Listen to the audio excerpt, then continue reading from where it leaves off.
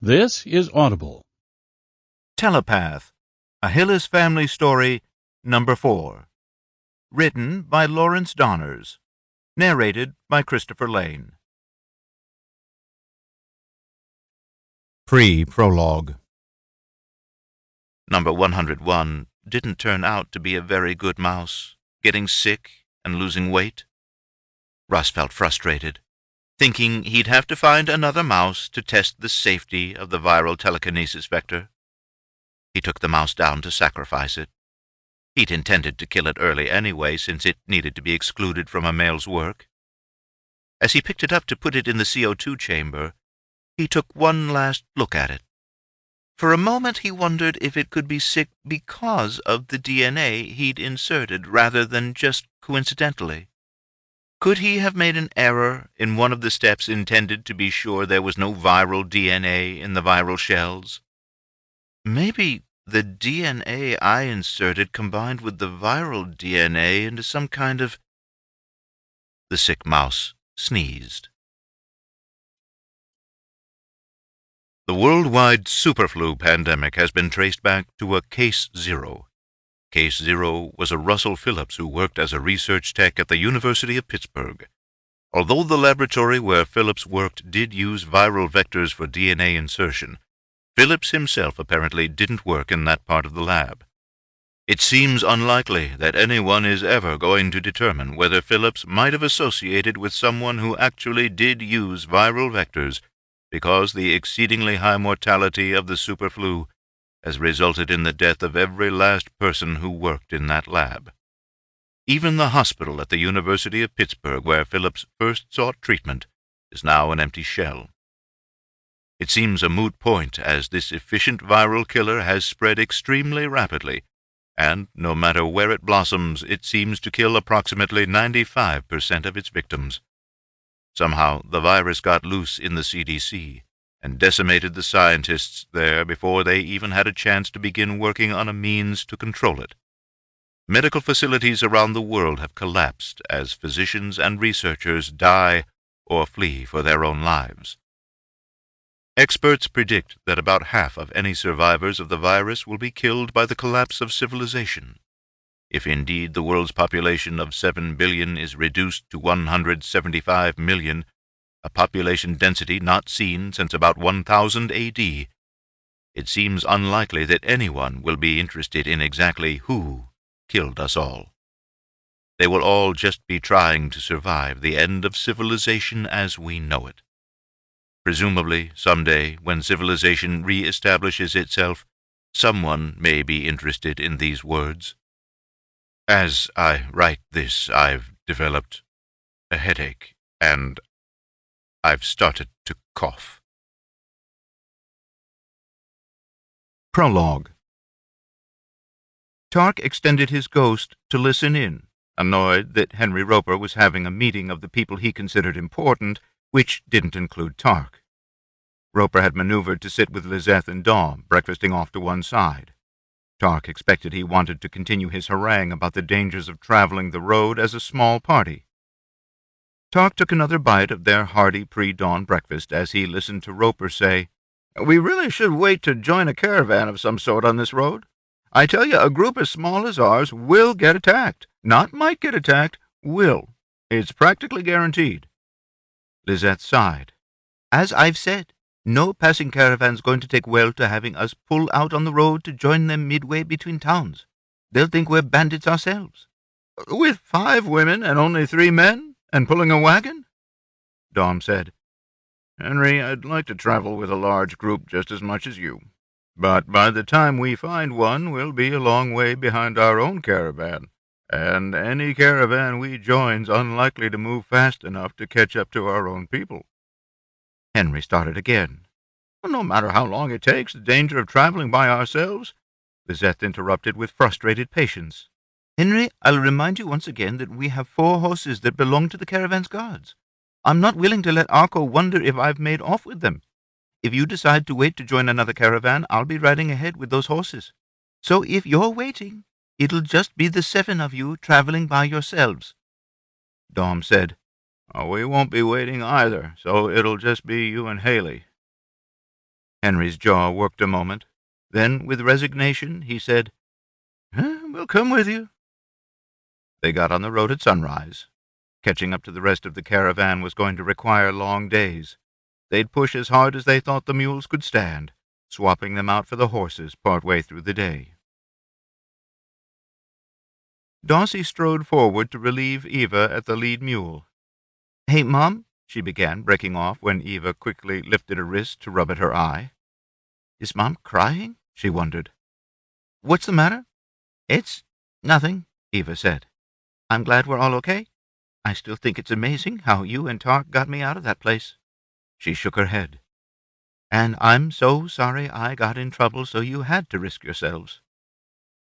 Her words petered out, then with some angry strength, "I should never have risked my family for my desire to heal every patient that comes to us." Daussie put an arm around her mother's shoulders, unexpectedly running up on one of life's landmarks, where a child comforts a parent for the first time. For a moment she didn't know what to say. Then, gathering resolve, she responded, "That's the mother we love, the one who always does her best for people, no matter the danger to herself." Eva turned red-rimmed eyes to look wonderingly up at her daughter. "Really? As I think back on it, it seems like everyone was wisely telling me to stop trying to help people." After a brief pause, she resumed, "And I was blithely saying I had to do it, because of my ethics, my bull-headed ethics that could have gotten the people I love hurt." Arms still over her mother's shoulders, Daussie felt surprised to realize she was looking down into Eva's eyes. "When did I get to be taller than she is?" she wondered. She grinned. "That's the mother we love, bull-headed ethics and all. We're all embarrassed we didn't have your strength of conviction, so please don't keep rubbing it in." Eva sniffed and gave her a weak smile. "Really?" Daussie nodded. Eva turned her eyes to the front and kept walking along, hand still on the mule's lead. "Thanks.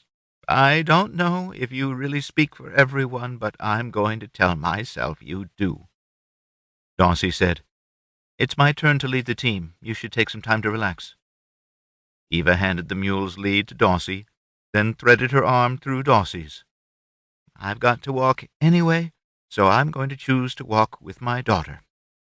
She gave an embarrassed shrug. "I confess I have an ulterior motive and that I don't want anyone else to know I've been blubbering like a baby." "It's okay," Daussie said. "We're just out for a walk on a beautiful morning." After they'd walked in companionable silence for several minutes, Daussie looked over at her mother and saw a tear running down her cheek. "There's something else, isn't there?" "Yeah. I left behind some of our best equipment. 3 of the ancients' glass bottles, the stainless steel knife, several sets of forceps, needle holders, curved needles." Her voice broke. "Things we'll never be able to replace. Things we didn't have enough of in the first place." Do you want to go back to Relth and try to get them back?" Daussie asked uncertainly. "Maybe in all the turmoil—" Daussie wasn't sure where she was going with this question. She felt certain things would be confused at the palace, but not at all sure the confusion would make it easier to sneak in and steal their gear back from the soldiers there. She'd heard enough talk about the situation there to know that deposing a bad king didn't mean you necessarily got a good king in his place. And most people seemed to think the period between kings could be the most brutal and dangerous of all. Eva said, No, the last thing I want to do is put anyone at risk by going back to that place again. I can learn from my mistakes, I hope. I'm just sad to lose irreplaceable equipment. Our ability to help people's already so limited. I hate having it get any worse because I left that stuff behind." Daussie drew back. "Mom, we barely made it out of that place as it was. We certainly couldn't have made it carrying a bunch of gear with us." I know, Eva said sadly. "I just wish—" Trying to think of something constructive to say, Daussie ventured, "We should ask Mr. Roper. Dealing in antiques, maybe he knows where we could buy some more glass bottles." Maybe some of those stainless steel tools, too. Eva produced a vague nod. Yes, I guess I should. I've always thought there couldn't be any more of them out there, but I'm sure there are, somewhere. She looked up at Daussie. Maybe I'll go talk to him now. How's my face look? Daussie laughed. With a positive attitude? Much better. She reached out and rubbed the trail of a tear off her cheek. Even your red eyes are fading. Eva turned and started walking back to where the Ropers were walking in the shade of the wagon. When Daussie looked back forward, she saw her dad was trotting back toward the wagon on the bay horse Kazy named Baby. They were currently crossing a huge clear area, so it seemed unlikely anyone would try to sneak up on them. In their usual traveling order, Lizeth rode far point, and her dad rode near point. Tarc rode rear guard behind. Daussie figured Tarc would much rather be riding up front with Lizeth, but sensible defense of the wagon argued for having their best fighters in front and in back. Having their best fighter on rear guard with their second and third strongest fighters up front seemed a reasonable solution. Dom slowed Baby and turned in to walk him beside Daussie. "How you doing?" he asked. Daussie gave him a smile. "Just out for a stroll with the mules. Nice day, huh?" Dom looked up at all the blue sky over them and gave her a nod. Quietly, he said, "I haven't gotten to talk to you since you guys broke your mom out of prison. How are you doing?" Daussie said, "It's pretty weird. I used to fret about everything when we lived at the tavern and were pretty safe. Then, after Crate's men were about to attack me, but Tarc killed them before they could do anything. But there was a time after that when I felt almost invincible, even though our lives were in incredible danger." She shrugged. "Now I've settled down to something that's probably a little more reasonable. I was scared when we were trying to spring Mom, but not panicked like I would have been in the past." She looked up at her dad. "Things going okay up in front?" Dom gave a slow nod, then said, "As Tarc suggested, I've been working hard on strengthening how far my ghost can sense things." He gave Daussie an embarrassed look. "It's really made a difference. When we lived back at that tavern, about as good as I did was noticing people across the room. Just before we broke out into this big meadow, I detected a deer at about 100 meters. I know that's only about half as far as you and Tarc, but it's way better than I used to be.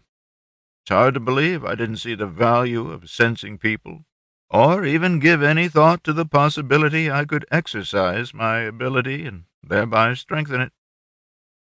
Daussie gave a little bob of her head. "Well, there wasn't all that much value in sensing people back in Walterston, but it's hugely important out here. I think Tarc's right that it's something like exercising a muscle. Without a doubt, working your ability makes it stronger." "So, are you getting to where you can port larger objects now?" Daussie gave a nod. "Definitely. Though the fact that I've always been able to port something a little bigger if I spend more time trying to do it makes it a little hard to quantify. I can definitely punch out a bigger sphere in 1 second than I used to be able to." Dom frowned. "I heard you talking about punching things out the other night when you were telling us how you got Eva free from her chains, but I don't really understand what you're talking about." Bending over and picking up a small chunk of wood, Daussie lifted it up near her head, held it there for a second, then extended her hand to Dom. Lying in her palm was the piece of wood, and beside it was a perfect little wooden ball about the size of the tip of a finger. Wide-eyed, Dom took the 2 pieces of wood out of her hand and stared at them. "So you teleported this little sphere of wood out of the middle of this bigger chunk?" Daussie nodded. "I could have gotten out a bigger sphere than that, but that was about as big a ball as I could get out of that chunk." "Can you do harder materials than wood?" Daussie gave a little shrug. "That's how I got Mom free. I ported little balls of steel out of the rivets that were holding her ankle irons in place. Steel doesn't seem to be any harder to teleport than wood." Dom slid out of Baby's saddle, his eyes on the rutted road. After a few steps he bent over and picked up a big chunk of milky agate. Handing it to Daussie, he lifted an eyebrow and asked, "Can you cut me some beads out of this?" Daussie's eyebrow rose. Until that moment, she'd been thinking that the useful part of porting was the weakness produced by the hole she cut in the object she took the little spheres out of. Even though the little balls had looked interesting, she hadn't thought of them as being useful objects in their own right. She lifted the agate up near her head. A couple of seconds later, she lowered her hand and opened her palm. 3 perfect agate spheres lay next to the original stone. Dom took one of the spheres. Daussie dropped the original stone and examined the 2 spheres she still had. They looked perfect, with polished-looking surfaces. She rubbed at them, finding them perfectly smooth. Rolling them one against the other inside her hand gave her the same impression. She looked at her dad. "Great idea, Dad. These are really pretty. You think we could sell them?" Nodding, Dom said, "We should be able to sell them to Milton. I'll bet they'd be worth a lot more if we could put holes through them so he could string them into a necklace." He looked at Daussie. "Can you port out little cylinders through the middle of them?" This time Daussie's eyes widened. "I don't know," she breathed. "I've only ported whole objects and cut out little spheres. Believe it or not, I've never tried to cut out any other shapes." She looked down at the 2 agate balls in her hand and started to lift them closer to her head. Hurriedly, Dom said, Wait, don't ruin one of those fine agates. We might never find any more that look so nice." He bent over and picked up another chunk of wood. Holding it out, he said, "Practice on this first." He grinned. "Once you've figured out how to drill holes and do it well, then try it on those pretty agate beads." Dom remounted Baby, saying, "I'm going to go check on the others, then ride back up to join Lizeth before we get out of this clear area." He turned the horse, then paused for a moment. "Really, I should be out at the far point, since I can sense possible threats a long way away. I can't think of a good reason to give Lizeth for why I should be out there, though. Can you?" Anxious to try porting different shapes out of the chunk of wood, Daussie numbly shook her head and turned back to the front. She was vaguely aware of her dad going back to visit those in the wagon, then trotting further back to talk briefly with Tarc. When he rode back toward the front, she put up a hand to halt him, then held out the 2 agate beads. She'd drilled perfect little holes through them. As he stared at them in astonishment, she bent over and picked up another chunk of wood. "What other shapes can I port out of something?" she wondered. Dom said, "That's amazing." He held out the 3rd agate bead and grinned. "You mind drilling a matching hole in this one?" Chapter 1. Wanting to catch up to the Norton caravan, they'd kept the wagon rolling until they barely had time for the animals to graze a bit and eat some grain before dark. Tarc found it frustrating to have to stop, because their ghosts could have let them follow the road a few more hours in the dark. Then Henry Roper had insisted they eat cold traveling food so a cook fire wouldn't draw bandits to a lone wagon in the dark. Of course, Henry had no idea how much more dangerous it'd be for the bandits than it would have been for their little group. The Hyllises didn't want him to know either. Kazy fell asleep early that night, giving the Hyllis family an opportunity to talk privately. The Ropers had set up a little tent. Lizeth and the Hyllises had unrolled their bedrolls side by side under the wagon. But Lizeth was taking the first watch, so the Hyllises were alone under there. Once Kazy fell asleep, Eva quietly said, "Daussie, Dom showed me your agates. They're amazing." "Agates?" Tarc asked. "Yeah," Dom said. He held out his hand. "Here." At such a short distance, Tarc's ghost showed him Dom had something in his fingers even though the agate was cool. Tarc took it, expecting a stone, but instead he felt a perfect little sphere. "What's this?" he asked, surprised. Dom said, "I gave her a big chunk of agate that was lying in the road. She teleported these perfect little spheres out of it. You can't see them in the dark, but they're very pretty." "So," Tarc said thoughtfully, "you're thinking there's a market for them?" "Yeah. I'll bet Milton could make necklaces and bracelets out of them, Dom said, especially because Daussie's learned she can use her talent to drill little holes through them. A frisson of excitement washed over Tarc. Drill holes? I don't really drill a hole, Daussie said. Actually, the way I think of it is that I'm teleporting a tiny cylinder out of the ball. It leaves a hole through it from one side to the other. Mr. Milton should be able to use the holes to string the beads. I thought you could only teleport little balls out of things, Tarc asked a little indignantly. Spheres were the only things I'd cut until Dad asked me if I could cut little tunnels through the balls. It turns out cutting other shapes isn't particularly hard, as long as the shape's something I can visualize. So you could make little beads that were cylinders or cubes or something like that? I guess. Though I was thinking more about how I could hollow out wire to make hypodermic needles. A brief silence reigned as everyone pondered that possibility. Eva had only a few needles left, all remnants from the time of the ancients. Those needles had been sharpened so many times over the years that they were quite short, and one of those had been lost when they fled the king's palace. Haltingly, Eva said, Are you saying you think you could make more IV needles? Yes, Daussie said, sounding like she'd thought that had been obvious from what she'd said before. And I think I could sharpen them by cutting away a little bit of metal. What? When I was practicing today, in addition to teleporting out little balls or cylinders, I also figured out that I could cut out thin little discs. It takes me about a second to teleport out a ball about a centimeter in diameter. In about the same amount of time, I can cut out an incredibly thin little disc about 1.5 centimeters in diameter. Actually, I've kind of stopped thinking of it as teleporting out a disc and started thinking of it as just making a cut that size. I made a disc-shaped cut like that at a steep angle through a stick. Afterward, the stick felt sharp at the edge of the bevel. I think I could do the same thing with metal needles. You know, cut through the needle at a steep angle that'd leave a sharp point. Kazy said, A 1 centimeter sphere and a thin 1.41 centimeter disc would have the same surface area. What's teleporting? A dead silence reigned as the rest of the Hyllises realized Kazy had awakened. After a few moments, Eva said cautiously, Sorry, Kazy. When did you wake up? I mean, what's the first thing you remember hearing? Kazy replied, I woke when Tarc was so excited.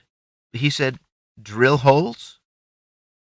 Daussie turned her head toward her mother and whispered, Kazy knows where the sun is. Kazy said, I can hear you, Daus, even when you whisper. Why wouldn't I know where the sun is? Another silence stretched. This time, so long, Tarc felt embarrassed no one had responded to Kazy. On the other hand, he didn't think it was his place to interject any comments. Finally, Dom said, Kazy, are the ropers still in their tent? Yeah, Kazy said, sounding frustrated, then going silent. As the silence drew out, Tarc got the impression that Kazy had just realized she wouldn't have known where the ropers were in the past. Finally, wonderingly, she said, I didn't used to know where the sun was at night, did I? Another silence stretched. Eventually, Dom said, I doubt it. Most people have no idea. Softly, Kazy asked, What's teleporting? This time Eva answered. Teleporting means moving something without it passing through the intervening space. What? She focuses on something and makes it suddenly appear somewhere else. And Daussie can do that? Uh-huh. I guess I have to wait till morning to see this, right? Yeah, you wouldn't be able to see anything in the dark. But Lizeth's coming this way, Dom interrupted in a whisper. Walk with Eva or me tomorrow, and we'll try to explain this stuff to you. He shifted position, turning up on his side. For now, let's all try to get some rest. But I'll never get back to sleep, Kazy said plaintively. No one responded. Tarc didn't think he'd get back to sleep either. Kazy felt exhausted when Eva woke her in the morning. Like many teenagers, she hated getting up in the morning, but this seemed worse. She was coming back from the bushes where she'd emptied her bladder before she remembered what had kept her up so late. Arriving back at the wagon, she stared at her cousins. They were going about their morning chores in the usual fashion, as if nothing's different, she thought. Then she realized that for them nothing had changed. Well, I guess they've always known that Daussie could teleport things, but apparently Tarc just learned that she can do something new. Drill holes, teleport shapes, what's all that mean? Kazy went directly to Daussie at the wood stove. She was cracking eggs into diced potatoes in the frying pan.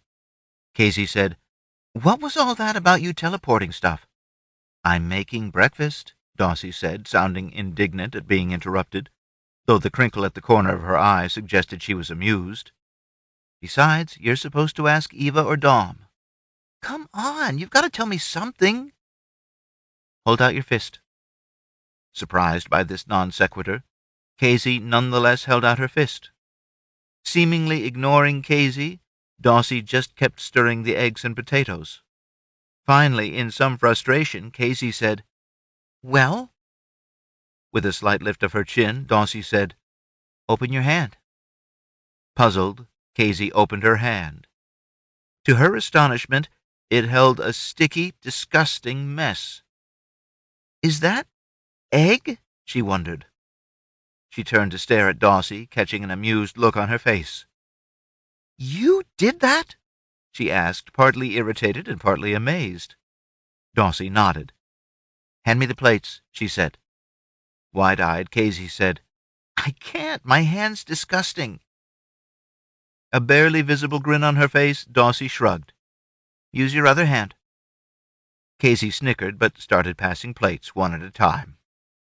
As everyone ate and speculated on when they'd catch up with the caravan, Kazy kept breaking out in giggles. They had the wagon rolling before the sun broke completely free from the horizon. They were pushing hard, but everyone felt it'd be worth it to catch up to the caravan, especially the ropers. They really didn't like being away from the safety of the large group and its guards. As before, they started the day with Lizeth on far point, Dom on near point, and Tarc on rear guard. To give people breaks during the day when they weren't in forest, Henry sometimes substituted for Lizeth or Dom. To Kazy's surprise, Daussie sometimes substituted for Tarc. To get started quickly, they'd tossed their gear on top of the trailer they pulled behind the wagon. Henry was leading the mules. Eva and Mrs. Roper were walking beside the trailer, organizing the gear and passing it up to Kazy in the wagon. She scrambled around inside, putting each item in its proper place. When that was done, Eva and Mrs. Roper kept walking together, chatting amiably. Kazy walked just behind them, fretfully wondering when she'd get a chance to ask Eva some questions. Dom watched carefully as they approached the roadhouse Henry Roper had told them to expect. In an effort to help Lizeth detect any threats, Dom watched with his ghost as well as his eyes, casting his ghost out as far as he could, well beyond Lizeth. Situated on a stream, the roadhouse represented an excellent opportunity to water the horses and mules and feed them some oats. As well, they hoped to buy a few supplies they were running low on, especially fodder for the animals to help keep them going on these long days. Henry said the caravan usually stopped there to water their animals and eat some lunch, but mentioned that the roadhouse had a mildly unsavory reputation. The caravan had felt safe there because of its numbers, but Henry wasn't sure a solitary wagon would be, so he urged caution. Dom thought Henry would have wanted to completely bypass the roadhouse, except it was located by the only decent ford on the stream. Trying to go around would have required an extensive detour, so Henry simply warned everybody to be alert. Dom's ghost picked up some smaller-than-human heat sources on the other side of the building. He thought of perhaps pigs or dogs. Pigs wouldn't be a problem, but if dogs came running around the building, they'd agitate Lizeth's flighty horse. When the animals rose to their feet and started trotting around the building, Dom thought, dogs. He urged his stolid horse, Brownie, forward. He wished he could warn Lizeth, but hoped Brownie's stolid presence would help calm her fitful mount. Dom had worried eyes on Lizeth, so he saw her head suddenly jerk to the side and her hand go forward to calm her horse. She leaned forward to speak to the big beast. Just before the dogs came around the corner. Does she have a ghost warning her as well? Dom wondered. He'd have sworn the dogs were silent before they burst around the corner and started barking. Maybe her hearing's good enough to hear their claws skittering in the dirt? Lizeth's horse rose a little, but she quickly controlled it. Dom thought the way she'd started calming the beast before the dogs appeared must have helped. Then he wondered, how'd she hear those dogs coming before the horse did? Dom forgot about Lizeth's strange ability as they got busy watering their animals and negotiating for a meal. When everyone started into the common room of the roadhouse to get a portion of the chicken and vegetable stew they'd negotiated, Dom turned to a long bench outside. I'll sit out here on the porch and watch the wagon. Maybe one of you'll bring me a bowl of stew and a hunk of bread? A teenaged boy from the roadhouse said, For a copper, I'll watch your wagon. Let you know if anyone gets near it. That way you can enjoy eating inside with your family.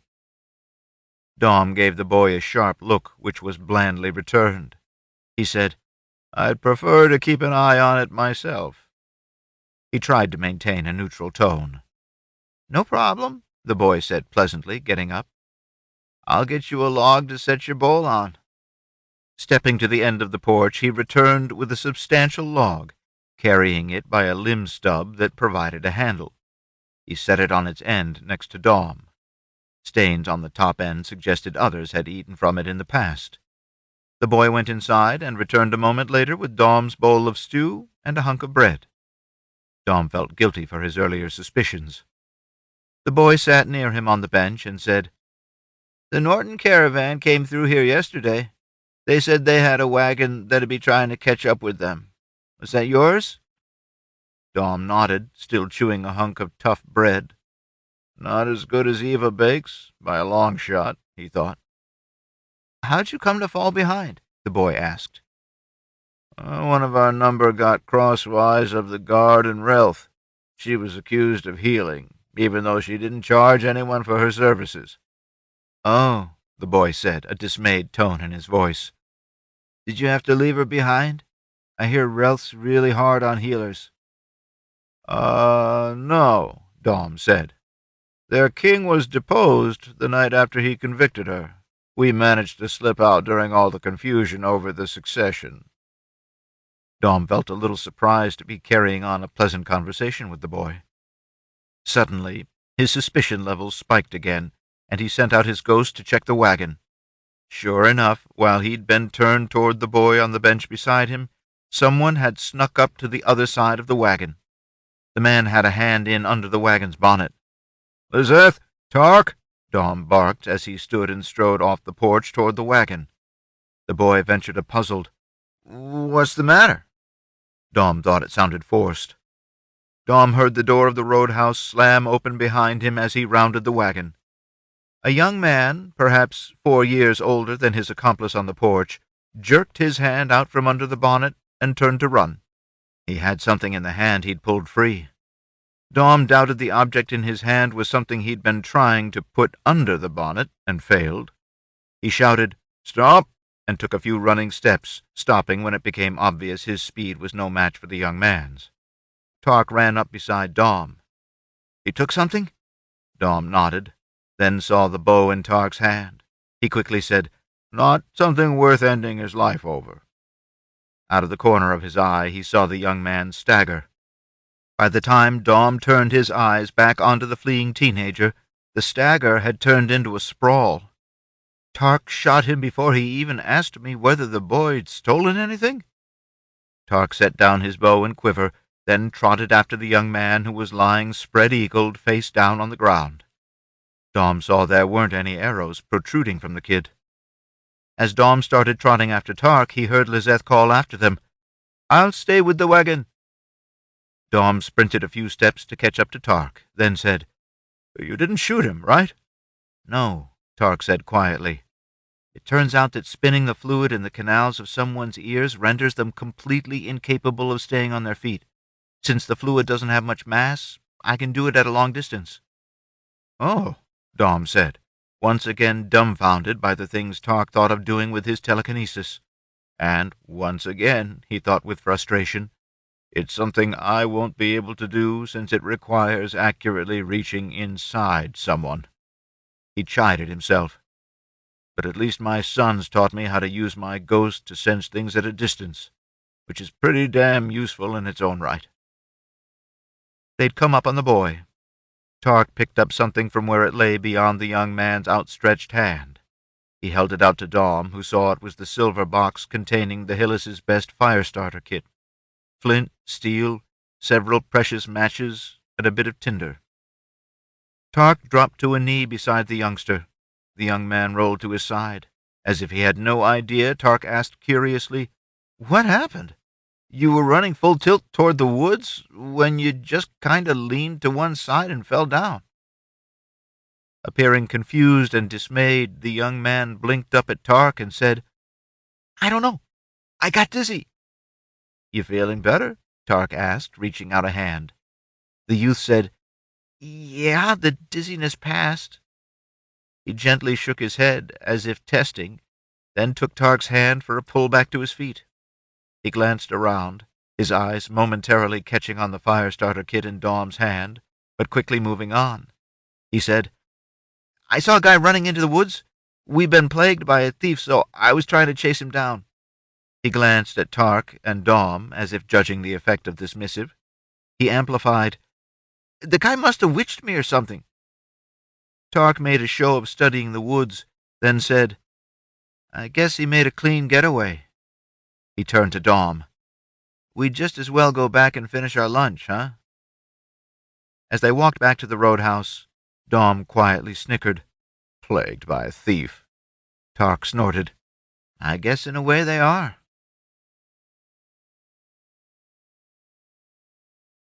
When they got ready to leave the roadhouse and get back on the trail, Eva went to the front to lead the mules. Kazy finally had her chance to ask questions, so she followed Eva forward. She stayed patiently quiet until the wagon was solidly under way, then turned to Eva. "Okay, what's this about Daussie teleporting things? She made a mess in my hand with some eggs, but won't tell me anything." Studying the horizon, Eva said, "Good. I'm proud of her." She snorted. "Not for making a mess, for not telling you anything." Alarmed that she might be about to learn nothing, Kazy said, "Dom promised you'd explain this in the morning." "Okay," Eva said. "First, tell me something. How did you know the diameter of a disk was 1.4 times the diameter of a sphere with the same surface area?" Kazy said slowly, "I've always been pretty good at math." She spoke more rapidly. "The formula for the surface area of a circle or a disk is pi r squared. The surface area of a sphere is 4 pi r squared. So, if the radius of a 1 centimeter sphere is a half centimeter, r squared is 0.25. 4 times 0.25 is 1, and therefore the area of the sphere is pi, or 3.14 square centimeters. The disk has two sides, so the area of the circle on one side of an infinitely thin disk has to be half of 3.14, or 1.57 centimeters. So if that circle's surface area of pi r squared is 1.57, then r squared equals 1.57 over 3.14, or r squared equals 0.5. So r equals the square root of 0.5, or 0.707. Therefore, the diameter of the circle would be 1.414. Enthusiastically, she continued, "You could also work it out by—" Eva waved her hands. I believe you, but that's not math. That's algebra, or something." Kazy shrugged. "Grandma taught me. She called it all math, but she really liked working with equations. It isn't useful very often." She snorted. "My brothers claimed it was never of any use." She firmed her chin. I don't care if it's useful. I like it, just like my grandma did. With an appraising look, Eva said, I'm glad you do. I think it's important knowledge that we shouldn't lose, and I'll bet there'll be times in the future when it's really important. Kazy gave another little shrug. I hope so, but I have the feeling that you're just trying to distract me from Daussie and teleporting. Eva sighed. How old are you? She's still trying to distract me, Kazy thought. Nonetheless, she answered, 13, almost 14. They say not to tell you about this stuff until you're 15. Daussie's not 15 yet, Kazy said indignantly. Yeah, Eva said resignedly. And you've already got your monthlies, so you must be pretty mature. Kazy didn't say anything. She didn't like talking about her periods, and besides, it sounded like Eva was slowly talking herself around. Eva glanced at her. How long have you known where the sun is at night? I'm not sure. It feels like I've always known, but I don't think I have. And you can tell where people and animals are without looking? I don't think so, Kazy said slowly. Last night you said you knew the Ropers were in their tent. Oh, yeah. Kazy felt surprised herself. I guess I did. Without looking around, she realized she could sense the mules behind her and the horses following the wagon. They walked silently for a while. Kazy was anxious to get the conversation going, but when she looked over, Eva was chewing her lip thoughtfully. Kazy got the feeling she'd be better off not interrupting the thought process. Finally, Eva said, People in my family, and in the Hyllises, some of us have abilities. She trailed off. Abilities? Kazy prompted. Eva nodded. One of the first and most consistent things any of us can do is tell where hot things are without looking. The sun, even though it's very far away because it's so hot. Fires at some distance. People and animals are warm so we can sense them, but they have to be closer than fire does. Some of us can tell where close things are even if they're at room temperature. So, not everyone gets the same abilities? Kazy said apprehensively, suddenly worried that she wouldn't have anything exciting like Daussie's teleportation. Eva shook her head. But you think I have something? Eva nodded. You can tell where the sun is, and you could tell where the Ropers were when they were about 7 meters away.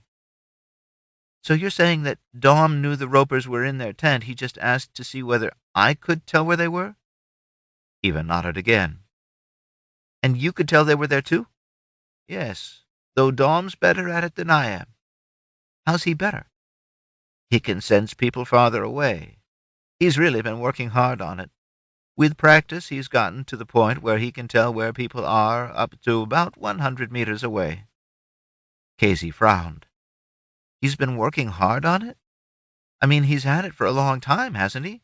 Since he was 15? Well, yes, but this is kind of embarrassing. But Dom and I've only recently realized it's useful to be able to sense people when they're far away. It's really helpful on the road because we've got to worry about people sneaking up on us, especially in the dark. Eva shrugged. It didn't matter much when we lived in towns, so we've just recently started trying to get better at it. She snorted. Tarc's the one that told us we could get better at it if we worked at it. We didn't know. So Tarc can sense things too? Uh-huh. How far away can he sense them? Kazy asked, thinking that if he could sense people out to 100 meters like Dom, then having him scouting their rear made sense. 200 meters, Eva said quietly. He can do it farther than Dom? Kazy asked, surprised. Eva nodded. Much farther, and I think he's still getting better with practice like Dom and I are. With dismay, Kazy realized that, although she could see Dom about 50 meters ahead of them on the trail, she couldn't sense him. Upset, she asked, How do you practice? It's just a matter of trying to sense things. Eva hesitated, then plunged ahead. What's the farthest animal you can sense now? Sadly, Kazy said, The horse is trailing the wagon. I think that's only 20 or 25 meters. Eva reached out and thumped Kazy's shoulder. Don't go sounding all sad. Most people can't sense anything. At least nobody's going to be able to sneak up on you at night. Eva hesitated, then said, Though if you're like the rest of us, you'll have to be actively sensing. Don't just assume your ghost, which is what Tarc named this sense, is going to let you know someone's coming if you aren't paying attention. Oh, you're right. I don't notice the horses back there unless I'm trying to do it. It's like your eyes are shut until you try to sense. Yeah, Eva said. Anyway, while we're walking the road, you should practice with your ghost. Try to detect the animals in the forest. When I first exercised my ghost, I couldn't sense as far as you can. But now I can sense animals out to about 50 meters. You should be able to increase your range quite a bit. Eva had her hand fishing in a pocket. Now she lifted her closed fist. Can you tell what I've got in my hand? Startled at the idea, Kazy studied Eva's hand. For a moment it seemed like she couldn't tell anything. Her visual image of Eva's fist dominated. She closed her eyes for a second. Now she got the impression of a ghostly hand with a silver coin in it. A silver? To Kazy's surprise, a relieved smile broke out on Eva's face. Great! She tilted her head, curious. Are you interested in healing? Kazy was still taken aback at the great comment. Why is that so great? She wondered. Do they use their ghosts to tell where people are keeping their money? Are they pickpockets? She sent her ghost into Eva's pocket, where she found several more coins and the small glass bottle Eva kept oil in for her dry lips.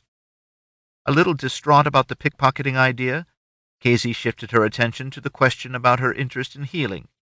She remembered Dom telling her that Eva had some of the ancients' medical books and really did make people better. She slowly responded, I don't know. I was taught not to trust healers.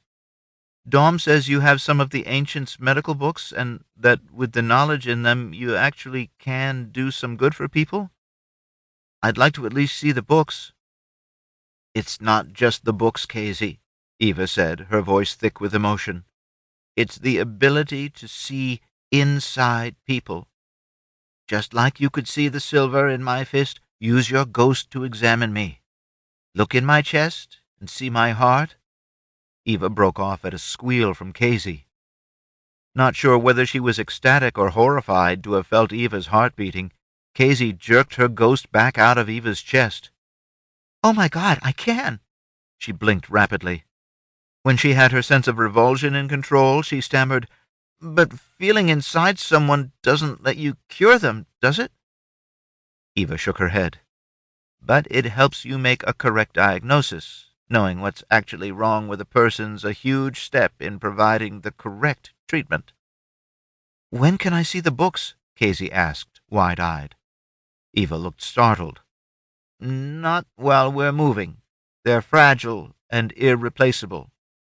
Oh, of course, Kazy said. They walked on in silence for a while, Kazy's mind racing with the implications of her newfound abilities. Finally, she asked, You think I inherited this from my dad?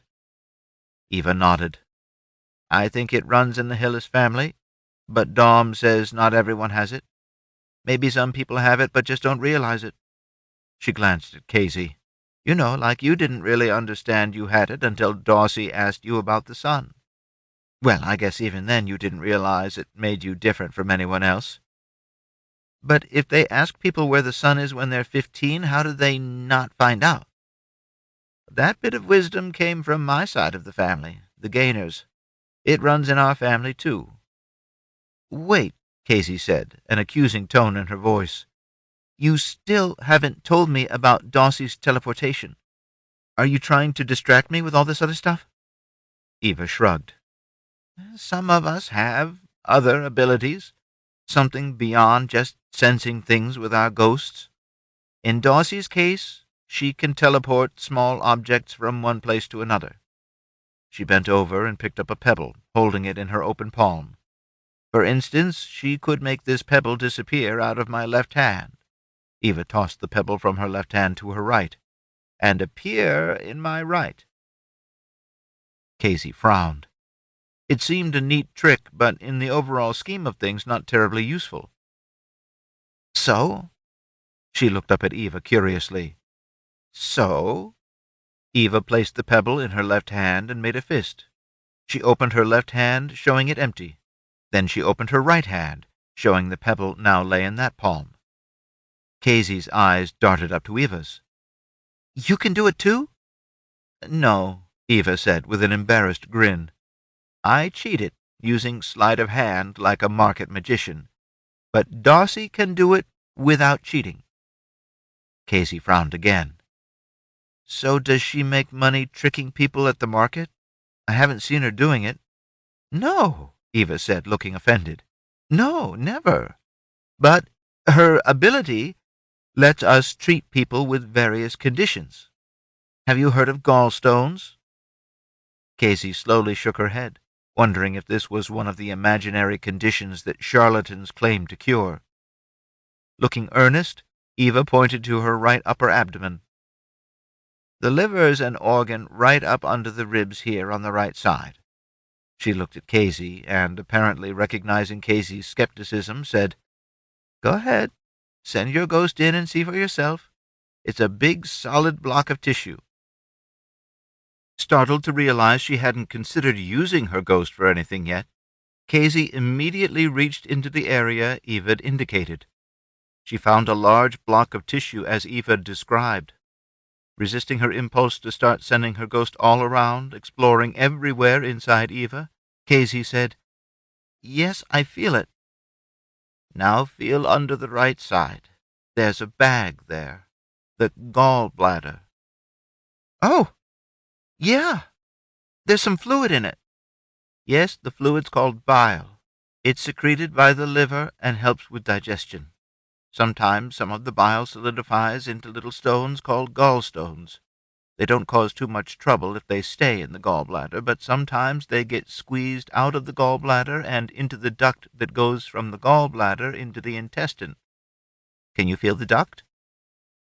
Kazy's eyes widened a little as she realized she could follow a small tube coming off the upper end of the bladder, then curling around and down to enter the intestine. She nodded. Eva said, So, a big stone can't get into the duct, and a tiny one passes through without any trouble. However, some that are just the right size are able to get into the duct and get squeezed along, causing a lot of pain and agony as they go. Stones a little bigger than that can get into the duct, move along a way, then block it completely. A total block makes a patient really sick because bile backs up into the liver. Okay, Kazy said slowly. So? Eva shrugged. So, Daussie can teleport those stones out of the gallbladder. More importantly, she can teleport them out of the bile duct where they're causing misery and illness. Kazy's eyes widened. She walked in silence a little way, then with some awe said, Are a lot of illnesses caused by stones that block things up? Eva snorted a laugh. Sadly, no. Your kidneys can form stones, and when those pass in your urine from the kidneys down to the bladder, they can be agonizing. It's said to be one of the worst pains you can have. A few other glands occasionally form stones that cause trouble, but really stones aren't in the top 10 causes of disease. Disappointed, Kazy said, So you guys can cure a few people, just not very many? Eva sighed. It always seems like there are a lot more people we can't help than people we can. She turned and gave Kazy a grin. But believe me, the people who do have stones are really grateful to have Daussie around. After a brief pause, Eva said, And there are other conditions Daussie can treat. Such as? You've probably heard of heart attacks and strokes? Kazy nodded slowly. You're not going to tell me that Daussie can teleport a heart attack out of you, are you? Eva grinned. No, but both heart attacks and strokes are caused by plugging of your arteries with fatty deposits. Do you know about arteries and veins? I know they're what your blood runs through, Kazy said slowly, and that in a fight, getting them cut with a sword or a knife pretty much does you in. Eva gave a nod. Yes, the heart pumps blood through your arteries and veins to all the parts of your body. If a part of your body doesn't get blood, it dies. If all your blood leaks out through a knife wound, then your whole body dies because there's nothing to pump around. But a heart attacks when one of the blood vessels to the heart itself gets blocked with a fatty deposit. The part of the heart fed by those blood vessels dies. If too much of the heart dies, or even a small part if it's an important part, then the heart stops pumping blood. When that happens, the rest of the body dies too. A stroke's when one of the blood vessels to the brain gets plugged up and part of the brain dies. Kazy felt puzzled. After a moment she said, But there isn't a pebble for Daussie to teleport away, right? No, but she can teleport those fatty deposits away too. So far she's only teleported them away before they've completely plugged anybody's arteries. But in theory, if someone had a heart attack right in front of her, she could unclog the artery before any of the heart actually died. Realization dawned, bringing a sense of awe. Oh, Kazy whispered. That'd be amazing. Eva put her arm around Kazy and squeezed. Yeah, I think so, too. They walked in silence for a while again. Eventually, Kazy said, So if you guys can do all these amazing things, why aren't you famous? Sick people should be coming to see you from all over. Eva shrugged, looking a little sad. Daussie's only just gained her ability, so we haven't been able to treat many people yet. Oh, you can't do it yourself? Eva slowly shook her head, looking sad. So I might not be able to do it either? Eva caught her lip in her teeth for a moment, then said, Maybe not. That's why they used to say we shouldn't talk to you about your abilities before you turned 15. They thought learning about your abilities too early might keep them from developing. Kazy gave her a puzzled frown. Why would that happen? Eva shrugged again.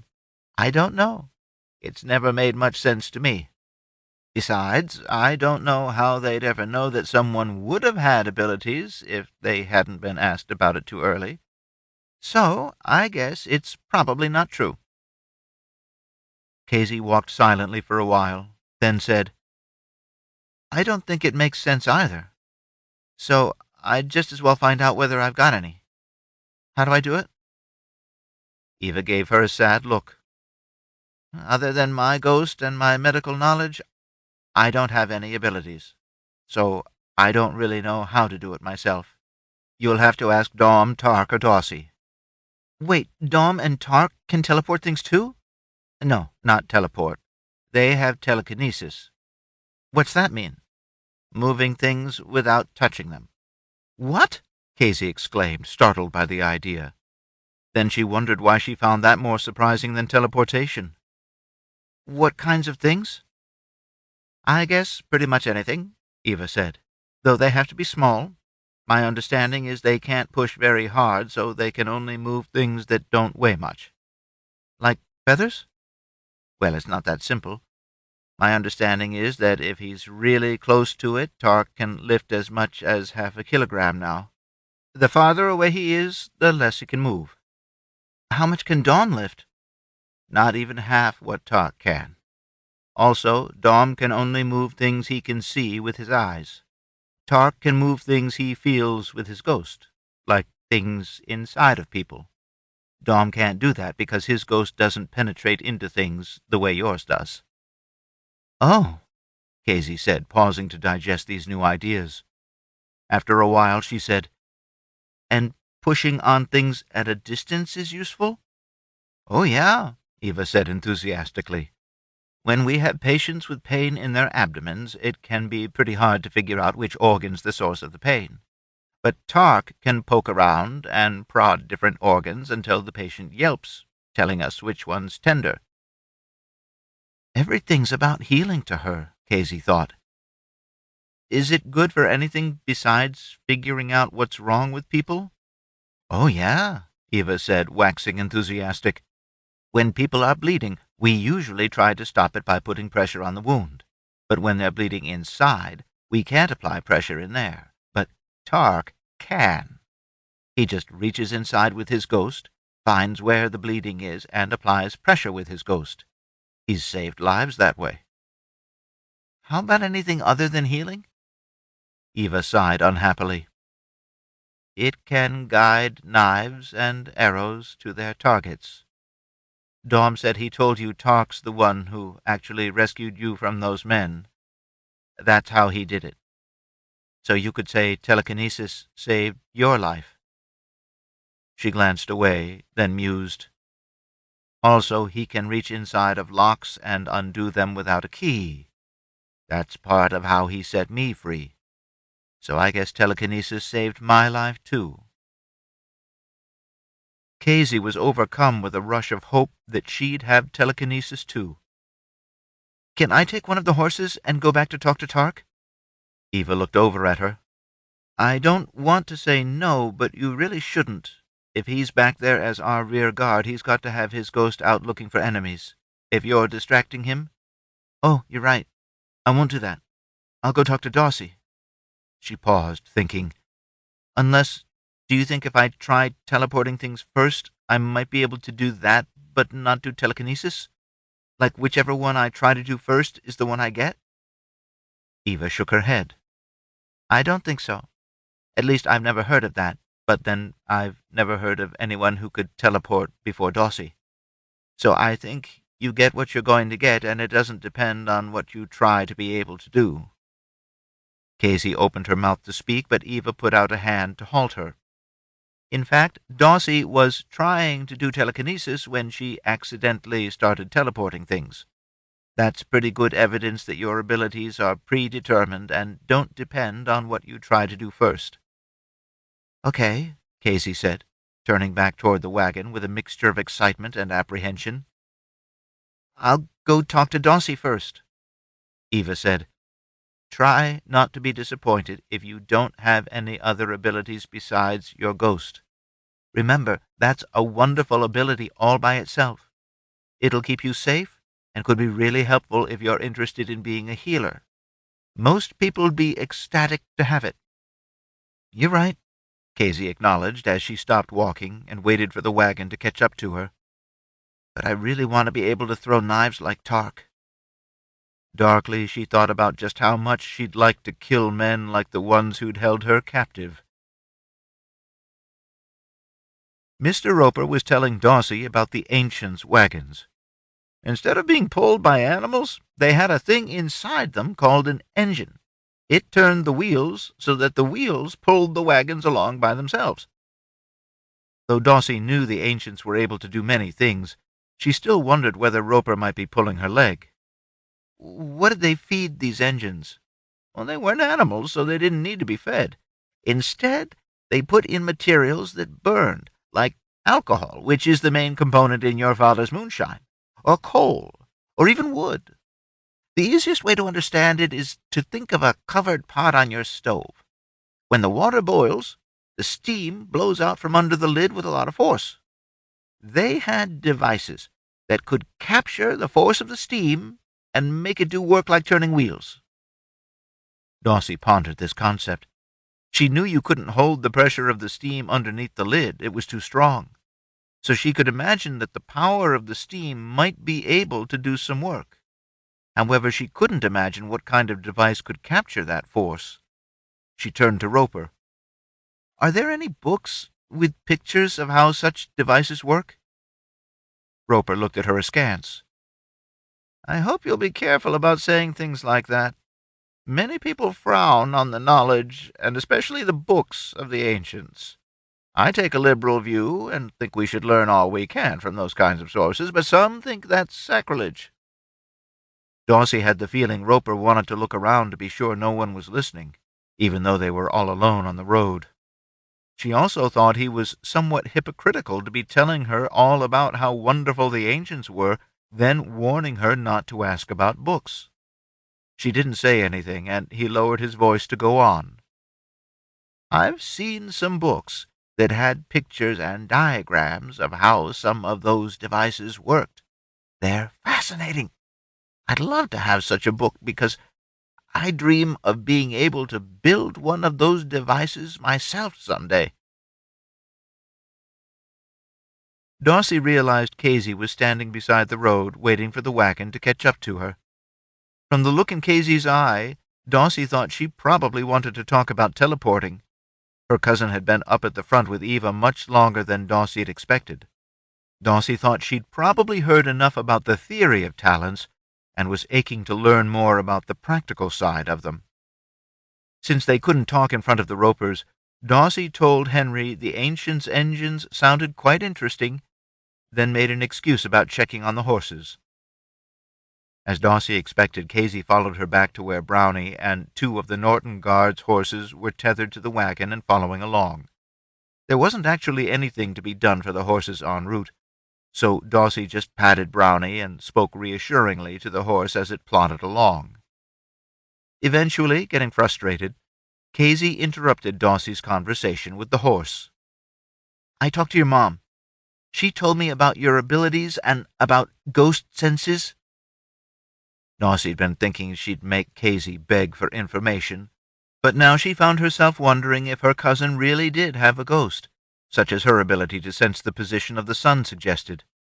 Besides, she realized that Kazy was probably on edge about whether she had any other abilities, so she felt bad about making it hard for her.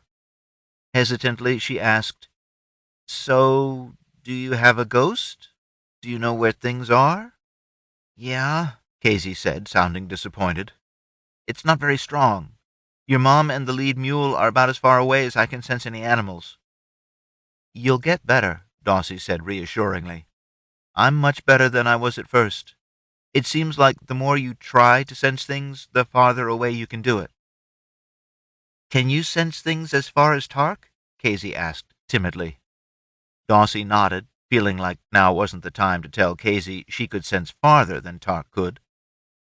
Sounding nervous, Kazy said, Your mom said I should ask you and Tarc how to try teleporting and telekinesing things. Daussie glanced forward at the Ropers, suddenly reluctant to test Kazy's ability. What if she can't do it? Daussie remembered the tantrum she herself had had when it seemed she didn't have any other ability. Kazy's going to be really upset.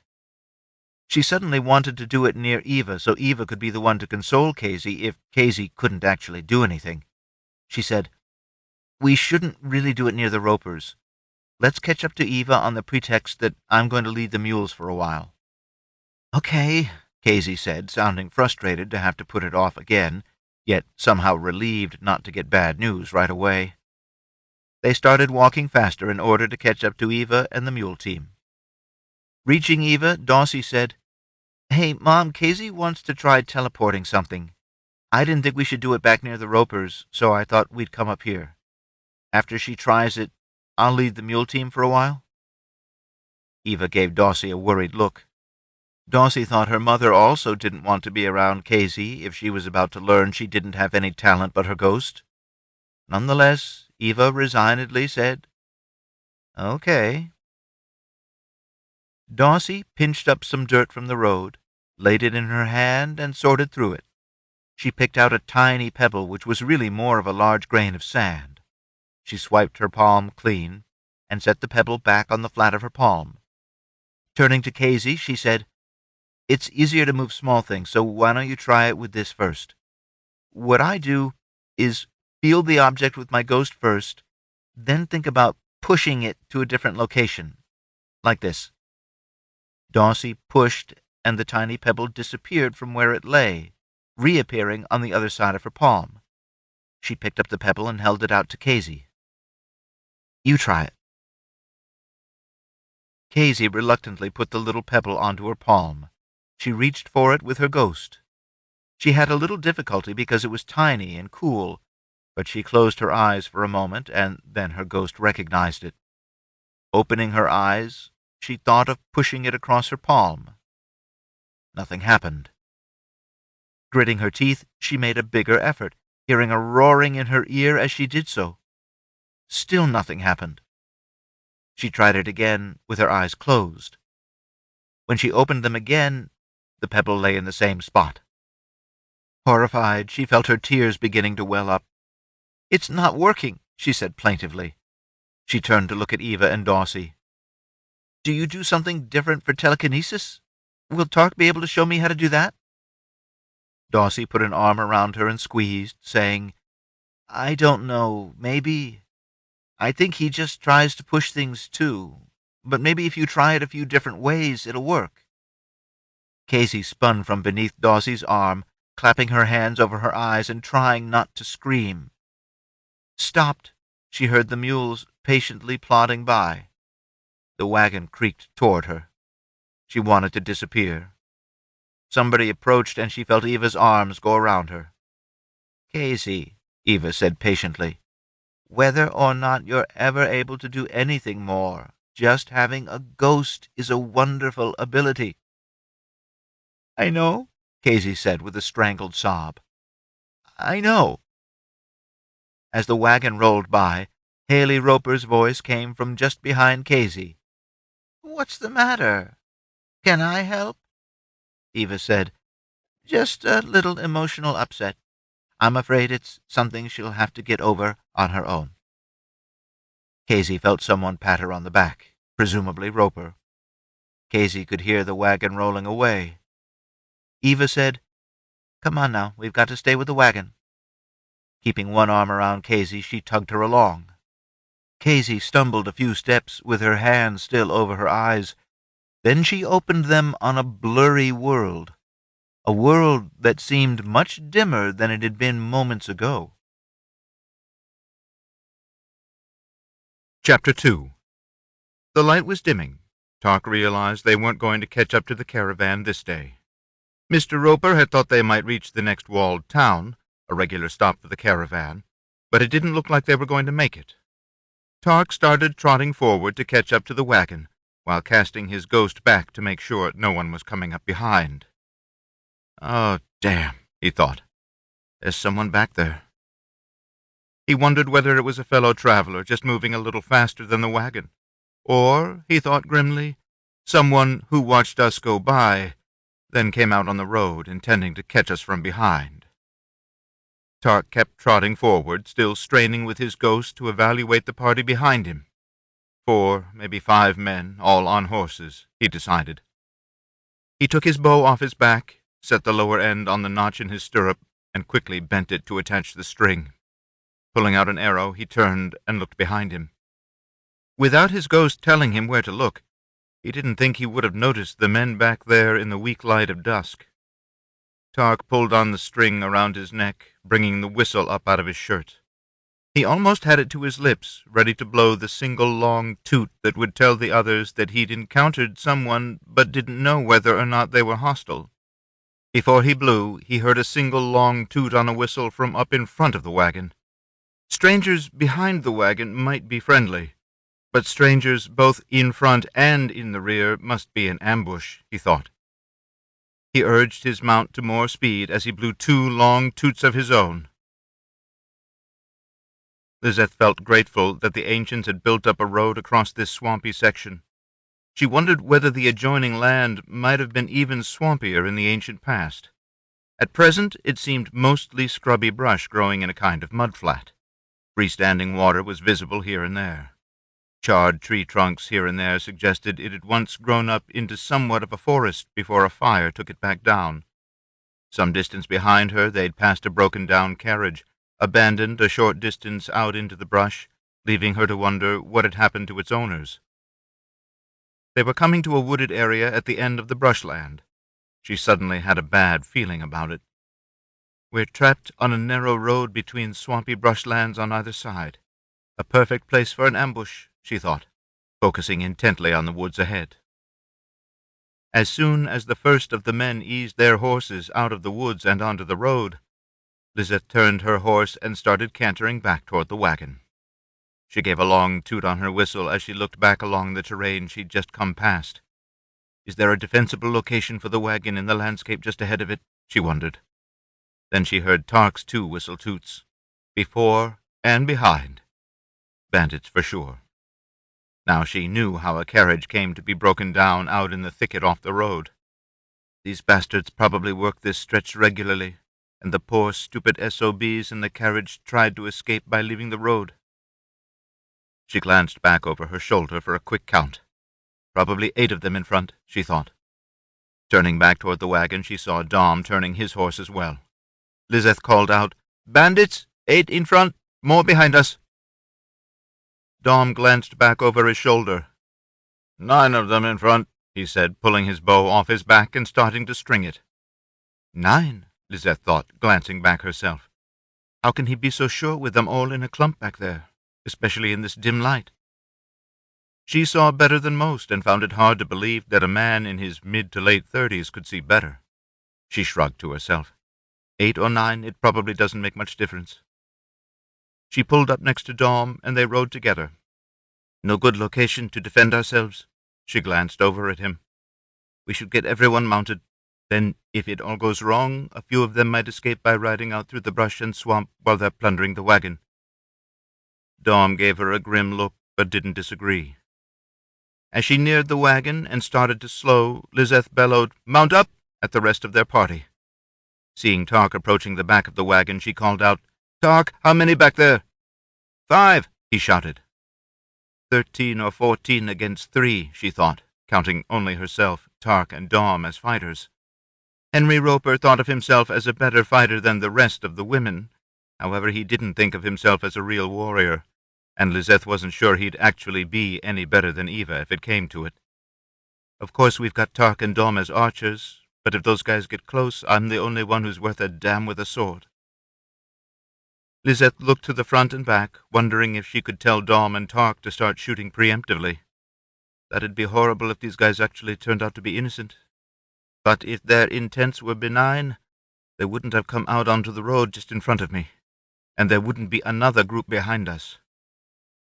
Turning to Dom, she said, "I think you should start shooting. Do you think you might hit a few of them even in this dim light?"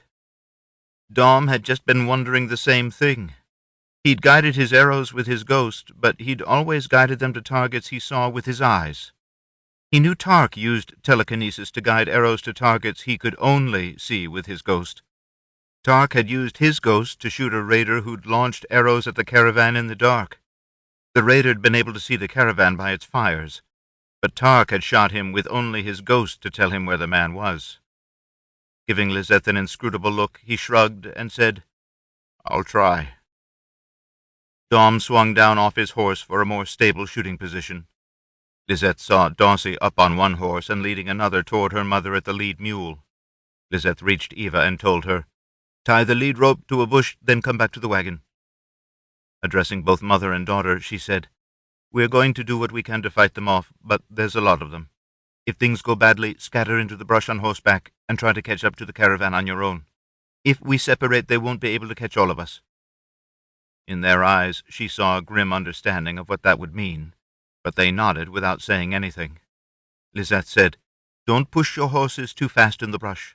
There's swamp out there you don't want to founder in." She rode on. Henry was lifting saddles onto horses while Haley helped strap them on, and Kazy applied bridles. Lizeth called, "Tarc, start shooting at the guys behind us." If you can see the bastards, she thought. She had another thought and called again. "Even if you can't see 'em, send a few arrows down the road just to give 'em second thoughts." Daussie arrived back at the wagon and jumped down to help Kazy and the Ropers tack up the rest of the horses. Lizeth looked to the front. Dom had taken a stance in the road and was sending out an arrow. He paused a moment, apparently watching to see where it went, then drew another. Lizeth looked down the road after the first arrow herself, but couldn't see anyone in the dim light. Did he hear me tell Tarc to shoot blind on the road? She wondered. Then a horse came visible out of the dusk. Lizeth drew her sword, waiting for more to appear. She glanced at Dom to be sure he was trying to shoot the horse's rider. Dom did shoot another arrow, but Lizeth would have sworn he'd aimed too high, far over the horse. A second glance at the horse showed it was riderless. The beast slowed and turned aimlessly off to the side. Dom must have gotten lucky and shot one of them out of his saddle, she thought. She reconsidered. Or not just lucky, she thought, remembering Dom's astonishing accuracy when the caravan had fought off the raiders back near Walterston. But how could anyone be accurate in the dark? She looked back to check on Tarc. He was walking toward the front. He'd just drawn an arrow. He stopped and shot an arrow toward the front. "Tarc, stay in the back, defend our rear," Lizeth said, hardly believing that he'd left their backs completely unprotected so he could shoot wild arrows at targets in the front he couldn't possibly see. Tarc was standing motionless, staring toward the front. When he started moving again, his first movement was to draw another arrow. As he did, he said bleakly, "The ones in the back are all dead. I'm helping Dom." As Lizeth's eyes widened at Tarc's bold statement, she wondered, how in the hell can he say that? He can't even see what he's shooting at. Then Daussie let out an alarmed squeak. Lizeth's eyes were still on Tarc, so she saw him start turning toward Daussie. When her own eyes reached Daussie, Lizeth was dismayed to see a stranger behind her. Daussie was in front of the wagon and up on her toes, suggesting the man had her arm twisted up behind her. She arched as if he had a knife in her back. Lizeth surmised the man had come out of a hiding spot in the swampy brush on the other side of the road. He probably crawled under the wagon, then lunged up to grab Daussie by the arm. She wondered if there was any way to get Daussie free. Is Tarc so confident in his throwing that he'd try to hit this guy in the eye when the man's head's just behind and beside his sister's? Then he remembered how some of the guys Tarc had hit in the eye that night had flailed around violently when the knife entered their brains. If that happens, he might break Daussie's arm, or worse, stab her with the knife during his convulsion. She looked at Tarc and saw he'd reached up behind his neck as if to scratch. Lizeth thought of telling him not to throw, but then realized there might come a moment when the man looked like he might stab Daussie and it would be the only choice. In that event, Tarc throwing his knife could be the lesser of two dangers. In a calm, steady tone, Tarc said, "Daussie, disc, humorous." As Lizeth blinked, wondering what could possibly be humorous about the situation, Daussie stared at her brother. Suddenly, the man behind Daussie cursed. A large knife fell to the ground beside his right foot. As Lizeth wondered who'd thrown the knife, Daussie danced away from the man. The man staggered back against the wagon, grasping his right arm with his left. From the corner of her eye, Lizeth saw Tarc spin around. She thought he might have thrown his knife. When she turned to see, there was a man falling bonelessly back off the verge of the road behind them. He had the handle of one of Tarc's knives protruding from his eye. Tarc had thrown again, and another man climbing the bank of the road convulsed, flopping end over end back into the brush behind him. Tarc bent and picked up his bow from where he'd dropped it when the man grabbed Daussie. A moment later he sent another arrow over Dom's head. How'd he know those two men were behind him? Us, Lizeth wondered. And what the hell happened to the man who had Daussie? Thinking of the man who'd had Daussie, Lizeth turned to look. He still had his back to the wagon. Daussie held him there at the point of that big knife that had fallen to the ground beside him. Was that the knife he'd been holding against Daussie's back? If so, why'd he drop it? Lizeth took in the way he was holding his arm, and realized it was deformed halfway from the shoulder to the elbow. His arm's broken. Which would explain why he'd dropped the knife and let Daussie go. For a moment she wondered how his arm got broken.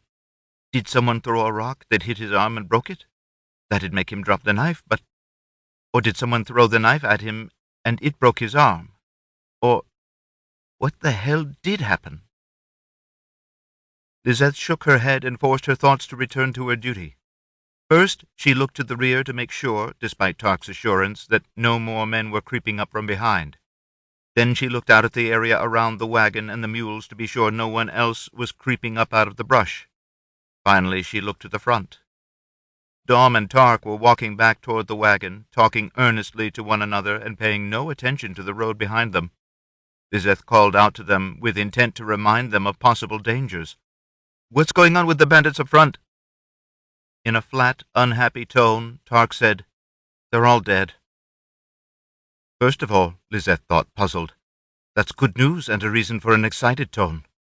Second, there's no way to be sure of that since it's so dim and they can't see far enough to know. She wanted to tell them to go check, but they wouldn't be able to tell anything without a lantern. She said, "Those guys had horses. See if you can catch them. We'd just as well make some profit from this fiasco." She thought to herself, they'll have to get a lantern to go after the horses, and that'll get them a better look around. Then she thought to herself, I don't know why I'm calling it a fiasco. So far it's turning out pretty well. Lizeth turned back to the wagon. In the dim light, she saw shadows she assumed were the two ropers near the back. Eva and Kazy stood with Daussie, who continued to hold the man who had attacked her up against the wagon at knife point. She thought of telling Daussie to just go ahead and run the man through, but didn't think Daussie'd have the gumption for it. Instead, she called out to the ropers, "Henry, Haley, we need lanterns lit so we can see what's going on." Lizeth glanced down the road both directions as she walked over to the man Daussie held. She didn't see anyone, but she couldn't even see as far as she had a few minutes ago. Getting close, Lizeth saw the guy was young, probably mid-teens. He looked scared, which he should. "What happened to him?" she asked. "Broken arm," Eva said. "The humerus between the shoulder and elbow." Lizeth blinked, remembering Tarc saying humerus right before the man's arm broke. Was he telling someone to throw a rock? Or that big knife? Lizeth glanced toward the back of the wagon. Roper was back there? Does he have some skill for throwing rocks or knives I don't know about? Lizeth eyed the knife in Daussie's hand. Big, clumsy knives? No matter, she thought, and spoke to the young man. "How many bandits in your group?" The young man said, looking terrified. Lizeth stepped closer and reached toward his right elbow. "Would it help your memory if I jiggled your elbow?" Eva gasped. "Lizeth!" At the same moment, the young man gulped. 17. Since it obviously wouldn't be necessary any more, Lizeth cast an eye at Eva and said placatingly, "I wouldn't have." Then she thought, "Actually, I definitely would have, but Eva doesn't need to know that." She looked around, thinking, 5 bandits behind, 3 coming from the bushes to the sides, and 8 in front. That'd be 16. If Dom was right about there being 9 in front, it'd be 17 like the kid says. Henry came up with a lantern. Lizeth took the lantern and adjusted its reflective shade to cast a beam. She drew her sword and asked Henry to get her a pole for the lantern. Meanwhile, she shone the beam out into the brush on either side of the wagon. She didn't see any more men. Unfortunately, 10 or 15 more could be hiding in those bushes, she thought. Next, she turned to check the road behind them, since Dom and Tarc were still toward the front. She started down the road, sword in her right hand and lantern held a short distance away on the pole in her left. She sincerely hoped that, if there were any archers out there in the dark, they'd shoot at the lantern and miss her. Between 35 and 60 meters behind the wagon, she found 5 dead men. Each one had a freaking arrow through his head. 15 meters beyond the last body, she found 5 horses grazing the grass along the verge. She retrieved the arrows, all damaged from going through bone, took the men's weapons and purses, rolled the bodies off the road, gathered the horses, and started back toward the wagon. When she got to the wagon and disposed of what she'd collected, she was astonished to find Daussie, Eva, and Kazy helping ease the young bandit down into a sitting position against the wheel of the wagon. Aghast, she said, "What are you guys doing? He attacked us. Once we're secure, I'm just going to march him out into the brush and run him through." Eva drew herself up, and even in the light of the lantern, Lizeth could see her appalled determination. "You are not. That'd be cold-blooded murder. You'd be no better than the bandits." "What are you wanting to do?" Lizeth asked derisively. "March him to the next town and ask their magistrate to hang him?" Hotly, Kazy said, "He didn't want to be with those men. They've got his sister in their camp. They'd been making him work for them." Lizeth turned to Kazy and said, "And you know this how? Did he tell you this tale of woe? Daussie, the one attacked, and the one Lizeth thought would most want the boy dead, said, I could feel him trembling when he was holding me. She shook her head. He didn't want to be doing what he was doing. Lizeth snorted her disgust at their soft-headedness and turned toward the road in front of them. I'm going to check on Dom and Tarc. We'll talk about it when I get back, but it'd sure be nice if you'd figured out something for us to eat. After she'd walked a few paces, she turned back to them and said, We're going to camp here on the road. No one can attack us from the sides because of this swampy brush, so we'll only have to keep watches on the road. Start a fire, make a good meal, take care of the animals. She met Tarc and Dom coming back toward the wagon with 9 horses. They still didn't have a lantern. How the hell did they track down the animals? She wondered. Like Tarc had before, Dom said all 9 of the bandits who'd been blocking the road were dead. Trying not to show her discomfort, she told them the 5 behind the wagon were dead as well, and that the boy they'd captured claimed he and the 16 dead bandits constituted the entire band. She explained her plan to camp in situ on the road that night, then said she wanted to go look over the dead bandits herself, get a feel for them, collect their weapons, and so on. The boy may claim there were only 17 of them, but I can't help worrying. Dom said, We got their weapons and other things of value. It's all packed on one of their horses. Lizeth eyed him for a moment, then said, I still want to see for myself. Tarc said, I'll come with you, show you where they are. It was a good thing he did. Tarc and Dom hadn't just pushed them off the edge of the road the way she had. They'd dragged the bodies far enough out into the brush that Lizeth would never have found all of them without his unerring guidance. They'd dragged these bodies out here in the dark. Even with me carrying a lantern this time, how does Tarc know where they left the bodies so well that he can guide me to them? She looked around. The muddy ground was soft, but it was also extensively disturbed, so following tracks in the dim light of the lantern had to be nearly impossible. 3 of the bodies had arrow wounds in their skulls. The other 6 had been hit in the trunk. 3 of those had been finished off with a knife. At least Dom doesn't harbor any romantic notions these men can be saved, Lizeth thought with some relief. Besides, even if we leave that teenager here in the woods, rather than killing him, he won't survive long with a broken arm. Killing him will be doing him a kindness. As she and Tarc walked back to the wagon, she said quietly, All 5 of the bandits behind the wagon had arrows through their heads. Would it be correct for me to assume that the 3 up front with arrows in their heads were also ones you shot? Tarc didn't answer for a few steps, then only nodded. Is that because you're even more accurate than your dad? There was another pause before Tarc gave a little shrug and nodded again. If anyone had claimed, she said slowly, that there was an archer anywhere in the world who could consistently hit men moving on horseback in the poor light just before dusk, I wouldn't have believed them. If they said the guy was so good he shot them in the head rather than the body, I would have laughed. She turned the lamp over at Tarc's quiver and saw he had 6 arrows remaining. Don't your quivers usually have 12 arrows? Tarc's hand lifted abortively toward his quiver, then dropped back to his side. Yes, he answered. So, she said thoughtfully, you shot 8 men in the head out of a 12-arrow quiver, but still have 6 arrows left? He didn't say anything for long enough Lizeth wondered whether he was going to answer. Finally, he said, 3 of Dad's arrows to the body were in good condition because they didn't hit bone. He gave me 2 of them. You shot 8 arrows, and none of them missed. Not sure whether she was making a statement or asking a question. Tarc grunted. Lizeth wasn't sure whether it was an affirmative grunt or merely an expression of irritation. She continued, And he gave you 2 of the 3 arrows because you're a better shot than he is. Tarc didn't answer, but then she hadn't asked the question. She shook her head and, not knowing whether it was a curse or an expression of amazement, said, Damn. As they sat down to eat, Dom leaned close to Eva and said, What's the deal on the kid with the broken arm? Keeping her voice down, she said, "He was one of the raiders. They had him hiding in the swamp for the ambush. Once we stopped, he worked his way through the brush to where we were. Then he crawled up the embankment under the wagon and grabbed Daussie." Dom leaned back to stare at his wife.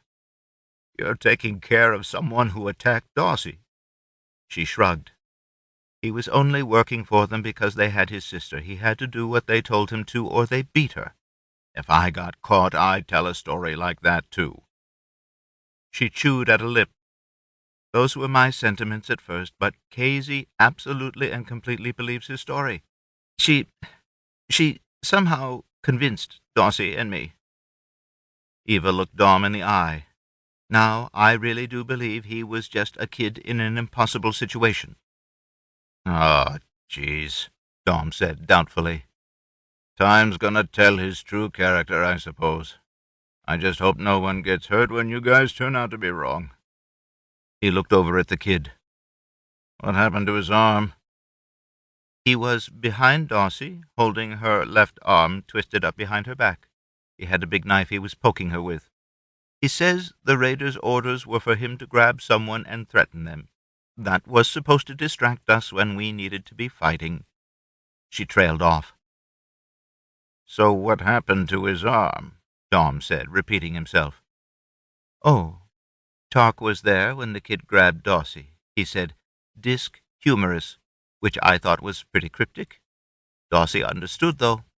She teleported a thin disc out of the middle of his humerus." Dom's eyes widened at the idea. Then he frowned. "If Tarc was right there, why didn't he just kill the guy with one of his throwing knives?" "Dom, the guy had a knife in Daussie's back. You've told me how those guys can have convulsions when one of Tarc's knives goes in their brains. Would you take that kind of chance?" "Well, no. But Tarc could have slowed the flow in his carotid, or crushed his spinal cord, or—" Eva interrupted. "He could have, but the kid was almost 6 meters away. Tired from using his telekinesis to guide arrows, he would have had a hard time stopping the flow in the carotid from that distance. He could have thumped the kid's spinal cord, but the damage could have been permanent, and he said—" "Said what?" "He said the kid looked scared to death. He agrees with Kazy that the kid seems like he was damned if he did and damned if he didn't." "Daussie could have cut the kid's spinal cord." Dom trailed off, feeling bad for suggesting such a horrible injury to a young man in a bad spot. Eva nodded. "She could have, but once again, he had a knife in her back, and neurologic injuries tend to cause some jerking around. Besides, she said she could feel him trembling." "You're kidding. He had a knife in her back, and she was feeling sympathy for him?"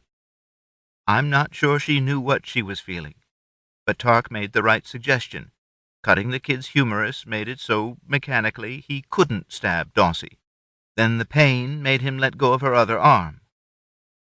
"And now you guys are going to try to fix his broken arm," Dom said resignedly. "Yeah, but I'm worried. The cut Daussie made is really smooth. I'm afraid we'll get it back in place, and it'll just slip back out." She shrugged. "From what I know, it'll probably still heal, just a little short and a little crooked." She looked up and gave Dom a weak grin. "But that'd be a hell of a lot better than if he was paralyzed." Dom said, "Short?" "If the pieces don't stay butted end to end, the muscles will pull them so they overlap, making his arm short." She shrugged. "We'll fight that by keeping him upright even when he's sleeping. That way the weight of gravity pulls the bones out straighter and longer." She chewed her lip. "It'll probably still wind up short, but that's not a big deal in the arm." Farland Miller felt desolate. The wagon people had somehow beaten back the Ragas, as the bandits who had been holding Farland and his sister called themselves. However, it was only a matter of time before the Ragas would regroup and attack again. Worse, now his arm was broken, so even the remotely unlikely plans he'd been nurturing for an attempt to escape with his sister seemed beyond impossible. The women from the wagon had been unbelievably kind. The oldest one claimed to be a healer. She'd given Farland some poppy paste. They'd helped him sit down, and then they'd gone off to cook a meal for everyone. Later, a bunch of the women and the youngest man gathered around Farland, At that point, for some reason he didn't understand, Farland's entire arm went numb. Then the healer pulled and twisted on his arm, the arm he didn't understand how he'd broken. Despite the numbness, he still had some pain, though it wasn't nearly as bad as he'd expected, and he kept feeling the bones slip in and out of place in his arm. The short, dark-haired girl with the green eyes, Kazy, said, "With the ends of the bone cut off smooth, they're never going to lock together." Farland had thought, "Cut?" but decided they must just use the word cut differently than the way his family'd used it, since there was no wound for his bone to have been cut through. She must mean broken, he thought. The healer woman shook her head, saying, "I think we're just going to have to leave it overlapping." Then Kazy said, "How about if Daussie cuts one of the bone ends to leave a little spike sticking up off of it? Then that spike could lock into the hole on the other end of the bone." They'd gone off to draw pictures in the dirt under the light of a lamp. Meanwhile, Farland's horrified imagination visualized them cutting him open to saw a spike onto the end of his bone. He wondered if there was any way he could just beg them to leave his arm alone, or at least not cut his bone. Then he mused on the fact he'd learned that Daussie was the beautiful girl he'd grabbed when he first came out from under the wagon. Maybe they think she deserves to get revenge on me by cutting my arm open to saw my bone? That they were treating him kindly after he attacked Daussie made him feel guilty. Though his story about how the Ragas killed his parents and his uncle, leaving only Farland and his sister Nylon alive, was true, he hadn't expected anyone to believe him. He'd pleaded, though, telling them how the men threatened Farland to get Nylon to cooperate with their desires, and threatened Nylon to get Farland to do most of their chores, and help them attack passers-by. The others had been doubtful. However, for some reason, Kazy believed him. She weighed in vehemently on his side, convincing the others to give him a chance. She'd argued so strongly for him that he'd dared ask for more, begging them to rescue his sister. Though they'd denied him that, he thought that perhaps his begging help for his sister had weighed in his favor. When they gathered back around him, his arm, which had started to wake back up, got numb again. Then Daussie leaned her head close to his arm. Farland leaned away from her, begging, "Please, please don't cut me." Kazy took his other arm, holding it gently and speaking quietly. "Relax. She's not going to cut you open. She has a way to cut the bone without doing that." Kazy kept telling him to relax. Her gentle words relaxed Farland so much he found himself dozing off as they talked about his bones, until his bone crunched back into place, which hurt a little but definitely felt like it should have hurt a lot worse. He heard the healer woman speak with a sense of awe. "That was an amazing idea, Kazy. The spikes really locked the ends of the bones together. I don't think he'll ever notice his arm's a few millimeters short." Then they'd strapped his arm to a board to hold it straight. His wrist was tied so it hung from his neck, and they'd propped him up so he was sleeping in somewhat of an upright position. The woman said he'd need to sleep sitting up for a month or two, because in that position the weight of his arm would help pull his bones straight. To his amazement, they'd given him more poppy paste to take during the night for the pain. He didn't take much, worried Poppy would make him comfortable enough that he might sleep through the night and miss his opportunity to see if he could do anything for his sister. He'd decided that if these people wouldn't help him, he had to do what he could to try to rescue Nylon by himself. Though even if they have really killed a lot of the Ragas, me with a broken arm against even a few of them wouldn't be a fair fight. I'll need an incredible amount of luck. But I've got to try, or die. Grimly, he thought, most likely try and die. Farland was having trouble staying awake in the dim firelight. His eyelids sagged.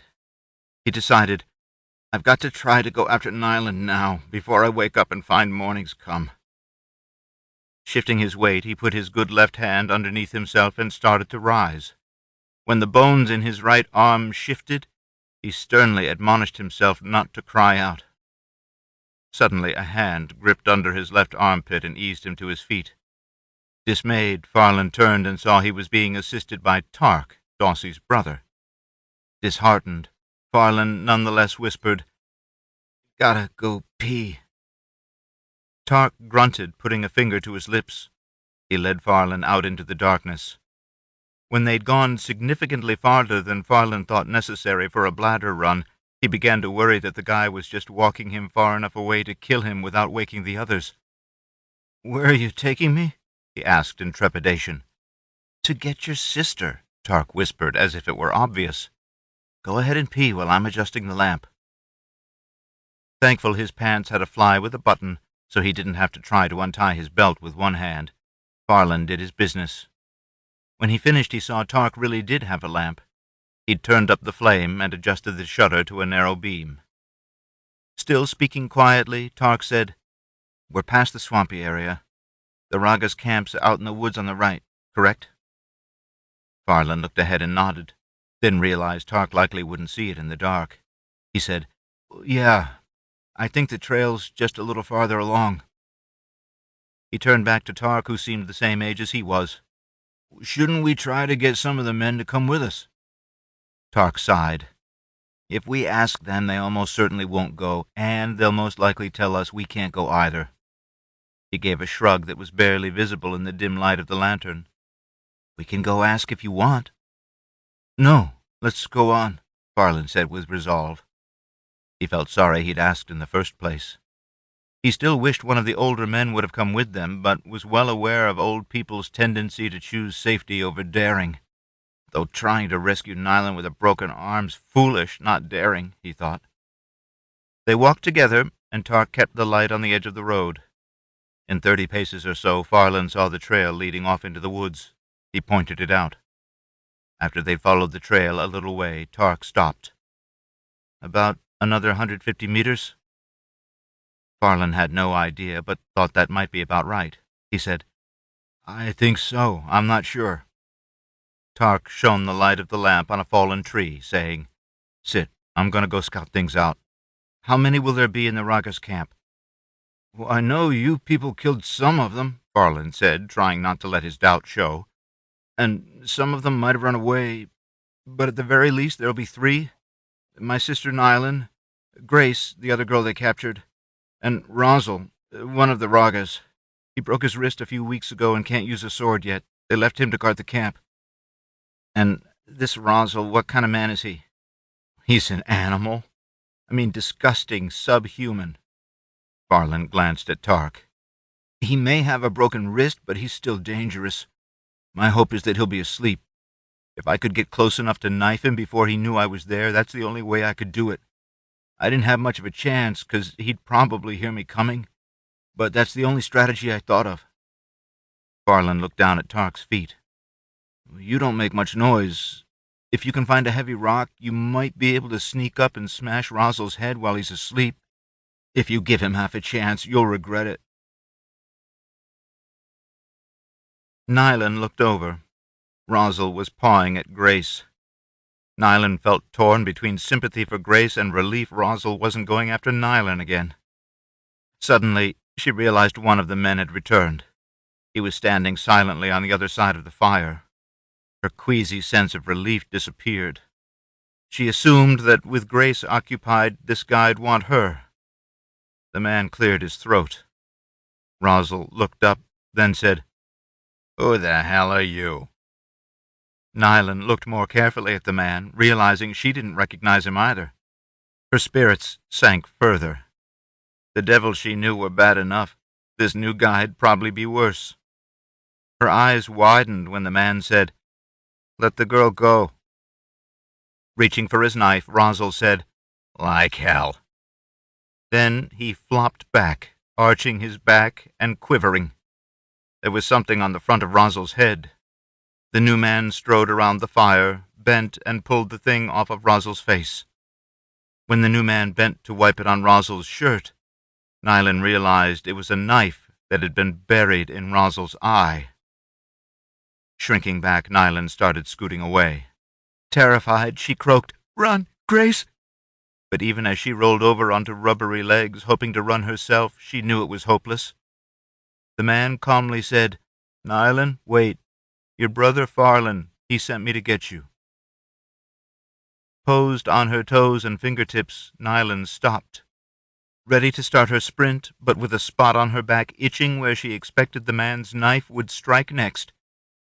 This guy probably tortured Farlan until he gave him my name, she thought, then wondered how this stranger found the Raga's camp. Slowly, she stood and turned. Tremulously, she asked, "Where's Farlan?" The man waved back along the trail. "About 150 meters back that way. His arm's broken, so he isn't really in condition for a fight. Leading me here was about his limit, so I came in his place."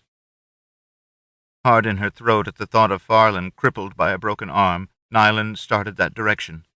The man said, "Wait, we won't be coming back. Get anything of yours you want to take and show me Farlan's stuff so I can collect it for him." He turned to Grace. "Your stuff too." Nylan knew where the Ragas kept a stash of loot from their raids. She tried to dig it up herself while Tarc wasn't looking, but while she was at it he appeared behind her. Seeing her struggling, he dug the box up for her. He said nothing as Nylan turned her back on him and stuffed Rozel's knife and her few clothes into the box on top of the coins. She didn't think he'd been fooled, though.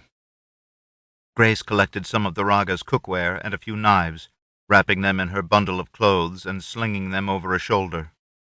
Then they had a brief impasse when Grace wanted to strike off on her own into the woods, unwilling to follow any paths the Ragas might be returning on, especially not the path to where the stranger claimed Farlan was waiting. That was the one the Ragas had left on, and so it was the one they'd be expected to return on. The stranger simply shrugged and said, "Okay, you're a free person. Do whatever you want, though I don't think it's wise for a young woman to travel through the forest alone." He kicked dirt over the fire. Suddenly they were in absolute darkness. Nylan realized the moon was down. The sky was overcast, blocking even starlight. In the total dark, she felt terrified, suddenly realizing she not only didn't know where Farlan was, but that she wouldn't even be able to find the path that led to him. And she certainly didn't want to wait until dawn to leave this place. The Ragas would be back before then. The stranger startled her by speaking from less than a half-meter away. He said, "Nylan, I'm going to put one end of a stick in your hand. I'll use it to guide you along the path." "You can see," Nylan said unbelievingly. "Yes," was all he said.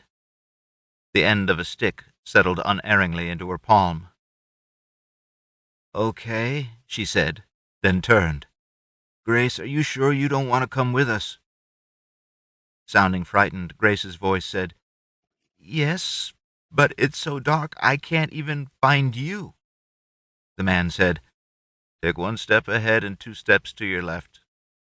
After a moment he said, "Now reach out with your left hand and you'll find Nylan.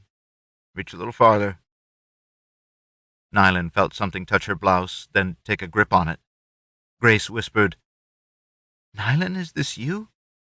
Nylan said, "Yes." But then she felt a tug on the stick. She followed it. After they'd been walking a minute or so, the man said, "Sorry, I forgot to introduce myself. I'm Tarc." Nylan said softly, "Thank you for coming to get us." Then she wondered if she'd actually be grateful tomorrow. It seemed like forever since anyone had done something nice for her, and even longer since anyone had done such a thing for nothing. What's the payback going to be this time? She wondered. Grace stayed silent. They walked, stumbling frequently on things they couldn't see, even though Tarc slowed and warned them when they came to large roots or stones. It seemed much further than 150 meters, but eventually they began to see the glow of a lantern. As they got closer, though he was poorly lit, Nylan recognized her brother sitting on a log. "Farlan?" she called quietly. "Nylan," he croaked, lifting the lantern with his left hand and turning its shade their direction. Nylan rushed toward him, but he adroitly dodged her oncoming clasp. "Careful, my arm's broken." Lizeth was taking her turn on watch. The moon had come up, lighting up the clouds overhead and casting everything in an eerie glow. much nicer than the total darkness earlier in the night. She started out on a circuit of their camp, then stopped up short. The young bandit from the Ragas had 2 girls sleeping next to the wagon wheel he rested against. She stepped closer. The light was good enough to confirm they were strangers. She shook her head and gave a soft snort. Must be the kid's sister and the other girl the Ragas were holding captive. She rolled her eyes. A rescue that smells like Tarc, she thought. Who else would sit there nodding while we all discuss the fact that we can't help everyone, and especially can't help the dregs of a band of bandits, then get up in the middle of the night and go get them anyway? She quirked a smile. Who else would think he could do such a thing by himself? Shaking her head, Lizeth continued on her circuit. In the morning, I'll bet he tries to pretend he has no idea how those girls got here. I would have won that bet, Lizeth thought to herself in the morning. When the group started getting up, the presence of the girls had been met with consternation. Dom and the Ropers were dismayed. Eva seemed briefly unhappy, but then said with stern resolve, "Taking them in's the right thing to do." Kazy spent a few minutes with them, then in her typical credulous fashion immediately decided the 2 girls were innocent victims of the Ragas, just as they portrayed themselves. Daussie agreed with Kazy. Tarc sat blandly through the turmoil, a hint of a smile occasionally showing at a corner of his mouth. When Lizeth got him off to the side and asked him, he said, "I'm pretty sure Farland just went and got them." He jerked his head at Farland. "Ask him. That's what he'll tell you, and I think it's the truth." Lizeth wasn't sure whether she was infuriated by or insufferably proud of him. She let out a meaningless growl and stomped away. As the Hyllises prepared the morning's food, the 2 girls, doubtless coached by Kazy, pitched in to help wherever they could. Lizeth rolled her eyes. In a little while they'll have ingratiated themselves enough that no one will feel comfortable making them leave. Chapter 3. It was midday when Tarc looked ahead to see the wagon bumping off the left side of the road. Glancing to the right, he saw the walls of a small town. Sending his ghost out behind himself to check one more time for followers, he started his horse trotting forward. Maybe the caravan'll still be here, he thought hopefully. The pressure of being by themselves on the road was wearing on everyone. Arco looked around at an excited murmur. He saw the Hyllises' wagon coming off the road and turning toward the rest of the caravan. Lizeth was almost to him, mounted on one of the guards' horses. He recognized it as one of the horses she'd talked him into letting her take into Relth. She'd hoped to rescue the Ropers and Eva Hyllis. Arco had been worried that he'd not only lost his best guard, but 4 of the guards' horses. A glance toward the Hyllis wagon showed him some of the Hyllis party walking alongside it. He felt relieved when he could tell there were some horses trailing behind the wagon. He frowned as the wagon turned a little and 5 horses became visible, which, counting the 2 that Lizeth and Dom were mounted on, was more than they'd left with. Why would they buy another horse? He wondered. Lizeth arrived in front of him and turned his attention to her. She braced his forearm and grinned. "Got 'em out of Relth, as I promised. Thanks for letting me borrow the horses." Arco snorted. "You probably caused so much of a ruckus they let Eva and the Ropers go just to get you to leave." She grinned again. "You're probably right." Her face turned serious. "Believe it or not, someone killed the king the night we were getting the Ropers out of the palace. There was so much confusion about the succession that we didn't have any trouble getting out the gate the next day." Arco glanced toward the wagon again, and his eyes widened. Now that it had turned more fully to the side, he could see a long string of horses following it. He turned back to Lizeth. "What the hell are you guys doing with so many horses?" She shrugged and gave him a little grin. "I knew you wouldn't be worried about me, but I thought you'd probably be frantic about the horses I took with me. I decided I'd better bring some extras when I came back to the caravan." Arco shook his head as if to clear it, then gave her a doubtful look. "What?" She looked back over her shoulder, then turned back to him. "Actually, some bandits waylaid us. Sadly for them, we had Dom with us. He started shooting, and after he dropped several of them, the rest ran away like the devil itself was behind them. They had a string of horses tied up in the woods nearby, so we helped ourselves." Tarc looked up from chalking a wheel on the wagon to see Lizeth riding up. She quickly gathered the Hyllises and ropers together, then said, "We've got to have our story straight. When I was trying to explain why we had so many horses to Arco, I suddenly realized no one was going to believe what really happened, with it being in the dark and so many of them. So what I told him was—" To Tarc's surprise, everyone simply nodded along and agreed to the story Lizeth had given Arco. Henry Roper said, "I don't know why he wouldn't believe we chased those guys off, but it doesn't make any difference to me." Tarc realized Henry probably didn't really understand what had actually happened that night. He hadn't seen the bodies, so he didn't understand how many Ragas there'd been. Tarc started into the town, Clancyvale, to get supplies for cooking dinner before they even had the wagon settled. He'd asked Roper whether he needed to be worried about anything like the extensive list of rules they'd faced in Relth. Roper said no. He'd wanted to come along and show Tarc some of the antiquities shops, but Tarc had begged off until tomorrow. Their supplies were low, and he needed to get back with enough for the Hyllises to cook a dinner for the caravan. In town, it was a relief not to have to worry that the local deputies were just looking for an excuse to arrest him. After asking for directions a few times, Tarc found the farmer's market where he bought flour and produce, then a butcher where he got bacon, chicken, and spicy sausage. He found a substantial round of cheese, then decided Brownie was laden with about as much as he should put on her. Back at the caravan grounds, Tarc found Dom had already visited the wood cellar. Daussie and Nylon were setting up the Hyllises' booth at the caravan market, while Kazy and Grace helped Eva start cooking. Farlan was trying to help Daussie too, but was essentially useless with his broken arm. Though Tarc thought Nylon's dark eyes and silky dark hair were very pretty, she seemed shy, always averting her eyes around Tarc. Tarc went to check on their newly enlarged string of horses. Dom had turned them out into a pasture for a fee. From the boy who managed the pasture, Tarc learned the fee for 16 horses and 6 mules was substantial. It cost enough that Tarc realized they'd have to sell most of the horses as soon as they could find buyers. He did wonder whether they could keep a couple of the new horses so all 4 Hyllises could ride at the same time if needed. On the way back, he checked in at the booth. As he walked up to it, he was pleased to see that they'd uncovered the part of their sign that said Healers. When he arrived, Daussie and Nylon were cooing over a little girl. It annoyed him that they were wasting time instead of working, but he knew better than to complain about the girl's penchants for babies. Then Daussie looked up and saw him.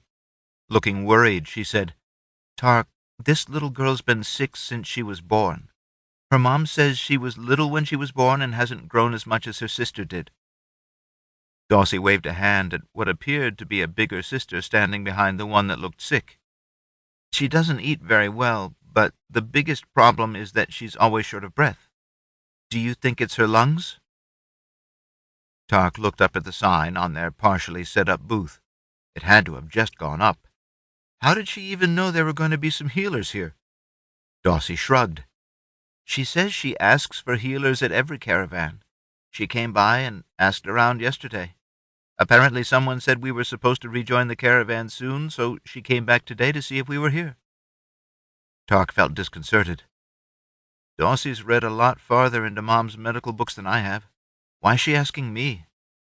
He gave his sister a suspicious look. "Or is she testing me like Mom does, asking me questions she already knows the answers to?"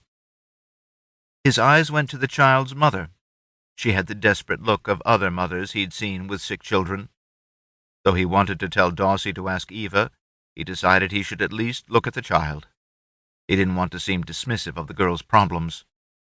Squatting down, he smiled at the little girl. She looked about 2 years old, but he thought she might be older. Her illness probably stunted her growth, he thought. Saying, "What's your name?" he sent in his ghost. The little girl, sucking her thumb, shyly shook her head and looked away. Since she was holding still, Tarc didn't try to talk to her any more, Instead, he simply leaned closer, humming a lullaby. A moment later, Tarc leaned back and looked up into his sister's worried eyes. "I don't know what it is. Do you?" Daussie shook her head. "Can you get Mom?" Tarc nodded and stood. As he walked away, he heard the girl's mother say, "You can tell something's wrong?" Daussie must have nodded, because then the mother said, "How can you tell? You've barely touched her." As Tarc continued walking, he wondered why people thought touching a child would tell a healer what was wrong. Of course, I'd imagine it also doesn't make any sense to them for us to sit there, apparently doing nothing, while our ghost goes in. When he arrived, Eva, Kazy, and Grace were deep into making a dinner of salad and chicken stew. As soon as Eva saw his face, she said, "Trouble?" He rocked his palm. "A mother brought her sick little girl to our booth. Neither Daussie or I have any idea what's wrong with her." Eva wiped her hands as she looked around at their preparations. "Right now's not a bad time for me to come have a look." She turned to Kazy and gave her some directions regarding the stew, then asked Grace to chop the tomatoes a little smaller. Turning back to Tarc, she said, "Let's go. Tell me what you saw while we're walking." "Saw or felt with my ghost?" "Both," Eva said, then paused slightly. Tarc thought she'd considered adding, "You idiot," after saying both. She glanced up at him. "You should be using every sense at your disposal." "She looks sick, but not in a very specific way. I think she's the right size for a 2-year-old, but might be more like 3 years old." Eva interrupted in an appalled tone. "You didn't even ask how old she was?" When he shook his head, she said, "How many times do I have to explain the importance of getting the patient's history? Age, sex, where it hurts, how long it's hurt, how bad it hurts, what makes it better, what makes it worse, whether anyone they know has the same problem." Embarrassed, Tarc shrugged and said sullenly, "I don't think it hurts." Eva shook her head in frustration. "Well, go on." "One weird thing is that her face is pink, but her legs are faintly blue. I haven't looked inside many children this age, so I compared her to her sister. I think the sister's only a year or so older. Her lungs are... I don't know how to describe it. The tissue of her lungs seem thick and wet compared to her sister's. Her heart's really different. The walls are a lot thicker. The rest of her organs seem pretty normal. Oh, and even with my eyes, I can see her pulse in the little indentations behind her collarbones. I have no idea what that means." He looked over at his mother and found her contemplating him. She said, "What do you think's wrong?" Tarc shrugged. "Daussie thinks something's wrong with her lungs." "And what do you think?" Frustrated, Tarc said, "If we knew, we wouldn't have to come to get you?" Eva gave a long-suffering sigh. "Yes, you would. Should. As long as I'm around, you should take advantage of my knowledge. Even if you think you know what's wrong, it's always a good idea to get another opinion if you can." She paused. "Tarc, I'm not asking you these questions to be mean. I'm just trying to get you to think. When you see someone who's sick and you're not sure what it is, you should try to think of several possibilities. Then you do whatever you can to sort out which of those possibilities it might be." They'd arrived back at the booth, and Daussie had heard this last. She said, "Her mother says Susie's biggest problem is that she's not breathing well. It seems like the problem has to be with her lungs. I think her lung tissue seems kind of thick and wet, a little bit like pneumonia. But when we took care of the man from Relf with pneumonia, some parts of his lungs were really bad while other parts were nearly normal. In Susie, all of her lung tissue seems to be a little bit sick. I don't know what could cause that." Eva said, "Tarc says that the walls of Susie's heart are thick?" Daussie's eyes flashed to Tarc. You didn't notice, or Tarc's wrong?" In a small voice, Daussie said, I was too focused on the lungs, I guess."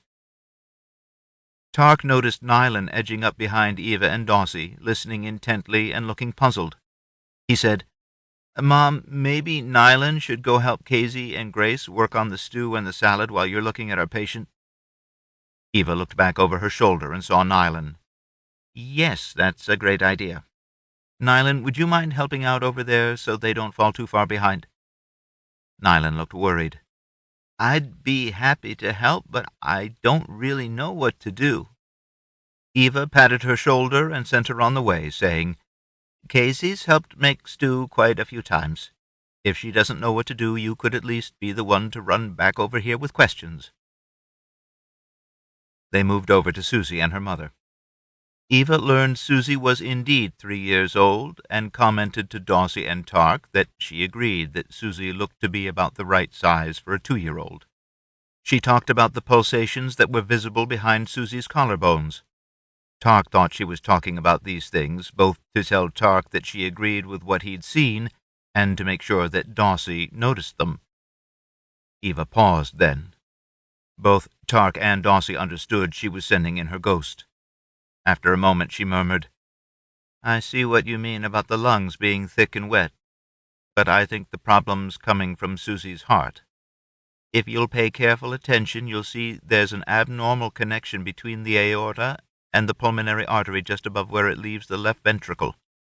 I think that connection's increasing the blood pressure in the lungs, which is supposed to be a lot lower than the pressure out in the body.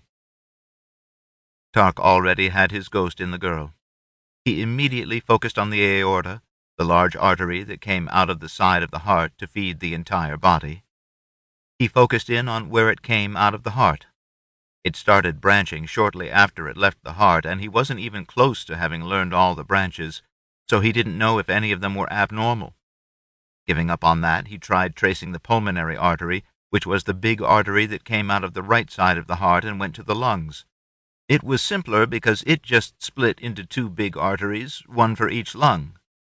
Oh, he thought, noticing a connection or branch to the aorta. And blood's flowing from the aorta into the pulmonary artery. He couldn't remember any such vessel in the anatomy books. That shouldn't be happening, should it?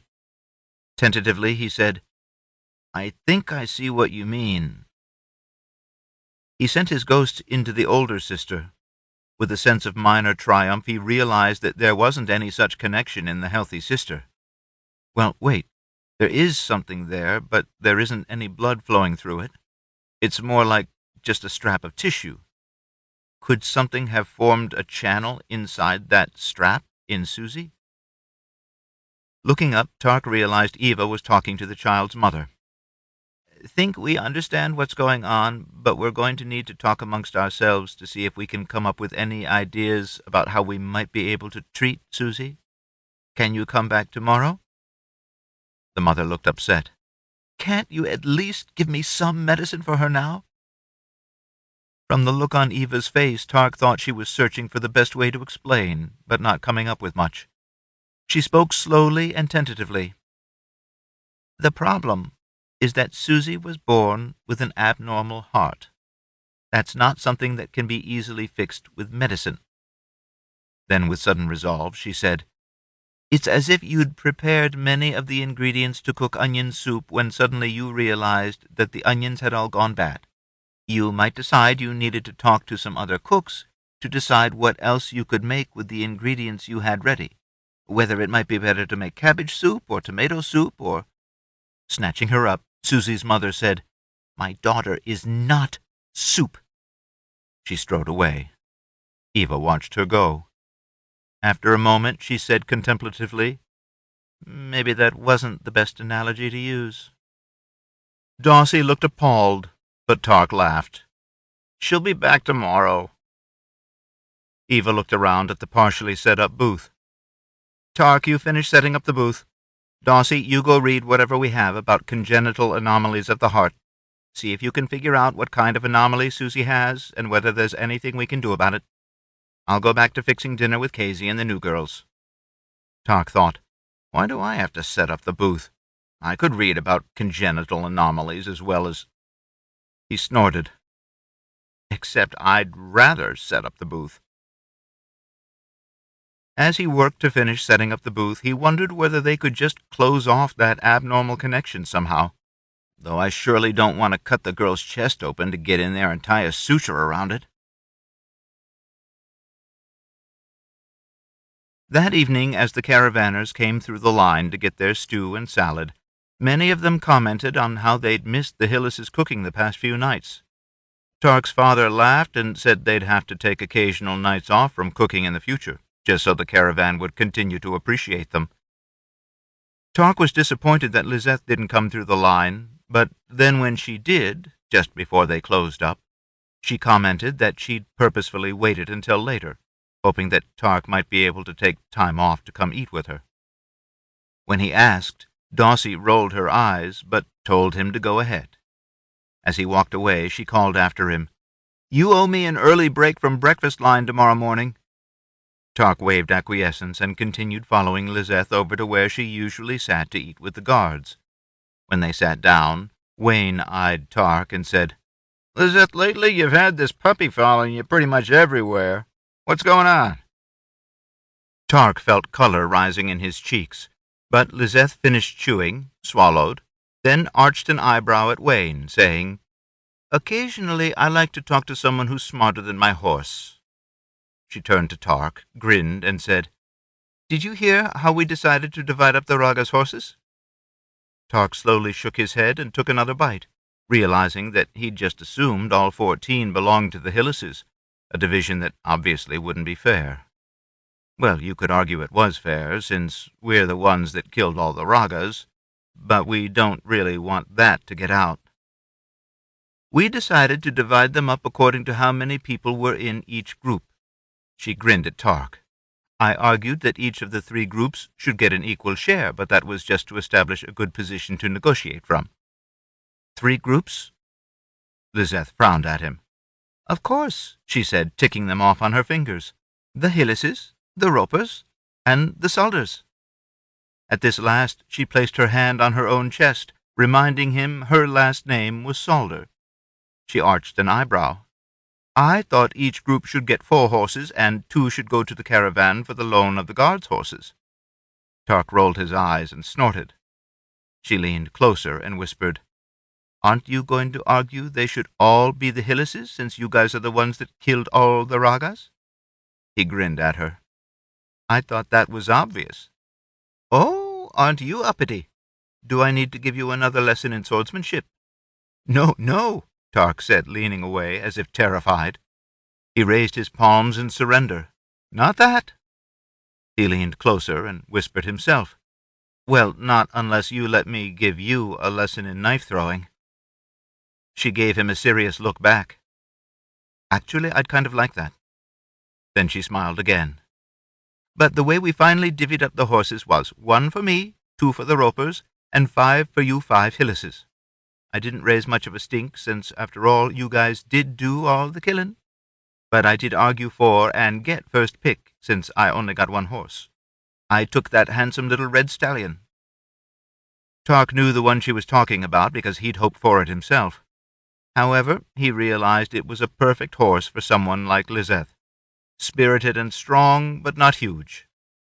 Good for you, he said, wondering what the Hyllises would do with their 5. To Lizeth he said, So that's 8 horses, and we brought back 14. What are we doing with the other 6? 2 to the caravan and 4 to be sold. With us splitting the coin from the sales in the same ratio we split the 8 horses.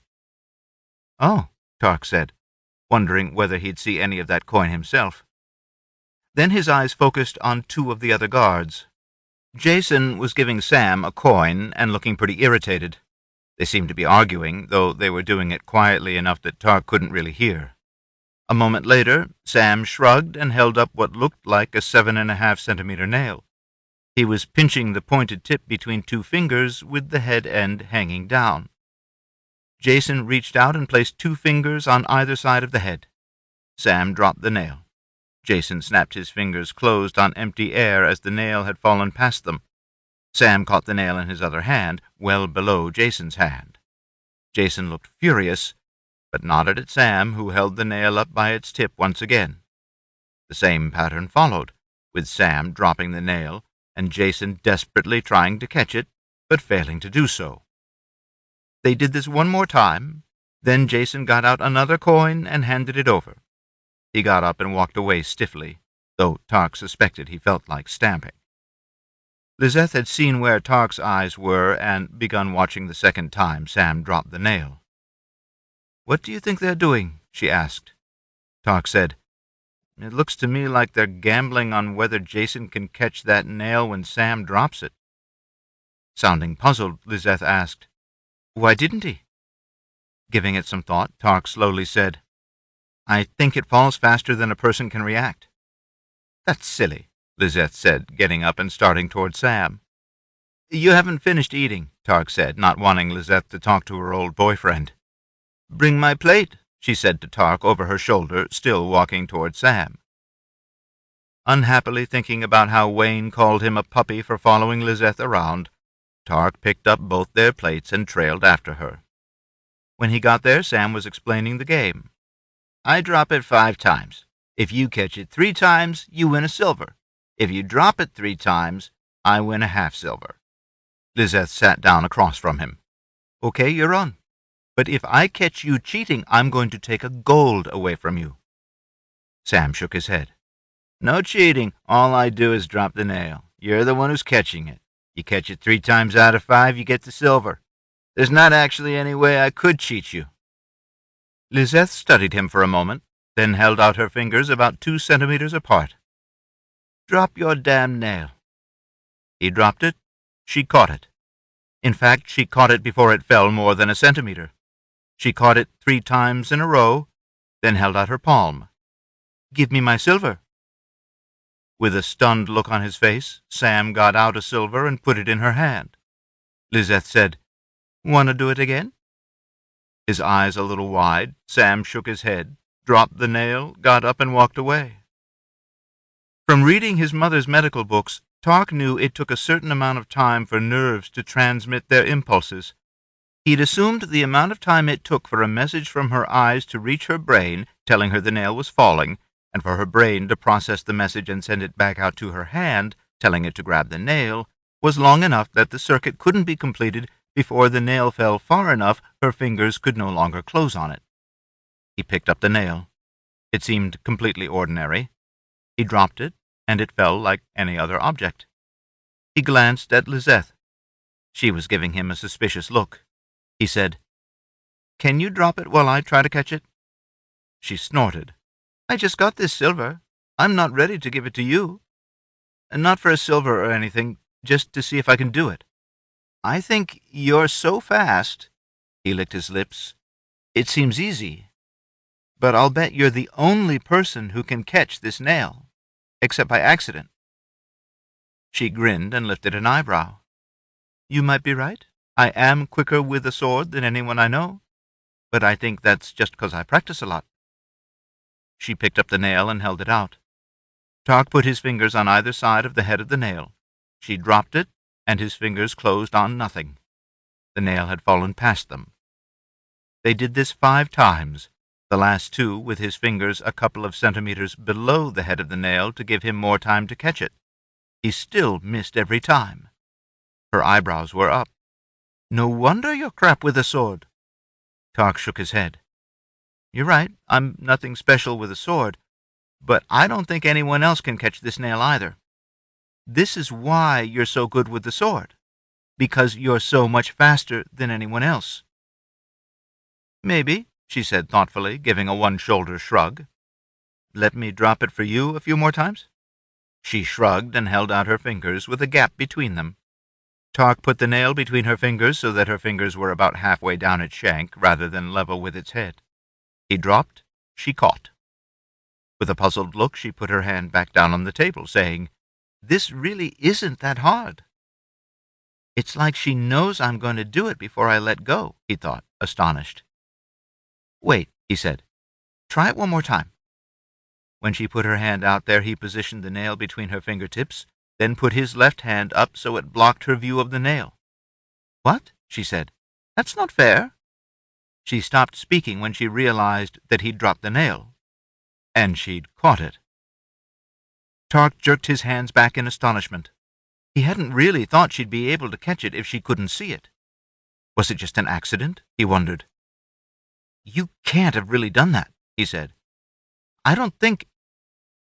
Can we try that one more time? They did, and she caught it again. They did it a third time just to be sure it hadn't been some kind of bizarre coincidence. But it wasn't. A bolt shot through Tarc as he suddenly thought, she has an ability. By that he wasn't referring to her unusual quickness, but to the fact that he thought she had something like the Hyllis family's ghosts and telekinetic or teleportation abilities. Where's the sun? He asked suddenly. She gave him a puzzled look, then waved to the west. Somewhere behind those mountains, I suppose. The wide sweep of her hand certainly encompassed the direction where his ghost could feel the heat of the sun, but Tarc didn't think she'd been any more accurate than any other person of ordinary intelligence would have been. She certainly didn't point right at it like the rest of the Hyllises could. Wondering about this, he slowly put the nail in his pocket. Lizeth got up, stepped a little closer, then slowly settled into his lap. An arm snaked up around his neck, pulling him down into a kiss that fully disconnected his higher mental functions from further consideration of the phenomenon. As they were sitting around their lamp, talking before bedding down for the night, Daussie looked around. Tarc thought she was checking to be sure Farland, Nylan, and Grace hadn't returned. They'd been over at the main fire, getting to know some of the other caravanners. She turned back to the family. I worked out what's wrong with that little girl's heart. Eva perked up. What is it? Taking on a lecturing tone, Daussie said, It's called a patent ductus arteriosus. It's something that's normal in the fetus prior to birth. While the baby's in the uterus, the lungs aren't getting any air, and therefore they aren't oxygenating the blood that passes through them. Instead, blood with oxygen is coming through the umbilical cord from the mother, and the lungs actually need oxygenated blood the same as the rest of the body does. The fetus has a couple of connections between the two sides of the heart that help the oxygenated blood from the umbilical cord get mixed together with the rest of the blood and then distributed to the most important organs, especially the brain. Those connections normally close shortly after birth to give the baby the kind of circulation we have as adults, where blood goes through the lungs first to get oxygen, then goes back to the heart to be sent out to the rest of the body. However, sometimes those mixing connections persist after birth and cause problems. Eva had a focused look. I think I remember reading about it. They used to call it a PDA, right? Daussie nodded. Short for patent ductus arteriosus. It's supposed to close within a day or so after birth. When it stays open, it's called patent. Tarc realized the scrap of tissue he'd seen in Susie's older sister was the closed-off ductus arteriosus. Daussie continued. The PDA mixes oxygenated blood from the lungs with unoxygenated blood, so you don't get as much oxygen as you need. The other problem it causes is that after fetal life, the pressure coming out of the left side of the heart goes up to become much higher than the pressure coming out the right side of the heart. This means the flow's mostly from the aorta into the lungs. That overpressurizes the lungs and makes the right side of the heart work extra hard. Oh, Tarc said with sudden realization. That's why the walls of the right side of her heart were so much thicker, right? Daussie nodded. She got a sad look. Of course, back in ancient days, they had some medicines that could help, but most importantly, they could do surgery. They opened up the chest and just tied off the PDA. Kazy, who'd been listening with wide eyes, said, And you guys can't do that? Grimly, Eva said, No, and it breaks my heart to have a sweet little girl like this that we can do nothing for. Entreatingly, Kazy said, But wasn't what you did for Farland kind of like surgery? You know, trimming away some of his bone to let the spike on one end fit into the marrow hole on the other?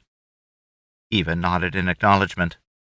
With Daussie's ability, she can do simple little surgeries just to remove things. In fact, you could argue that she's better at it than the ancients were. She doesn't have to cut the patient open and run the risk of infection. She shook her head slowly. But there aren't that many surgeries where all you need to do is cut something away. Cutting something out certainly isn't a solution for an artery that needs to be closed off like in this little girl. Besides, when we worked on Farland, Tarc blocked the nerves that went to his arm so it didn't hurt. He can't do that for the chest. There are too many different nerves. She sighed. This problem's way beyond what we cure. We should be grateful her mother didn't like my soup analogy and left. Now we won't have to look her in the eye and say there's nothing we can do. Couldn't you just give her enough poppy paste so she fell asleep like Farland did? Eva gave Kazy a surprised look. He fell asleep? Kazy nodded. I was trying to get him to relax, telling him it wouldn't hurt all that bad. When he fell asleep, it made me really happy that he trusted me on that. He didn't wake up until you put his bone back in place. Eva looked excited. You told him over and over to relax. Kazy nodded. Maybe you hypnotized him, Eva said, sounding excited. I've read about it, but I've never been able to do it. Daussie said, Hypnotized? What's that? They write about it in some of the books. It was apparently a way to put people in a trance. Some people would go so deep in the trance they could have surgery, or you could help them remember things they'd forgotten. Sometimes you could help them break bad habits. I was pretty excited about it and tried to figure out how to do it, but it never worked for me. Eva's eyes flashed in the lamplight. I'll help you find some of the places where it's mentioned in the books so you can read about it. Maybe you can be our hypnotist. Daussie grinned. Maybe you can cure Tarc of his Lizeth habit. Tarc felt himself blushing, but hoped it wouldn't show in the dim light. Maybe you can cure Daussie of being such a jerk? Dom ruffled Tarc's hair, but spoke to Daussie. Don't give your brother too much grief. His kissing friend's really dangerous. He might sick her on you. Tarc felt like his head was about to explode. How does Dad know we've been kissing? Suddenly thinking of a way to distract his family from thinking about him kissing Lizeth, he said, I think Lizeth might have an ability. Dom laughed. Yes, she does. She has the ability to use that sword to make people sorry they picked on her boyfriend. Dad, Tarc began, then made an effort not to sound whiny. I'm talking about the kind of ability we have, not teleportation or telekinesis, or even having a ghost to feel things out, but something, some ability. That's the reason she's so quick. Oh, Dom said, his tone suggesting more than a sudden realization Tarc was serious. I thought she might have a ghost of her own back when... After a brief pause, he described the episode where she'd turned to face the dogs that were coming around the corner of the inn, before they'd become visible. She'd even started calming her horse. I wonder if she'd been able to feel them with a ghost like I had. He shrugged. But then I decided she probably just had really good hearing and picked up the scrabbling of their claws. Eva said, Could you hear them? Dom shrugged. No, but you know young people hear better than old people. Eva gently punched his shoulder. Do not go calling yourself old. If you're old, I'm old, and we know that's not the case, right? Dom leaned away from her, hands up, acting frightened. No, I must be young. Eva grinned at him. Glad we've got that settled. She turned to look at Tarc. But maybe she does have a ghost. Could that explain whatever you saw her doing? Tarc reached in his pocket and pulled out the nail he'd tested Lizeth with. I've got something for you guys to try. Lizeth can do it every time, but I'll bet none of you can do it even once. It took a moment or two to explain, then each of them took turns trying to catch the nail when Tarc dropped it. Kazy caught it once, which excited her no end. She thought maybe she and Lizeth had the same ability, but Tarc thought it was probably just that she got lucky and jumped the gun. Despite trying 20 or 30 more times, she never caught it again. As he predicted, no one else caught the nail at all. Dom shrugged and said, It just sounds like she's really fast. I don't think that's any kind of special ability. I mean, it's pretty cool, and I certainly wish I was that fast. But still, we all know some people are faster than others. She's just faster than most. Tarc shook his head. I don't think so. She could catch it even when I put my hand so it blocked her from being able to see me drop it. He demonstrated how he'd placed his hand. Dom scratched his head. Do that again?" Tarc did. Dom said, "My ghost can see the hand with the nail behind the one you're using to hide it, but I can't see how that'd let me be any faster about reacting." He looked around at the others. "Do any of you think you can see it faster with your ghost than you can see it with your eyes?" They had Tarc do it again. No one thought they could sense it any more rapidly, and when they tried catching the nail using their ghost to detect the drop, none of them caught it that way either. Dom shook his head. "I don't think she does it with her ghost." "Who does what with her what?" Lizeth asked, walking into the lamplight. Tarc thought everyone, probably including himself, looked guilty. He waited a couple of beats for someone else to come up with a reasonable explanation for what Dom said. Then he held up the nail. "I've been telling them about how amazing it is that you can catch the nail when it falls. None of us can do it." He hoped she hadn't heard anything but Dom's last sentence and that she hadn't focused in on the word ghost. Lizeth looked around at all the Hyllises, Tarc expecting her to accuse them of hiding something. Then she said, "Really? None of you can catch it? I just thought Tarc was really slow." Glad that Lizeth wasn't focused in on what it was Dom thought she did. Nonetheless, Tarc felt hurt and came to his own defense. "Come on, Lizeth. Sam wouldn't have been betting silvers if he thought there was any chance he'd lose. You've got to be 1 in 1,000. She gave him a stunning smile and arched one elegant eyebrow. "You better believe it." She turned her attention to everyone else. "Norton's asked me to go around and let everyone know we're staying 2 more days. Then we'll be heading on to Murchison's." After a little more chit-chat, Lizeth left, and the Hyllises turned to getting bedded down for the night. Tarc was left with a vaguely unsatisfying feeling that no one had believed him about Lizeth having a talent. Well, at least not a talent for anything but speed. Chapter 4. In the morning, Tarc and Farland set out on the road to the wood cellar. They were to get enough for cooking the next 2 days, so they took a couple of mules to pack it back. Dom had gone off to try to sell their newly acquired horses.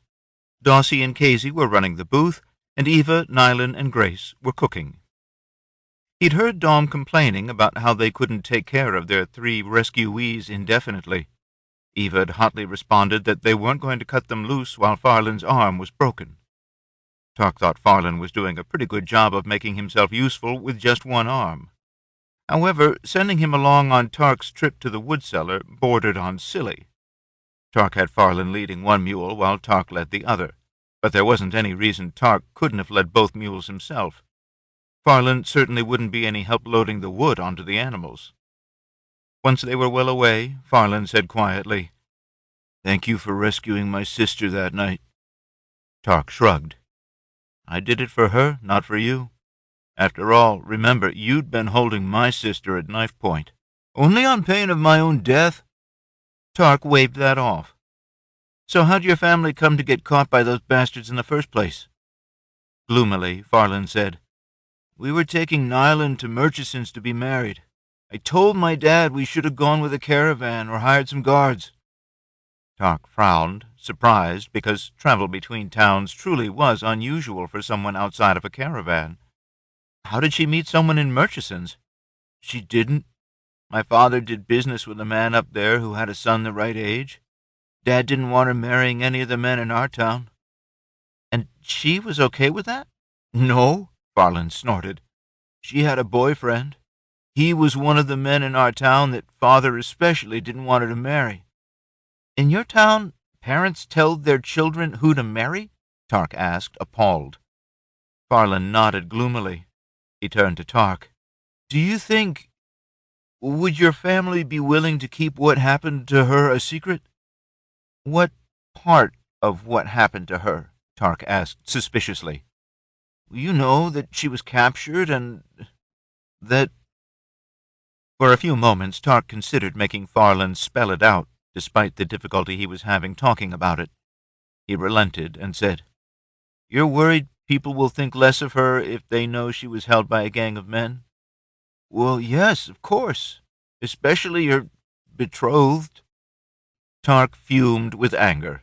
that people in general would blame Nylan for what someone else had done to her, that her brother cared what such small-minded people thought, and what those people thought mattered to anyone, and that the Ragas had done something like that to her in the first place.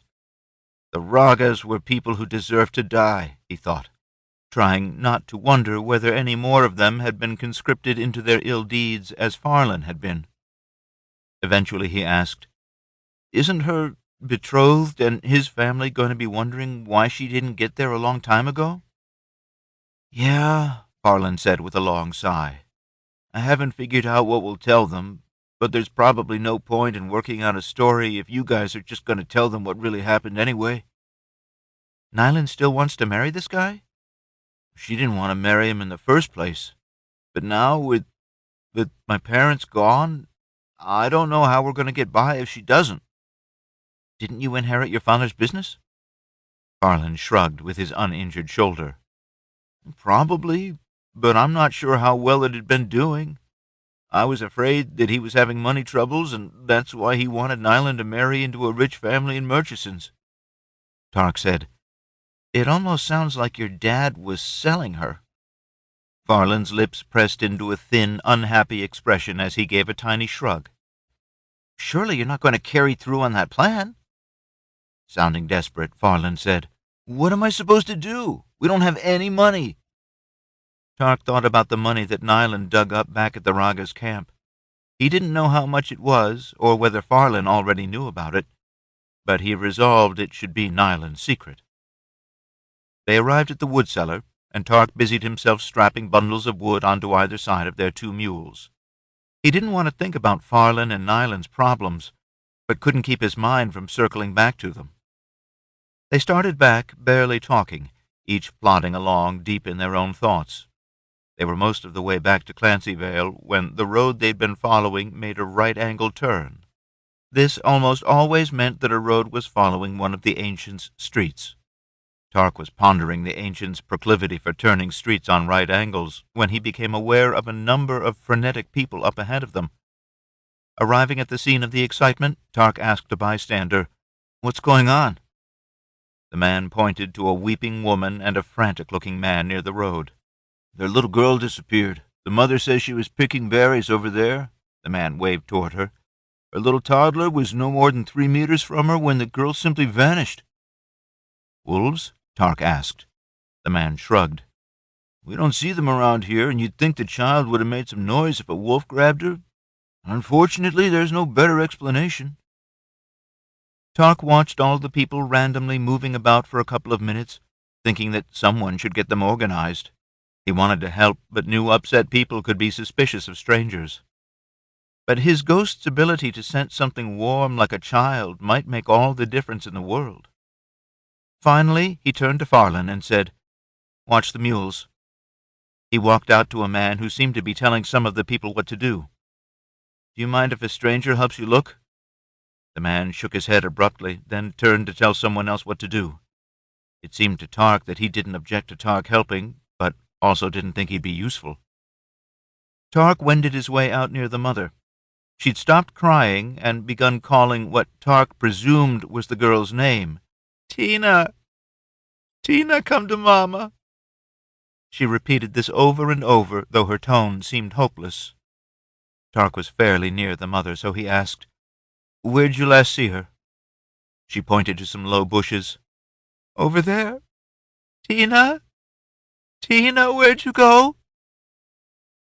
Tarc walked over near the low bushes, then pushed his ghost out as far as he could, slowly turning around in order to correlate the warm spots his ghost could feel with the people his eyes could see. He'd felt fairly certain of his chances when he first started, but as he slowly turned around, sensing nothing but the people he could easily see, disappointment set in. It must have been a wolf, he thought, something that carried the girl away. Then bleakly, most likely a human wolf. He turned once again, starting to tell himself that the child wasn't really his problem, and that sooner or later someone would start thinking about human wolves and looking for a stranger to blame. "I'd better get out of here," he thought. He glanced up, wondering about the possibility of some large bird of prey. He didn't think they were strong enough to carry away a toddler, but he didn't really know. In any case, the skies were empty, just as you'd expect if a bird of prey had carried the child away. Surely it'd be gone by now. He was still tracking his vision with his ghost, and when he brought his vision down to look where he was going to start walking, his ghost saw a small, warm spot down in the earth. All thoughts of going back to Farland and the horses vanished. Tarc took a few steps forward and to his right. He stopped, not directly on top of the warm spot, but near enough so that he was looking almost straight down at it. The girl's fallen in some kind of hole, he thought. But Tarc didn't see any holes the kid could have fallen into, and he couldn't very well just shout, "I found her," while pointing down into the ground. Tarc took a few steps this way and that, before he realized that looking for the opening the child had fallen into with his eyes wasn't going to do it. He closed his eyes and squatted down to focus intently on what his ghost could feel underground, expecting to feel crevices and caves. Instead, he found a large chamber with square corners. It's a room of one of the ancients' buildings, he thought. He wondered, why'd they build it underground? Deciding why they built underground wasn't important. He tried to understand the shape of the room in hopes of figuring out where the child had fallen in. Even though he was close to the room, it wasn't that easy to sense its interior, since everything inside it was about the same temperature. Nonetheless, after a couple of moments, he realized the floor was sloped and that the little girl rested at the bottom of the slope. From there, it was a short distance to the deduction that for hundreds of years, dirt had been falling in through a hole along one wall, making the somewhat conical pile that the child had rolled down after falling through the hole the dirt had been entering. Locating the peak of the pile, Tarc turned and made his way toward that spot. The ground in that area was generally sunken in. It was deepest about 5 meters from where the girl's mother thought she'd disappeared, but certainly the depression was in the same general area. When he arrived at that spot, Tarc sensed a more acute depression in the ground with his ghost, and with his eyes saw it was hidden beneath some of the berry bushes. When he knelt down, he saw a funnel-like slope slanting down to a child-sized vertical opening in a wall made of concrete, the rock-like material the ancients had used to build their large projects. The depression was hidden beneath the brushy limbs. "Over here!" he shouted, pulling up on the brush to expose the hole. "There's a hole!" He pulled out his work knife and started hacking away at the brush stems. The father got there first, and, with an adrenaline-fueled feat of strength, grabbed the bush and pulled it up, roots and all. This made the opening to the chamber obvious. The berry bush was growing in dirt that covered a horizontal slab of concrete. The edge of the horizontal slab sat on top of a vertical slab which had a defect in its upper end, resulting in a substantial crevice between the two. As Tarc knew it had to be, it was large enough for a toddler. Unfortunately, it wasn't big enough for an adult. He stared at the concrete, wondering how hard it would be to make the hole bigger. He backed slowly away. "I've done the part that only I can do," he thought, wondering whether concrete was so strong that no one would be able to enlarge the hole. He realized he didn't really want to find out it was. "I don't have any way to make the hole bigger, so I'd just as well get back to the caravan." Just before Tarc turned to go, a boy who looked to be about 6 years old ran up and started trying to wedge himself through the gap. His head was too big, but it looked close. Maybe a 5-year-old could get through and pull a rope down to the toddler? As he and Farland made their way back to the caravan, Tarc felt conflicted. He worried a little that someone back at the site would wonder how he'd managed to find a hole that no one else had seen. He knew Eva would think there was no question he should have helped find the girl, even if someone might think he used some kind of eerie power to do it. After all, she'd healed people in Relth, even though it was actually against the law. On the other hand, he recognized his dad's ethics on this kind of situation were more flexible. His father always contended that the Hyllises couldn't help everyone in need. All in all, Tarc decided he was glad he'd found the kid for them, but that he'd made the right decision to leave once he'd found the child and before anyone could wonder how he'd done it. But, he thought guiltily, what if they can't figure out how to get the kid up out of that hole, and I just walked away? After walking a little further, he decided he couldn't think of a way to get the kid out of the underground room. He also decided that he shouldn't tell anybody about the lost child or his role in finding him. Then he wouldn't face questions from Dom about why he'd risked the family by getting involved, or even more pointed questions from his mother about why he hadn't stayed to help the people there until they'd rescued the child. Back at the caravan, Tarc had just started unloading the wood onto the Hyllises' woodpile when he winced as Farland exclaimed to everyone, "Tarc found a lost child!" It was the lull before lunch, without many customers out at the booth yet. This meant that there was plenty of time for everyone to gather excitedly around, asking him questions. Though most people were disappointed to learn that Tarc hadn't actually found the child, just a hole the kid had probably fallen into, there were still enough compliments flying around for him to feel good about his role. Tarc didn't miss the meaningful glances from his parents, Daussie, and Kazy. As he had expected, his mother looked proud, but his father's expression seemed more ambiguous. When he turned, he found Nyla staring at him, dark eyes aglow. She said, "You—" She broke off to wipe at suddenly flowing tears. "You're such a—" She turned and walked away, her shoulders shaking. Tarc was just wondering why she was upset and whether he should be going after her when Kazy strode up and threw her arms around Nylan. Kazy turned momentarily to glare at Tarc, then led Nylan away. What did I do? He wondered. Before he got too mired down in wondering about what was going on with Nylan, Henry Roper arrived, full of excitement. "I hear you found one of the ancient's basements." It was just an underground room. There wasn't a house above it like there is over a basement or cellar." Henry blinked at him in surprise. "Come on, Tarc, you know almost all the ancients' houses have fallen down. A lot of their buildings were constructed over basements. They'd dig a big hole in the ground and build a room down there out of concrete. Then they'd build the house on top of it. Now, I've heard several different explanations for why. One is that having a heavy concrete room underground anchored the house more securely. Another's that the temperature stays cool underground, so it's a good place to store food. Concrete's so strong that it's still there, long after the wooden house on top of it falls down and rots." Tarc shrugged. "I know what a basement is. We had one underneath our inn. It was cool, like you say, so we used it to store wine, cheese, and beer." He frowned. "I've never thought about how difficult it would have been to dig it, nor what the walls were made of. I suppose they weren't made out of wood like the rest of the inn." Roper nodded. "Yeah, I think wood tends to rot if it's underground, but digging much of a basement's really hard. If the one under the inn was big, there's a good chance it was actually one of the ancients' concrete basements and someone just built the inn on top of it." "Oh," Tarc said, wondering why he'd never looked at the walls of the basement.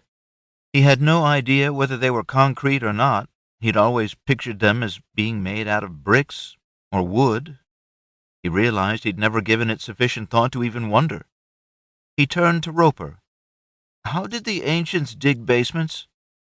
"They had powerful machines," Roper said. "Do you think you could take me back out to this place where you found the basement? Sometimes there are bits of ancient technology in the old basements, you know, when one's found that's been closed in until now." "That'd be—" Tarc trailed off. He'd been about to tell Roper that most of the floor of the basement was covered with the dirt that had fallen in through the crack over the centuries, but he shouldn't actually know the floor was covered since he hadn't been in the basement. Instead, he said, "Wouldn't any such tech belong to whoever owns the land?" Roper shrugged. "Sometimes no one's claimed the land. Even if there is an owner, I'd like the opportunity to negotiate for whatever's found." Tarc looked around for his parents. "I'd be happy to go," he grinned at Roper. "Beats slaving away here, but I'd have to get my parents' permission." Roper grinned back at him. "Maybe I can hire your services." He turned toward Dom. Not long after that, Tarc found himself taking Roper back out the road to the woodlot. Roper was leading one of his mules, hoping he'd find something so large he needed a mule to haul it back. Tarc thought about telling him there wasn't anything that big in the basement, but realized he couldn't be sure there wasn't something beneath all that dirt. Also, there'd been odd projections on the walls. There might be stuff on them. He hadn't paid them much attention. After a while, he thought about how he should have told Roper they'd need a shovel. But since he couldn't have known there was dirt covering the floor, that was impractical too. He had told Roper that the opening into the basement was too small to get in through, and asked him whether it was possible to cut through concrete. In response to this, Roper had borrowed a big cold chisel and a small sledgehammer from Mason, one of the caravanners who sold tools. When they arrived back at the location where the girl had been lost, a distraught crowd still milled around the opening to the basement. Tarc noticed the man who'd first told him what was going on. Sidling up next to the man, he asked, "What's going on now?" Evidently not recognizing that he'd spoken to Tarc before, the guy said, "A 2-year-old girl disappeared. Some teenager managed to find a hole in the ground near where the girl vanished. Since they can't find the child anywhere else, they've decided she fell down the hole, but the hole's too small for anyone to climb through." "Are they making the hole bigger?" The man shook his head. "They bashed at it with another rock for a while, but didn't make much progress." Sounding a little incredulous, the man said, "Now the dad's lowered his 4-year-old down the hole on a rope. The idea was that the 4-year-old was supposed to go get the 2-year-old. Tarc remembered that he'd thought it'd be a tall task for the 6-year-old who'd been trying to get through the hole when he left. Tarc thought it likely beyond the capabilities of a 4-year-old. Doubtfully, he said, "Is it working?" "No," the man snorted. "It's dark down there and the kid's scared. He won't leave the lighted area near the opening to go look for his sister." "Can't they give him a lamp?" "Tried that.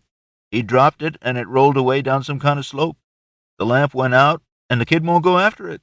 Now they're trying to get the 4-year-old back out of there, but that's not going very well either." The man sighed. "It's a real cluster."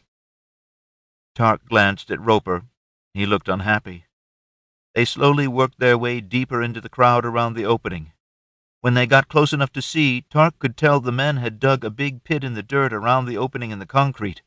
The pit was big enough for several of them to stand in. At present, the tot's father had his arm in the opening up to his shoulder. After a bit, he grunted, "Got him!" A moment later, the father pulled his son's arm out through the opening. After a great deal of twisting and tugging, the father, all the while shouting complex instructions at his son, they finally pulled the crying 4-year-old out of the hole. The crowd breathed a sigh of relief, but the mother who rushed forward to take him fumed with anger. When the mother pushed her way out of the crowd with her sobbing 4-year-old, Tarc wormed his way into the gap she'd left. He called down to the men clustered around the hole. "We've brought a hammer and chisel. Would you like us to see if we can enlarge the hole?" There still didn't appear to be anyone in charge of the rescue. The father was trying to peer through the opening and didn't seem to notice the question. The men down there looked at one another, and one tentatively reached out a hand. Tarc turned back to Roper, who handed him the big chisel and hammer. "Don't you need to show them how they're used?" Roper shrugged. "I'm not particularly good with them. Let's see how they do. If they don't seem to know how to use them, I'll offer suggestions." After a few minutes, the defeated-looking father pulled back from the hole. "I can hear her crying," he said, tears in his eyes. The other man said, "Someone's brought us a hammer and chisel. Let me have a go." The cluster of men climbed out of the pit they'd dug, giving the man with the chisel room to work. He called over a boy Tarc thought looked to be about 10 years old. After looking at the boy's head and shoulders, the man scratched out an oval on the concrete around the hole, apparently outlining a hole the size the man thought the boy could crawl through. Then he placed the chisel on the outline and started hammering. Tarc was terribly disappointed. It wasn't that the chisel was completely ineffective, but that the progress it made seemed so slow. It generated dust and chips, but at the rate it was progressing, Tarc thought it might take a day or two to sufficiently enlarge the hole. One of the other men complained that the man chiseling wasn't doing it right, at which point he was handed the hammer and chisel. Tarc thought the man who'd been wielding it looked happy to get rid of it. The boy's father took the next turn, wielding the hammer with a will, but Tarc didn't think he made any better progress. The men who'd been down in the pit rotated the work amongst themselves. Some were better and some were worse. One took an errant swing with the hammer, striking his own hand where it held the chisel. Cursing, he retired himself from the rotation. Tarc wondered whether the man had broken one of the bones in his hand, but the man didn't come close enough or hold still enough for Tarc's ghost to evaluate it. The men went through another rotation. Then one of them said irritably, "Anyone else want to take a turn?" Tarc lifted his hand. The look he got told him the men thought he was too young to get much done. Nonetheless, they let him down for a turn. Knowing he was pretty strong from hauling wood and water, Tarc hoped to show them up. After a few swings, he was chagrined to realize he wasn't making any better progress than they had, perhaps worse. Dom had once commented that the muscles of full-grown men might not look as pretty as those on a teenager, but that they had more power. It seemed to Tarc that Dom might be right. If only my ability was... His thoughts broke off at the realization that his ability might not be good for cutting concrete, but that Daussie's would be. At the least, she could cut little discs out of the concrete that would weaken it for the chisel. And how would we make that happen, he wondered. Bring her out here and say, "Could everyone stand back while my sister holds her head down near the hole for a while?" And when it worked, they'd have to flee the area for fear of being thought witches. When he paused to wipe away some of his sweat, he had another idea. Even though this concrete's really strong, it just fell apart in this one area. Maybe it had some kind of flaw or defect in it. He sent in his ghost. There are holes in it. But then he also noticed something linear in the concrete. Oh, there are those steel bars they called rebar. He noticed a rusty spot where one of the bars came near the surface of the hole. He turned his attention back to the bubbles. Back when the ancients built the basement, bubbles had been trapped in the concrete due to sloppy attention to detail during mixing and pouring. Then the worker assigned to vibrate that section in order to remove entrapped bubbles before the concrete set up took an unauthorized break. Over the years, water collected in the bubbles. Expansion and contraction of that water during freeze-thaw cycles had produced the fractures that had opened the hole the child fell through. The bubbles extended well beyond the area that had already failed, and Tarc could sense these additional defects. He stepped to his left and placed the chisel over a crack he sensed. It extended from a large bubble up to the surface of the concrete. The man who'd outlined the opening they'd been cutting just had time to say, "Hey, stay on the..." when Tarc struck the chisel, and it plunged into the concrete. The chisel sank in about 4 centimeters. When Tarc tried to pull it loose, it was jammed. He felt a brief moment of panic, wondering whether he might not be able to get it back out. But when he hammered sideways on the back end of the chisel, it spalled off a large chunk of concrete. One of the men standing behind him exclaimed, "How'd you do that?" Tarc said, "I saw a little crack and wondered whether it might be in a weak spot." He abruptly wondered whether the crack would be visible to the other men. Bending down, he looked closely. He could see tiny cracks in a lot of spots, but there were a lot of tiny cracks that didn't connect to the big defects beneath. He immediately realized that if the other men tried to pick their own cracks from what they could see, they wouldn't have the kind of success he'd just had. He quickly dropped to one knee. "The cracks go along here," he said, using the chisel to scrape back and forth along some of the cracks that tracked up from the significant defects he could sense deeper in the concrete. He detoured to miss the rebar. The scraping connected a lot of little cracks into one scratched line, while at the same time essentially covering the tiny cracks he was connecting so the other men wouldn't be able to see how inconsequential they looked. Standing back up, he quickly drove the chisel through the line he'd marked and into several of the most prominent defects beneath it. He'd outlined an area substantially bigger than the child-sized defect the man had outlined earlier. Even though the section he'd marked looked like it'd be harder work because of its size, it didn't once he'd punched the chisel into it at several locations. He kept driving the chisel in, then hammering it sideways to break it loose, consistently fracturing out chunks. Tarc kept this up until he was a little beyond tired, then offered the hammer and chisel up to the next person in the rotation. He'd been a little worried they wouldn't see the benefits of chiseling into the weakened concrete and would try to go back to the small area the other man had outlined, but it wasn't a problem. The next man immediately started working on sections between the big holes Tarc had punched. The concrete wasn't quite as weak between the holes he'd made, and Tarc worried the men would be suspicious because of this. Instead, they started ragging each other for making less progress than the kid had. Though progress was faster, it still took another couple of hours to get a hole large enough for the 10-year-old to climb through on a rope.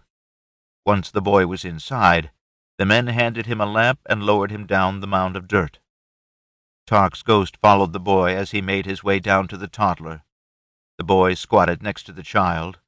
The little one immediately started screaming. A moment later, the boy was scrambling back up the slope, shouting, "She's hurt! She's hurt bad!" They pulled the boy out, but he couldn't tell them what was wrong.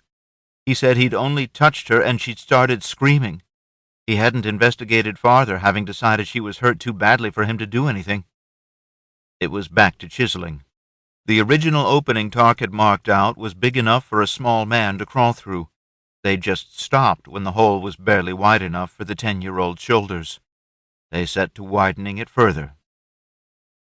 An hour later, having the narrowest shoulders of the men who'd been chiseling, Tarc squeezed through the opening.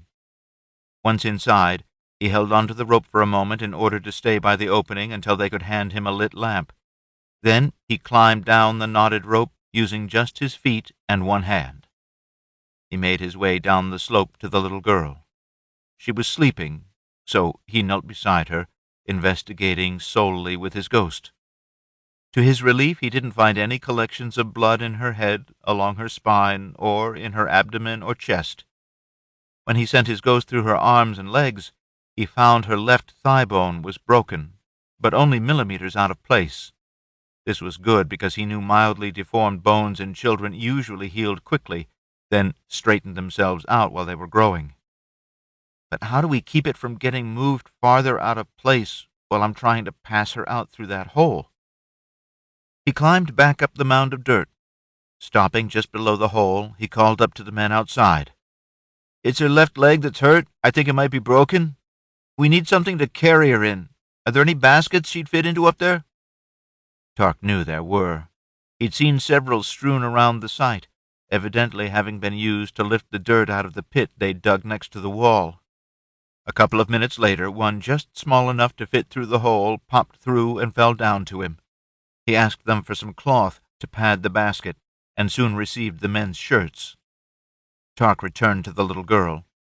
Before he moved her, he located the large nerves in the front and back of the hip and used his talent to cool them. She only moaned a little when he picked her up and laid her on top of 2 of the folded shirts. He wadded 2 more shirts and packed them in alongside the girl's thighs.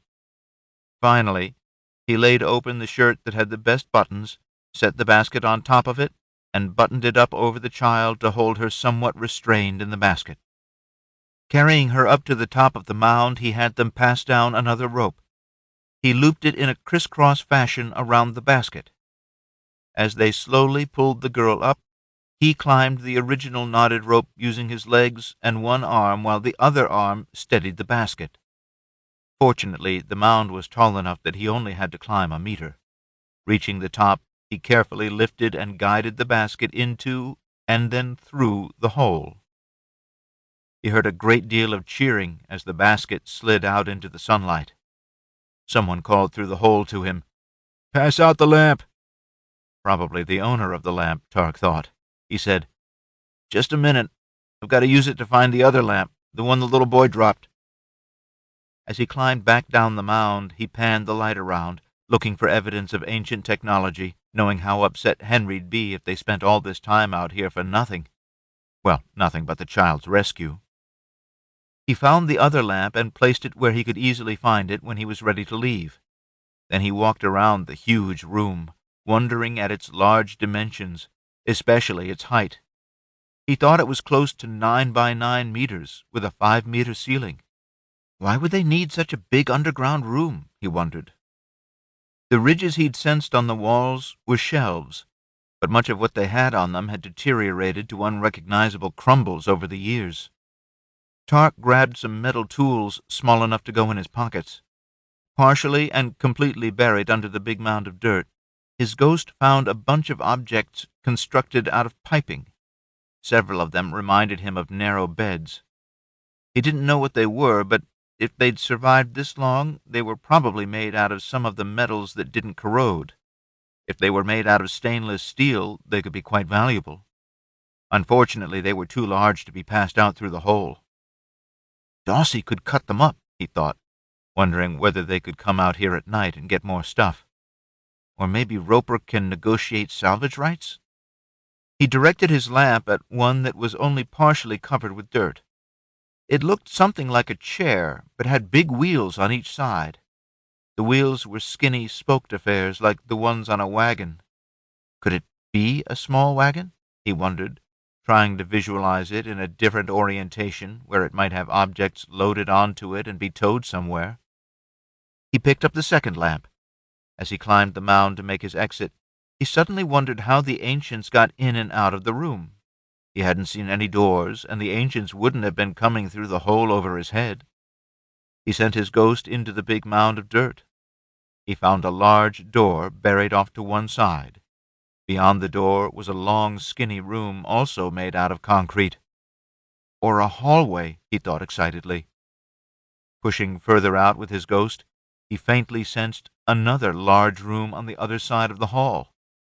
There's stuff in there, too, he thought. This place could be a salvager's dream. Who knows how far it goes on? Tarc was wondering whether there was anything else he should do before he climbed back out when he heard Henry's voice. "Tarc, your friend Farland's here. He says they want you back to the caravan as soon as you can get there." My friend? Tarc wondered, thinking the guy who'd held a knife to his sister was hardly a friend. "I'm just climbing out. Has someone in my family been hurt?" he asked, grabbing the handles of the two lamps, then reaching up as high as he could to grab one of the knots on the rope. He pulled up, got his legs tightly twisted around the rope, then reached up for another knot. Henry called back down. "He says your family's okay." What's the rush, then? Tarc wondered. In a minute he was handing the lamps out the hole, then trying to pull himself out through the tight opening. This proved to be much more difficult than he'd expected, working against gravity and trying to get through such a tight fit. Finally, he had to ask Henry to pull on his arm to help him out. Once out, he tried to dust himself off and check some of the spots where his skin had gotten scraped. But Farland was shifting from foot to foot. He said, "They really want you to hurry. I brought Baby for you." Okay, Tarc said, feeling a little exasperated and wondering what could be so urgent. He got on Baby, while Henry helped Farland onto Brownie. As he set off at a fast canter that left Farland far behind, he wondered why they'd sent Farland, even though he couldn't ride very fast with his broken arm. Oh, right, he remembered. Farland's the only one who knows where this place is. When Tarc rode up to the wagon, Nylon came running out, silky black hair flying. Keeping her eyes down, she took Baby's reins, saying, "They're waiting for you in the back of the booth." Assuming this meant the rush was sufficient that he shouldn't take time to unsaddle Baby, Tarc jumped down, said thanks, and trotted off toward the booth. Arriving in the rear section of the booth, Tarc immediately saw the mother of the little girl with the congenital abnormality of her heart. Not angry now, he thought. In fact, she looked terrified. He looked at the little girl and saw she was straining to breathe. Kazy sat by her head, gently stroking her hair. As he approached, he sent in his ghost. The girl's lungs had more fluid in them. He looked up at Eva, sitting on Susie's right. Eva's countenance, as always in such situations, looked calm. She said, "Little Susie's begun having a lot more trouble breathing. I think she's got even more fluid in her lungs than she did yesterday." She gave Tarc a meaningful look. "Can you think of any way we might be able to stop that abnormal flow that's causing the increased pressure in her lungs?" Tarc stepped over close to Susie, sending in his ghost to put back pressure on the flow in the patent ductus. He started to reach out to touch Susie, with the thought that he needed to lay on hands in order to provide some explanation for how he might be making her better. Unfortunately, Susie's mother broke in. "You're asking this boy how to stop the flow that's hurting Susie?" Instead of touching the little girl, Tarc sat down beside her and gave her an encouraging smile, expecting it to be difficult to do so in the face of the desperate look in the girl's eyes. Susie did look worried, but not as upset as Tarc would have expected, considering how hard she seemed to be struggling to breathe. He leaned down to place his head close enough to her chest that it wasn't difficult to stop the flow in her patent ductus arteriosus. Behind him he heard Eva say, "My son often has surprisingly good ideas for the treatment of unusual conditions. I've learned to ask him if he has any idea when I encounter a problem I don't have a solution for." From the change in her tone of voice, Tarc surmised that she'd turned to face him when she said, "Tarc, do you think there's a place you might be able to apply some pressure that would help? Perhaps the sternum?" Tarc was about to agree when he realized he was supposed to come up with a better idea. He said, "I'm going to try a little gentle pressure just behind the collarbone first." He reached out slowly and, speaking to Susie, said, "I don't want to hurt you, so if this pressure bothers you, be sure to let me know." He gently lay a finger in the hollow behind her collarbone. He didn't actually apply any pressure for fear it might produce some pain and she might ask him to stop. Meanwhile, he slowly moved his head even closer to her chest in order to conserve his energy. After a moment, he had an inspiration for more rapidly diminishing the pressure in her lungs. He said, "Perhaps Daussie could massage the xiphoid in order to move some of the blood from the right to the left ventricle? That should help decrease the pressure in the lung as well, right?" Eva spoke slowly and sounded a little doubtful. "Let's try it, but remember, blood that bypasses the lungs won't be getting oxygen." She got up, and after a moment Daussie sat down on the other side of the little girl. She also leaned close. She placed her hand gently on the xiphoid process at the bottom end of Susie's sternum. Tarc immediately felt blood begin dispersing from the right ventricle and reappearing in the left one. Daussie was moving blood much faster than Tarc had thought she'd be able to, fast enough that the pressure almost immediately dropped in the little girl's lungs. Whispering, "Slow down," Tarc leaned back to look at Susie and be sure all the unoxygenated blood moving into her main system wasn't turning her blue. He thought perhaps the girl did look slightly bluish, but that passed quickly after Daussie reduced the amount of blood she was teleporting past the lungs.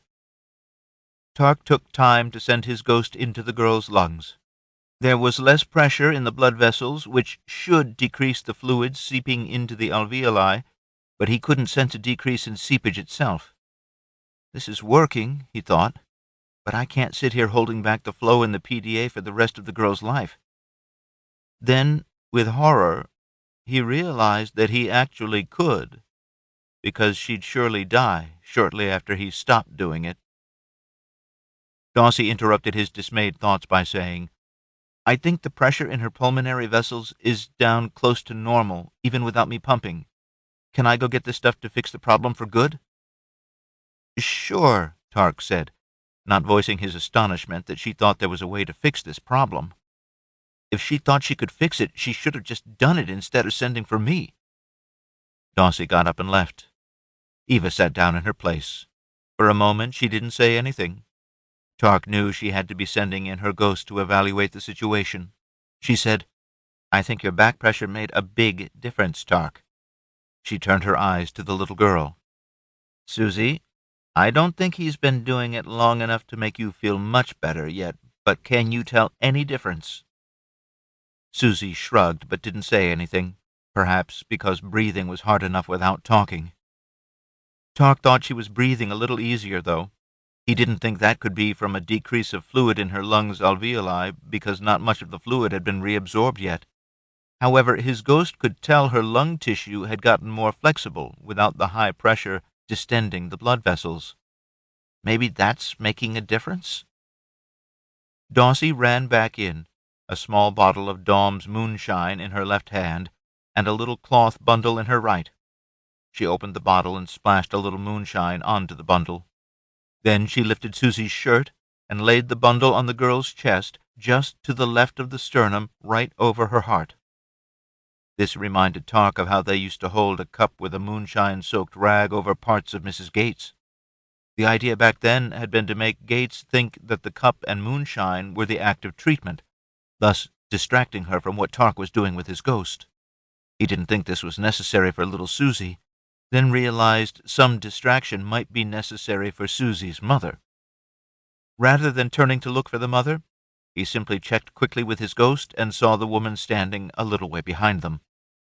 He glanced up at his sister, then crooked a finger at her to get her to lean down closer. "Okay," he whispered. "Now what are you actually going to do?"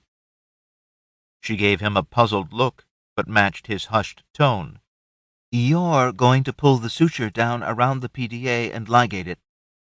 Tarc blinked. "What suture?"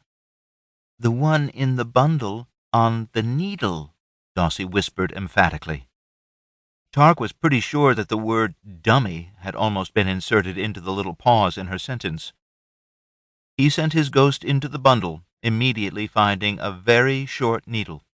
It was harder to tell there was a suture already threaded onto it because his ghost couldn't easily differentiate that thread from the surrounding cloth. Eva had leaned over them. She whispered suspiciously, "Where'd you get that short needle?" Daussie said, "I cut the shortest one you had to make it even shorter." In a dismayed tone, Eva hissed, "Daussie, needles are really hard to get." Sounding completely unfazed, Daussie responded, "We're going to need more short ones, not more long ones. Besides, if you'll get me some stainless steel, I can make a lot more. I'll just teleport needle shapes out of the steel and drill little eye holes in them." "Oh," Eva said, sounding awed by the idea. After a tiny pause, she asked, "Why are we going to need more short needles?" "So Tarc can guide them through the body, making turns around important structures. Making turns would be a lot harder with a long needle. Besides, you only really need a long needle so you can hold the back end with a needle grabber and stick the front end far enough through some tissue to grab it with the needle grabber on the other side. If he's going to use telekinesis to move them, the shorter the needle, the better." "So you want him to pull it through the skin, between the ribs, around the lung, into the mediastinum, around the PDA, then throw a knot around the tail that's still coming out through the skin?" A surprised-looking wrinkle had formed in Daussie's brow. "Uh-huh," she said, as if astonished that anyone hadn't thought that was obvious. At least she didn't say, "Of course," Tarc thought. He knew his eyes were wide, but he thought he understood Daussie's plan. "I guess I can try it," he whispered. Not wanting to move the finger he was holding behind Susie's collarbones, he said, "Go ahead and unwrap the bundle. I'll cool her skin to try to keep the needle from hurting when it goes in." Sounding mildly scandalized, Daussie said, "The needle and suture are sterile inside the bundle. If we opened the bundle, it'd be really easy to contaminate them. I put some alcohol on the bundle so it'd sterilize the skin underneath it. Just pull the needle through the cloth out of the bundle and into the skin." Irritated at himself, Tarc thought, "I'm the one who has the ability to do this stuff. How is she figuring out the best way for me to use that ability?" He carefully avoided thinking his idiot sister might be intelligent. Instead, he tugged on the needle with his ghost, turning it down through the cloth toward Susie's chest. He poised it right over the gap between her ribs, then took a moment to cool the skin directly under it. He noticed that when he'd really focused on what he was doing with the needle, he'd let some blood leak through the PDA. Glancing up, he said as quietly as he could in view of all the tension, "Daussie, I let some blood slip through the PDA when I was trying to maneuver the needle. That's probably going to happen more when I'm trying to work it through the chest. Can you pump the blood back into the aorta?" She said, "Let me try." Tarc felt some blood disappear out of the pulmonary artery and reappear in the aorta. She mumbled, "It's hard against all that pressure." Eva said, "Try doing it between beats. The pressure's lower then." Tarc felt a couple more squirts of blood appear in the aorta. Then Daussie said, "You're right. That's easier. I'll do what I can." Tarc cooled the skin a little more, then quickly pushed the needle through it. He glanced up at Susie, but the little girl seemed to be asleep. Kazy was still stroking her hair and murmuring in her ear. "Has Kazy hypnotized her too?" Tarc wondered. He turned his attention back to the needle, pulling it in and around the lung. He turned a little corner there, then guided it back toward the PDA. Because his ghost provided a three-dimensional visualization of the structures, it wasn't hard. He pulled it in deep, then around the PDA and back out toward the surface. Daussie whispered, "Wait, you can't tie the knot out here far away from the PDA. It'll trap a lot of tissue when you tie it down.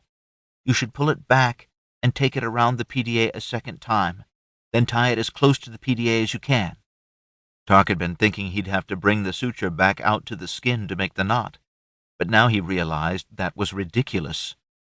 He wasn't sure why Daussie wanted him to go around the vessel twice before tying the knot, but decided she'd obviously given this a lot more thought than he had. He took it around the vessel a second time, then passed the suture around itself to make the first throw of a knot. Daussie whispered, "I've got hold on the tail end of the suture out here in the bundle. You can just tug on the needle end of the suture to cinch it down." Tarc saw Daussie's hand firmly pinching the bundle. He tugged on the suture behind the PDA, slowly clinching the knot down. As he did so, his ghost showed him the diameter of the PDA decreasing. He briefly lost control of his back pressure on the flow in the PDA, and blood squirted through it. By that point, the diameter of the PDA was narrow enough to generate a lot of turbulence. To his ghost, it felt like the blood whistled through the gap. Tarc could feel Daussie pumping some of the blood out of the pulmonary artery and back into the aorta, though the amount that had leaked through the diminished diameter of the PDA didn't seem like it was enough to have caused much trouble. A second later, he'd pulled hard enough on the suture to completely close off the PDA. Feeling somewhat triumphant, he backed up the needle and passed it around the tail of the suture again to make a second throw in the knot. As he was pulling the suture through to take up the slack in preparation for cinching that throw of the knot, the first throw suddenly came loose. The ductus arteriosus swelled back most of the way open, blood rushing through it. Horrified, Tarc realized that he'd panicked when the first knot slipped, pulling hard on the needle end of the suture. This had cinched those two throws in a solid knot that was holding the suture in a loose position. He desperately wanted to swear, but held it in, partly because his mother was listening, but mostly because he didn't want the child's mother to hear. Daussie urgently whispered, "Stop the flow in the PDA again." Refocusing, Tarc did so. He said, "We need another suture so we can try this again." More calmly than she'd spoken a second ago, Daussie said, "I was afraid Mom might be mad about me cutting off her needles, so I only made one, which was dumb. But we might be able to salvage the suture you already passed. I'm going to pull hard enough on the tail coming out through the skin to straighten that limb of the suture. Once it's straight, you're supposed to be able to slide the knot along. Give that a try." Eva, hanging over them, said, "Good thinking, Daussie. That's often worked when I've had a knot loosen while suturing." Daussie tugged on her end of the suture, pulling the thread out straight. Tarc was about to try to push on the knot when Daussie said, "We need the thread to be straight where it passes through the knot. I'm afraid to pull any harder on my end for fear of tearing the vessels. Tarc, you need to pull on the suture just on the other side of the knot." Tarc tilted his head curiously, not sure he understood, but he pulled the other way on Daussie's limb of the suture, just beyond the knot on the deep side. His ghost felt the knot change configuration. If he'd read up on his suture knots like his mother had told him to, he would have recognized his square knot had just reconfigured into a slip knot. Daussie said, "Great. Now push the knot away from my hand out here. It should slide." Tarc pushed, and the knot did slide. He pushed it slowly around the corner of the PDA. As he did so, it gradually came tight. Flow in the PDA stopped, though now the knot was back around on the opposite side. "Is it going to stay?" he asked quietly. Daussie shook her head. "It might slip back the other way. You need to make some more throws." Tarc guided the needle around Daussie's limb of the suture and was about to pull it tight when she relaxed the tension on her end. Keep your limb tight so I can snug the knot this time, she said. He did so, but complained that he didn't understand why. Sounding like she was trying to be patient, Daussie said, "We need to alternate which limb we tighten first. That's what makes a knot that won't slip. Now I'll pull mine tight and you'll snug down your end." Tarc did, resolving to read more about knots. Daussie said, "Make another throw." They made a couple more throws, taking turns which limb of the suture they pulled tight first. Daussie said, "I think that's enough. What do you think, Mom?" Voice trembling with excitement, Eva said, "I think it's beautiful." Daussie lifted her hand, pulling her limb of the suture out of the little girl. Tarc realized she'd used her teleportation to cut the suture next to the knot. "Should I just leave my end in there with the needle?" "No," Daussie snapped, though she still kept her volume low. Then she explained, "Needles sometimes travel through the body and cause problems. Bring it back out of Susie, pulling the suture with it if you can." Tarc did so, thinking to himself that his original fears had been realized. He was just the technician with a gift. Daussie was the one who really understood medicine and told him what to do. Just before he brought the needle out through the skin, Tarc stopped to cool the skin. As he did so, he glanced up at Susie and saw she was still sleeping. Kazy was still murmuring to her, though her eyes were wide. He imagined that she'd followed the procedure with her ghost. Once Tarc brought the needle out through Susie's skin and Daussie had retrieved it for sterilization and reuse, Eva murmured, "Tarc, can you try squeezing the fluid out of a little segment of Susie's lung? If you can get the fluid to collect in an airway, Daussie can port it away." "That didn't work very well when we were doing it for the guy with pneumonia," Tarc said. Daussie softly said, "I've been practicing. I'm way better at porting fluid than I used to be. You saw how much blood I moved from the right to the left side of Susie's heart." She paused a moment. "Of course, then I was only moving it about a centimeter, and I can port short distances a lot faster. It's going to be harder and slower moving this fluid to the outside of her chest." Tarc had an idea. "Couldn't you just move it into one of the veins nearby?" Daussie gave a minute shrug. "I could, but what if part of the reason she's so much worse is that the fluid in her lungs is infected? Moving infection into her veins would be disastrous." With more resolve, she quietly said, "Let's start with me just moving the fluid into this bundle of cloth the needle and suture were in. If it really seems to be helping her lungs, Mom can bring me a jar to port it into." "Okay," Tarc said, sending his ghost in to check and make sure that PDA was still completely tied off and that the pressure in the arteries to the lungs remained low. He turned his attention back to the lung and said, "I'm going to squeeze some of the lung right under your cloth bundle." He did so, milking the fluid out of the alveoli. From there, it moved into the tiny bronchioles, then to larger and larger bronchi. From tiny droplets, it coalesced into a steady flow in the bigger tubes. In the bigger tubes, it vanished as Daussie ported it away. Susie started to cough, but settled again at a murmur from Kazy. Before Tarc moved on to another section of the lung, Eva whispered, "Can you push air back down the bronchi to reinflate that section of lung you just squished?" "Push air?" Tarc thought with surprise. He'd never tried it, but decided he didn't know why it wouldn't work. In fact, when he tried it, it wasn't difficult. He pushed air down the bronchus into the deflated section, readily reinflating it. They settled into a routine, Tarc milking a section and Daussie porting the fluid out. Tarc would reinflate that section, then move on to another. Eva brought them a jar for Daussie to port the fluid into. By the time they'd milked out the lower lobe of Susie's right lung, she seemed to be breathing easier. They did the lower lobe of the left lung, then, feeling exhausted, they decided she was doing well enough to wait and see if her own body could remove the rest. They all stood up, stretching their backs and working the kinks out of their necks. Suddenly, despite having waited patiently for more than an hour, Susie's mother rushed forward. "You're stopping? You haven't done anything!" Eva tried to reassure the mother, pointing out that Susie seemed to be breathing better. Tarc had a massive headache. He rubbed his temples and saw Daussie rubbing hers, too. He thought, "It's probably a good thing Susie's mother doesn't know what we actually did." He looked over at Susie, seeing she still seemed to be sleeping peacefully as Kazy gently stroked her hair. "That hypnotism stuff works really well. I wonder if I should try to learn how to do it."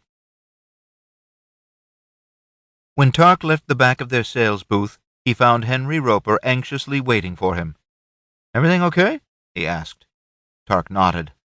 "A little girl we saw yesterday came in again today. She was a lot sicker when she first arrived, but she's better now." Roper moved on to what he was really worried about. "Did you get a chance to look around for any ancient devices?" "Only a few minutes, but there were shelves all around the sides of the room. I gave them a brief once-over. Most of the stuff that had been on them must have rotted over the centuries, because mostly I just found piles of crud." Tarc had been digging in a pocket. Now he pulled out one of the things he'd thought might be tools. "I found a bunch of these," he said, getting a good look at it himself for the first time. Henry reached out and took it from him, rubbing dust off it to expose a shiny, silvery surface. It had a tube on one end, then the metal curved and split into forked plates. A crusty, cracked wheel was on a small axle between the two plates. When Henry tried to turn the wheel, it came apart and fell off the axle. "It was a pivoting wheel," Henry, not sounding particularly happy. "It probably mounted on something else that's missing." "Isn't it made out of stainless steel?" Tarc asked. "Yeah," Henry said. "So it's valuable just for the metal. I was just hoping for something more exciting." "Well, there were a bunch of them," Tarc said, reaching into another pocket. "I thought these were some kind of tools," he said, handing them to Henry. "Oh, this is nice. It's a pair of pliers. You can use them to grip or squeeze things," Henry said, demonstrating its action. Tarc frowned, studying its somewhat shiny surface. "Is it made out of stainless steel, too?" Probably not. It's most likely regular steel with chrome plating on the outside." Tarc handed him some more devices. Henry identified some screwdrivers and a couple of wrenches. There were a couple of things he didn't recognize, but still thought were tools. "It looks like you found somebody's tool set," he said. "Or maybe it was a workshop. Were there any big things that might have been ancient vehicles?" "Nothing that big," Tarc said. Then he remembered the piping. "There was some—" He paused as he realized he'd better not describe any of the pipe structures that were completely buried in the dirt. He resumed. "There was some piping. Most of it was partly buried under dirt that had fallen into the room, but one part that was sticking out was shaped a little bit like a chair with a small wagon wheel on either side of it." He shook his head. "It didn't make much sense." Roper looked excited. "It sounds like it might have been a wheelchair. I've heard of them, but never seen one." "Why would anyone want a chair with wheels on it?" Tarc asked. Roper shrugged. "If they amputated your leg, or even if it was just broken, a wheelchair would let you get around. Back in those days, people who broke their backs usually lived even if they were paralyzed. Well, nowadays they die, but they knew how to take care of them in the old days. Paralyzed people lived in wheelchairs, too." "Oh," Tarc said, unwilling to admit he hadn't known people could be paralyzed by breaking their backs. In retrospect, it seemed obvious when you considered the spinal cord was inside the bones of the back. There's so much to know in medicine, he thought with dismay. To Roper, he said, "Did you find out who owns the salvage rights on that property? Maybe I could get you some more stuff." Henry looked frustrated.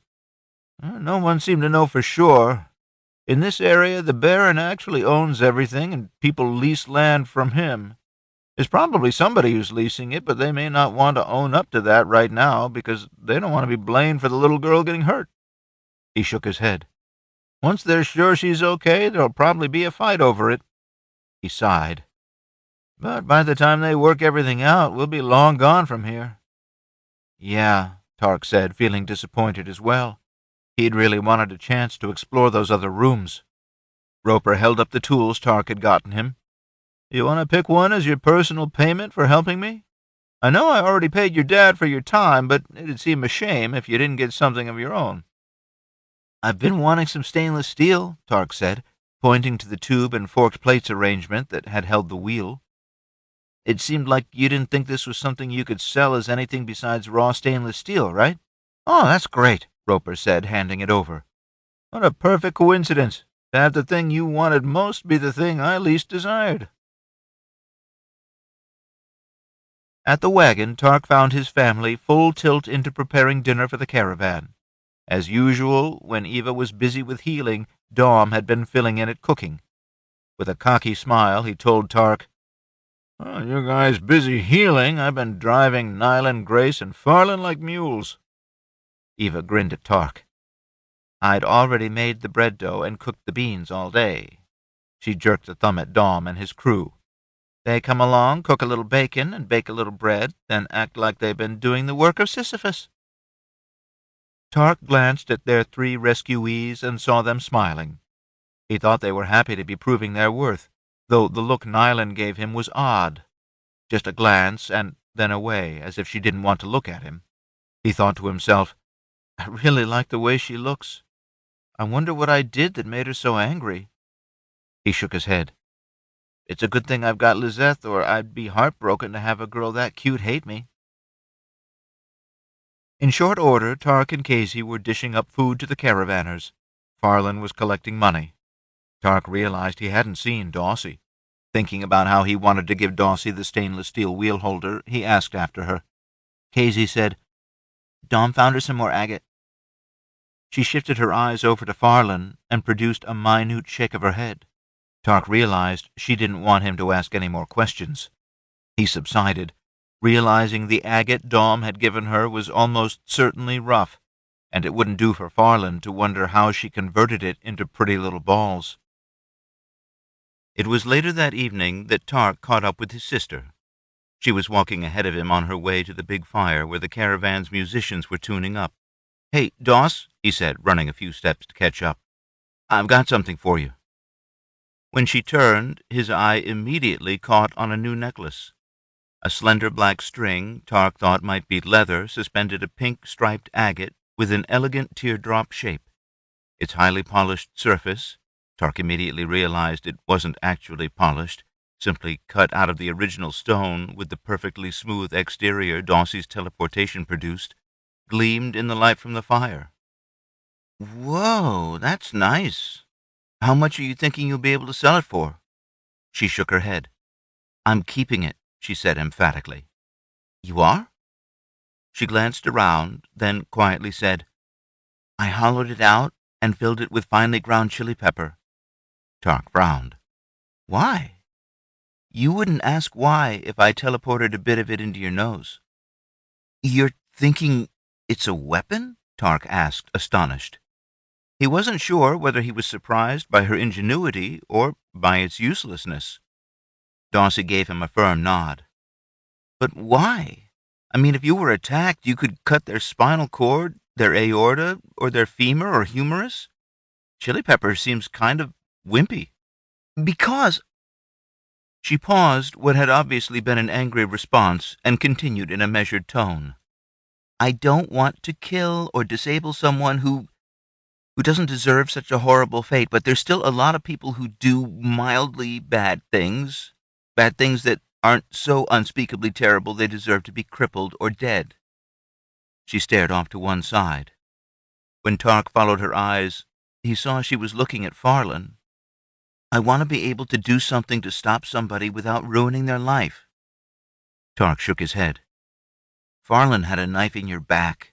You had to break his humerus so it'd be impossible for him to kill you." "I know," she said softly.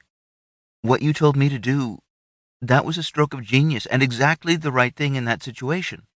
She gave Tarc a hard look. "But I want to have more options in the future. And if you tell me it's wimpy again, I'll put a little bit of it in the corner of your eye." "Huh," Tarc said thoughtfully. "Did you come up with this just so I'll be afraid to tease you anymore?" She arched a superior eyebrow at him. "I think it's about time you grew out of that, don't you?" Tarc gave a little laugh. "I guess it is." He paused. That, what you did for Susie, that was amazing. I didn't do it, you did. You figured it out, all of it, that was the amazing part. He drew his head back and produced an astonished look. "Especially for you." Suddenly, a tiny spot in the back of his nose started burning. His eyes widened. "You didn't!" Then he sneezed violently. Daussie sniffed. "You were teasing. Besides, it was only one flake of pepper, and I've already removed it." She peered at his watering eye and smirked. "Now you won't think chili pepper's all that wimpy, right?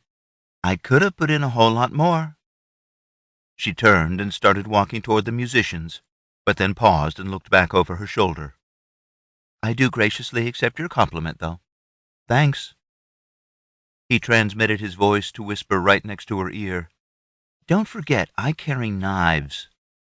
She was pretty far away, so he had to use his ghost to hear her quietly respond, "You need a wimpy weapon of your own." Suddenly, he remembered the stainless steel.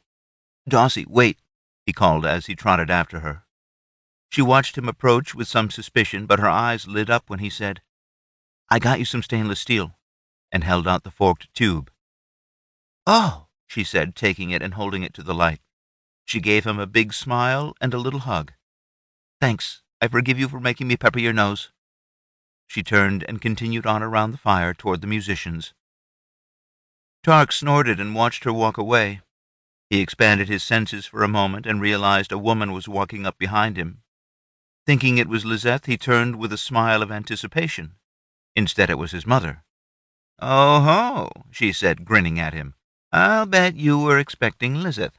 Is that why seeing me is such a disappointment?" No, I was excited to see you, but then I remembered I had some important stuff to tell you. That's what sucked the joy out of the moment." "Well, aren't you the sweet talker?" Eva said with a little laugh. "No wonder all the girls are falling for you." Before Tarc had a chance to wonder what that meant, she veered off in another direction. "I want to tell you how proud I was of you for what you did for Susie. That was amazing." Tarc grimaced, starting to feel a little embarrassed. "All I did was what my little sister told me to do. She's the genius." Eva grinned and tucked her arm into Tarc's elbow, pulling him on toward the fire. "You've had your moments, teaching us all how to use our ghosts to sense danger, figuring out how to use your telekinesis to hear and speak at a distance, telling Daussie to cut Farland's humerus so she could safely—" "Those are all simple things," Tarc interrupted, shaking his head. "Nothing like figuring out how to tie off that PDA." Eva squeezed his arm. "Since no one else had figured them out, I'd beg to differ how easy they were. Genius is often nothing more than an ability to connect dots no one else realized were related, even if afterward people roll their eyes and say, 'Of course.'" She took a breath. "Now, what was the important stuff you wanted to tell me about?" "Oh, you know Mr. Roper hired me to try to get him some salvage from that underground ancient's room the little girl fell into, right?" Eva nodded. "It's a big room with a really tall ceiling, and it's partly full of dirt that's been falling through the hole the little girl fell into. I found some tools for Mr. Roper, and he let me keep a piece of stainless steel that had a rotten wheel on it." He glanced at his mother. "I gave it to Daussie so she could make needles." "Oh, that's great, Tarc. I really appreciate it. The thing I thought you'd be interested in is that, mostly buried in the dirt, there are a bunch of things made out of tubes. The parts I could see were metal, probably stainless steel since they hadn't rusted out. The one that was sticking the farthest out of the dirt looked like a chair with a wheel on each side. The wheels were pretty big, with spokes like a wagon wheel. Mr. Roper said he thought it was probably what he called a wheelchair back in olden times. Apparently, the ancients used them for people who had problems with their legs. They could sit in them and be pushed around, or even push themselves around. Have you ever heard of those?" "No, but it sounds like it'd be a really great thing for somebody with a broken leg." Tarc gave her a nod. "Or someone with paralyzed legs." He shifted topics. "The tubes that were completely buried under the dirt seemed to me like they'd been used to build things shaped like skinny beds. At least, they had what seemed to be a flat area up at the top that was about the right size for a person to lie on. They were kind of tall. I mean, high off the ground as compared to regular beds. I didn't notice any big wheels on those, but I didn't spend a lot of time trying to figure them out either. Do you have any ideas about what they were for? Could they be like the wheelchair, but beds? I guess you'd call them wheel beds?" His mother looked pale. She grabbed his arm. "Tarc, they used to push patients around hospitals on skinny little beds mounted on wheels. They called them stretchers, the same as the way we call two poles with a sheet stretched between them stretchers. Both of them do the same thing. Let you move patients from one place to another." "Okay," Tarc said. "You're hurting my arm." He tugged a little bit to get it free of her grip. When she let go, he said, "Why are stretchers such a big deal?" "Come on, Tarc. Stretchers, a wheelchair, a big room with shelves everywhere.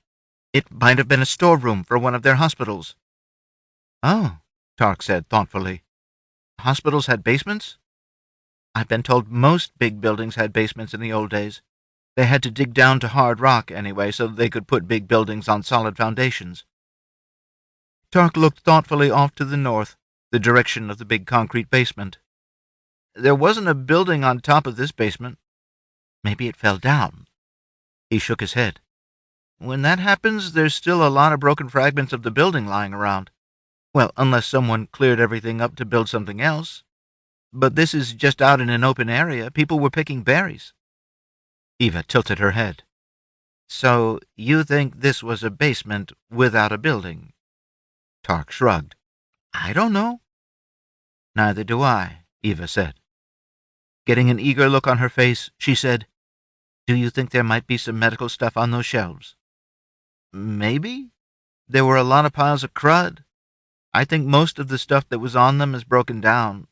I only had a minute or so to look around, though, so I could have missed some stuff you'd really want."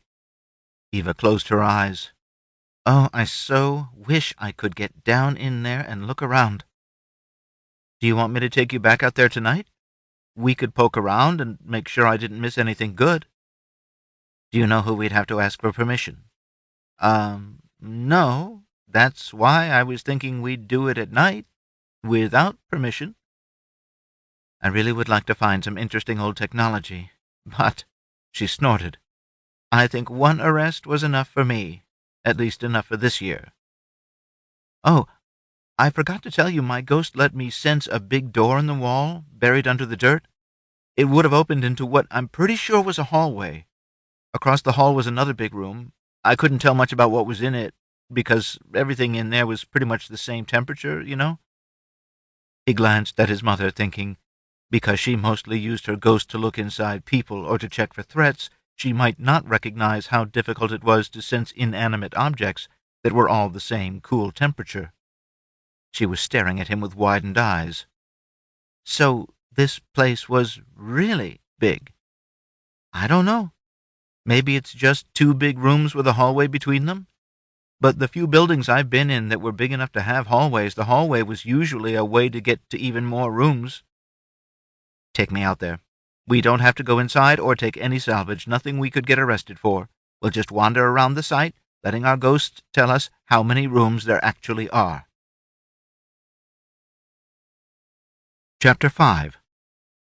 Virda So had developed her reputation as a healer because she could lance an abscess with a single stroke, a skill highly cherished by those who had a collection of pus that needed to be drained.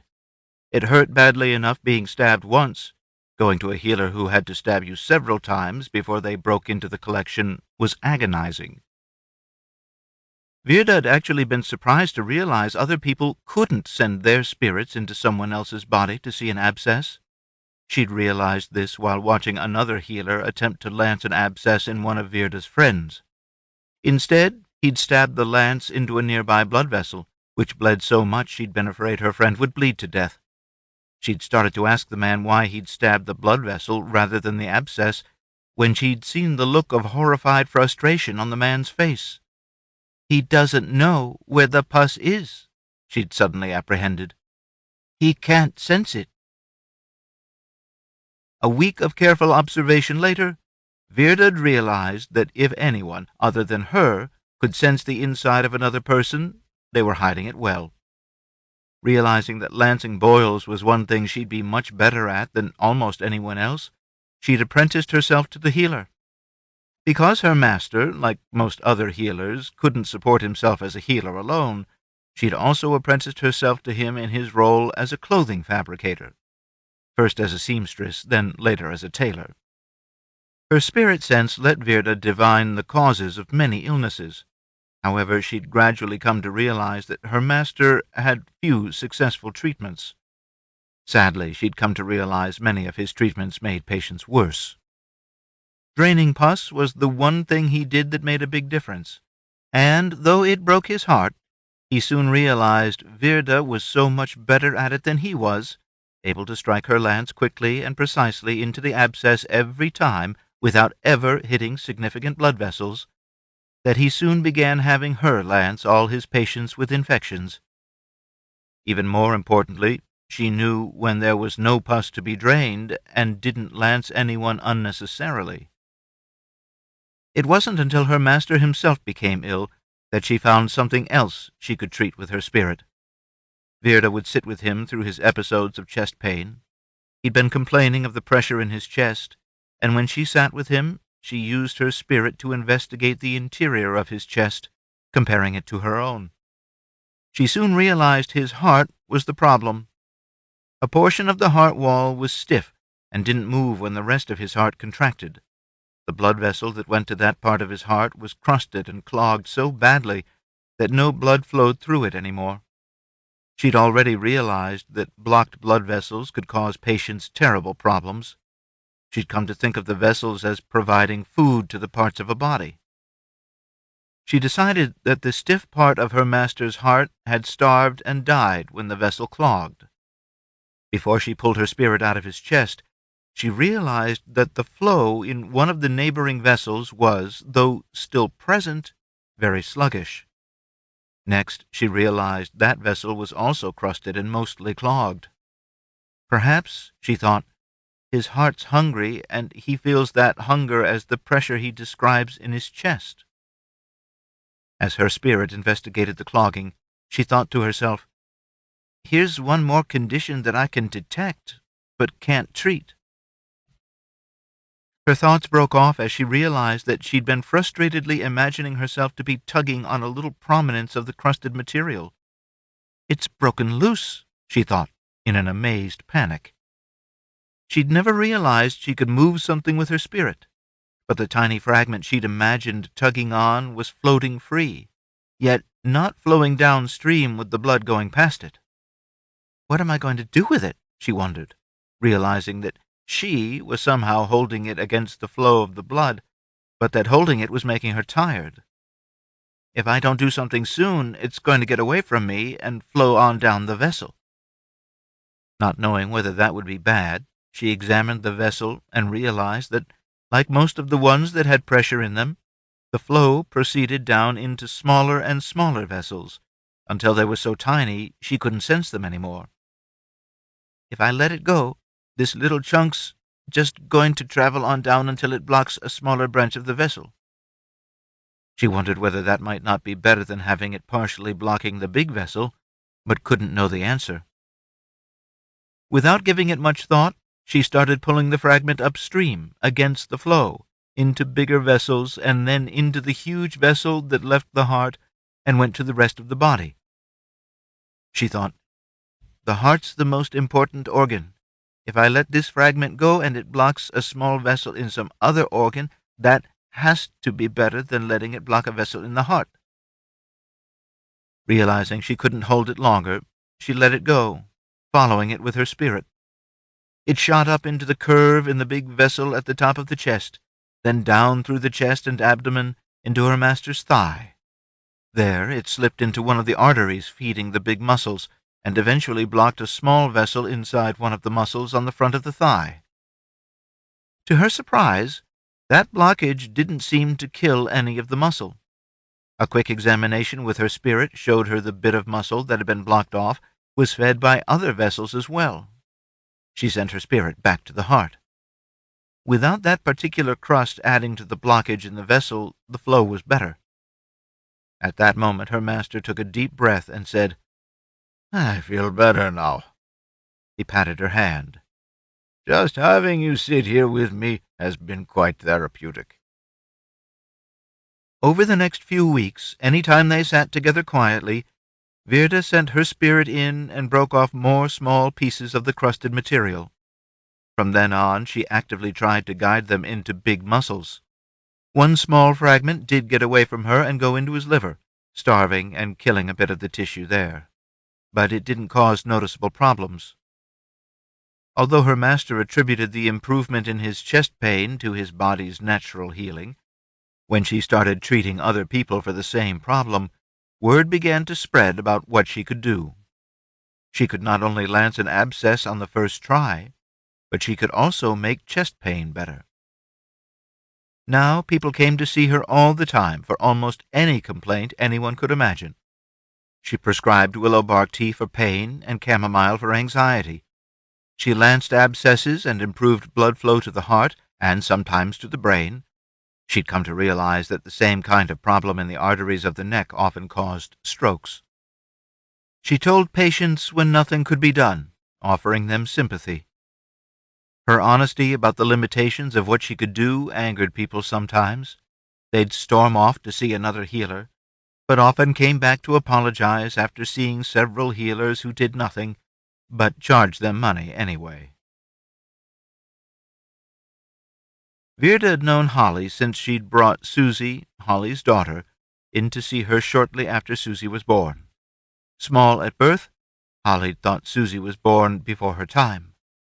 At first, she'd thought all that was wrong with the baby was her prematurity, but then, after surviving the first few months, which had seemed touch and go, Susie stayed weak and puny. When Virda sent her spirit into Susie's body, comparing her to other children, she observed two things. First, the blood vessels in Susie's lungs throbbed with pulsating pressure, much more force than Virda found in healthy children the same age. Second, though it had taken her a long time to notice this, Susie had an abnormal blood vessel just above her heart, one that wasn't present in other children. That vessel was pumping extra blood into Susie's lungs, and, Virda thought, that extra blood was what caused the throbbing pressure. Figuring this out was exciting for Virda. However, as with so many of her patients, there was nothing Virda could do. When Holly first brought in Susie, Virda prescribed chamomile to calm Holly and told her she'd have to see the baby many times before she'd know whether anything could be done. She could tell something was definitely wrong and thought it had to do with the baby's blood vessels. Since she'd had success treating old patients with problems in their vessels, she'd hoped she'd find something she could do for the tiny girl. Over numerous visits during the few brief years of Susie's life, Virda had come to like the mother and love the child. But there wasn't any blockage she could tug on in the arteries to Susie's lungs. Other than the throbbing pressure, they seemed perfectly normal. The extra artery Susie had, the one Virda thought was the cause of the high pressure, was delivering too much blood, not too little like the problem in other patients Virda had treated. Virda frequently thought about the little girl, but couldn't think of anything she could do for her. She even pinched and tugged a little on the extra blood vessel, wondering if there might be some way to close it off, but nothing worked. She'd finally told Holly, like she'd told so many other untreatable patients, that nothing could be done for Susie. By then, Susie's illness had broken both their hearts. Now, this evening, Holly had excitedly shown up saying that a traveling healer woman in the visiting caravan had made Susie better. Beard had heard this story before. Patients often spontaneously got better or worse. When they got better shortly after seeing a healer, they attributed it to successful treatment. Virda would send in her spirit and find nothing had changed. She never told the patients they'd been cheated, just settled for platitudes like, "We'll see," or "Time will tell." However, when she'd just sent her spirit into Susie's chest, she'd immediately recognized that the fluid which had recently started accumulating in Susie's lungs was dissipating. The throbbing pressure in the lung vessels was much lower, and that abnormal vessel was pinched off so no blood flowed through it. How could anyone have made that happen? Could the vessel have just closed itself off spontaneously? And it coincidentally happened just when Holly took her daughter to this healer? Virda leaned close so her spirit would be able to sense things in Susie's chest better. By all the gods, it's pinched off like someone tied a string around a sausage. Virda couldn't keep herself from lifting Susie's blouse to look at the skin there. There was a tiny dot of dried blood. Certainly no gaping wound, as if someone had reached into Susie's chest in order to tie a string around that blood vessel. Without looking up, she asked, "Did Susie cry?" "No, it was amazing. Usually I can't get her to take a nap, but she slept right through the whole thing." Virda leaned back, wide-eyed, knowing a huge smile had broken across her face. "Holly, that healer really did make her better. The abnormality that I thought had been making Susie so sick, it's fixed. I can't imagine how anyone could have done it, but someone did." Virda couldn't help but turn her head to the northwest toward the caravan grounds. "You say a caravan healer did this? Right out on the caravan grounds?" Holly had an enormously relieved smile on her face as she nodded. Virda thought she'd probably had her doubts about whether the healer had actually done anything. After all, so many healers claimed to do fantastic things, but their patients didn't actually get better in the long run. A caravan healer was more likely to be a charlatan than most, since they'd have moved on before the family realized their loved one wasn't truly better. Having Virda tell her Susie was truly better had to have boosted her spirits tremendously.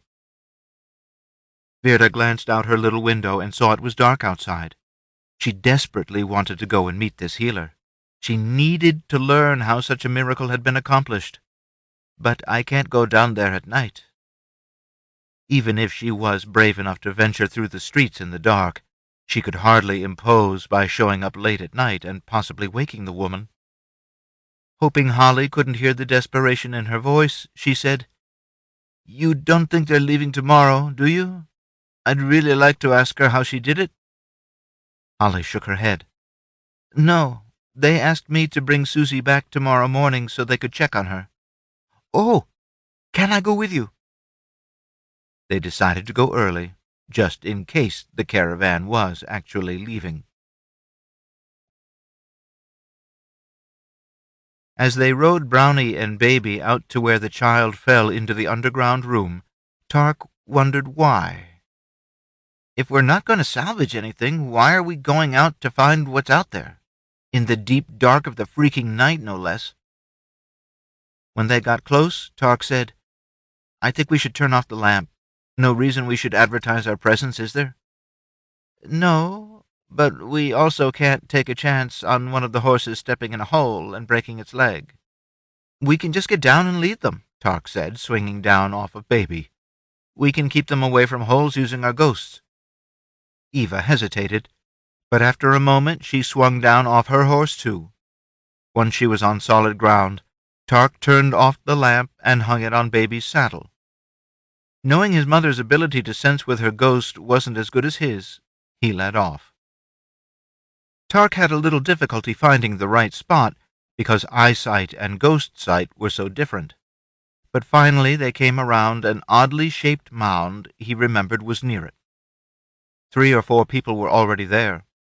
Lamps cast them in relief, and Tarc could see a couple of grown men and what he thought was a young boy standing on the surface. They're probably using kids to look for salvage, he thought. Another man was down in the pit that had been dug beside the hole in the concrete. Only his head was visible. Tarc turned to his mother and spoke quietly. "Looks like someone beat us to it." His ghost showed her face turning almost blindly up towards his. "I've already found what I came looking for. We're standing over more buried rooms." Startled, Tarc sent his ghost down into the earth beneath his feet. Sure enough, there were 2 big rooms beneath them.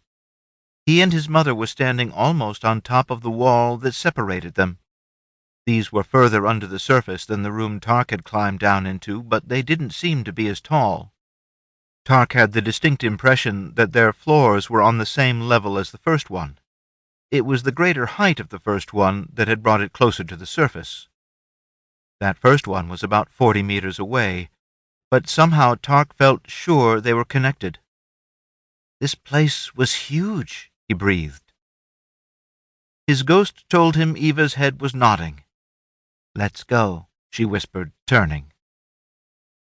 After they were far enough away, Tarc used his talent to ignite the lamp, and they mounted back up on the horses. As they rode away, he said disgustedly, "Those guys were plunderers." Eva gave a soft snort. "Seems like I remember you suggesting we do the same thing." "Well, yeah, but I wanted to get you some medical equipment so you could do more good in the world. You know those guys are just selling whatever they find for money." They rode a little further in silence. Eva said, "I think we should stay here. Maybe we can buy a salvage claim on it, or get access some other way." Holy crap, Tarc thought. You mean not stay with the caravan anymore? "I think we shouldn't cook for the booth tomorrow. We should check out this town and see if we think we'd like it here. And I can try to find out what the rules on salvage are." "I'm not sure Dom's going to like this," Tarc thought. Then, with horror, he realized Lizeth might stay with the caravan. Dom thought furiously as he walked to the front of their booth to hang their closed sign. When he'd awakened this morning, Eva dropped a bombshell by saying she wanted the family to consider staying in Clancyvale. He had mixed feelings. They'd been doing well, selling food, moonshine, and healing on the road, even though he didn't think Eva charged enough for healing people. So they had some savings from that, as well as quite a bit of coin from his sale of the string of horses and the Raga's weapons. Their wagon was valuable, but he didn't think they'd be able to sell it. A bigger problem with staying in Clancyvale was that the Watsons, who'd bought the Hyllis Tavern from them, owed them money back in Walterston. The Hyllises were supposed to collect on that debt when the caravan completed its circuit and arrived back in their old hometown. The Hyllises had also had money in the bank back in Walterston. The bank had been robbed by Crate and his men, so it hadn't been able to pay the Hyllises what they were owed before they left town, or so they claimed. In fact, the bank might never be able to pay what they were owed, but it expected to recover at least some of its losses from the money Crate's men had left behind when they fled the town. The bank had said it'd make at least partial restitution, though Dom feared they'd decide they didn't have to pay back the people they thought had collaborated with Crate. Nonetheless, Dom didn't think they'd recover any of that money if they didn't complete the caravan circuit and show up asking to be paid. "Eva thinks Norton will collect the money for us," Dom thought. "But how much of an advocate for our position will he be?"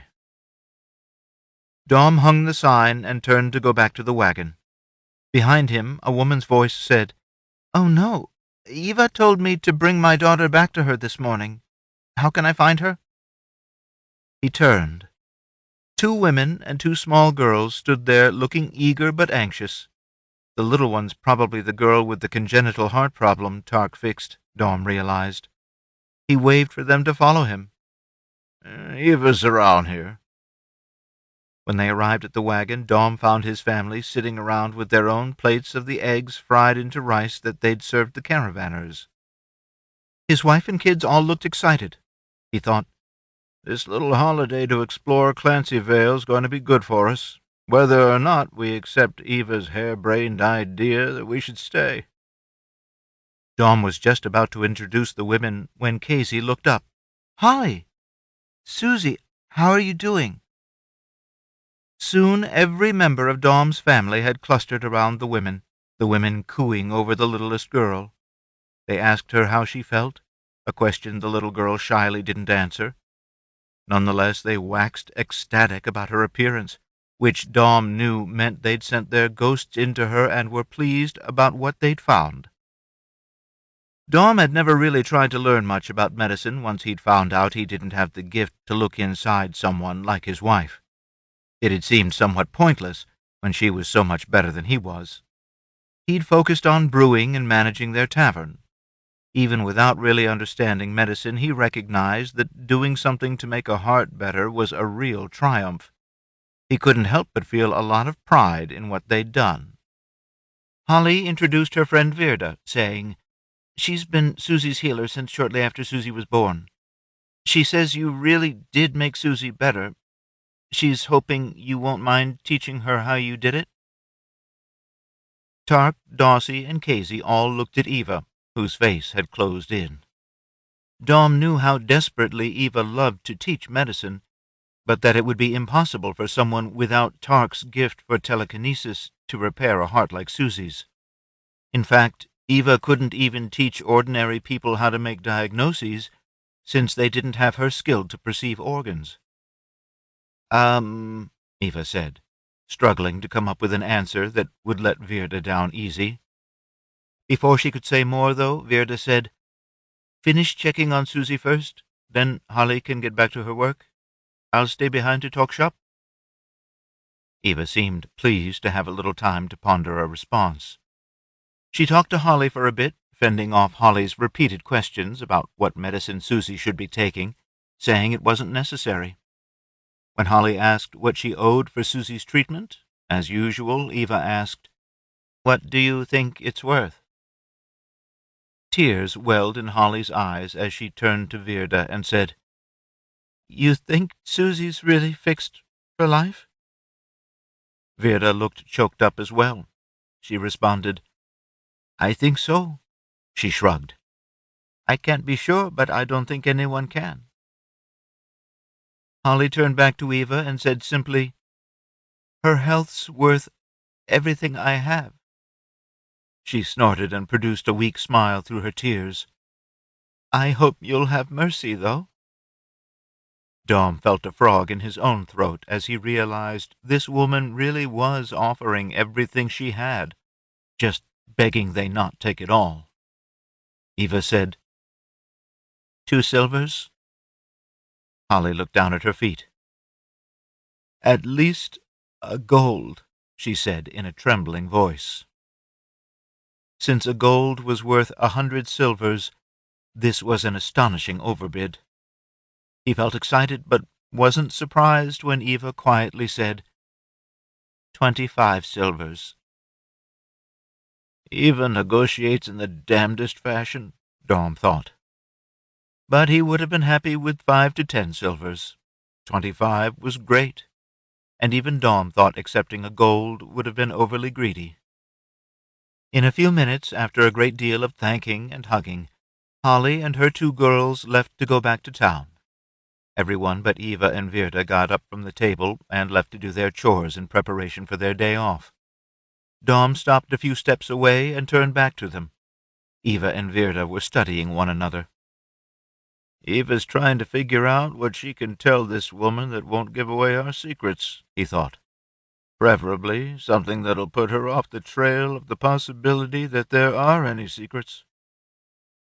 But Virda leaned forward and said quietly, "I can tell by the way you each moved close that you were sending your spirits into Susie. You must have some form of witchery." When Eva drew a breath to deny it, Virda put up her palms for a pause, then continued, "I only know this because I have a similar form of witchery. That's how I knew Susie's problem with her heart had really been repaired. Somehow—" She choked up for a second, and when her voice resumed, it was in a croak. "Somehow you closed off that abnormal connection between her blood vessels, the one just above her heart. I think that softened the throbbing pressure in the vessels to her lungs. Further, I believe that reduction in the throbbing pressure's the reason she has less fluid in her lungs."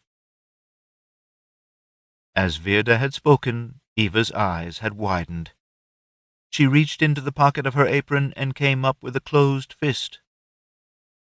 "What's in my hand?" she asked softly. "Is silver," Virda replied. Then she snorted.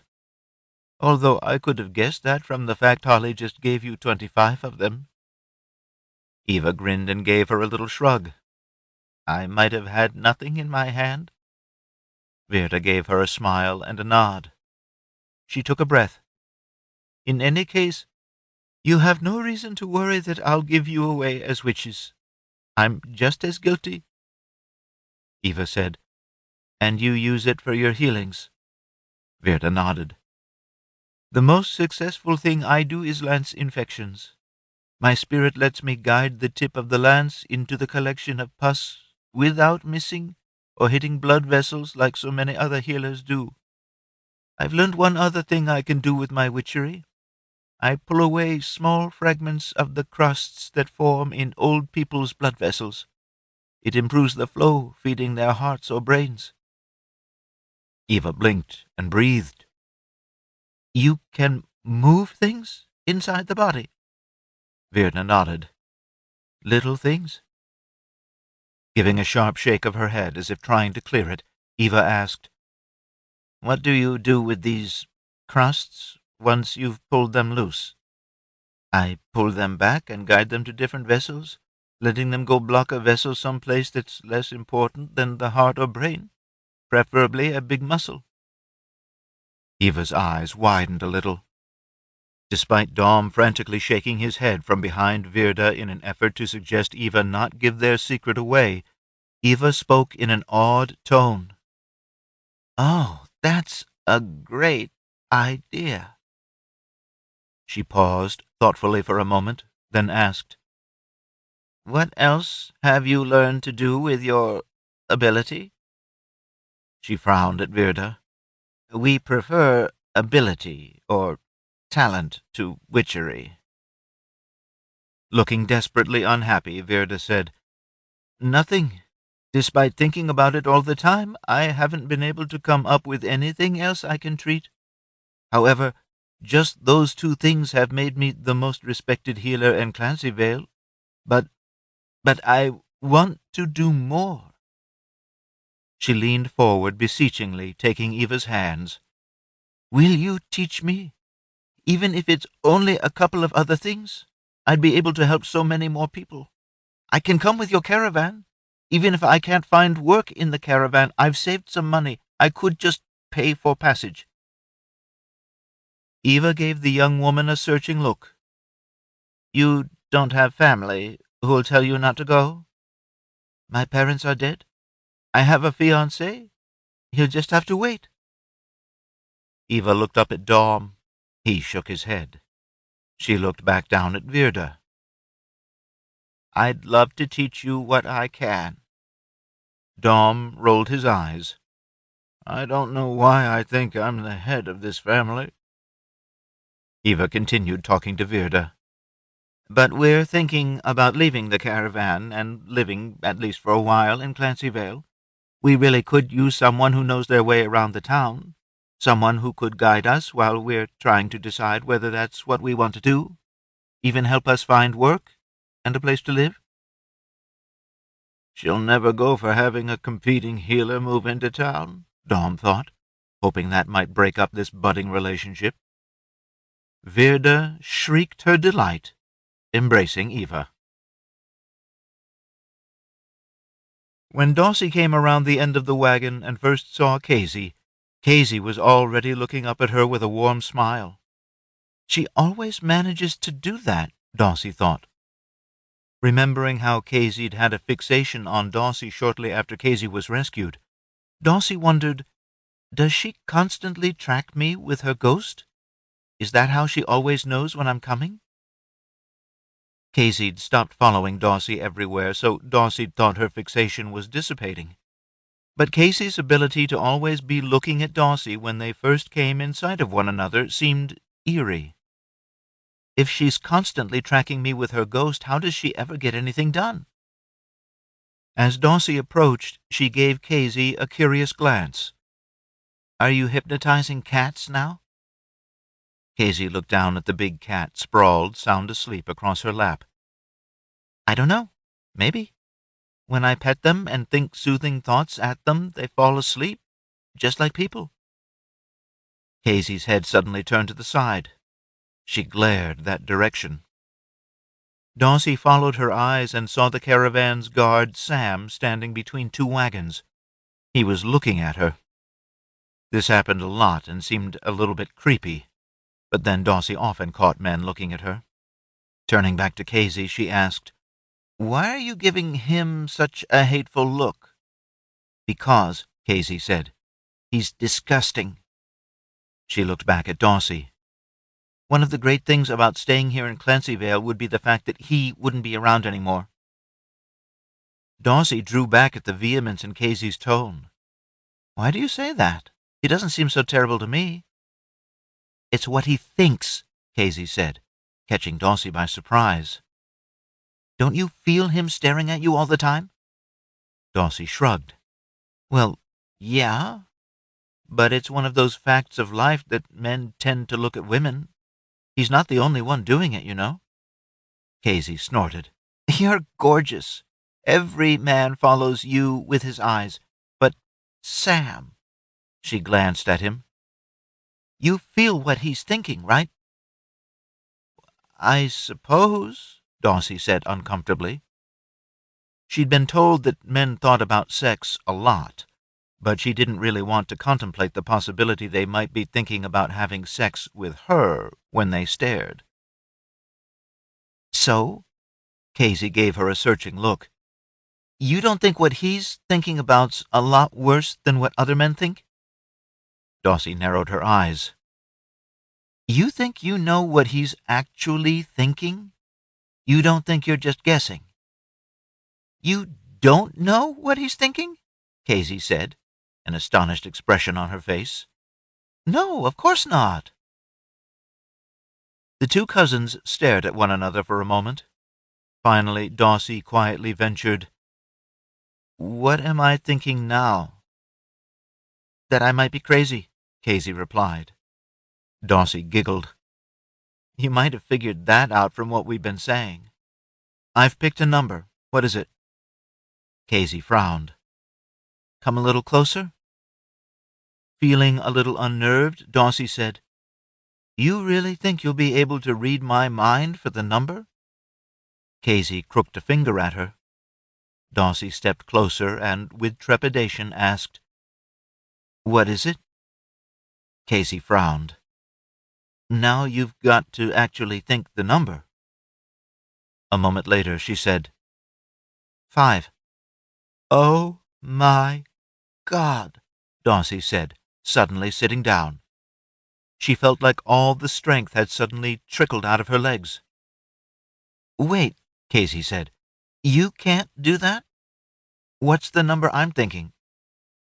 Staring at her cousin, Daussie said, "I have no idea." "Come on, you've got to at least make a guess." Daussie shrugged. 7? Kazy slowly shook her head. "I've been thinking everyone could do it, but now I'm realizing I don't think I always could.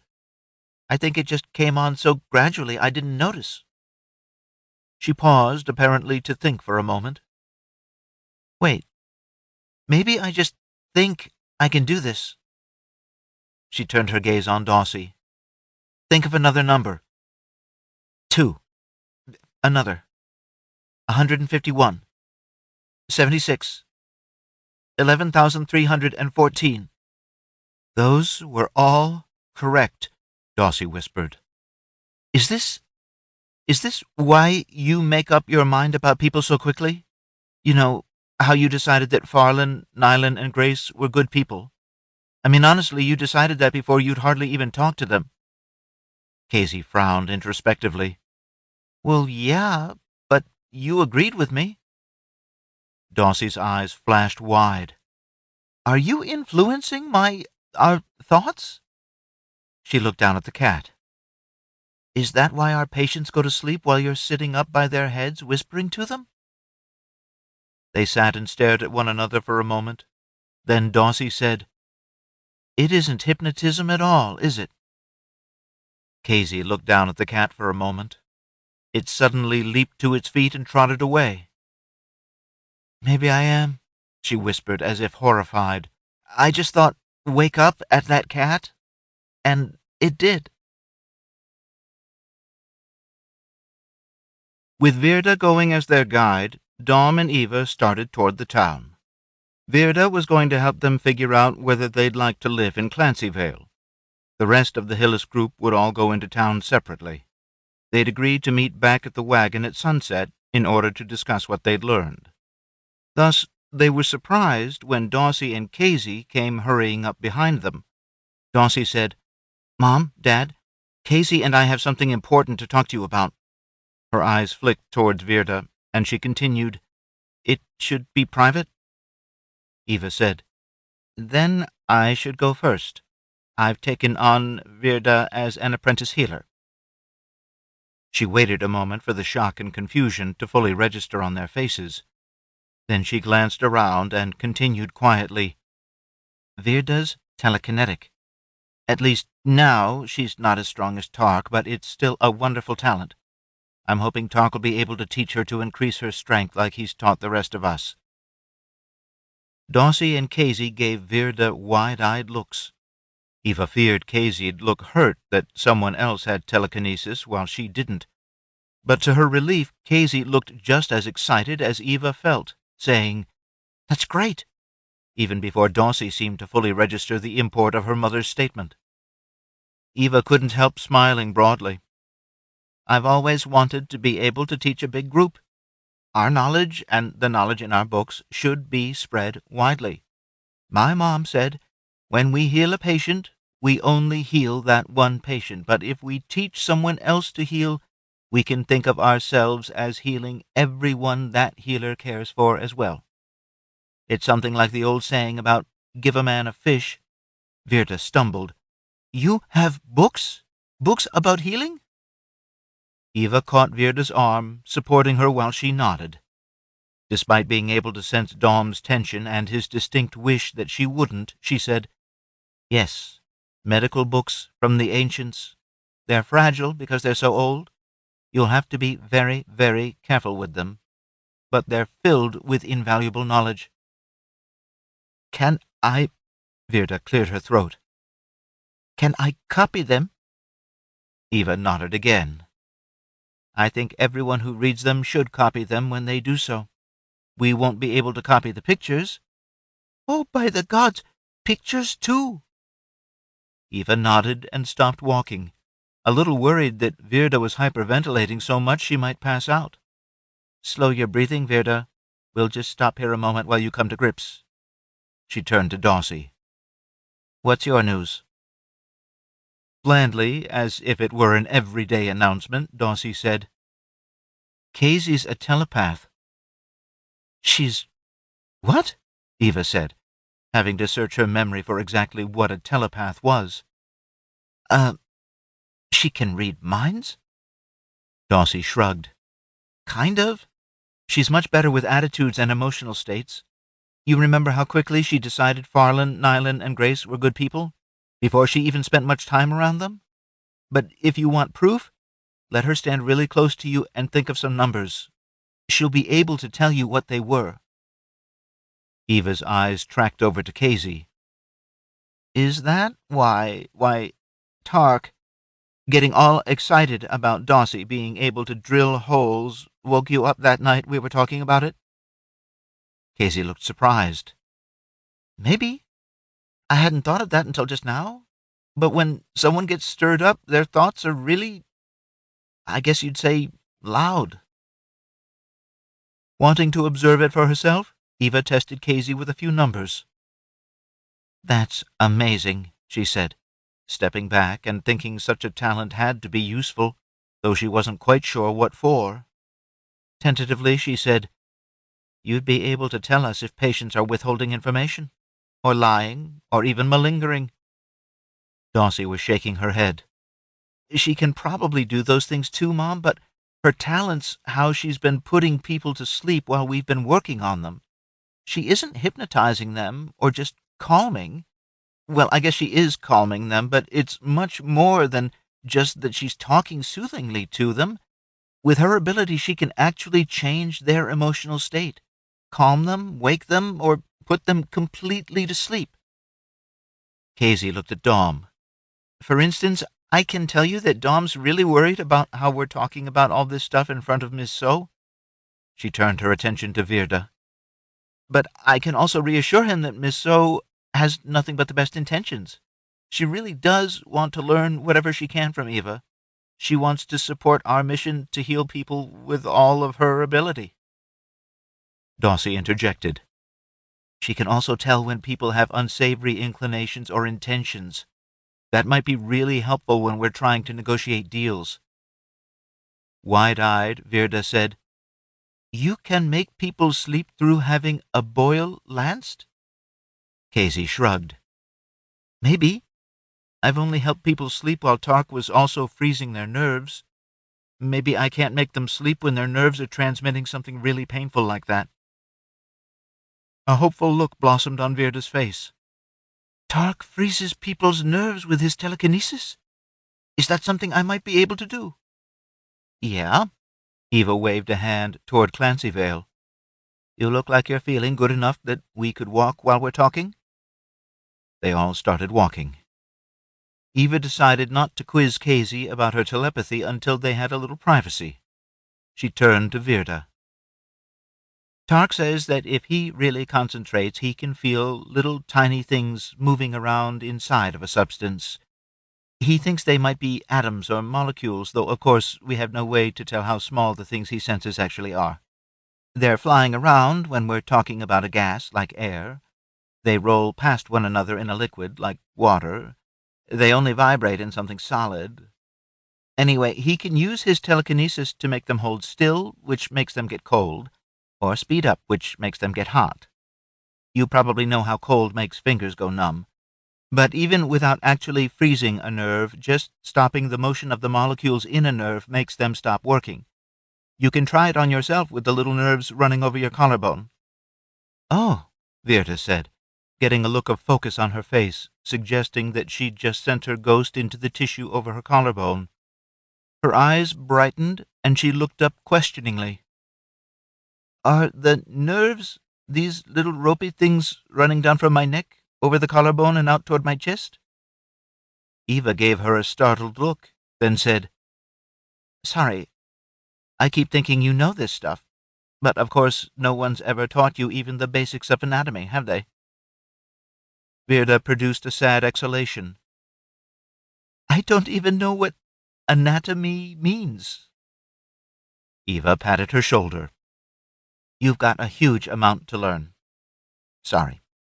Anatomy means how all the parts of the body are arranged, which you probably already understand from sending your ghost into people, but you need to learn what those parts do. You've also got to learn their names so we can talk to each other about them. Virda frowned.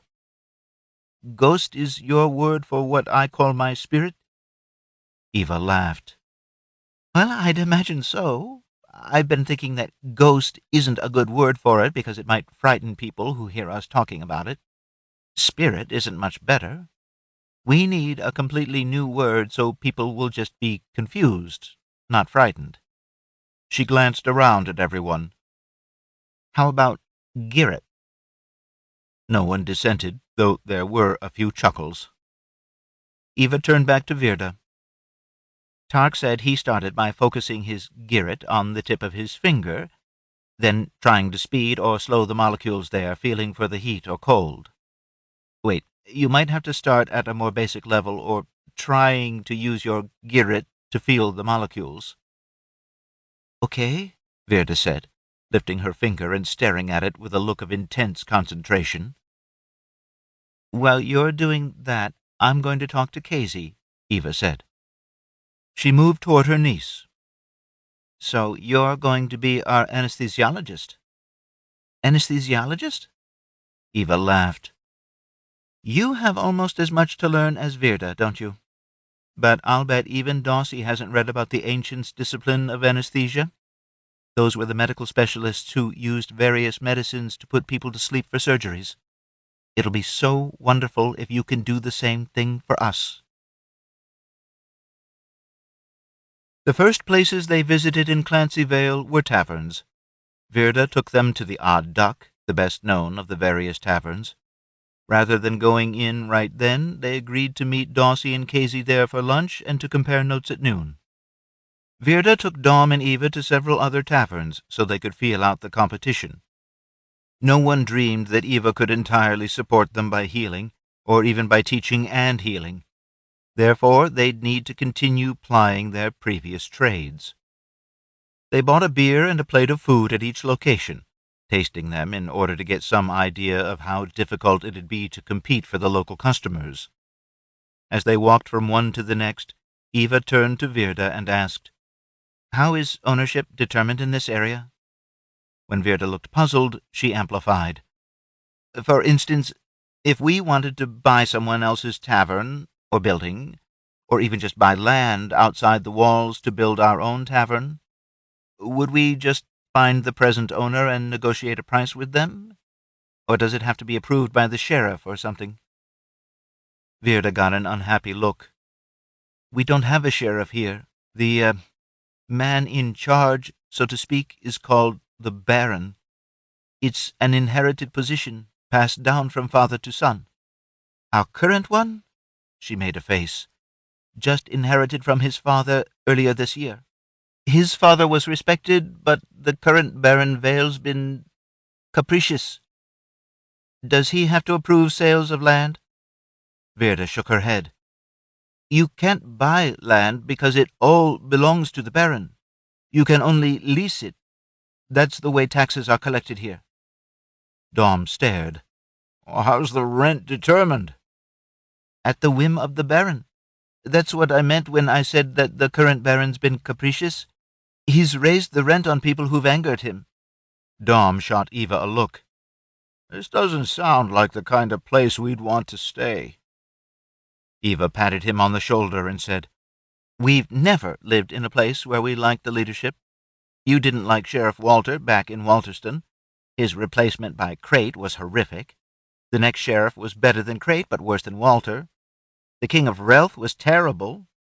I think if we decide to wait to settle down somewhere that has an excellent leader, we'll be on the road the rest of our lives." She turned to Virda. "If you lease some land and build a building on it, what happens to your building if he raises the lease so you have to leave?" She shrugged. "You do own the building. You can try to take the building with you, or you can sell it to whoever leases the land next." "Take it with you?" Dom exploded. "Some people tear them down and sell the lumber if they don't get a good price on the building." Eva had a curious look on her face. "Why would anyone want to take over the lease if it was so high the first person couldn't make ends meet?" Reluctantly, Virda explained, "Baron Vale's been known to raise the rent on a parcel of land one of his friends wants." She shrugged. "He lowers the rate again after his friend takes it over." Though Dom looked like he was ready to chew nails, Eva went on with her questions. "What about for land outside the walls?" Virda made a face. "The rent's much lower, of course, and you're entitled to come inside the walls if there's a war or something like that. But you have essentially no protection from common robbers or raiders. What if you're making your money through mining or salvage, somehow taking something out of the ground and selling it for a profit? Does the rent go up?" "I don't think so. But I also don't think there's anything to mine or salvage around here." Tarc went into Clancy Vale with Farland, Nylan, and Grace. Despite tension over their unknown future, they were all in a good mood to have a day off. Well, except for Nylan. She walked along with her eyes down, as always. Tarc turned to them. "If we decide to stay here in Clancy Vale, will you stay as well? Or are you going to try to continue on with the caravan?" Farland's eyes flicked over to Nylan, then returned to Tarc. Nylan's eyes didn't lift. Farland said, "We've got to try to continue on to Murchison. Nylan's betrothed has to be wondering what's happened to us." Grace said, "I want to stay with you Hyllises." Tarc began, wondering how to broach a sensitive subject. He studied Farland. "Have you asked any of the other caravanners if they'd take you on?" Farland shook his head. "I'll have to do that tonight." He glanced around the town. Or if we encounter any of the caravanners here in Clancy Vale, maybe I can ask them during the day today." He grimaced. "What I'm saying, they'll all be working their booths back at the caravan field. We'll have to go back and start asking them this afternoon." He looked at Tarc. "Do you think your father'd pay us some money for the days we've already worked for him? And maybe lend us some money for our passage, to be repaid once Nylan's married?" Tarc looked past Farland to Nylan. She still didn't look up. Her long silky hair hung over her face, so he couldn't see it well. Nonetheless, he thought her posture expressed dismay. She gave a tiny, sharp shake of her head. Tarc reflected on the fact that Nylan had the money she'd dug up back in the Raga's camp. He didn't know how much it was, but she didn't seem to be offering it to her brother to help buy them passage. Why'd I get myself in the middle of a family disagreement, he wondered. Finally, he said, "Remember, my family didn't ask you to work for us. We took you in. We didn't make any agreement to pay you a wage. I'm not sure what my parents will think about paying you, but they may not feel like they owe you much, since your help didn't let us earn more from sales of our food. Besides, are you sure your sister wants to marry this guy?" Farland didn't look at Nylan for a response. He said, "I don't see that we have a choice.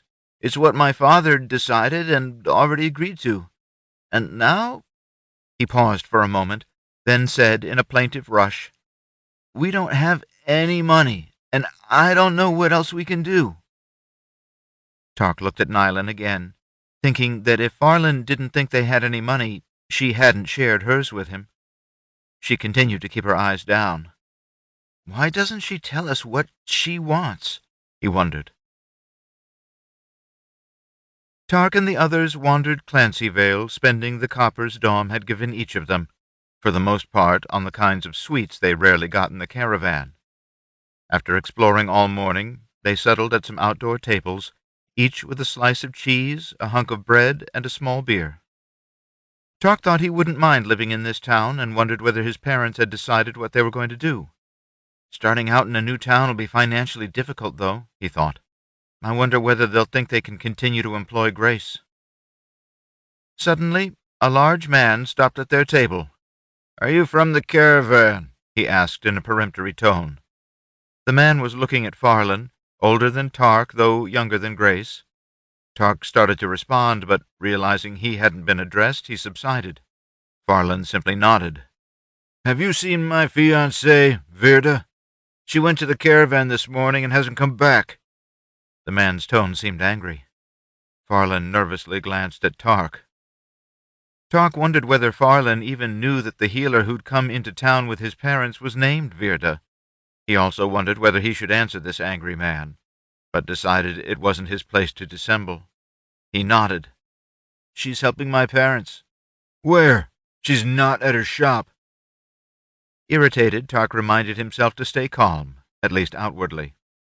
He shrugged and said, "I don't know, somewhere here in town." The man grabbed the front of Tarc's shirt, pulling him to his feet. Nylan couldn't keep her eyes downcast any longer. She lifted them just far enough to see what was happening. Despite the man being much bigger than he was, Tarc looked calmly unfrightened. In fact, his face appeared completely placid. He spoke slowly but clearly, saying, "I haven't seen them since early this morning. I have no way of knowing where they are." The big man shook him. "Where do you think they are?" he asked threateningly. "Honestly, I've got no way of telling. I don't know this town. But I assure you she's in no danger. There's nothing to worry about." The man's eyes narrowed, and he gave Tarc a little shake. "Are you jerking my chain?" "No, I'm not." Tarc gave him a puzzled look. "What are you worried about?" The man snarled. "She's not supposed to go anywhere without telling me first. Her home or her shop. Otherwise, I'm supposed to know. That's what I'm worried about." Looking curious, Tarc asked, "Why would you need to know every place she goes?" "Because she's mine." Looking troubled, Tarc said, "Mine? Like a dog or like a slave?" Holding Tark's shirt with one hand, the big man drew back his other fist. Nylan leaped to her feet. Throwing both arms around the man's elbow, she collapsed, dragging his arm down with her. Trying to throw her off, the man got in 2 good violent shakes of his arm, then suddenly stopped moving. Not sure what was happening, Nylan looked up again. The man was pale as milk. His eyes were focused down onto a sword, the tip of which touched his neck. Nylan slid her eyes back along the shaft of the sword to see Tark's girlfriend, Lizeth, holding it. Lizeth grinned as she said, "I think you should let go of my friend, don't you?" Red-faced with fury, the man let go of Tark's shirt and slowly lowered the right arm Nylan was clinging to. Tark still looked calm. He said, "I'm not sorry I don't know where Virda is. I think men who believe they own other people are particularly loathsome. But I'll be sure to tell her you dropped by for a chat." Nylan stared at Tark for a moment before she dropped her eyes again. Is he crazy? This is the kind of man that'll find him again later. Next time he'll just make sure Lizeth isn't around before he attacks. Stiff-backed, the man turned and strode away. Tark turned to Nylan and gently said, "Thank you for your help." Nylan's heart bounded at Tark's recognition, but before she could say anything, he turned to Lizeth and said, "We're having bread, cheese, and beer. Would you like to join us?" Lizeth grinned and pulled a chair over next to Tark, waving at the serving boy. She turned to Tark. "What did you do to get that man so excited?" Tark shrugged. "My mother made friends with one of the local healers. She turns out to be his fiancée. Apparently he doesn't like for her to go anywhere without his permission." Lizeth sent an ugly look after the man. In a disgusted tone, she muttered, "I hate men like that." Then she looked around, smiled, and said, "But he's gone.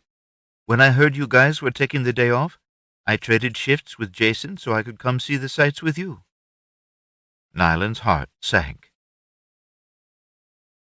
When they finished eating, Lizeth adroitly separated Tark and herself from the other 3. Farlan had said something about how he needed to ask the other caravanners about jobs. That gave Lizeth the opening she needed. Now, as they strolled down the street, she turned to Tark. "I hear your family's thinking about staying here in Clancyvale." Though her tone was light, Tark felt the weight behind the question.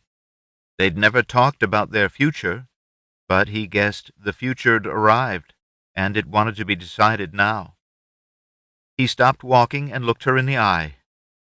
"They are. Have you?" Lizeth interrupted, looking pissed. "Did you give any thought to letting me know?" Tark calmed himself. "She's just upset." "I just found out about it this morning myself. I looked around but couldn't find you. Some of us have jobs to do. Have you ever thought of settling down yourself?" "No." She glanced away, then back. "It's not easy for a girl, no matter how good she is, to find a job as a guard. When you get a good position, you don't give it up lightly." She glanced meaningfully at the shoulder which hid his throwing knives. "You ever think of taking a job as a caravan guard?" Tark studied her. "I didn't think Norton or Arco wanted any more guards." She shrugged, granting the point.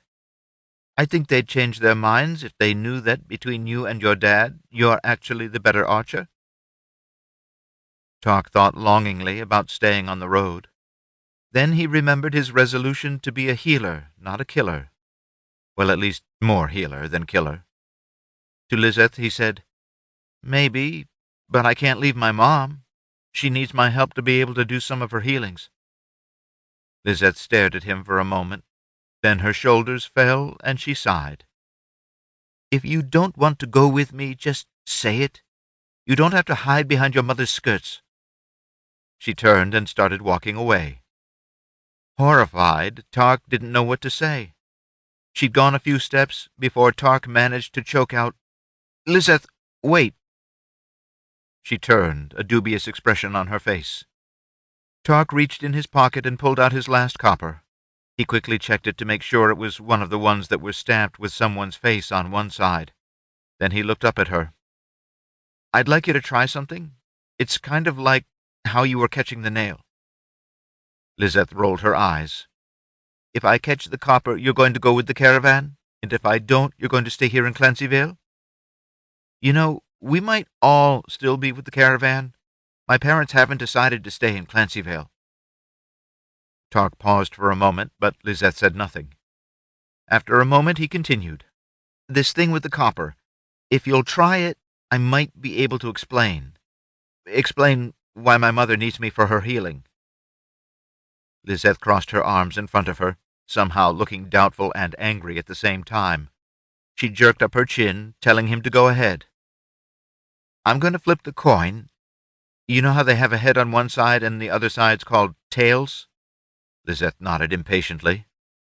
So I flip the coin like this, catch it, then turn it over, clamping it down on my other wrist. He demonstrated this as he spoke. Then you tell me whether it's heads or tails before I move my hand. Okay, she said slowly. Heads you stay and tails you go? He shook his head. No, we're just seeing whether you can guess correctly whether it's heads or tails. She rolled her eyes again, looking highly exasperated. Go ahead.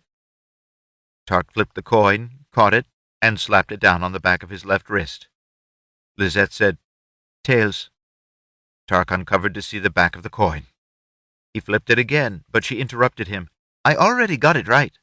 Well, yeah, but you had a 50-50 chance of getting it right.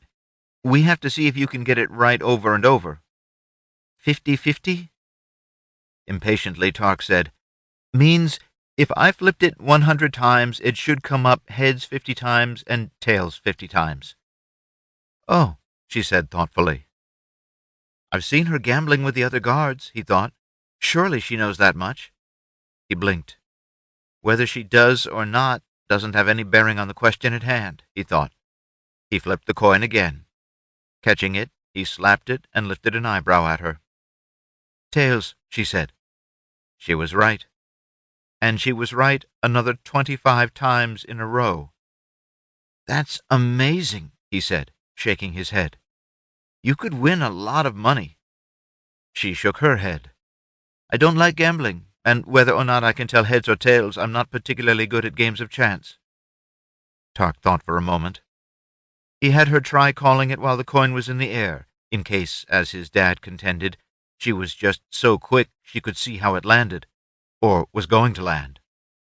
Doing it that way, she was only right about half the time.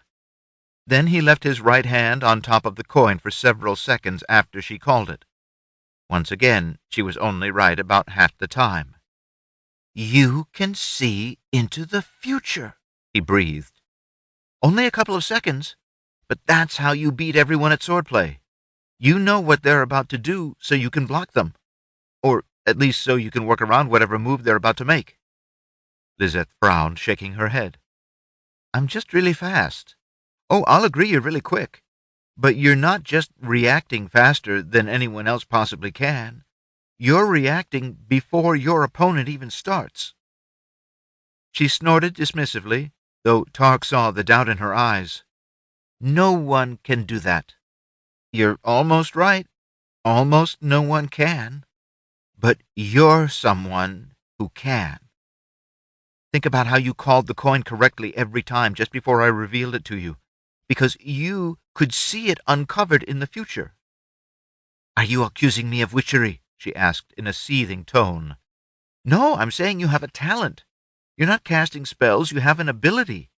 You've got something almost no one else has, and I'm not accusing you. If I accused you, I'd have to accuse myself, since I also have a talent. She snorted. A talent for throwing knives? Yeah, I'd agree with that one. He shrugged. I'm not any better at throwing them than you are. My talent lets me push them back onto the target after they're thrown.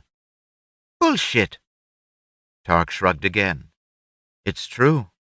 And you have a strange ability, too. Don't be ashamed of it, but don't tell anybody about it either. There are people who'd call it witchery and might try to kill you for it. She shook her head. That is the biggest load of crap I've ever heard. She turned and strode away. Lizeth, he called after her. She didn't slow. I'll let her calm down, he thought. Chapter 6. When the sun was directly overhead, Daussie and Kazy climbed the steps to the Odd Duck Tavern.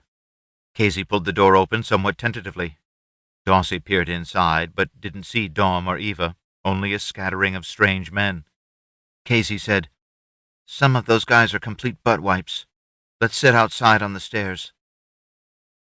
As they settled onto the stairs, Daussie asked, "How far away can you tell about people? You know, what kind of people they are?" Kazy got a thoughtful look. "The closer they are, the more I can tell." She tilted her head. "It also seems to depend a little bit on whether I already know them. For instance, I kind of always know where you are, even if you're all the way across the camp. But to tell whether strangers are decent guys or jerks, they have to be within 15 to 30 meters. Complete assholes kind of light up the room. So, looking in the door there, I could have had some idea about any person in it. But mostly I noticed that 3 of the 5 guys at the table nearest to the door were real SOBs. The door creaked open behind them, and Kazy scowled without looking around. "Those 3 jerks who are in the doorway now." Daussie turned to look at them. "They've had a lot to drink," she thought unhappily. One of them said, "You girls are pretty, real pretty. Especially you, Blondie." Disgusted that the men had only come out because they thought she and Kazy were pretty, and irritated because they differentiated between her and Kazy's looks, Daussie said, "And you guys are drunk, unpleasant, and dirty. Please just leave us alone." "Oh," the one who'd spoken before said in a cheerful tone. "She's got a mouth on her. I like a mouthy bitch." He lifted an eyebrow at his companions, and his tone turned ugly. "It can be so much fun, teaching 'em not to be so mouthy." Suddenly he clapped his hands to his face. He gasped, then coughed violently. Sinking to his knees, he started hacking and snorting. His 2 friends stared at him. Daussie put a concerned tone in her voice. "Looks like he's gotten sick. You guys should take him to a healer." The men looked at one another, then after a few more seconds they bent and each took an arm. As they started to lift him, Daussie said, "Unless you think you might catch it from him?" One lifted his hand and wiped at his nose. Then the other. They dropped their friend and backed away into the Odd Duck. Kazy whispered frantically, "What just happened?" Daussie eyed the man, on his hands and knees, hacking and snorting just outside the doorway. Speaking softly, she said, "I teleported some cayenne into his nose, then a tiny bit of chili pepper into the other guys' noses. I think I overdid it on the first guy." "Teleport it back out." "I would, except he's hacked and coughed and spread it all around. His nose is full of slime and he's moving all around, so it's hard to find it." She got up and started walking toward the man. "What are you doing?" "Getting closer so I'll have better control." Daussie started teleporting the mucus out of the man's nasal cavities and airway. She only moved it far enough so it'd fall into the big puddle he'd already coughed up. She looked up at Kazy. "Go ask inside for a glass of water. Maybe I can help him wash some of it out." She kept cleaning out the mucus, taking it out right back to the membranes inside his nose, hoping she'd get the capsaicin with it. When Kazy came back out with the water, she teleported some of it into the back of the man's nasal cavity and sinuses just after he'd finished inhaling. He sneezed and coughed, blowing snot violently out across the porch. When she looked up, she saw her parents standing there with Virda. "What happened to that guy?" Eva asked distastefully. Daussie opened her mouth to explain what she'd done, then realized her mother hadn't told Virda that Daussie could teleport. She shrugged. "I think some kind of bug flew into his nose." Eva rolled her eyes. Daussie knew her mother'd seen right through her explanation. Back in camp that night, Eva pulled Daussie aside while the others were making a small dinner just for the Hyllises. She asked what had really happened at the Odd Duck. Daussie pulled her agate amulet out of her shirt and explained how she'd hollowed out 2 chambers inside of it. The bigger one has finely ground chili pepper. The smaller one contains cayenne. She explained how the men had been acting toward Kazy and her, then told Eva what she'd done. I think I used too much cayenne. I've been thinking of the chili pepper as something that makes people sneeze, and that cayenne's just something that would make them sneeze even more. She shook her head. I think cayenne's a whole nother level. Eva laughed. Yeah, a whole nother level's about right. She gazed at her daughter for a moment, then said, I agree that you should have a weapon that doesn't kill someone or even do long-lasting damage like breaking their arms. This pepper trick? I think it's pretty good. But maybe the tendency for the pepper flakes to stay in the person's nose isn't so good. I'm pretty sure we could extract some cayenne into alcohol, using some of your father's moonshine. Then you'd have a liquid that wouldn't stay stuck to the mucous membranes. It'd be easier to wash out of your victim. You could put different concentrations of the extract in the 2 chambers of your amulet. A weak weapon and a strong weapon, so to speak, like you intended with your 2 peppers. The weak one could be more like a sneeze agent than a weapon. Thanks, those are great ideas, Daussie said with a mischievous grin. Her mother didn't grin back. Instead, she said, Have you ever heard the old saying, sticks and stones may break my bones, but words can't hurt me? Yeah, Daussie said unhappily, feeling a scold coming on. I think it's great that you have a weapon, and one that's relatively mild. But I'd be disappointed if you started using it on everyone who said something irritating. I hope you'll use it to protect yourself and others from real injury, but not just because you're having a fit of pique. Yes, Mom, Daussie said, eyes downcast. I already told myself I'd way overdone it on that guy, and that I needed to be more careful. Eva gave her a wry grin. The old saw isn't completely right. Words can hurt. But making someone sick because they said something hurtful, I think that's overkill. Others might disagree, but a problem is that it might not even teach them a lesson, since they're unlikely to associate their illness with what they said to you. Daussie sighed. You're right. I'll try to do better. Eva put an arm around her shoulders. That's all any of us can ever do. They gathered to eat, everyone knowing it was going to be kind of a family meeting. After they'd all eaten at least part of their meal, Dom cleared his throat to get everyone's attention. First, he spoke to Farland, Nylan, and Grace. It looks like we're going to be staying here in Clancyvale. You need to figure out what you're going to do. He looked around at the younger Hyllises to gather their attention, then glanced at Virda. Virda found us a tavern owner who's in financial difficulty. He hasn't been making enough money to pay the lease on the land, so he's anxious to sell his building. Kazy, always interested in the financial aspects of business, asked, Shouldn't you be worried about whether you'll be able to succeed where the previous owner couldn't? Dom said, We should, and we've given it some thought. The tavern, called the Hidden Underground, didn't have any customers when we were there today. If you don't have any customers, you can't make any money. We sampled their food and beer. He shrugged.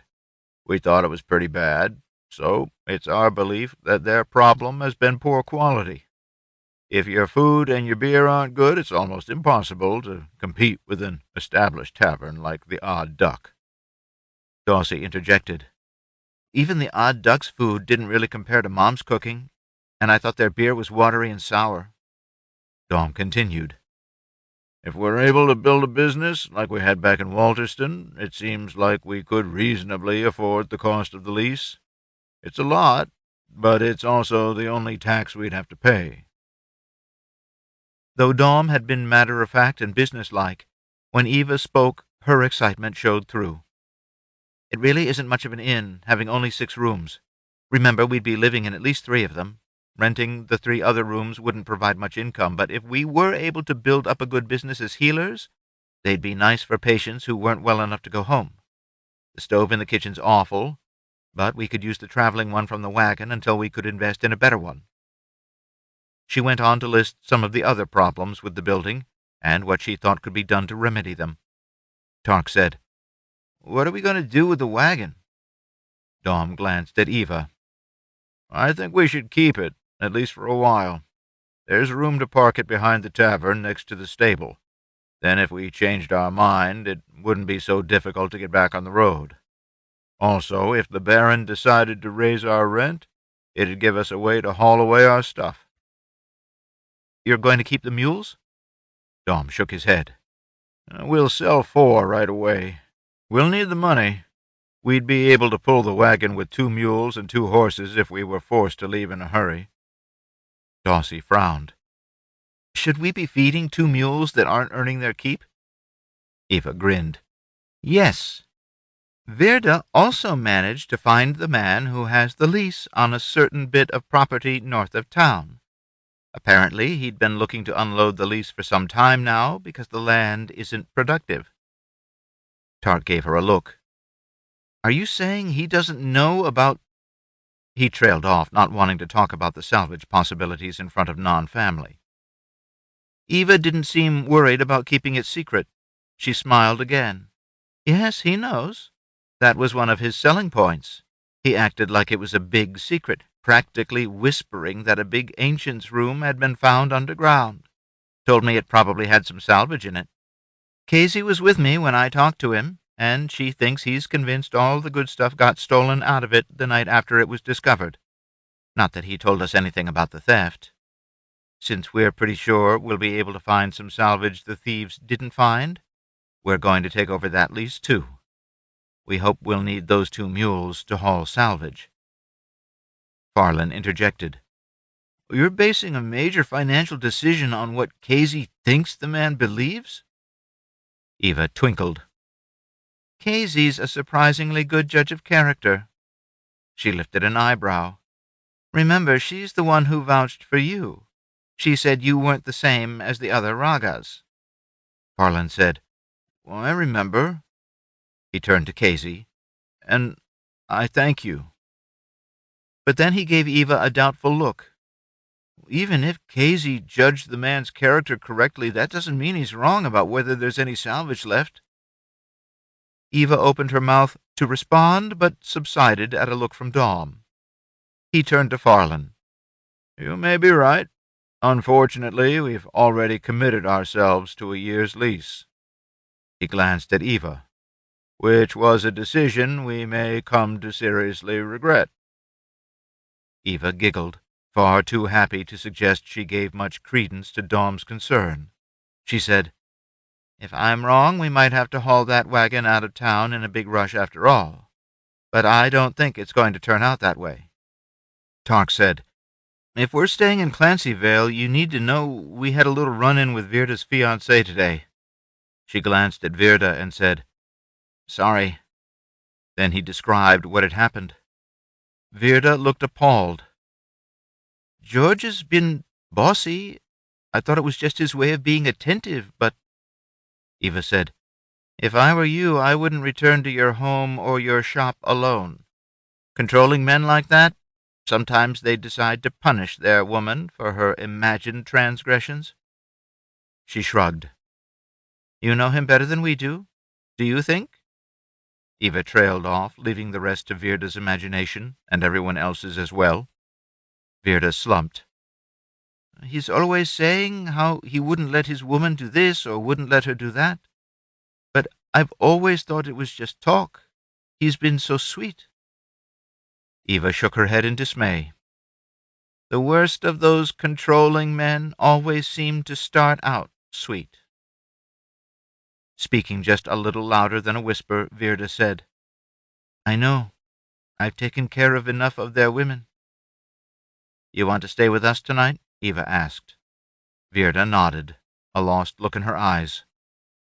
"We'll take care of you," Eva said firmly, putting an arm around Virda's shaking shoulders. Dom sighed and looked around at the group. "Unfortunately, we've got to keep talking about our other business. The fact that the caravan's leaving tomorrow has really put a rush on our decisions. We were forced to make up our minds about staying here in just one day, much more quickly than I'm comfortable with.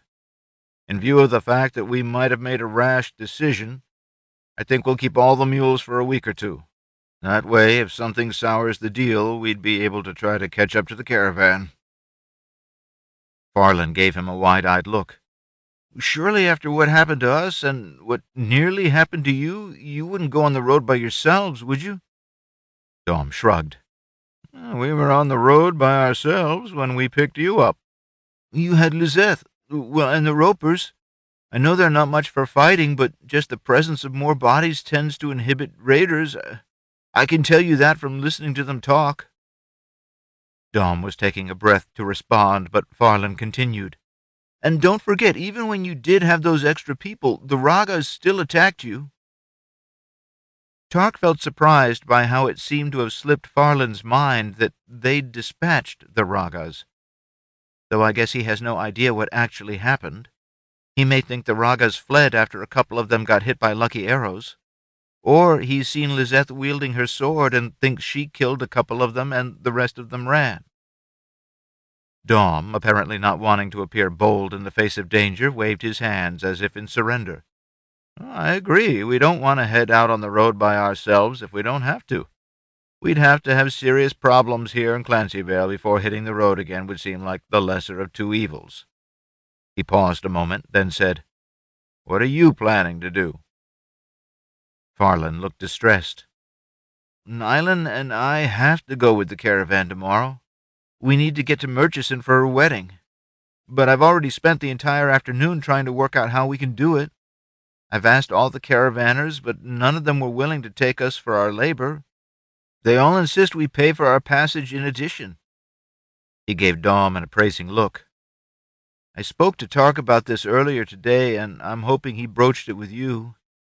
I'm wondering if you'll consider making us a loan. Once Nylan's married, we should have little difficulty paying you back. Her fiancé's family is quite wealthy." Dom said slowly, "Except you'll be in Murchison and we'll be here. As you just pointed out, traveling between the two towns bears a significant amount of risk." "No, that's not a problem. Once Nylan's married, I'll have to return to our hometown to take over my father's business. After the wedding, I'll have enough money to travel with the next caravan coming this way. I'll pay you when it passes through Clancyvale." Dom eyed Farland for a bit, then suddenly turned his eyes to Nylan. "What are your thoughts on this, Nylan? Tarc says he doesn't think you want to marry this man from Murchison." Dark eyes flashing, Nylan gave Farland a glare, then turned to Dom. "I don't," she said hotly. "My brother's selling me like I'm some kind of horse." "What else am I supposed to do, Nylan?" Farland broke in exasperatedly. "We're penniless and in a strange country. Carrying through on the marriage father arranged will make you wealthy and provide me with enough money to get a start in life." "Except I'll be saddled with a man I can't stand," she said bitterly. "You don't know that. It might be love at first sight. Father told us he's a fine young man." "He said that in an effort to make me biddable. He was selling me for money. A nightmare I didn't think my brother would participate in. I was wrong. You seem to be happy pimping me like a prostitute, just like your father." "Our father?" "No. Even before this happened, I didn't consider him my father." Tarc had been getting more and more uncomfortable with their feud. He felt a huge sense of relief when Dom interrupted their quarrel by saying, "Farland, Nylan, it's important you understand, we're big believers in personal freedom. Even if we thought, which we don't, that Nylan should go with you to Murchison, we believe it'd be her right to decide whether or not she did. Even if we thought it was a foolish decision on her part to stay here, we not only wouldn't help you take her, but we'd actively prevent you from doing it." He shrugged. "Now, I suspect that if Nylan isn't going to Murchison, you don't want to go either. That solves the problem of how you're going to get there.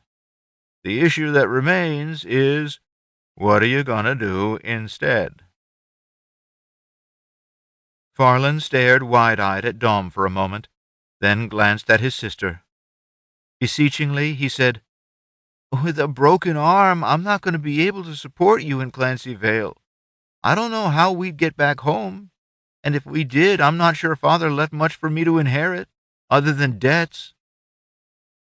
Tarc noticed that, as opposed to how she reacted to Tarc, Nyland didn't have trouble meeting Farland's eyes. She said, "Then I'd suggest we start looking for work here." She turned to Dom and Eva. "It sounds like you have a lot of plans. Would you be interested in hiring?" She lifted her arms. "A pair of hands?" She lifted her head at her brother. "And maybe one additional hand?" Eva smiled. "We'd be happy to. Hopefully, about the time Farland's arm's healed, we'll have enough work to keep both his hands busy." She turned and looked at Farland. "If he wants the job." Farland nodded, but it was surly. Tarc noticed Dom didn't look pleased about taking them on. He wondered about Grace, but only for a moment, because Eva turned to her next. "Grace, would you like some work too?" She glanced around at all three of them. "We'd be paying you now, as opposed to simply providing you passage in the caravan."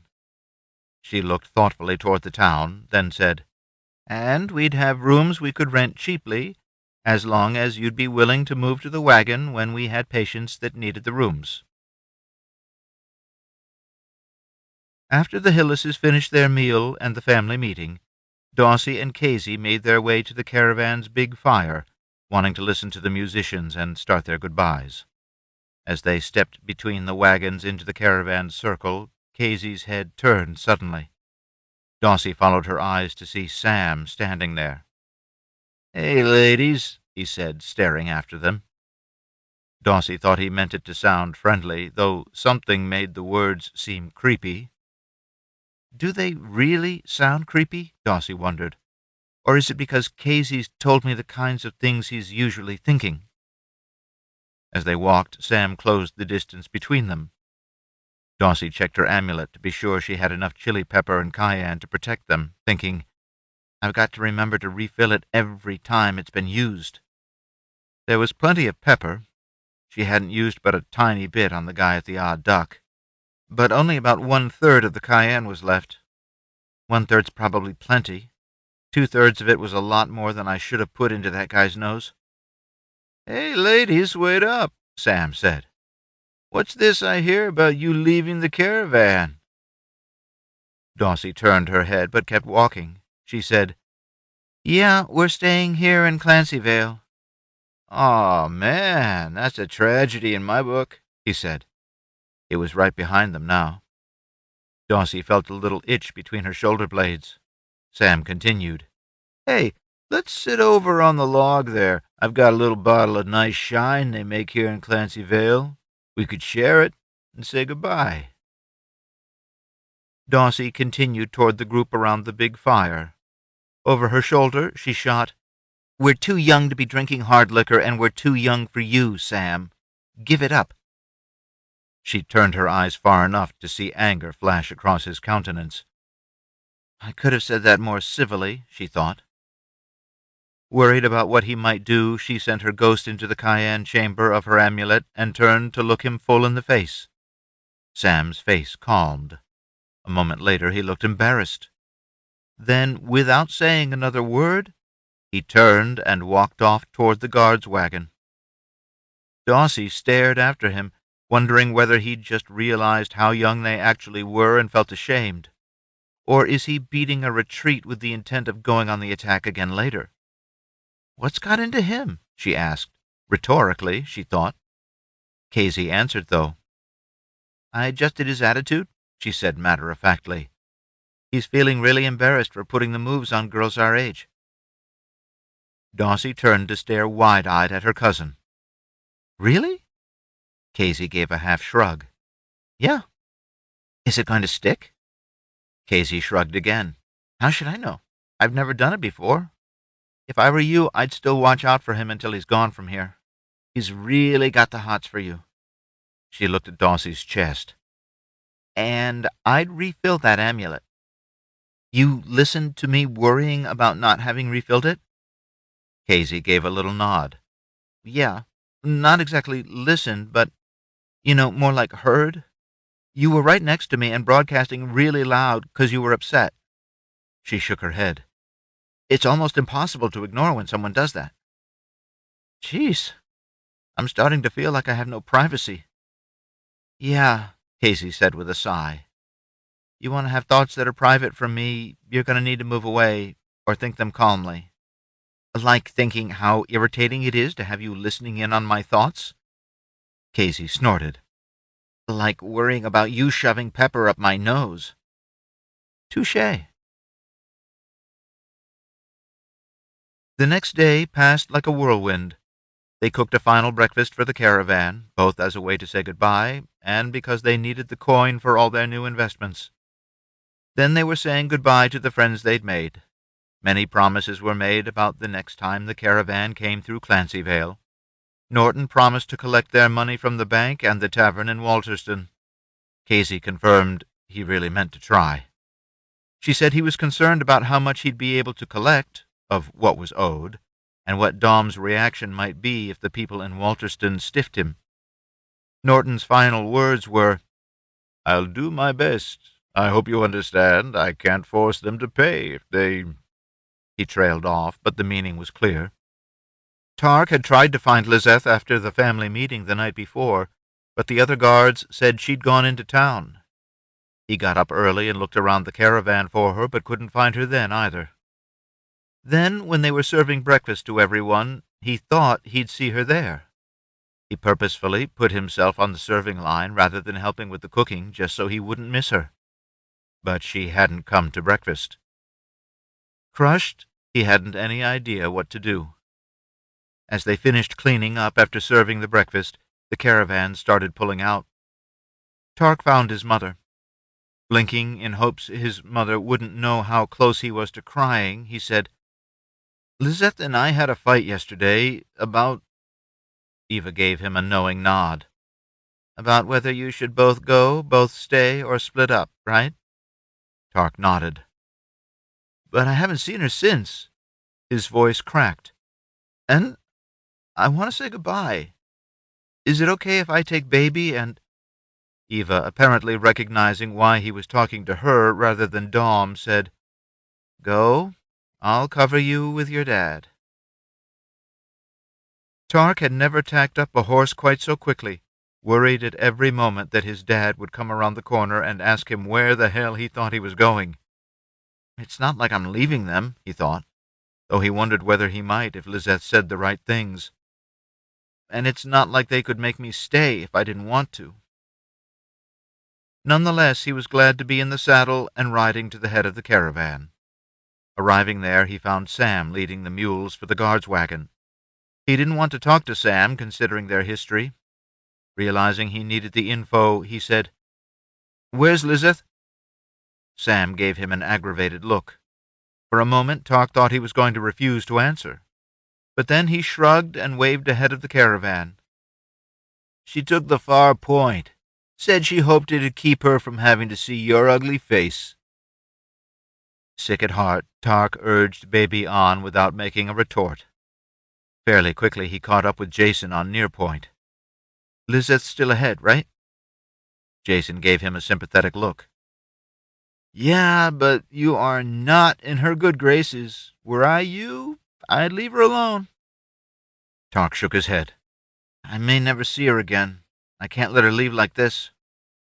He kicked Baby up to a canter again. Tarc rode about 300 meters past Jason, much further ahead than he pictured the far point position.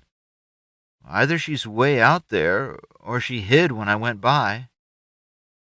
Tarc expanded his ghost as far down the road ahead of him as it would go without encountering any warm bodies. Then he expanded it back behind him. There was a warm spot in the trees back at the limits of his ghost. He turned and rode back. When he reached Lizeth, he turned off the road and walked Baby right to her. This, despite the fact she'd ensconced herself deep in the brush when she'd seen him coming. Looking directly at her, even though she was almost impossible to see through the leaves, he said, Hello, Lizeth. What do you want? She asked in a truculent tone. I think I love you, Tarc said sadly. My parents would say I don't know what love is, but it hurts a lot to think you're leaving. It hurts even worse to think you're leaving without even saying goodbye. You're right. You don't know what love is. Please stay, Tarc rasped out. With the guy who's accusing me of being a witch? Hell no. Not accusing you and not a witch, a girl with a talent. A talent I think's amazing. One that makes me love her all the more. Yeah, a witch. Get the hell away from me. He couldn't see it well, but his ghost showed her arm was pointing back toward town. Go back to your shitty little town. Settle down to your shitty little life. Marry some shitty little woman, live your shitty little... Tarc turned Baby back toward the road. Goodbye, Lizeth, he said sadly, though he feared it wasn't loud enough for her to hear over her own rant. As he rode away, he sent his ghost back to listen near her, in the hope she'd change her mind. Instead, he heard her say, Asshole. Then his ghost delivered the sounds of her horse pushing through the brush.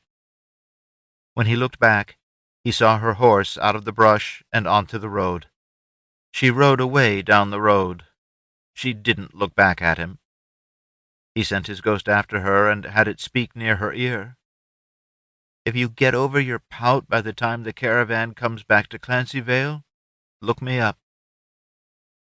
Her head spun around to stare after him, but she turned back to the front quickly enough.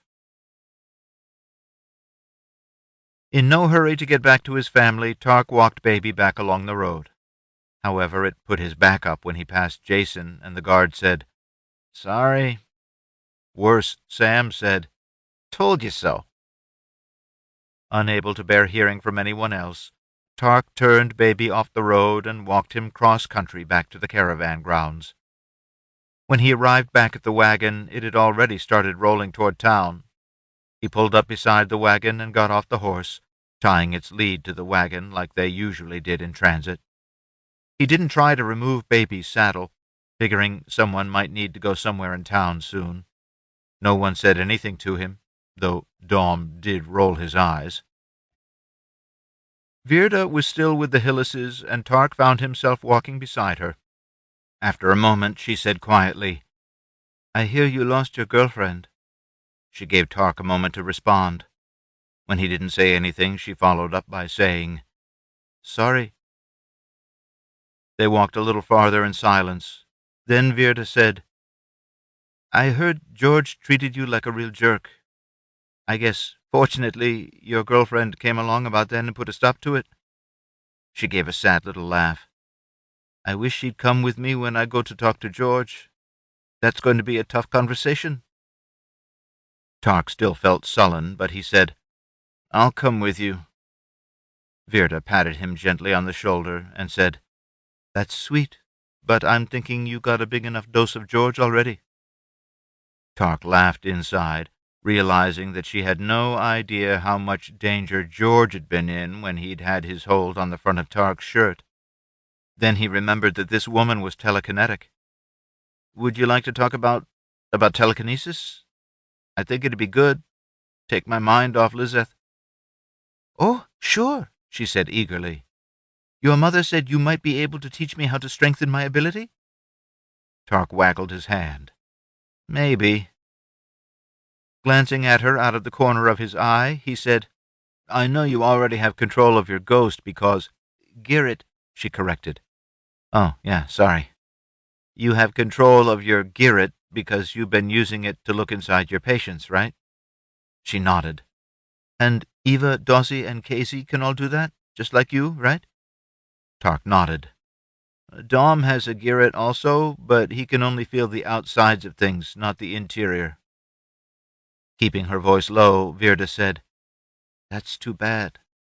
Shrugging, Tarc said, It's too bad for healing, but it's still very useful. For what? Virda said, sounding puzzled. Getting around in the dark, for one thing? How far can you sense things with yours? She didn't answer, so Tarc looked at her. She had a stunned look on her face. After a moment she breathed, "I don't know. I've never tried to do anything but look inside patients." Well, Tarc reminded himself not to sound impatient. Try it now. It helps if you close your eyes so you have to use it. Then try to sense where you're going using your Girret. Wanting to catch her if she stumbled, he kept an eye on her as she closed her eyes. At first her brow creased in concentration. Then her eyebrows lifted, and a huge smile appeared on her face. "I can sense you. Oh, and the rest of the Hyllises, and the mules in front of the wagon, and the horses behind it," Tarc said. "That's good, and pretty typical. The warmer something is, the easier it is to sense.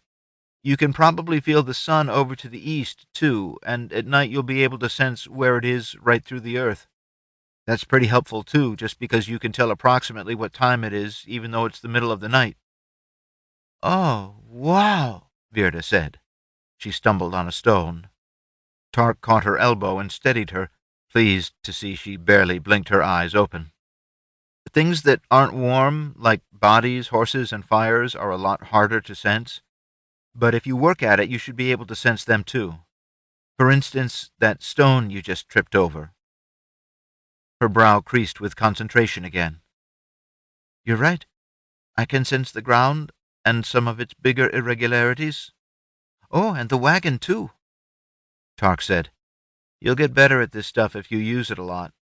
Don't light a candle when you get up to empty your bladder at night. Use your Girret to find your way then, too. How far away can you sense any of the warm bodies right now?" "The lead mule," Virta said. When Tarc didn't say anything, she said, "Is that good? Oh, not so good. I know my telekinesis isn't as strong as yours."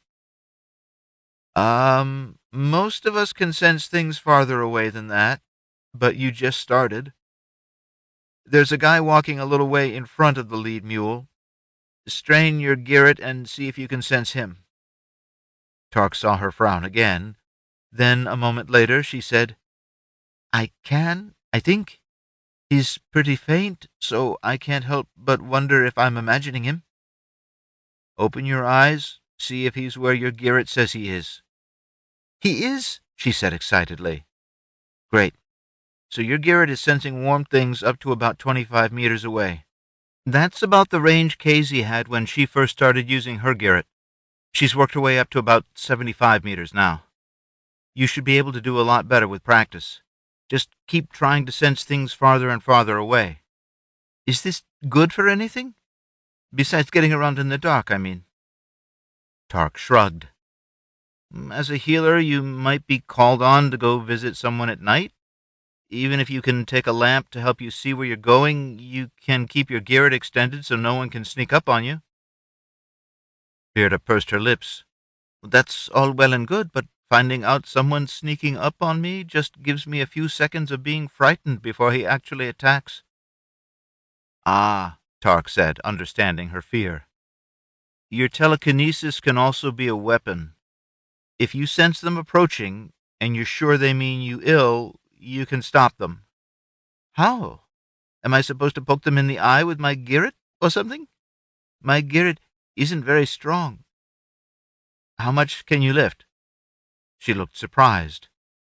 "I don't know. I've never thought of trying to lift anything with it." They'd just passed through the gate. Tarc took her by the elbow, saying, "Let's go sit over here against the wall." He led her toward an adjacent building.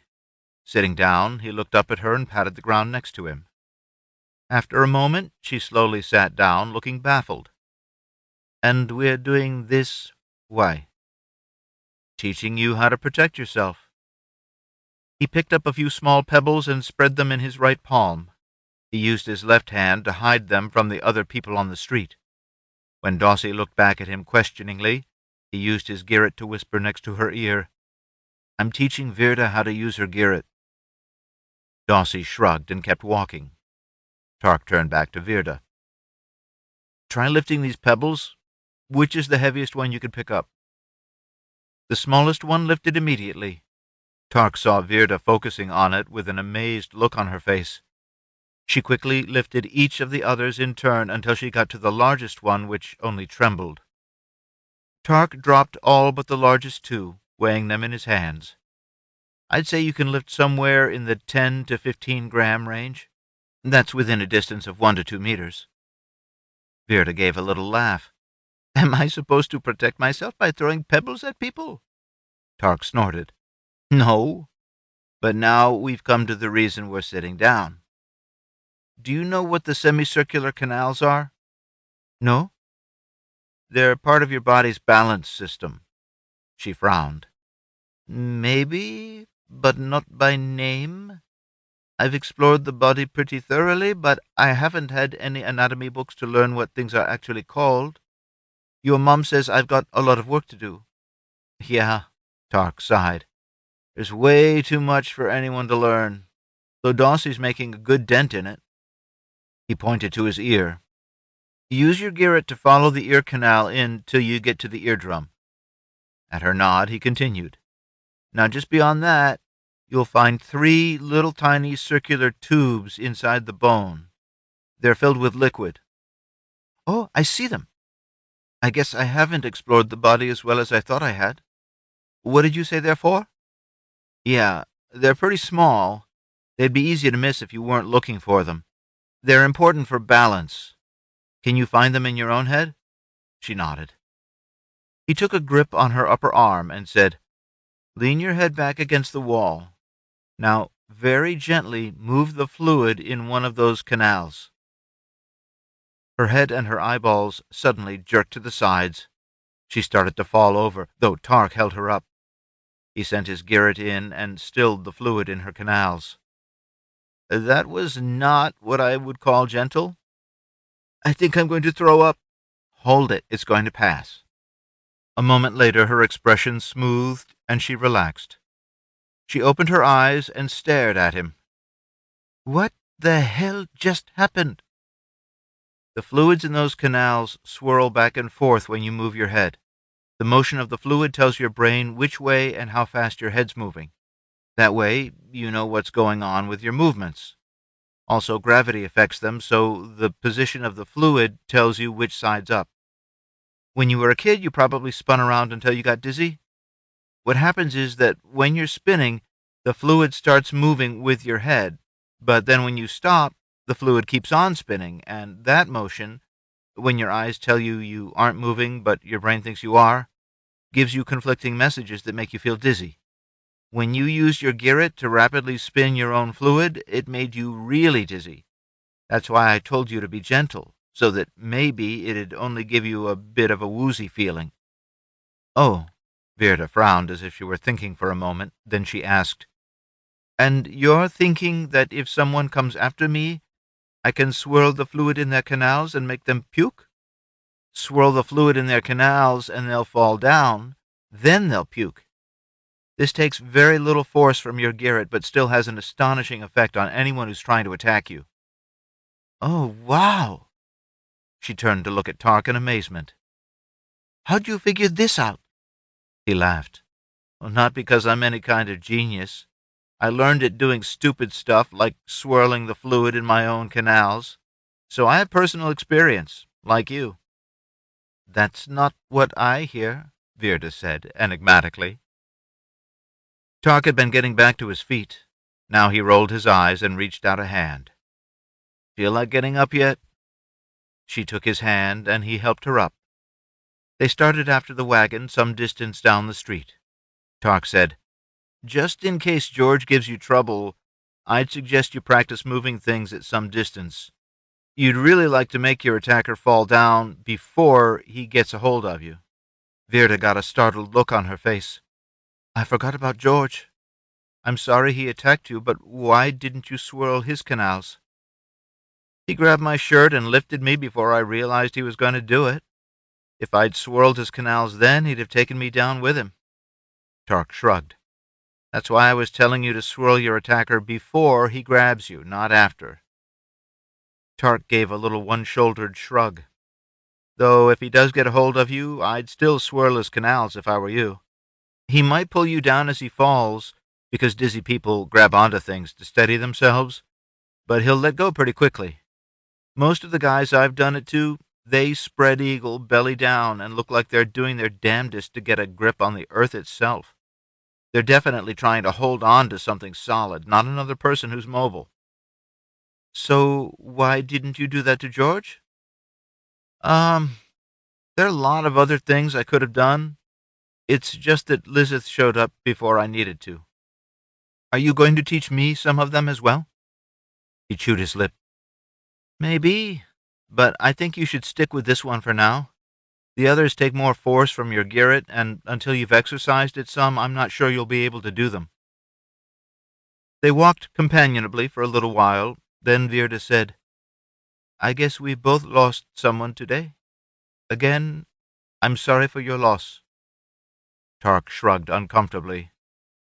You should probably give George another chance. He was probably just worried, and so... I'll give him a chance, Virta interrupted. But I'd already been worried about the way he acted sometimes. I think you guys just helped me see who he really is. She pulled off one of her rings and slipped it in her pocket. Their new tavern proved to be pretty old. The previous owners were still moving out when they got there. Daussie was horrified by how dirty everything was. She headed back out to the wagon and caught Tarc on his way in with a huge load of his own stuff. Stop, she said. Put that stuff back. You won't want it in there until you've cleaned the room you're moving into. He rolled his eyes. I'm not a clean freak like you. I'm sure it'll be fine. I'd say trust me, but I suppose you're going to have to see for yourself. Tarc went in the door, but a moment later Daussie heard Eva yelling at him. He came back out with all his stuff. He grinned at Daussie. Apparently Mom thinks the place needs cleaning, too. They slept under the wagon that night. They cleaned all the next day, too. Tarc didn't move into his room until that second night. They cleaned all the next day, too. Tarc didn't move into his room until that second night. Virta came over and helped clean, saying it was what an apprentice owed her master. She also brought one of her patients whom Eva diagnosed with gout. She advised him on a modified diet and willow bark tea. Virta found a moment to take Tarc aside and thank him for his help with George. He didn't ask what had happened or what she'd done, but she did say that George had fallen down hard. And, she said with a little smirk, in view of his behavior, I told him I wouldn't treat him for his dizziness. Tarc felt like he spent the entire third day traveling around Clancyvale, looking for supplies. At least he wasn't cleaning vats in the brewing room with Dom, or scrubbing the kitchen to Eva's satisfaction. He was back to hauling wood and water and paint, and arranging for signs to be made. On the fourth day, they hauled the old stove out of the kitchen and moved their traveling stove in. Tarc and Grace took down the hidden underground sign and hung the new one for Hyllis Tavern. Eva and Kazy did some trial cooking and rearranged the kitchen twice to make things work better. Daussie and Nylan helped Dom mill grain and start the mash to brew his first batch of beer. Once the new sign was up, a few people started stopping in to inquire. They got free samples from the cooking trials and were told to come back the next morning. The Hyllis Tavern opened the next day, baking fresh loaves of bread all day as a form of olfactory advertisement. They served spicy beans cooked overnight with bacon, and pizza. Virta said she didn't think anyone in Clancyvale had ever served pizza. It was a huge hit. The first few customers to trickle in were some of the people who'd been given free samples the day before. As those people came in, they often brought someone with them. Evidently, even the kitchen trials had been good enough to entice people. Then people started to come in, drawn by the smell of the baking bread. They got a bowl of spicy beans, which will be half price for the rest of the week. Eva hoped they'd bring in even more customers over the next few days.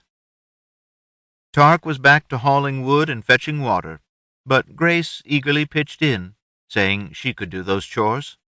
She fully understood that making herself useful was a step toward her long-term employment. Chapter 7. The next day, Tarc bought 2 shovels and a sledgehammer, and packed them on the mules with some rope. He found Daussie in the kitchen. "Today should be slow. I need you to help me salvage some stuff in the underground rooms." She gave him a doubtful look. "Why me?" He grinned and said, "Remember, Mom thinks it's some kind of ancient hospital for healing. You've got to help me figure out what stuff we want to keep and what we can sell. Just bring it all back. Mom and I can look it over. You can sell whatever's left over." Tarc snorted. "I don't want you to start feeling too important, but before I can bring all those pipes home, you've either got to help me cut a bigger hole in the concrete, or you've got to cut those stretchers and wheelchairs up into small enough pieces that I can pass them out through the existing hole." Daussie's eyes widened. "Do not cut those up. They could be irreplaceable." Tarc lifted an eyebrow. She rolled her eyes and sighed. "Okay, let me grab us some bread and cheese." They took a couple of mules and headed out. They'd walked in silence for a while when Daussie said, "You've been moping. You upset about Lizeth?"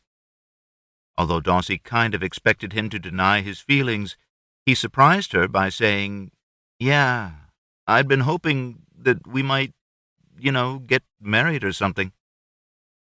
Daussie's first reaction was to tease him about how dopey he was over her, but she restrained herself. "You really cared about her, huh?" He sighed. "Yeah, I was already crazy about her. Then when I realized she has an ability," he glanced at Daussie, "like we do." "You still think catching nails is some kind of special ability?" "Yeah. I realize the reason she can do it is that she sees a few seconds into the future." He explained his reasoning and told Daussie about his coin-flipping experiment. "So, if we get married and had kids, they might have even stronger abilities, like you and I do after Dom and Eva got married." Daussie tried not to look astonished that her brother was thinking about having children with Lizeth. She thought only girls thought about those kinds of things before they got married. She felt warmed by the fact that they were having such a heart-to-heart conversation and restrained herself from teasing him about it. For her part, she confessed to her embarrassment over peppering the drunk's nose at the odd duck.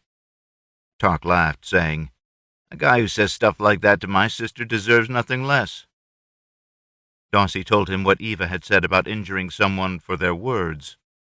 "Well, yeah," Tarc said with a tilt of his head. "I can see that." "What about—" Daussie paused, not sure she wanted to go any farther. "About what?" "About changing someone's thoughts." Daussie told Tarc about how Kazy said Sam's thoughts were disgusting and made him feel embarrassed about them. "Oh, man, another reason to hate that guy," Tarc said. "And I'm glad Kazy changed his attitude, even if it doesn't last. But I'll bet Mom'd say Kazy shouldn't go around changing people's attitudes willy-nilly." He shrugged. "I'd hate to think she was doing it to me." Daussie couldn't help snickering. Kazy told her Tarc's thoughts were nice. Tarc turned wide-eyed to her. "What? Has she already done it?" "No. No, I was thinking about something else. Sorry." Tarc marked out a much bigger opening, working for the most part between the rebar, but cutting across a few of them. Daussie started teleporting ultra-thin 2 by 3 centimeter wafers out of the concrete beneath the mark. Porting wafers that size took about a second each. She thought that if she spent a lot longer, she could cut a much larger wafer. In fact, she wondered if she could cut the entire wall with one huge wafer. She and Tarc discussed trying it, but decided that a huge, perfectly smooth cut in the concrete would likely raise a lot of questions. She kept putting out little wafers in a slightly staggered alignment so as to leave a rough surface behind when Tarc broke the rest of it. After a couple of minutes, she'd significantly weakened a substantial area.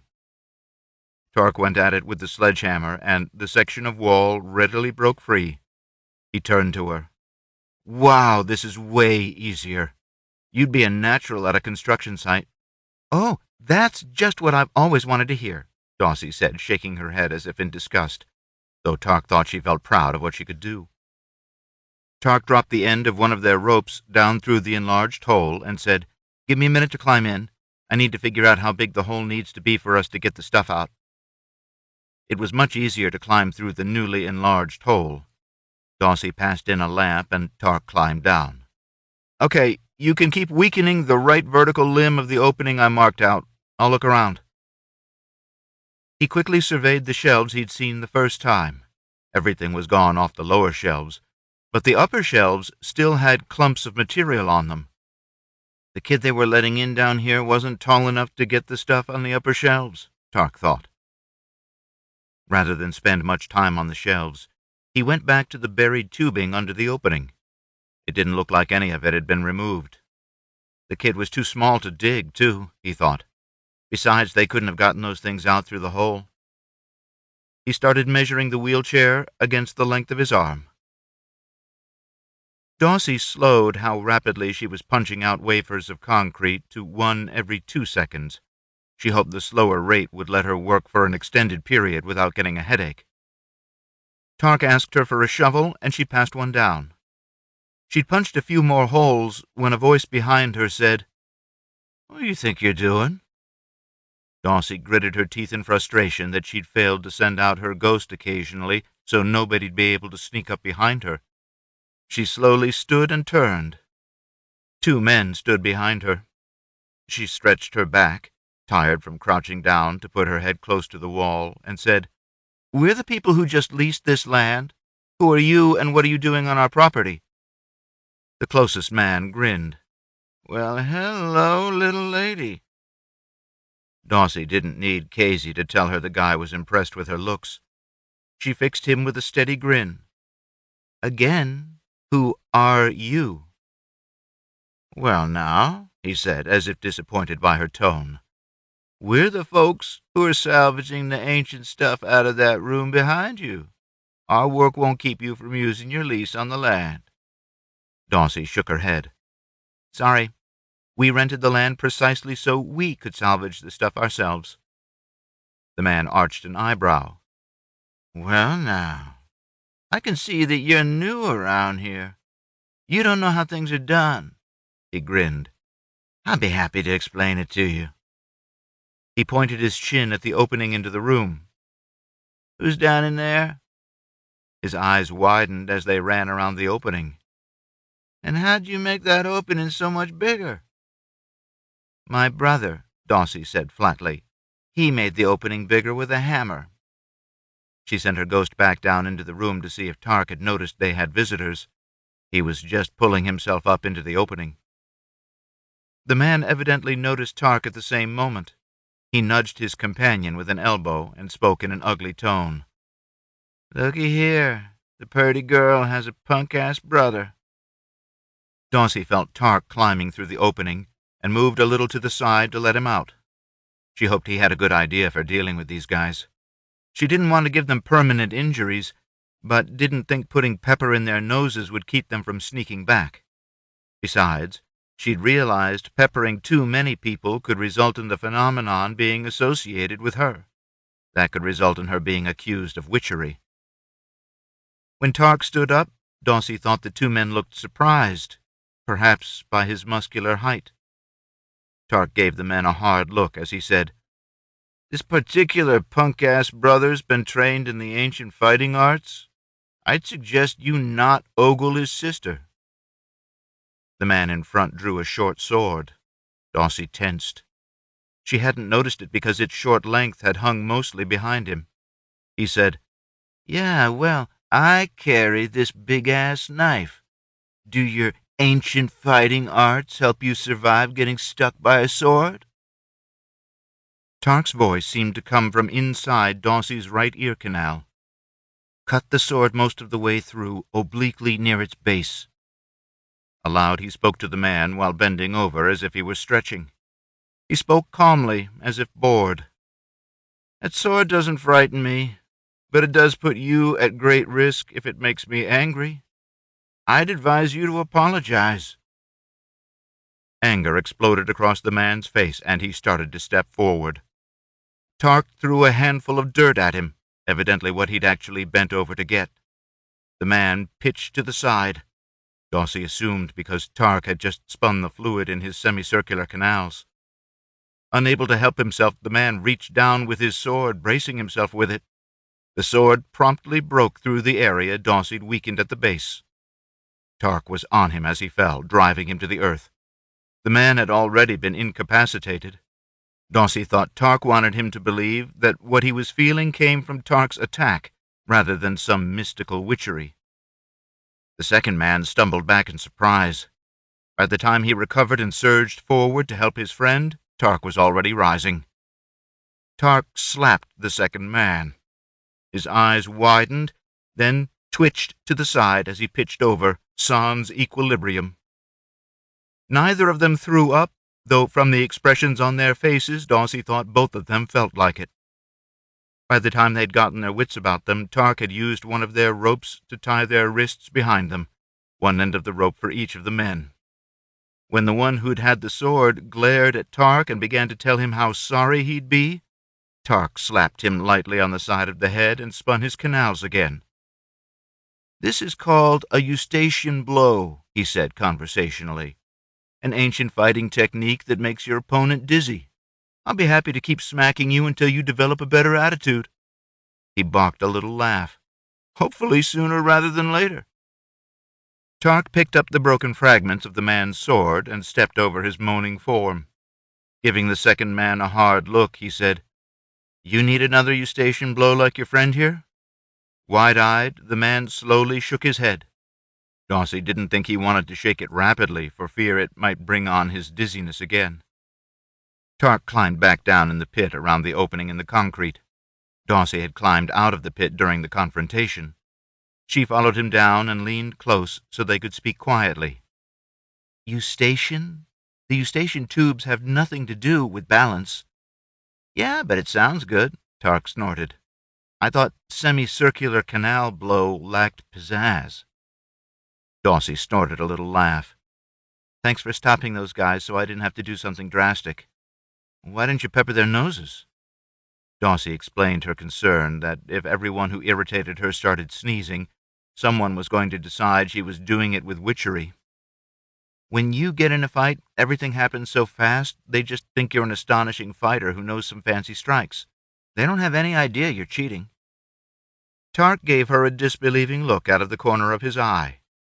"I am an astonishing fighter," he said quietly. "What do you mean, cheating?" Daussie rolled her eyes. "You spun the fluid in their canals. That's not fighting, it's cheating." Tarc didn't respond to the accusation. He measured out the opening, using the length of his arms or forearms as units. As he scraped new lines for Daussie to cut, he said, "We need to figure out something you can do that'll give people pause, but not make them think you're a witch." "Yeah," Daussie said with a sigh. Tarc picked up the broken sword and held it out to her. "Do you think you could make a perfectly flat, smooth cut all the way across this sword?" Daussie frowned. "Yeah, but why? It's already broken." "I've been wondering if I can weld metal." "Weld?" Melting pieces of metal together. The ancients did it all the time." Daussie drew back. "Surely you don't think your ability can produce enough heat to melt steel?" Tarc shrugged. "Maybe. I can probably only melt a few molecules on either side of the joint, and I don't know if that's enough, but I'd like to try it. I'd need you to cut perfectly flat surfaces on each side. That way I could fit them back together perfectly. Cuts so smooth that there'd be complete contact of the metal on each side, so I wouldn't have to melt big puddles of metal to bridge the gap." "I don't know," Daussie said slowly, staring at the break in the sword. It was a mixture of the smooth area where she'd cut it and rough spots where the remaining metal broke. Tarc tilted his head. "I thought of welding a while ago, but didn't think you could make smooth enough cuts. Then I saw how smooth you cut those agates. But can you make flat cuts, or only spherical ones?" "I've been making flat ones to break the concrete, but I don't know whether they're as flat as you need." "Give it a try. Make them as parallel to the weakening cut as you can," Tarc said. "Why?" Daussie asked curiously, staring at the broken surface of the metal. If they're not, the sword'll be crooked when I weld it back together." Daussie exerted her talent, and a sliver of metal fell off the broken surface. It left a gleaming mirror finish on the cut surface. Tarc said, "Oh, that looks good." Daussie reached to feel the cut, but Tarc stopped her. "From the little I've been able to read about welding, it helps if the pieces you're welding are really clean." "Do you think it's flat enough?" Tarc held it up and stared at the surface from several different angles. "It looks flat, and the image it reflects doesn't look rippled." He laid the two pieces of the sword together and lined them up so the blade looked straight, packing little piles of dirt underneath parts of each piece to hold them in place. "Can you make a cut on the blade piece that's parallel to your new one on the handle piece?" Daussie leaned down so her head was only inches from the sword, saying, "I'll try." She leaned up and nudged the blade end closer to the handle fragment, then leaned close again. When she rose, she said, "With my head so close, my ghost gives me a really good image. I think the cuts are flat and in good contact. Tell me what you think." Tarc leaned down so his head was as close as Daussie's had been. "Wow, you're right, the image really is good." He used his ghost to move the pieces of the sword even closer together, and then to push a few grains of sand around beneath them so they'd be more precisely aligned, achieving even better contact. While Tarc was adjusting the alignment, Daussie said, "Of course the image is good, didn't I just tell you that?" Tarc snorted softly and said, "Please hold the stupid comments for a moment while I try a weld." His eyes showed him a small red glow where his ghost was heating a tiny area at one edge of the cut in the sword. He thought he might feel the heat on his skin, but couldn't be sure. His ghost could feel the metal flow together, though. When he let it cool, his ghost showed him a spot of bridging metal. However, as the metal cooled, it contracted. A gap appeared at the other edge of the sword. "Damn, I should have welded the center first." He looked up at Daussie, embarrassed. "Can you cut the weld I made at the near edge?" She snorted. "You should have let me keep heckling you. It throws you off if I'm not riding your case." Tarc shook his head and stood. "I'm going to go talk to our friends while you delicately undo my mistake." He climbed out of the pit and stepped over to the two men. They'd pulled themselves up and were sitting back to back, leaning against one another. Tarc saw their hands moving when he climbed out of the pit. He suspected they were trying to undo one another's knots. The one who'd had the sword looked sullen and angry. Tarc smiled at them. "How are you guys doing?" The swordsman only glared. The other man sounded apologetic. "Sorry we troubled you. We're just trying to feed our families." Tarc walked around to the second man and said, "I'm Tarc Hyllis. Would you mind giving me your name?" "Keller Sarno." "My dad always said to respect a man who's trying to feed his family. Would you like a job?" The man gave Tarc a surprised look. "Doing what?" "I'm pretty sure there's quite a bit of stainless steel buried under a big mound of dirt down in that concrete room," Tarc said, jerking a thumb over his shoulder to make it fully evident what room he was talking about.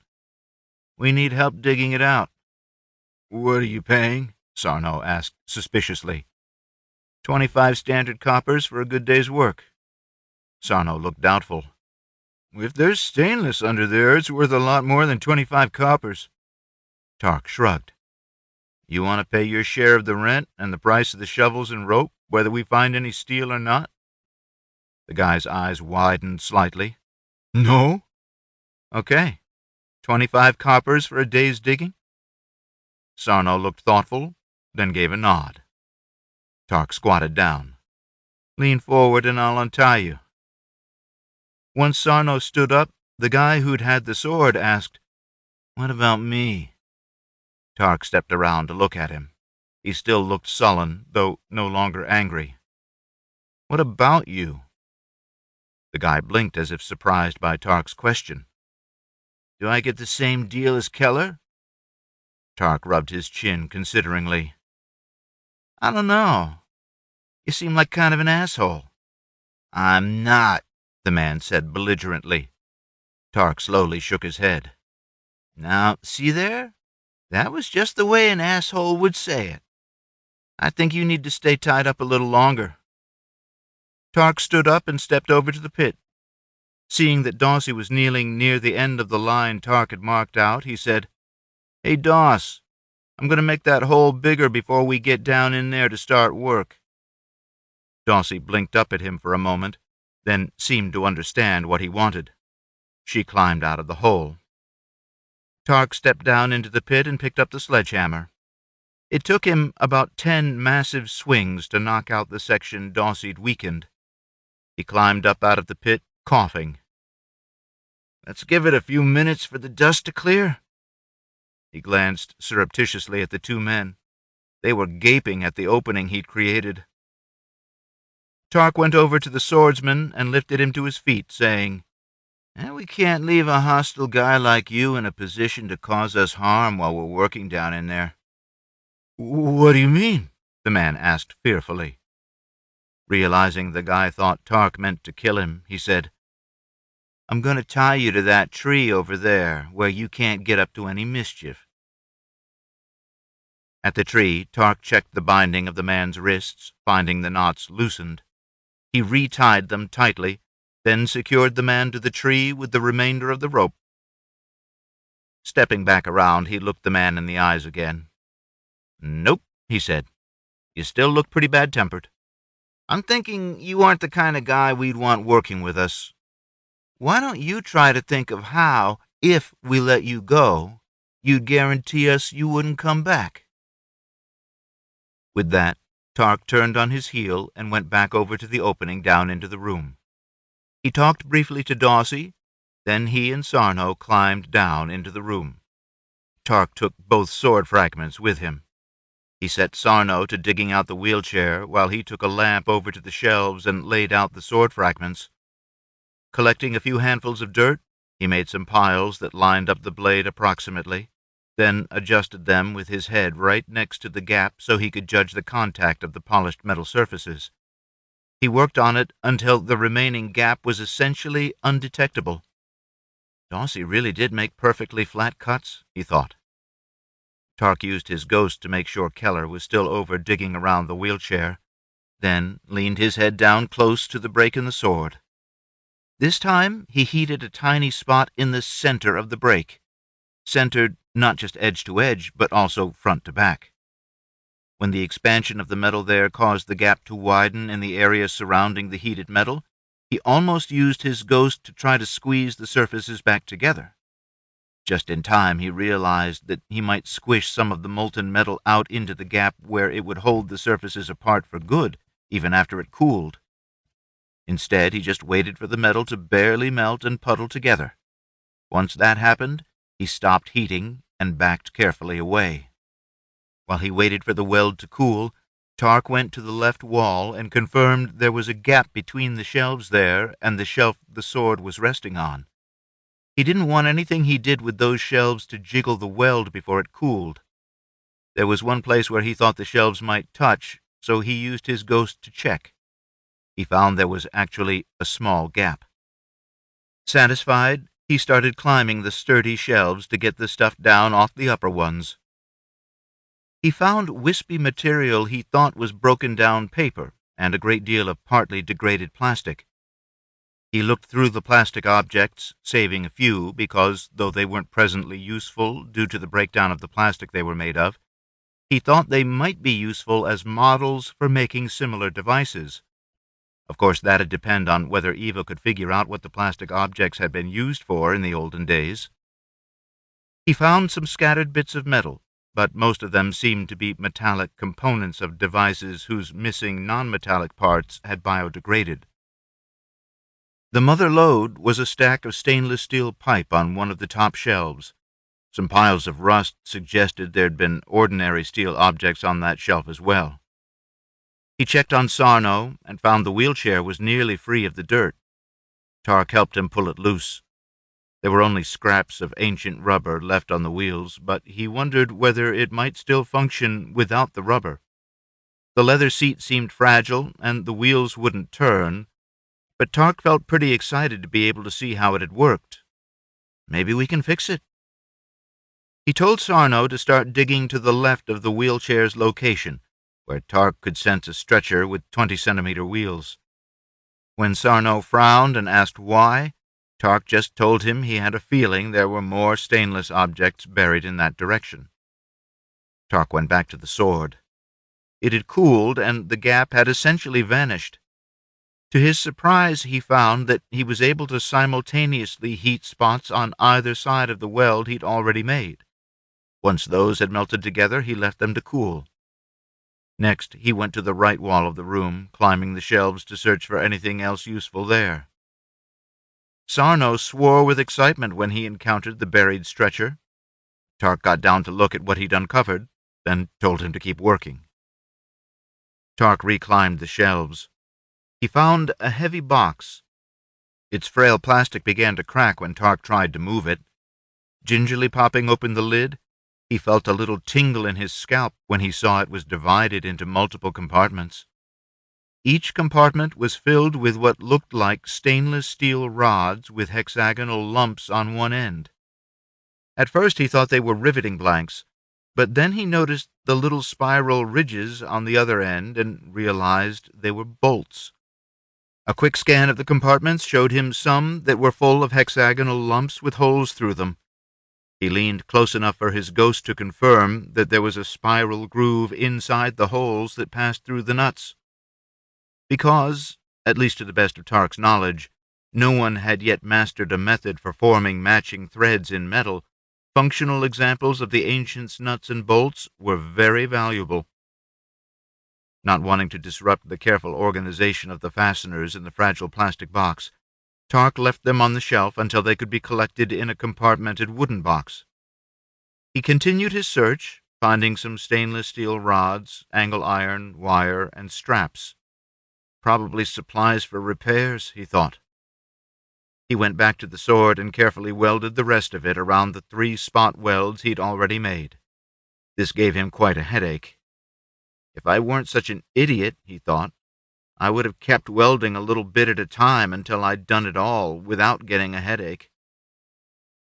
Daussie called down to say she was done. Tarc almost asked her what she was done with, then remembered what she'd been working on.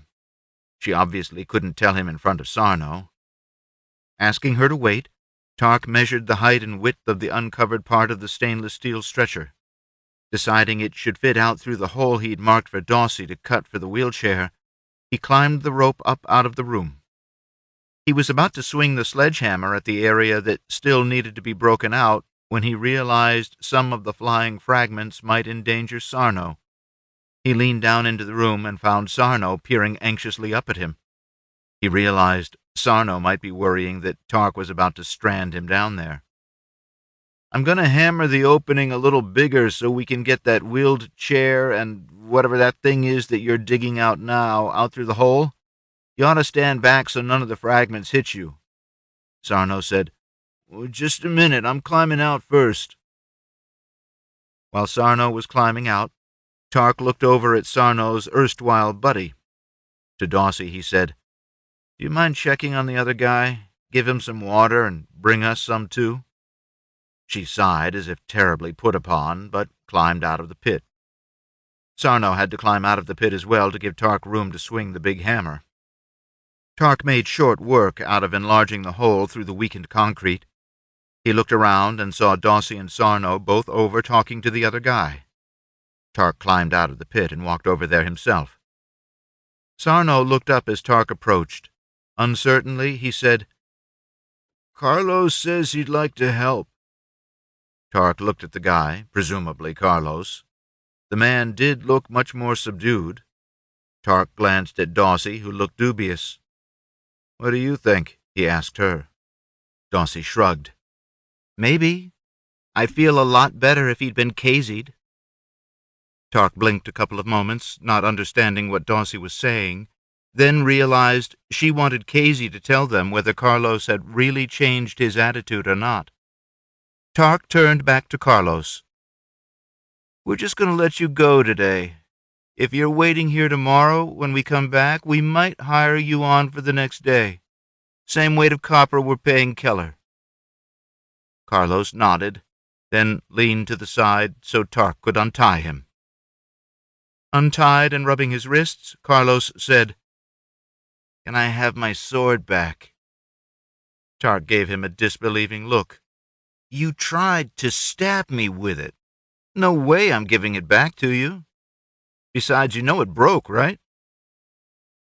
A flash of anger crossed Carlos's face, but then he slumped a little and nodded. "I'll be here in the morning," he said. He turned and started back to the road. Tarc suddenly realized that getting the wheelchair and stretcher up out of the room was going to be difficult. "Carlos, wait. We need your help, not for digging, just to help us lift some stuff up out of the room." Carlos nodded eagerly, and Tarc negotiated a price in coppers for a brief period of Carlos's help. Tarc and Carlos climbed down into the room, Carlos looking around wonderingly. Daussie and Keller threw down one end of the rope Carlos had been tied up with. Tarc and Carlos took turns tying bundles of stainless steel pipes, bars, angle irons, etc., to the rope for Daussie and Keller to haul up out of the hole. Tarc started maneuvering the wheelchair into position for them to pull it up out of the hole as well. Carrying it was incredibly clumsy.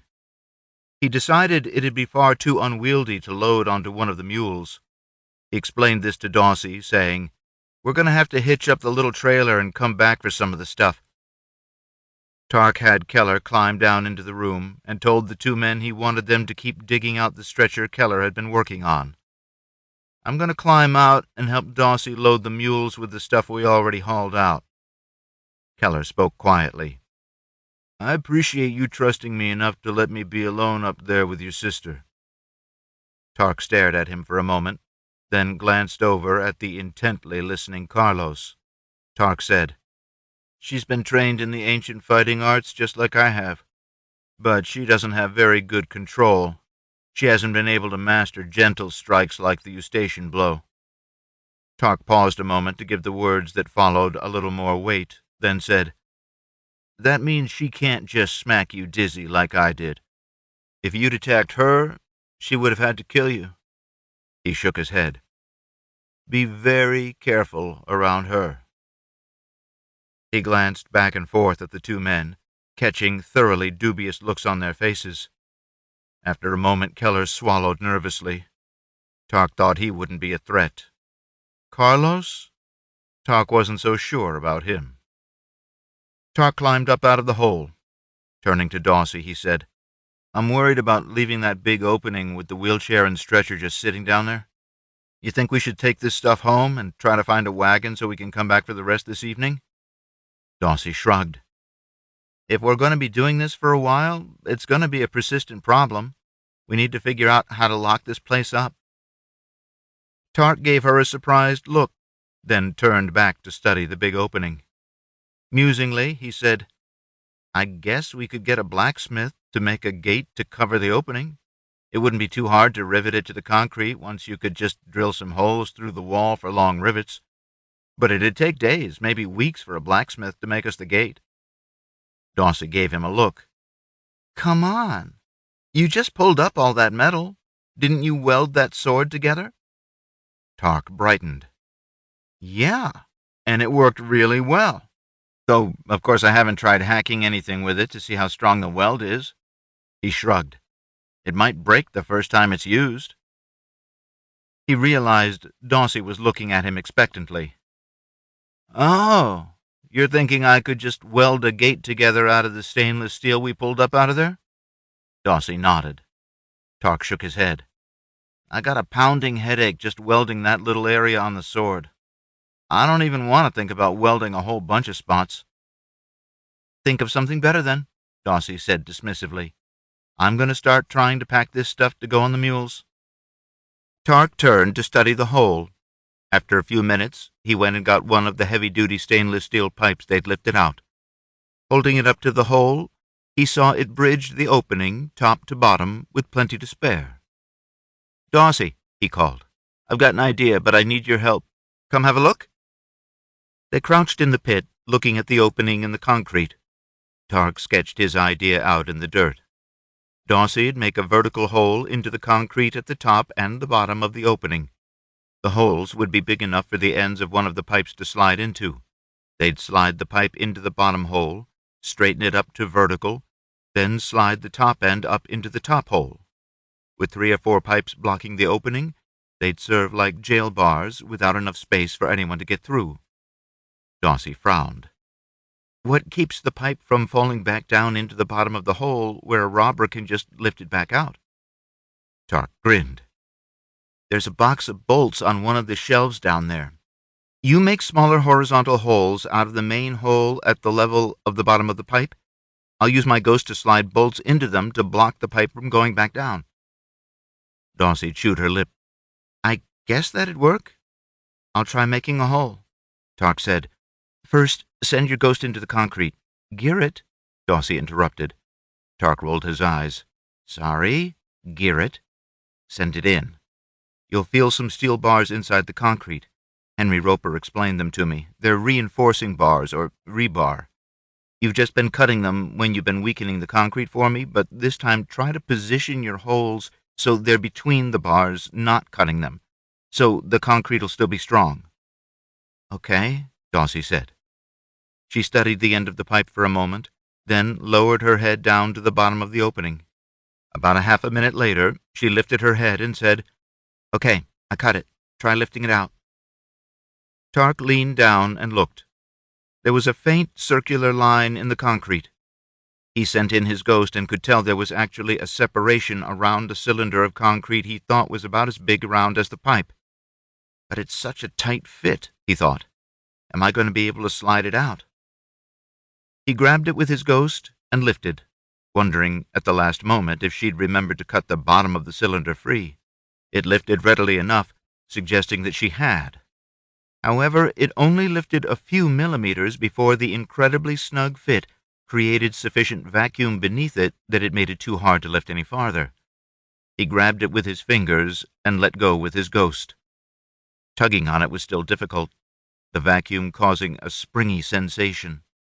Having felt that sensation while trying to use his mother's ancient glass syringe, Tarc recognized the vacuum for what it was. Keeping a grip on the cylinder, he turned to Daussie. The fit's so tight, air isn't getting in around the cylinder. I'm having trouble pulling it out. Can you port out a tiny opening that air can get in through? Daussie leaned closer, and the cylinder suddenly pushed part of the way out. What just happened? He asked, puzzled, as he pulled it the rest of the way out. I just ported some air in underneath it.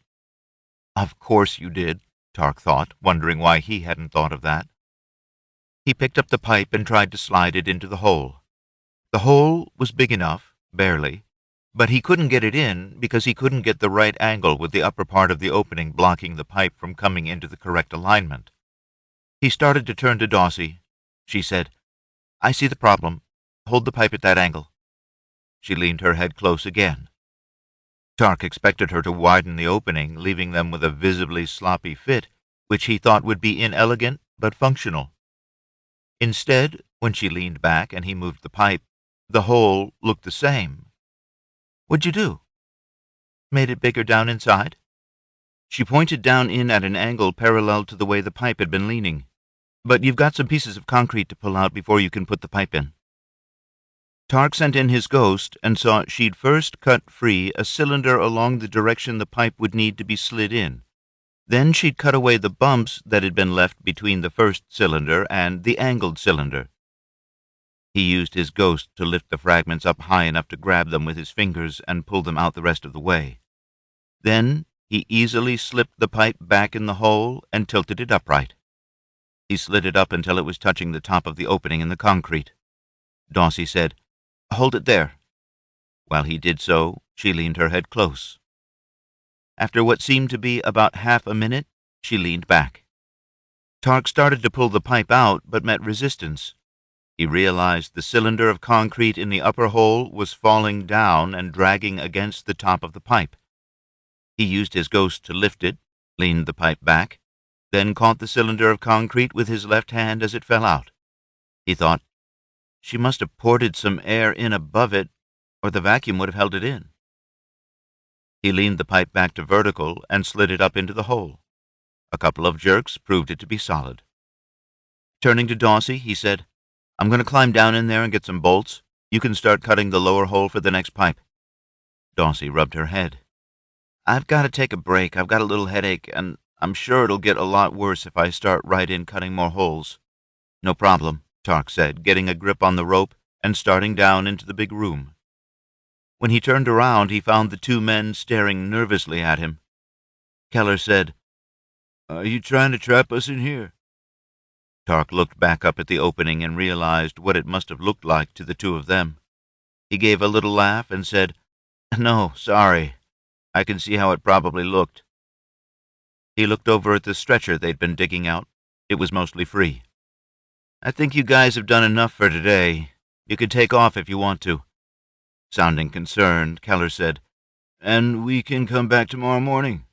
Tarc nodded. Keller cleared his throat. "My wife and kids, they're pretty hungry." Embarrassed, Tarc dug in his pocket and gave Keller the last of his coppers, enough to buy a substantial meal. "I'll have more for you tomorrow, okay?" Keller nodded, and the two men turned to the rope and began climbing out. Tarc climbed the shelves and looked in the plastic box, picking out a set of substantial bolts. Climbing back down, he went to get the sword, eager to see how it had turned out. It was gone. Tarc tore across the room and swarmed up the rope. When Tarc burst up out of the hole, Sarno stood about 15 feet away, hands up in surrender. He said something about how he'd had nothing to do with it, but Tarc ignored him as he started to run, attention focused on Carlos and Daussie. They were just turning right around some brush and stepping up onto the road. The turn let Tarc see Carlos holding the point of his sword against Daussie's back. Sarno called after Tarc, "Be careful!" After a moment he shouted, "He's a ruthless bastard. I never should have hooked up with him." Muttering, "He's going to be a sorry bastard," Tarc ran after Carlos and his sister. He expanded his ghost, partly so it could tell him what was happening up around the corner, but also so he could search for a way to cut the corner through the low, brushy woods. Tracing a path out with his ghost, he aimed himself at a gap in the trees that led to that trail. The warm spots representing Daussie and Carlos had stopped moving, but Tarc's shortcut through the brush would come out just beyond them, so he stayed with it, thinking he could cut them off. He slipped his ghost around behind him to check on Sarno. The man was following, though well back. Tarc whipped through the brush, thinking that path he'd chosen with his ghost wasn't as clear as he'd thought. Tarc burst out of the brush and onto the road, turning left, since his ghost told him Daussie and Carlos were still about 6 meters that direction. Carlos was sprawled on the road, and Daussie stood over him, arms akimbo, face filled with fury. Tarc slowed and walked the last few steps, a sick feeling coming over him. "What happened?" In a voice that seethed, Daussie said, "That bastard told me I was about to be the 4th girl he'd raped and killed." "Oh." Tarc looked down at Carlos's prostrate form. The eye Tarc could see was wide and startled-looking. It twitched. Carlos wasn't breathing. Tarc's ghost showed him that the man's heart still beat, though it was irregular. "You cut a spinal cord?" Tarc asked. Daussie shrugged. "Lower brain stem." Upper spinal cord, lower brain stem, pretty much the same thing, right? Tarc thought. He stepped closer and put his arm around Daussie's shaking shoulders. "You gonna be okay?" "No," Daussie said, voice cracking. Tarc squeezed her shoulders. "Hey, you did the right thing. Same thing a court would have done in any town." She turned and buried her face in his chest. Tarc was awkwardly patting his sister's back when Sarno jogged around the corner. He stopped to stare. After a few moments he said, "What happened?"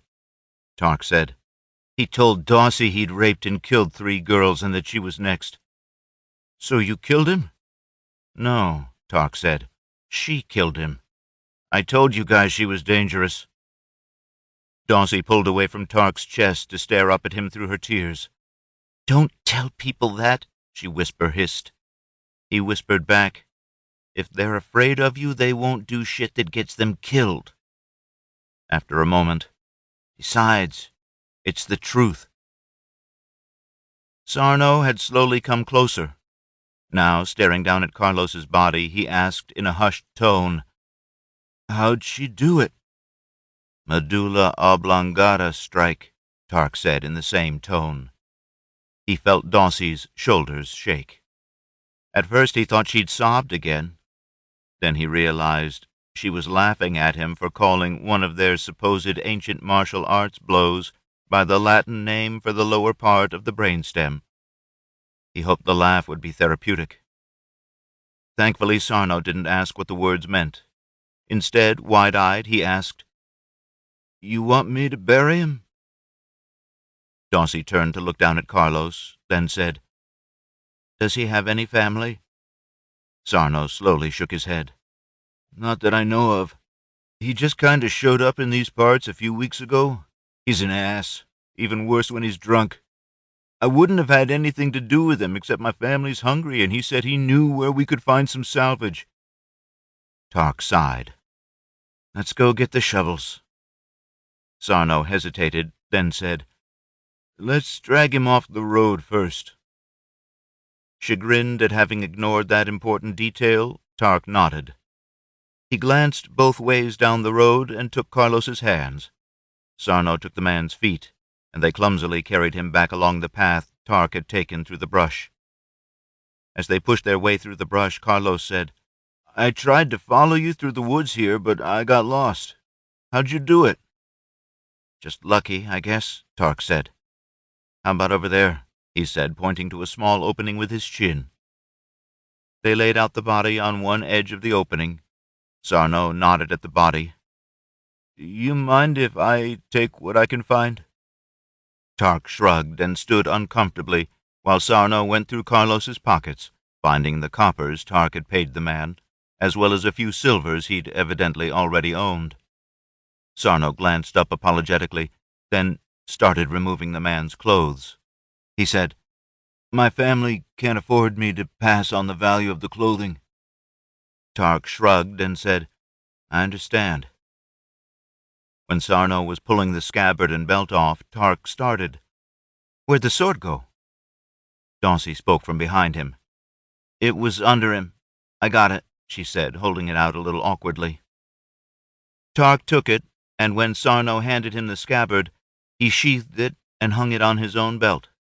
Sarno said, "I'm sure you want that sword, but can I have the broken one? I could probably get some money from one of the blacksmiths. They could shorten it a little more to make a machete out of it." Tarc said, not quite sure how to deal with this issue. Then Daussie smoothly lied. "Carlos had the broken one, too. He threw it out into the woods off the left side of the road."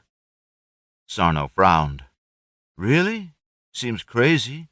He could have sold the blade for some coin." Daussie shook her head. "I don't think he thought the metal was any good. After all, it broke awfully easy." Sarno said, "Maybe not. I guess you guys wouldn't care if I kept it? I mean, if I managed to find it?" "No problem," Tarc said. They went back to the underground room and brought up the shovels. Sarno went off to bury Carlos, while Daussie and Tarc stayed behind to put 3 more bars in the opening of the chamber. While Daussie was cutting the holes, Tarc banged on one of the pipes with the big hammer. By the time Tarc and Daussie had finished installing the bars and loaded the mules, Sarno was back. "You got it done?" Tarc asked. Sarno nodded, staring at the bars. "How'd you do that?" Tarc said, "Drove them in with the hammer. You probably heard me pounding them from over where you were." Sarno gave a dubious nod. Daussie looked at him. "Are we supposed to report what happened to Carlos to the sheriff?" Sarno looked a little startled. He shook his head. "There's no sheriff in Clancy Vale, just the Baron and his guardia." He made a little wince. "You really don't want to get them involved in anything you don't have to?" When they left, Sarno was searching the left side of the road for the fragments of the sword. Tarc felt guilty about letting him waste his time, but they certainly didn't want Sarno to know they'd repaired the broken sword. When they got back to the tavern, it was immediately evident the day had been anything but the slow one they'd expected. Positive word of mouth about the free bread and beans they'd been handing out had spread. There was a line out the door waiting to try Eva's cooking. They'd sold out their spicy beans and pizza dough early in the afternoon. Since then, they'd been frying chicken and French fries, baking pork and potatoes, chopping salads, and making soup out of whatever ingredients they could buy. Everything had been selling as fast as they could make it. Dom and Grace had alternated between going out to scavenge for supplies and waiting tables. Kazy and Nylan had helped in the kitchen, while one-armed Farlan worked the cash box, taking money and making change. Dom confided that Farlan was really good at it. He's got a real head for numbers and manages to watch the entire room. No one sneaks out without paying while he's in charge. Tarc and Daussie buckled down and started helping. That gave Dom a chance to get back in the brewing room to tend his, so far ignored, first batch of beer. Virta came in and looked around at the crowd in astonishment. Then she pitched in to help as well. Once he'd unloaded the stainless steel off the mules, Tarc made several runs, restocking, then overstocking the tavern with firewood. Not having beer was their saving grace. Once the customers had eaten, they went home, or moved on to taverns that did have beer. Finally, things had slowed enough they could close the doors. The Hyllises and their employees gathered in the big room. Kazy leaned back in a chair, looking exhausted. "Is it going to be this way every day?" Dom shrugged. "That wouldn't be so bad. It'd mean we were making enough money to support ourselves and our new employees. Also, we'd be able to save up a cushion for hard times in the future. Unfortunately, when a new tavern opens, it's often busy at first because everyone wants to try the new food and beer. Regrettably, business usually tapers off after a while." Virta said, "I've got a couple of young cousins who could serve tables if you'd like. If business drops off later, they'd be able to return to the things their parents have them doing right now." After agreeing to hire Virta's cousins, at least until business slacked off, Eva turned to Tarc and Daussie. "Did you find anything worthwhile out at our salvage project?" Tarc took everyone to look at the stack of stainless steel rods, tubes, pipes, angle irons, etc., while telling them about their day, though he didn't say anything about the final incident with Carlos, wanting to save it until later when he could explain it to Dom, Eva, and Kazy alone. Dom was excited to have something they could sell, because getting the tavern started up had consumed their capital, and they'd had to take out a loan. The sooner they could pay it off, the less they'd wind up spending on interest. Turning back to what they'd found, Tarc said, "We dug out that wheelchair and also dug up a rolling bed or stretcher." He turned to his mother. "I think it really was some kind of medical facility." Eva clapped her hands together in excitement, looking around. "Where are they?" They're too big and clumsy to load onto a mule. We're going to need to take the little wagon back out there." Farlan said, "Can I be the one to negotiate the sale of all that stainless steel? My dad used to say bargaining was my strong suit." Dom looked uncomfortable. "Where are you thinking you'd be able to sell it?" Farlan said, "I talked to a customer that deals in salvage this afternoon. We should talk to him, but I also think that since it's essentially raw material, we should go directly to some of the blacksmiths. That way, we'd cut out the middleman. Tomorrow morning, before the tavern gets busy, I could take some samples of the steel around and dicker with them on price." Dom looked at him thoughtfully, then said, "Sure. You won't be able to carry much of it with just one hand, but you get some prices, and I'll go with you the next morning to make the actual sale." Dom turned to Tarc. "I'm worried enough about someone stealing the wheelchair and rolling bed tonight. I don't think we should accumulate even more stuff out there that someone could make off with." Tarc said, We figured out a way to bar the opening so people can't get in when we're not there." Grace said, Thieves are often pretty ingenious about opening things. Tarc shrugged. I'm pretty sure no one will be able to get in without us there to help them. Dom opened his mouth, looking as if he were about to object along the same lines as Grace, but subsided at Tarc's look and tiny shake of the head. Eva sighed and stood. Nylan, Grace, I need help starting more bread dough, beans, bacon, and pork for tomorrow. Everyone got up to take on various tasks, but Eva caught Tarc, Kazy, and Daussie with her eye. Gathering them, she spoke quietly. You guys need to get back to your studying, and Virda wants to study with you. Why don't you introduce her to our books and get started? Tarc started to roll his eyes and protest, then realized that Daussie and Kazy looked eager. Virda looked practically ecstatic. Crap, he thought as he followed them toward his room. Since he had a room to himself, it had become the de facto family gathering place, which was a real pain in the butt. Nylan paused to watch Tarc leave. It's not just that he's so handsome and kind, she thought, but that it seems he can do practically anything. Chapter 8. Later that night, as everyone was getting ready to go to sleep, the Hyllises got together in Tarc's room for a confidential debriefing about the day. Dom wasn't very happy about the fact that Tarc had hired some complete unknowns to help with the salvage operation. Daussie listened with some awe as Tarc calmly pointed out how hiring them had turned Sarno into an asset rather than a threat. Dom narrowed his eyes. What about the other guy? Carlos, right? Tarc shrugged. He kept being a problem. Daussie eventually killed him. With a gasp of indrawn breath, Eva turned and put her arms around Daussie. She said something, probably something meant to be comforting, but Daussie missed it because she was listening to Dom.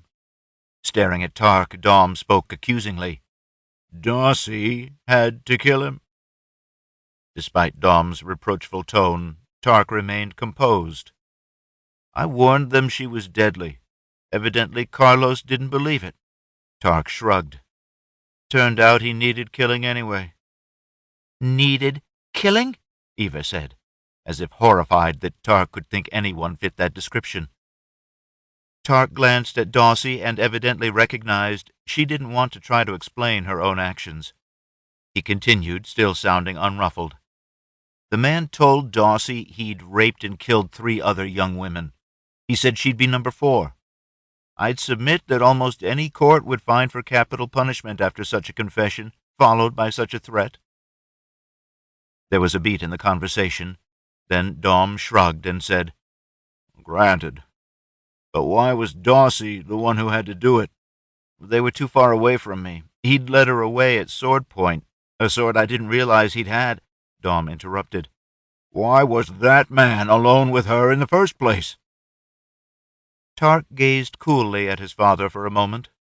Daussie's feelings had just begun to transition from dismayed and embarrassed that everyone was learning she'd killed someone to irritated with her father for thinking she needed a nursemaid, when Tarc said, I can't be with her every minute, Dad. Besides, I hope you realize she's far deadlier than I am. Dom's eyes widened and flashed over to Daussie. But I thought you had to have a seed or a pebble and time to transport it into the carotid or something. Tarc looked at Daussie again and apparently decided she still didn't want to explain herself. He said, Remember she transported a thin disc of bone out of Farland's humerus? This time she transported a disc out of the man's brain stem, dropped him between one step and the next. He shrugged. She'd already transported a disc out of his sword. It was weak enough it practically fell apart. Daussie stifled a snort over the fact that Tarc didn't mention the sword had already been repaired when she was being threatened with it.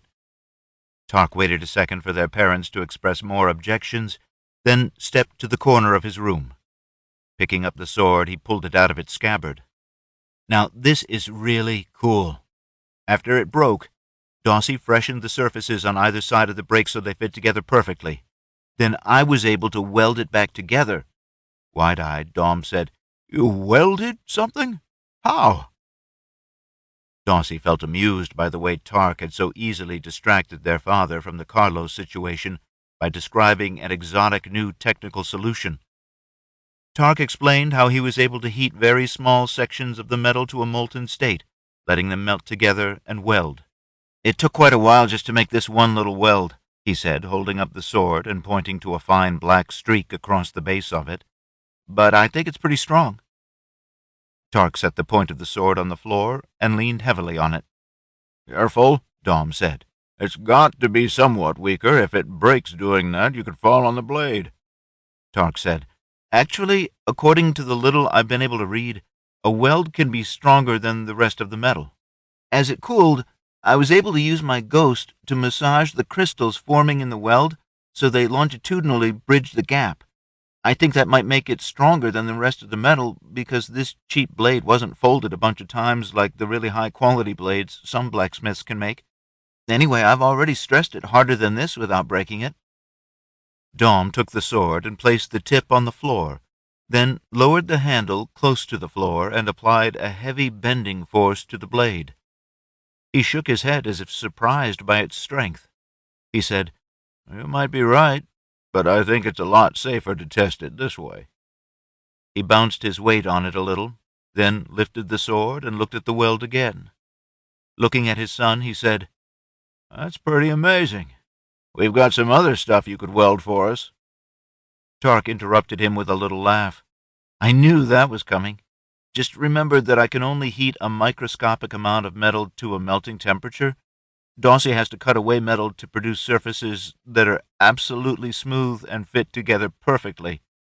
Then it still takes me a long time and several sessions to weld it." Dom looked disappointed, but he addressed another concern. "Tell me about how you barred the opening. I find it hard to believe you could do it so no one could break in." Tarc described how Daussie made the holes to slide the pipes into. "But if you can lift the pipes out, why wouldn't anyone else be able to do the same thing?" Tarc described how they had to be lowered out of the upper part of the opening to be tilted out of the lower one. Then he described the cross bolts that blocked the pipes from being lowered. "And you can't lower them unless you can telekinesis or teleport those bolts out of the way." Dom lifted an eyebrow. "Well, that was a good idea. Though I guess now no one else will be able to get in there without you or Daussie along to unlock it." Tarc frowned. "Virta might be able to pull the bolts out, but I'm sure she isn't strong enough to lift them and slide them back in place to lock it back up." Eva changed topics. "I assume you're going back out there tomorrow?" Tarc nodded. "But you don't need Daussie with you anymore, do you?" "No," Tarc said. Then he astonished Daussie by saying, "Besides, we really don't know what kinds of things might happen in this town yet. I'd feel better if she was here to protect you guys if things go in the crapper." Daussie felt the pressure of Dom, Eva, and Kazy's wide-eyed gazes as they realized that Tarc was doubling down on how dangerous she was. Eva said unhappily, "I hope you don't think Daussie's going to start killing people right and left." Tarc drew back as if somewhat surprised. "I certainly hope no one's going to need to kill anyone ever again. But in addition to being the most dangerous of us, Daussie's also capable of much more measured responses than I am. Pepper extract into their noses, eyes, or peritoneum, teleporting blood from their jugular into their windpipe to give them fits of bloody coughing, breaking their bones, or—" he shrugged. "Of course, killing them if drastic measures are needed." He looked around. "You realize that if she kills someone by cutting their brainstem or their aorta, there won't be a mark on them. No one will know she did it. As long as she doesn't make it a daily habit, no one will ever have reason to suspect it was her. They'll think the person died of natural causes." Daussie choked out, "I don't ever want to do anything like that again." With a wise look that belied his age, Tarc nodded sagely. "I hope you don't have to. I once hoped the same for myself, but then I realized that—" he glanced at his mother. "Some people really do need killing." Eva had a tear trickling down her cheek, but Dom was frowning. What was that about the peritoneum? Tarc said. It's the membrane lining the inside of the abdomen. It also covers all the organs inside. When it's irritated, it causes agonizing pain that doubles people over. I'm not sure when porting pepper extract in there might be the best solution to a problem. The pain would come on kind of slow and last for a long time. He shrugged.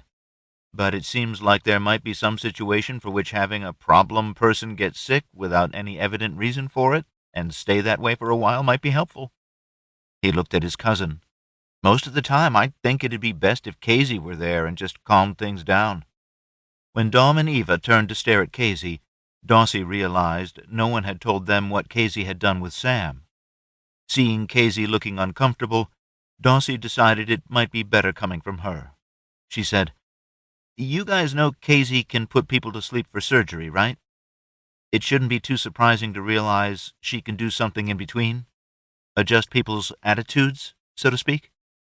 Now Dom and Eva were gaping at Daussie. She continued, "As far as I know, she's only done it once." She looked at Kazy. "Right?" Kazy nodded.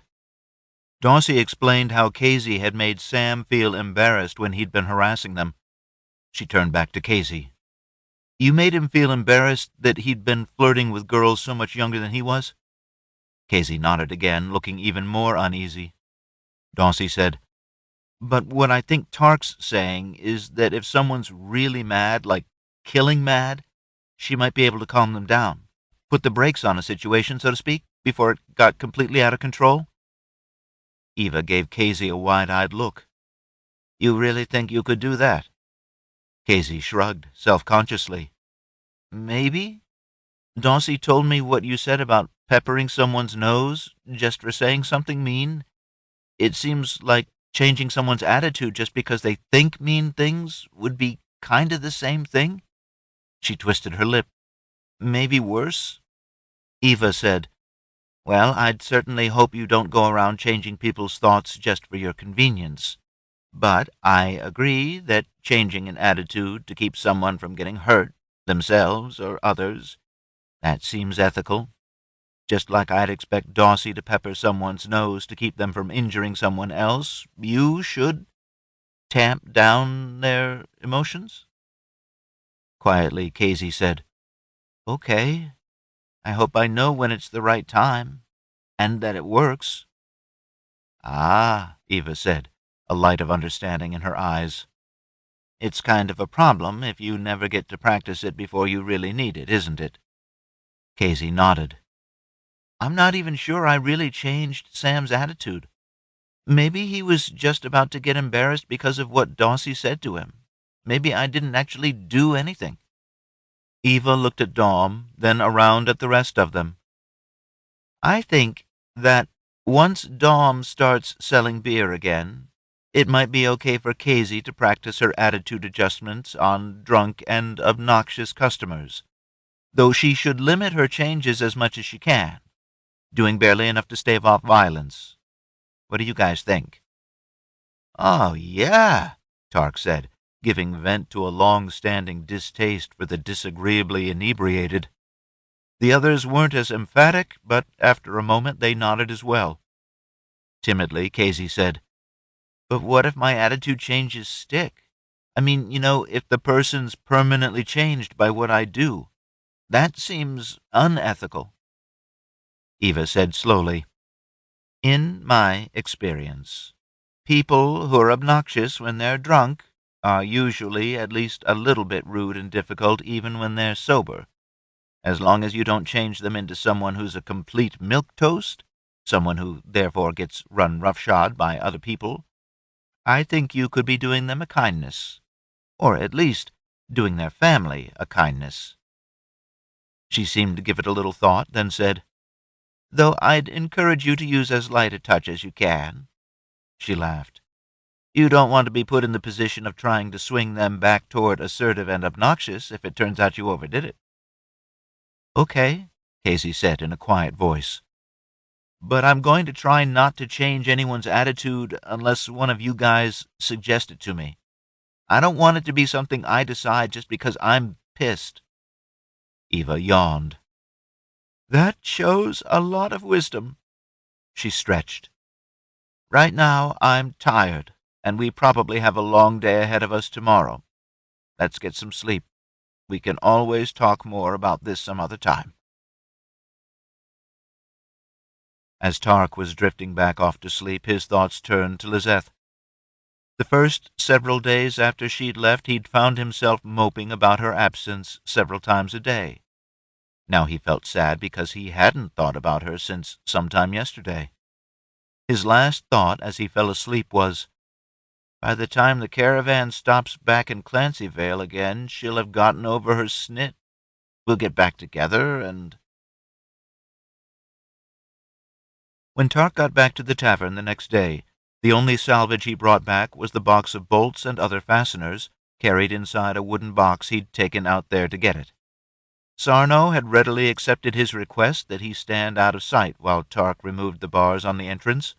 Then the man dug steadily alongside Tarc as they uncovered more of the hospital gurneys.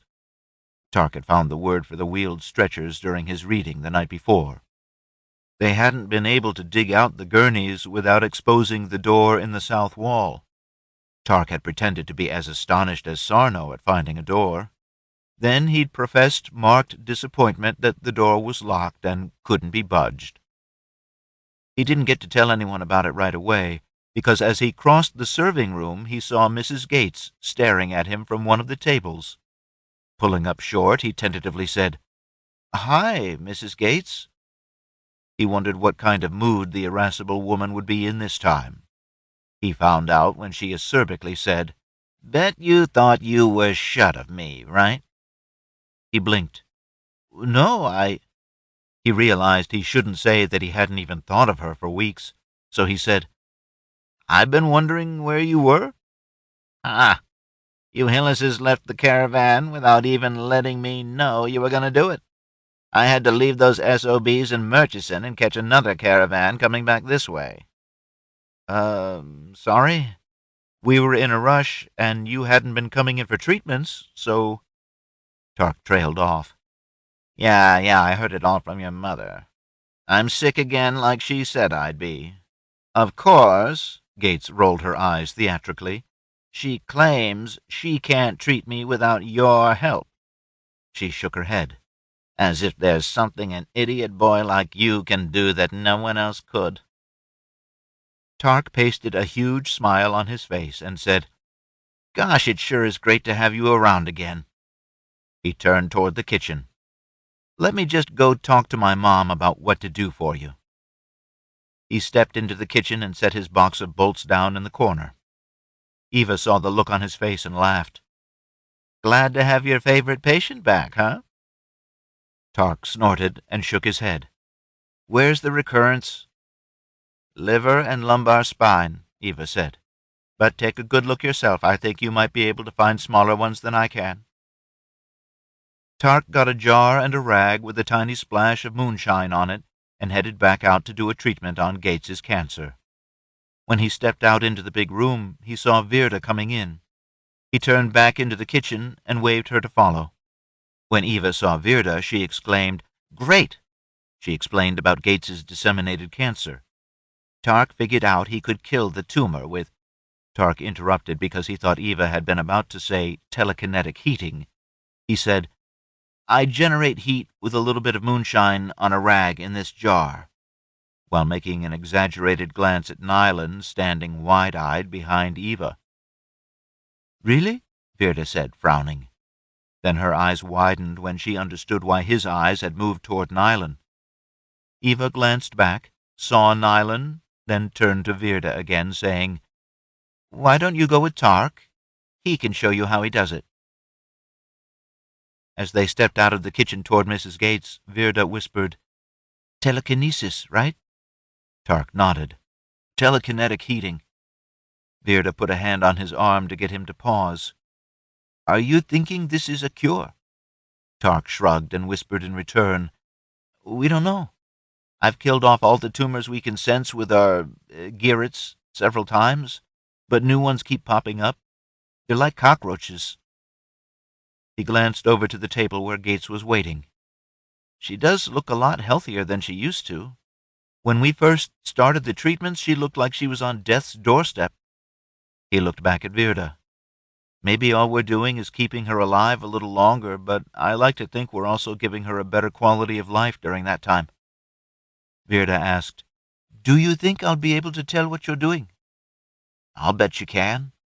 I'll do the one in the lumbar spine first. If you can sense the heating and the killing of the cells and think you'd like to try it, give me a nod, and you can give the one in the liver a shot." Virda's eyes widened. "Oh, I don't think I'm ready for that." "Have you tried to heat your finger?" Yeah. I was able to make it hot, but it was uncomfortable. I stopped."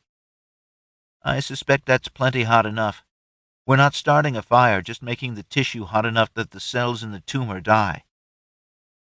"Okay," Virda said uncertainly. "I'll give it a try if I think I can tell what you're doing." She started to move toward Mrs. Gates. Tarc grabbed her arm. "I should warn you she's pretty crotchety." "Oh, should I wait till the next one?" Tarc shrugged. "She's the only one we've got right now." Virda gave him a surprised look. "If you can treat cancer, I've got lots of patients for you." Tarc wasn't sure whether that was good or bad news. To Virda, he said, "Well, you'd better see if you think it works then. And if so, whether you can do it yourself." When Tarc and Virda approached, Mrs. Gates said, "Oh, good Lord, what am I, the favorite attraction at this carnival of yours?" Tarc sighed. "Mrs. Gates, this is Ms. So. She's studying to be a healer and wants to see how we're treating your cancer." "If that's so, why isn't Eva out here teaching her?" Tarc laughed. "Mrs. Gates, the last time I treated you, you apologized for being so ornery and never saying thank you. I've been hoping that meant you were going to change your attitude." "I let you people practice on me. That should be thanks enough," Gates grumbled, climbing up onto the table. Tarc sent his Girret through the woman. The 2 recurrences in her spine and liver were about the size of the last joint of his pinky finger. He also found a couple of millimeter-sized ones in her brain and thought, maybe I really can detect smaller ones than Mom can. He set the jar with the moonshine rag on her stomach. In a low tone, he said, "Third lumbar vertebra," then started heating the lesion in the vertebral body. Virda uttered a low but surprised-sounding, "Oh." Tarc thought because she sensed the heating. Since their Girrets were so sensitive to increased warmth, that wasn't surprising. Tarc heated the lesion until he could feel the cells rupturing and breaking down, kept after it until he thought they were all dead, then moved the little jar so it was over the liver. He pointed a finger at Virda and raised his eyebrows questioningly. She firmed her chin and leaned close, frowning in concentration. Tarc's ghost sensed the liver lesion warming. It happened more slowly than when he did it. For a little while he feared she wouldn't be able to get it hot enough and he'd have to help her. But then he sensed the cells starting to rupture. In a low but enthusiastic tone, he said, "Oh, that's good. A little more to the right." He moved the jar to the right so Gates wouldn't wonder what they were talking about, but felt Virda move her focus to the right end of the lesion where the cells hadn't been breaking down. "That's got it, then," he said.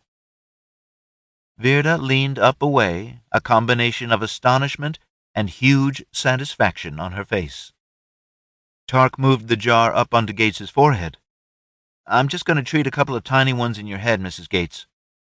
"Eva didn't say anything about any of them being in my head. Are you just practicing?"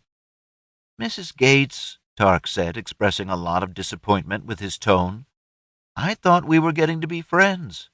These are tiny little cancers, and I think Eva just didn't notice them. We can wait until they get bigger if you want, but big ones tend to drop seeds in your blood that sprout new cancers in other places. I'm hoping that if we kill these while they're tiny, they won't drop seeds and you won't get any more cancers."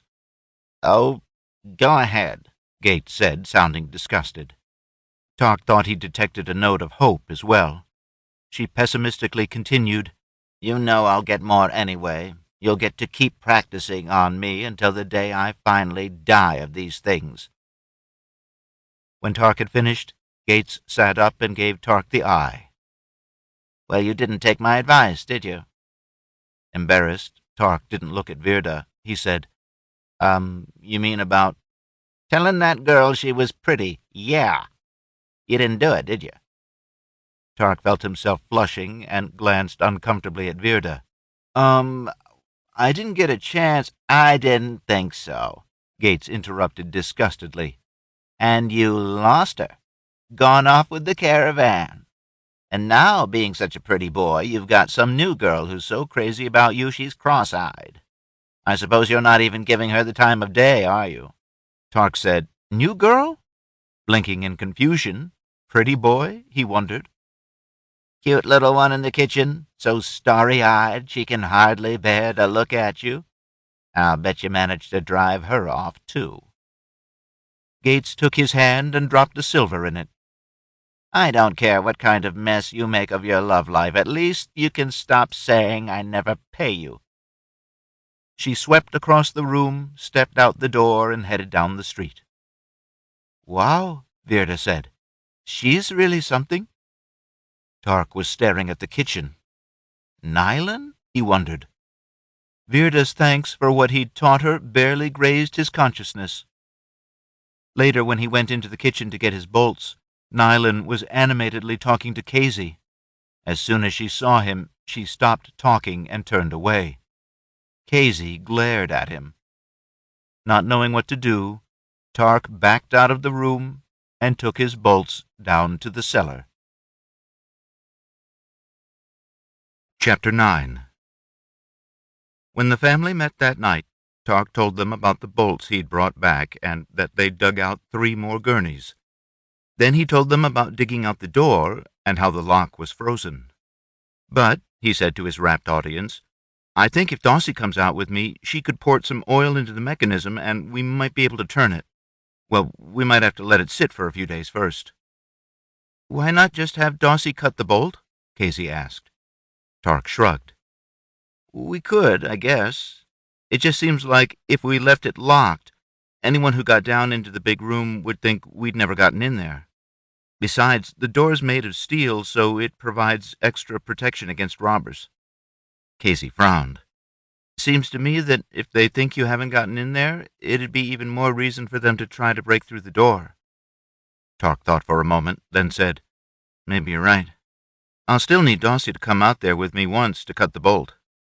"Or," Dom said, "Daussie could just cut the part of the lock's mechanism that keeps the bolt from sliding. Then you could use your gear-it to slide the bolt in and out." Tarc snorted. "Duh. I'm just going to have to let you guys do my thinking for me from now on." As everyone was leaving his room to go to bed, Tarc caught Kazy. "Why do you keep glaring at me?" Eyes flashing, she said, "Why do you keep ignoring Nylon?" Dumbfounded, Tarc stared at her for a moment, then said, "I'm not ignoring her." "What do you call it? You won't talk to her. You never even get near her." "I can't even catch her eye. The few times I've tried to talk to her, she's hardly said a word." "Well, of course. She's shy. And her crush on you is so bad, she has a hard time even thinking on those rare occasions you deign to notice her." Tarc blinked. "Her what?" Kazy stared at Tarc for a moment with a surprised expression that faded to a frown, then to a realization. "Oh, you didn't know." Speaking slowly, Tarc suspiciously asked, "What's a crush?" "She likes you," Kazy said. Then she grinned. "Lord knows why. You can't catch her eye because she's too shy to look at you. At least when you're looking at her." Kazy snorted. "Though apparently she spends a lot of time looking at you when you're not looking at her." Kazy stepped closer and poked Tarc in the ribs. "You should hear her talk about those blue eyes of yours." Tarc stood gaping at his cousin as she went to the door. Kazy stepped outside and began to close the door, then poked her head back in for a moment. "Try talking to her. I promise it won't hurt." She closed the door. Tarc couldn't get to sleep. Nylund woke with a fright. Someone was pounding on the tavern's door downstairs. She wondered whether she needed to get up, since she probably wouldn't be able to deal with whatever the problem was. But then she did anyway, partly because she was curious, more because she wanted to know whether whatever was happening might pose a threat. Most importantly, she wanted the Hyllises to think of her as someone they could count on to help, and should continue to employ. By the time she and Grace got up, lit a lamp with one of their precious matches, and put on shoes and heavy-duty shifts, she'd heard some people run down the stairs. How'd they get ready so fast? She wondered, leaving the room just ahead of Grace. Nylund stopped part way down the stairs to peer into the main room. Dom was holding the door open, and Tarc was helping another man carry in a stretcher. Nylund couldn't help admiring how easily Tarc carried his end of the stretcher. The person on the stretcher was thrashing about, but it didn't seem to faze Tarc. To Nylund's astonishment, Daussie was already down there, leaning over the person on the stretcher as it came in. Carrying big lamps, Kazy and Eva passed Nylund just as she and Grace resumed their way down the stairs. In moments, they were huddled over the patient with Daussie and Tarc. Oh, she realized, and Virda. Virda had come in the door just behind the stretcher, as if she'd been the one to tell the men to bring it to the tavern. To Nylund's surprise, shortly after the Hyllises gathered around the stretcher, the man on it stopped thrashing. Did he die? Nylund wondered. Kazy was bent down by the man's head, murmuring calming words to him. Tarc picked up the man's arms, fallen in an outstretched position, and laid them by his sides. Daussie and Tarc bent over the man's body from the right and Eva from the left, though they didn't seem to be doing anything. Dom had stepped over to the men who'd helped carry the stretcher. They were saying something to him about a drunken fight at the Odd Duck. From the conversation, it seemed their patient was a well-liked member of the Guardia. He'd tried to break up a fight and gotten knifed for his trouble. Knifed in the gut, one of the men said. I guess he's done for. But Virda said to bring him here, said you had a healer who might be able to work a miracle. Sometimes, Dom said grimly. He turned to Nylund and Grace. Eva may need some stuff heated. Can you start a fire in the stove? Grace said, Yes, pulling Nylund after her despite Nylund's strong desire to stay and watch. Surely she doesn't need me to help her start a fire, Nylund thought irritatedly. Then, as they approached the dark kitchen, she realized that Grace needed the lamp Nylund was carrying, both to light what she was doing and possibly to start the fire. Nylund held the lamp while Grace got some tinder, then stirred through the coals in the firebox. She found one hot enough to start the tinder. Nylund set down the lamp and got some wood, handing it to Grace, who carefully stacked it over the little flame. As Daussie crouched over the man, she was horrified by what her Girret showed her. His abdomen was awash in blood. They had his shirt off, and her gaze seized on the 3-centimeter wound above and to the right of his belly button. She forced herself to follow the trajectory of the wound into his abdomen, where she found a big oozing slice of the man's liver. That's where all the blood's coming from, she thought, then forced herself to take her Girret on a tour of the abdomen to be sure she hadn't missed something. She followed the depths of the wound in the liver. At one point it penetrated deep enough to go through the other side and make a nick in the man's diaphragm, but it hadn't gone through into the lung. I don't think he'll survive this much blood loss, Daussie was thinking when Tarc grabbed her arm and shook her. Daussie, he hissed emphatically, obviously trying not to shout. Suddenly his voice came from within her ear. Wake up! Start pouring the blood out of the abdomen and back into the vena cava. Daussie jerked up wide-eyed, feeling like she'd been having a nightmare. Eva was staring at her with a look of grave concern. Eva leaned close and whispered, Be sure to only port liquid blood, nothing that's clotted. Focused now, Daussie leaned close and... She sat back for a second. A big pool of the blood had collected down in the pelvis. She'd only need to move blood about 1.5 centimeters from there into the iliac vein. She'd practiced with water and knew that she could port 60 cc's over such a short distance almost once per second. But will the iliac vein accept an instantaneous influx of 60 cc's? She wondered. If I blow out the vein, we'll have a worse problem than we already do. She ported 10 cc's. A bulge formed in the iliac vein, which was flat from the lack of blood in the man's system. The bulge almost immediately vanished as the blood she'd ported flowed away along the empty vein. She tried 20 cc's and was alarmed by how the sudden bulge stretched the vein. This bulge also quickly vanished, but Daussie still felt worried. Daussie went back to teleporting 10 cc's at a time. But because it was much less than her capacity, she realized she could easily do it more often than once a second. In a couple of moments, she was porting 10 cc's twice a second. That's 1.2 liters a minute, she realized. Eva leaned close, saying, "Oh, that's awesome. Keep moving the blood back in there.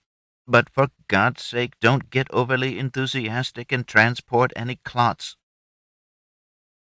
From her reading of Eva's old texts, Daussie knew that even the ancients would have thought more than a liter a minute was a very high rate. After all, the body held only 5 liters of blood. I think 2 or maybe 2.5 liters of his blood are here in the abdomen. That's enough blood loss to make a patient seriously ill and frequently kill them. It'd have been bad even back in the old days when they could perform blood transfusions and other miracles. It'd certainly be fatal today if I couldn't move his blood back into a circulatory system. She paused and got a grip. Whether I can do it or not, it's still likely to kill him. And a lot of the blood that's free in his abdomen has clotted. Since I'm only moving back the serum, the part of the plasma that's left after the clotting factors are gone, and the red blood cells that haven't gotten trapped in the clots, he's still going to be significantly short of blood. Oh, and short of clotting factors. How's he going to stop bleeding from that wound in the liver without those? Taking a moment away from pumping blood out of the abdominal cavity and into the patient's veins, Daussie focused her gyret on the wound in the liver. To her dismay, she sensed blood still oozing from the wound. Then a tiny spark flashed hot in the lateral surface of the wound. "What the hell?" Eva spoke to her. "Daussie, what's wrong?" Realizing that Eva must have sensed the cessation in her blood porting, Daussie said, "I was just checking on the bleeding from the liver. If it doesn't stop—" "Tarc's cauterizing it," Eva interrupted. "You need to get back to your job." "Oh," Daussie said, embarrassed. Now she realized what the hot spark in the liver wound had been. I guess if he can melt steel, he can cauterize flesh, she thought. To Eva, she quietly said, "If there is a nick in the bowel, this guy's probably going to die anyway, you know." "Finding nicks in the bowel's my job," Eva said tightly. "Oh," Daussie said, glancing up and seeing Kazy by the man's head, presumably helping him sleep through it. "Are you finding any?" she asked Eva. "One, but it's not all the way through. We'll get Tarc to put a stitch in it later. Now, please, let me concentrate. I can't do 2 things at once the way you can." Daussie had to focus herself. She finished sending back all the blood that had drained into the part of the pelvis near the iliac vein. She started searching for other pockets of blood in the abdomen, finding them and porting them into the closest large vein. Sometimes she had to port smaller quantities because she didn't think the vein was big enough to take 10 cc's. Sometimes she had to port longer distances to get to a large enough vein, which slowed her down because it took significantly longer to port a volume over a distance. At one point, while she was mechanically transferring blood out of a large pocket she'd found, she had attention to spare and looked up. Dom was bringing in Eva's remaining large bottle of sterilized saline. Eva had felt broken-hearted that she'd left the other bottles in the king's fortress escaping from Relth. But this guy needs more fluid than I'm going to be able to salvage out of his abdomen, she thought, so we really need to get some saline into him. Glancing around, Daussie saw the men who'd brought the stretchers standing there, looking dubious. This probably does look pretty weird, Daussie thought, all of us sitting around him with our heads bowed as if we're praying. That's probably what they think we're doing, something they've probably seen fail in the past. She looked up at her mother and said, "I think I've moved about all the blood I can. Can I try starting the IV?" "Good idea," Eva said, bustling to her feet. "Come around here to his left side. We need to leave Tarc over there next to the liver." Eva and Dom positioned the bottle so the coil of glass tubing hung near the front of the man's elbow. Eva had Dom rotate the bottle until the needle was pointing the right direction for the needle to be inserted into the antecubital vein. Daussie blinked. Mom, she said softly. I've just realized I don't need an IV. I can port fluid into patients' veins. Maybe it'd be better if someone else learned to start an IV? Eva looked at her for a few moments. Daussie thought her mother was pondering the fact they wouldn't ever need an IV if Daussie was around. The only reason someone would need to learn to start an IV would be in case Daussie was gone, dead, or moved away, or something else her mother probably didn't want to contemplate. If Daussie was the one who needed the IV, and Eva wasn't around to start it herself. Eva gave a sharp nod, accepting all the unpleasantness involved in the possibility that someone else might need to start an IV. She said, Virda, you want to try starting an IV? Virda stared at Eva. I only just learned such a thing even exists during my reading last night. Shouldn't I see someone else do one before I try to do it myself? Eva nodded, then looked at Kazy thoughtfully. Kazy, you think you can try to start an IV while you're, Kazy was similarly wide-eyed. I could try, but I've never seen one either. Yeah, but you've been around this stuff a little longer. It's really pretty easy. She jerked her head at her niece, and Kazy got up and walked around to Eva's side. Eva spoke quietly so the strangers in the room wouldn't be able to hear. Daussie could hear most of it because she was close by. Your Girret shows you the vein right there beneath the needle? Kazy slowly nodded. So, I'm going to pull the sterile cloth cover off the needle. Then you're going to push the tip of the needle right through the skin and into the vein. If you can't do it, I'll be right here, okay? Kazy crouched over the man's elbow and grasped the glass tubing behind the needle and its cloth cover. Dom shifted a little to relax the coils in the tubing. Eva lifted a piece of soft cloth that had been soaking in some of Dom's moonshine and wiped down the front of the man's elbow. Then she slid the cloth cover off the needle and gave Kazy a nod. Trembling, Kazy pushed the needle against the man's skin, then seemed to freeze up with the skin indented but not punctured. Eva calmly said, Go ahead. A little shiver ran over Kazy. Then she pushed ahead with the needle.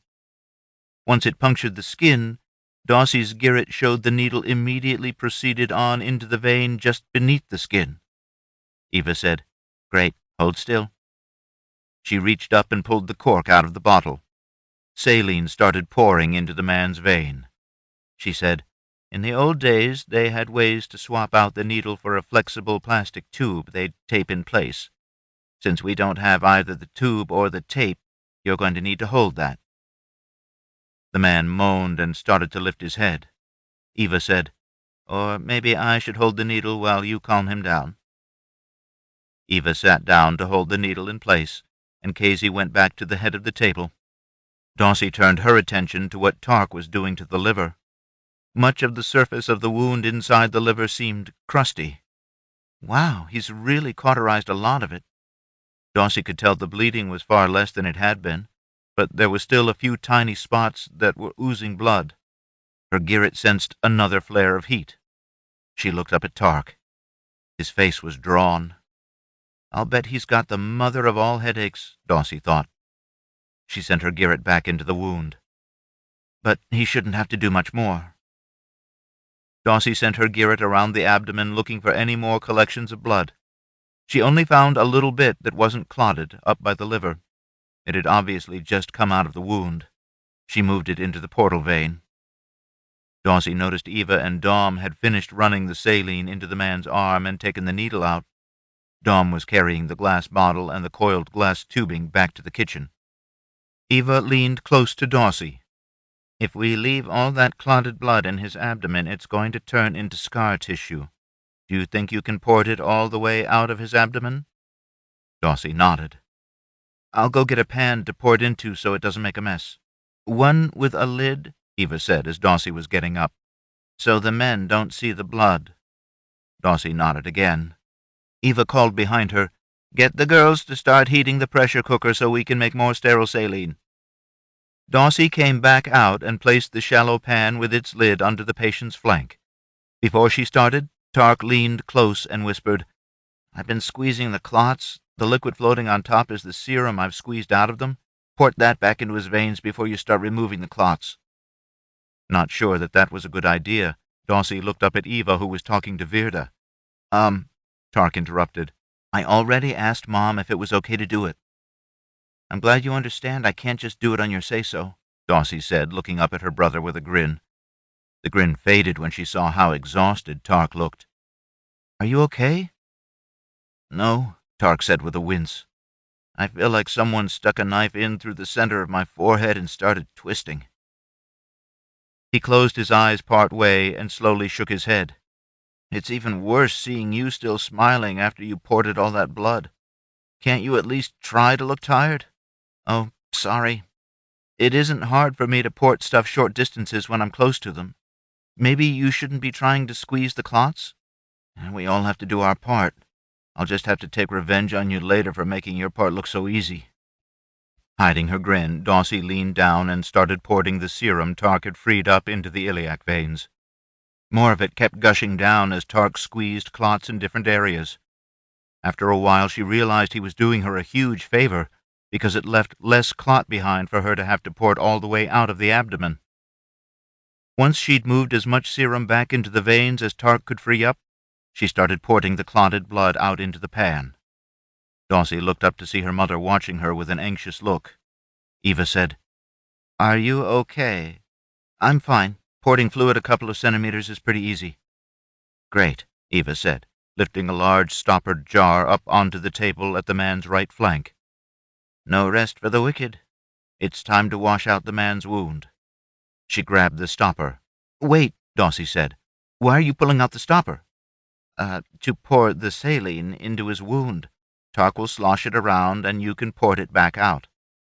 "I can port the saline into the wound with less contamination," Daussie said, thinking about how the saline would be pouring over the unsterile lip of the jar and picking up a few bacteria. "And I can port it at a speed that'll slosh it around. Tarc's exhausted. Don't have him do any more than he absolutely has to.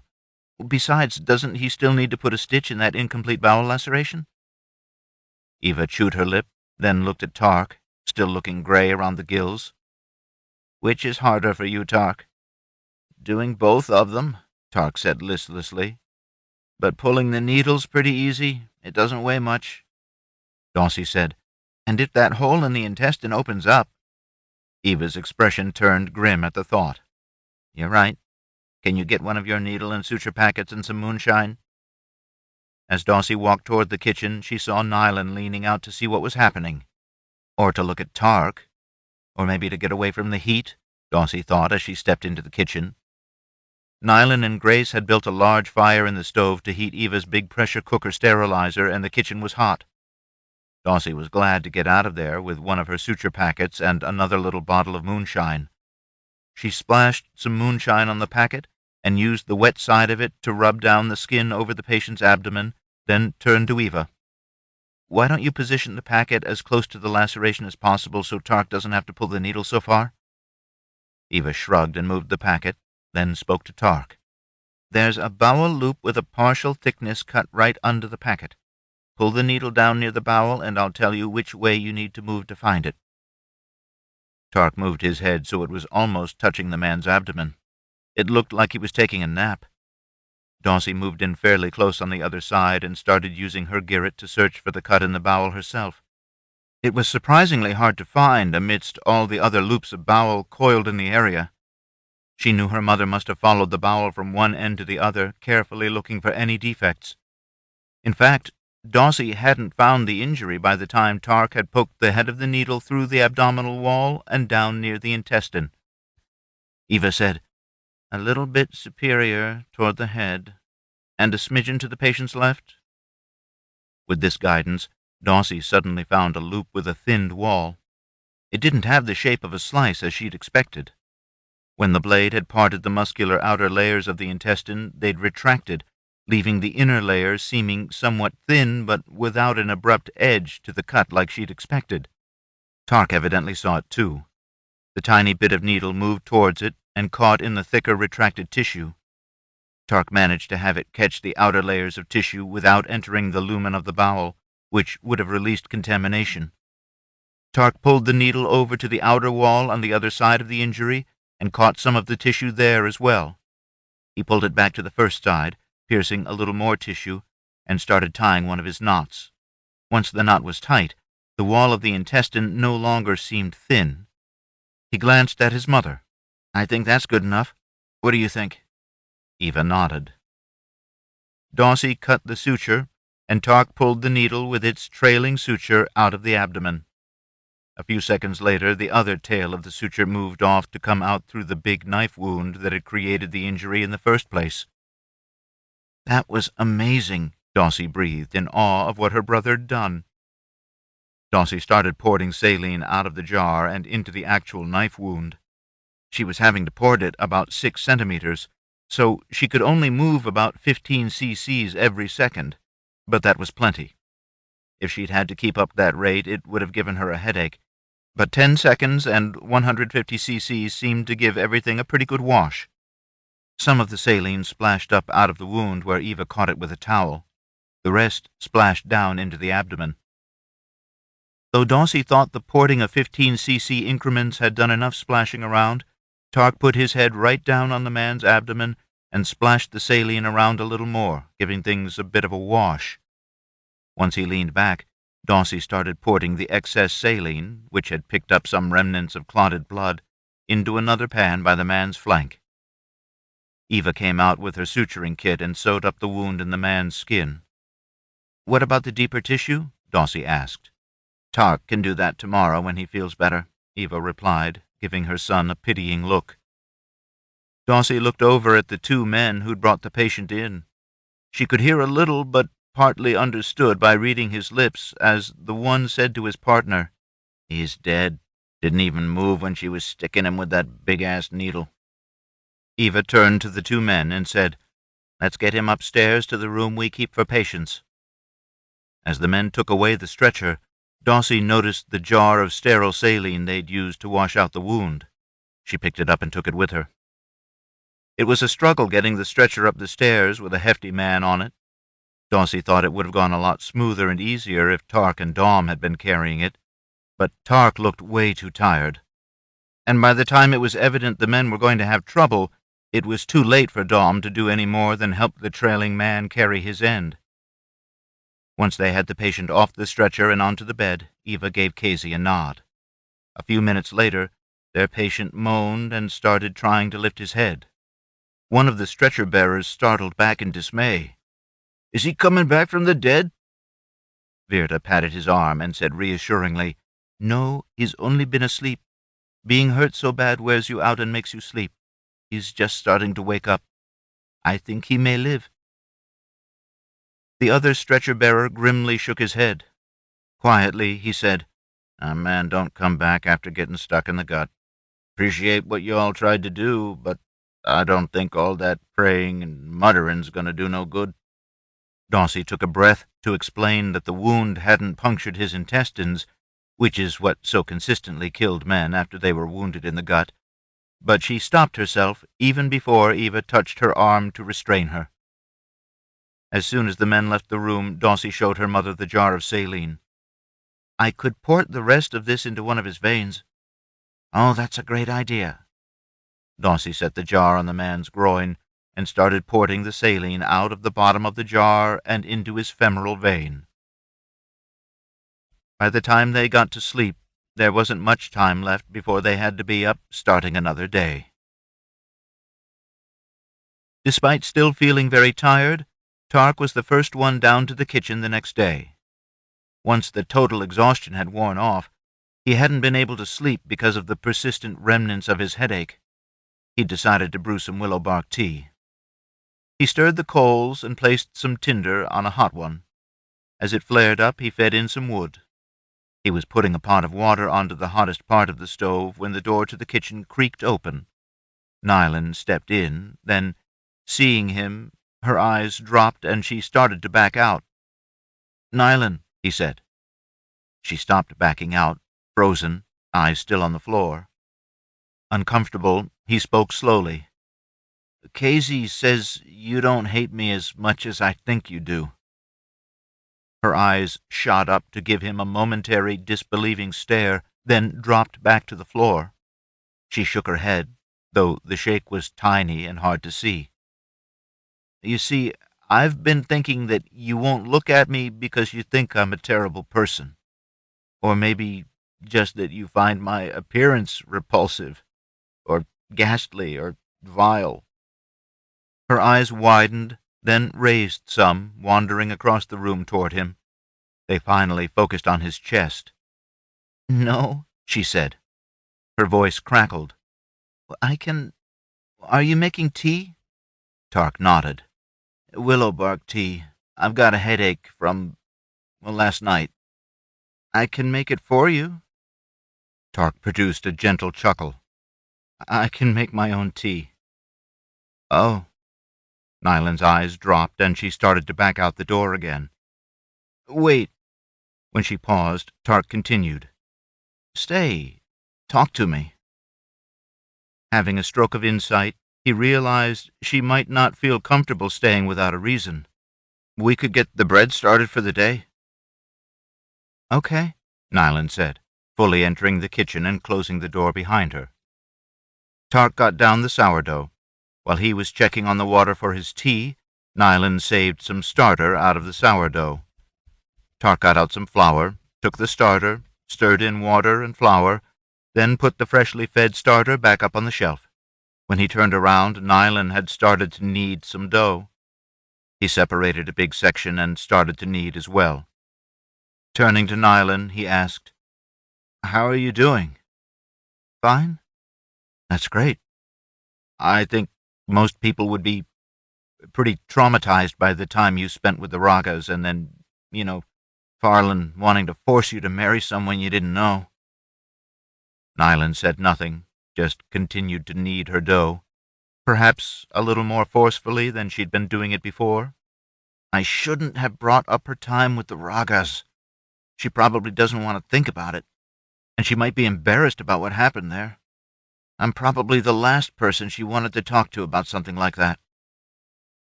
After a moment, Tarc said,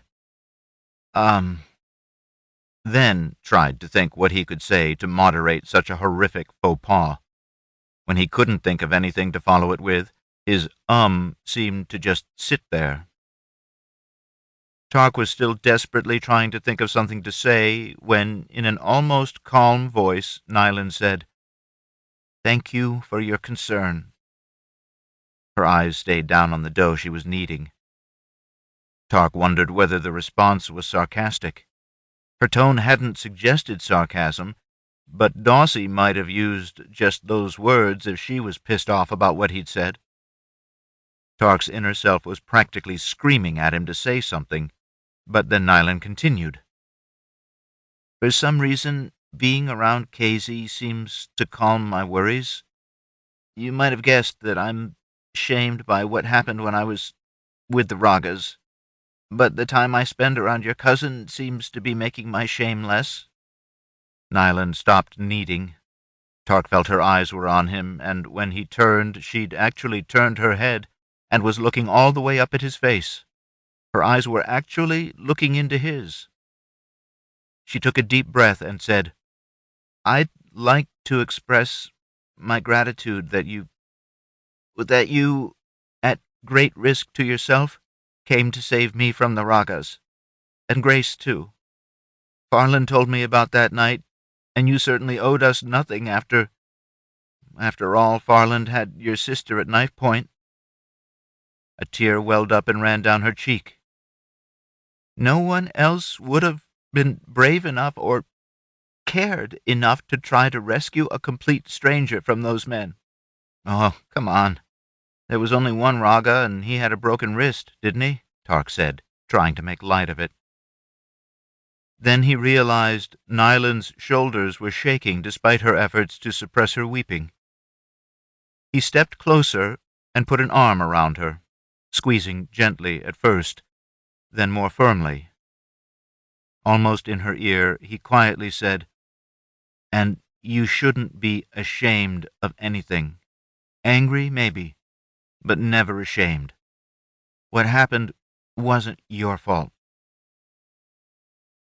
After a moment, she turned, threw her arms around him, buried her face in his chest, and squeezed him hard, as if she thought it would suppress her racking sobs. Tarc awkwardly patted her back, resolving not to say anything since everything he'd said so far seemed to have made such a hash of things. He heard someone coming down the stairs and realized their time alone was about to come to an end. He expected Nyland to hear the same sounds and pull away, but she didn't. Expanding his garret, he decided, because the person was small, it had to be Kazy. She seemed to be trying to walk quietly. Though Tarc could still hear Kazy's footsteps, Nyland seemed not to notice them, so they were still holding one another when Kazy gently pushed the door open. Kazy hadn't brought a light, so she must have used her garret to find her way. Once Kazy's eyes found his, she grinned, rolled her eyes, and used both hands to make an exploding motion over her head. "I guess our emotions must seem like a bright light to Kazy's garret," Tarc thought. Or maybe more like a loud sound, since they seemed to have wakened her right through the walls and floor. Kazy stepped a little closer. Tarc felt Nyland relax in his arms. She calmed Nyland, Tarc thought, not sure whether it was right to mess with someone's emotions no matter how painful they were. Then, to Tarc's surprise, Kazy backed away and went back out the door. She went all the way back across the room, then turned and started back toward the kitchen. This time she certainly didn't seem to be trying to do so quietly. In fact, it sounded like she was deliberately making more noise than usual. Nyland stiffened a little, then relaxed her arms and backed away a few inches. She looked up at Tarc and hoarsely said, "Thank you. That was comforting. Very relaxing." She stepped back to her dough and started kneading it again. Tarc wondered whether it was cheating to let her think he'd relaxed her, Kazy having obviously been the one to do it. "Of course, we can't give up Kazy's secret, so I guess I'll just have to let her think it was me." Thinking of Ms. Gates's advice, he tentatively said, "I think you're very pretty."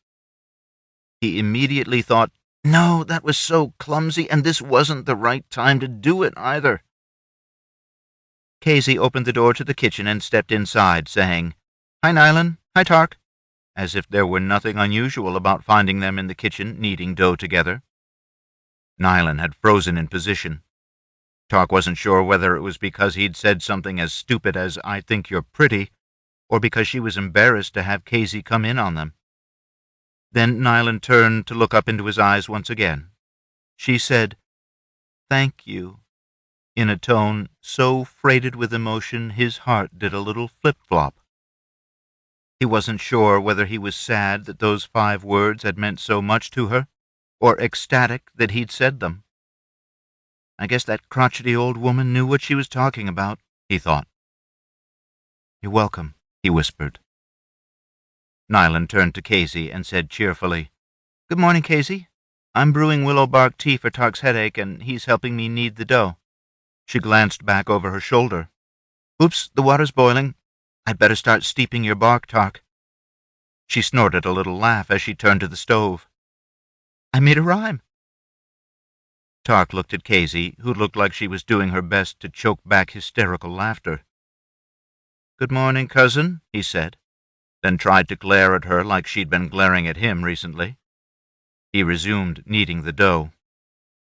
When Nyland returned and started kneading her dough, she quietly spoke to Tarc out of the side of her mouth. "I am angry. I constantly find myself fantasizing about how I'm going to go back and kill the rest of the Ragas." She snorted ruefully. "As if I could." "Oh," Tarc said, matching her quiet tone. "They're already dead." Then he thought, "Once again, I wish I could take some words back. In the first place, the Hyllises didn't really want people outside the family to know they'd killed all the Ragas. In the second, he didn't know whether learning she'd been avenged was the right thing for her psychological state. Nylan just kept kneading the bread for a while. When she spoke, it was to say calmly, "If only that were true." Tarc softly snorted. "Guess I got that wish." Everyone was hard at work, cooking and trying to get the main room ready for serving. A pounding came on the door of the tavern. Dausie'd been allowed to sleep a little later than usual and had just come in from the outhouse. Her first thought was that someone was bringing them another stricken patient, and that they didn't have enough sterile saline. Her second thought was that one of the men should open the door if someone was pounding on it. What if it were ruffians or robbers or, worse, the Guardia come to arrest them for using witchery on their man? Then she remembered what Tarc had said about her being the most dangerous of the Hyllises. Gathering resolve, she strode to the door, shot the bolt, and, while gathering her breath to bark at them for disturbing the peace, pulled it open a little. She paused. It was a distraught young woman, red-eyed and looking as if she were at her wit's end. "Can I help you?" Daussie asked gently. "Is Jimmy really here?" the woman asked, a desperate look in her eyes. The word "here" carried a measure of disgust. Daussie hoped it related to the reputation of their tavern when it had been the hidden underground. Jimmy must be our patient from last night, Daussie thought, wishing she'd checked to see how the man was doing before rushing down to the outhouse. I should have at least asked Mom, she thought. To the woman at the door she said, "Jimmy? Jimmy Nance from the Guardia. He didn't come home last night. They told me he got hurt and that Vir de Sceaux brought him here." Daussie nodded. "He was stabbed. A bad injury." She glanced up the stairs. "We did all we—" the woman gasped. "He died?" "No." Daussie glanced up the stairs, wishing again she knew how he was doing this morning. She didn't want to say he was doing well and be proved a liar. The woman pushed past her. "Let me see." She glanced around the room and realized that Dausie'd been looking at the stairs. She ran for them. "Wait," Daussie said, running after her. "Let me—" She paused when she realized nothing was going to stop the woman. Besides, Eva always said not to sugarcoat the news of how someone was doing. It just made them angrier if the patient didn't do well. Instead, she called up the stairs. "Eva, our patient's—" She hesitated, not knowing what the relationship was, then continued, "His wife's coming up to see him." Daussie went up the stairs behind the woman, but she was tired, and the woman was fueled with adrenaline. Daussie arrived at Jimmy's room several steps behind the woman. Daussie's eyes first went to her mother. Eva looked tired from staying up most of the night with the patient. She'd recognized that the prodigious use of their talents on the man in the middle of the night had exhausted Daussie and Kazy almost as much as it had Tarc. She'd insisted that she be the one to sit with the patient, not the younger people. Not just for their benefit. He needed someone checking on him frequently, and they'd likely fall asleep no matter their good intentions. Vir'd waited with Eva, and they'd stayed awake in shifts, but with Vir'd having little experience, Daussie expected her mother had been up more than their new healer. Daussie's eyes swept to their patient. Jimmy was propped up on pillows, looking wan, but not as bad as Daussie'd expected. He even had a little smile for the woman who'd just stopped a meter from his bed. She dropped to her knees just short of him, saying, "Jimmy, are you okay?" "I've been better, Mary," he said carefully. "I thought I was a goner." "I just heard this morning," the woman said plaintively, "or I would have been here at your side." "What did you think when I didn't come home?" "That you'd gotten drunk like your friends do," the woman said unhappily. She glanced around the room, taking in Eva, Vir'd, and seeing Daussie standing right behind her. She indicated Daussie with a jerk of her head. "She told me you got stabbed. Where?" "In the odd duck," Jimmy said with a faint grin. "You know what I meant," the woman said, sounding pinched. "Somewhere in here," Jimmy said, pointing to the right side of his upper abdomen. The woman fell. It happened slowly enough that Daussie was able to catch her under the arms and slow her impact. Rolling her onto her back, Daussie saw she was unconscious. Assuming she'd merely fainted, Daussie lifted her legs to send more blood to her brain. Vir'd and Eva quickly knelt over the woman. Daussie assumed they were sending in their Garretts as well. Daussie's Garrett found the woman's pulse rate was slow and the pulsations themselves were weak, as if she had low blood pressure, typical for fainting. Eva looked up, looking relieved. She said, "She just passed out." Daussie and Virda both nodded. The woman moaned and lifted her head. Eva said, "Stay on the floor for a minute." Virda leaned into the woman's field of view and said, "Mary, you fainted. We think Jimmy's going to be okay. Even though he got stabbed in the belly, the blade didn't hit anything important." Mary stared up at her and said, "And how would you know that?" Virda shrugged. "It's a healer's business to know." She indicated Eva. "This is Miss Hyllis. She's the best healer I've ever seen. She agrees the knife didn't hit anything important." "Well," Eva said, qualifying, "it did hit his liver and caused a lot of bleeding. But the bleeding stopped now. I think Jimmy's got a good chance of recovering." Mary sat up and looked at Jimmy. He gave her another weak, tentative smile. Getting to her knees, she moved closer, then looked at Virda. "Can I touch him?" Virda nodded. "Just don't touch his stomach area." Mary leaned closer, holding Jimmy about the shoulders and touching her cheek to his. Though she spoke softly, Daussie was able to hear her tell Jimmy she loved him. He responded in kind. After a moment, Mary stood and hugged Virda, then Eva. "Thank you for all you've done for him. Can I take him home?" Looking surprised, they both shook their heads.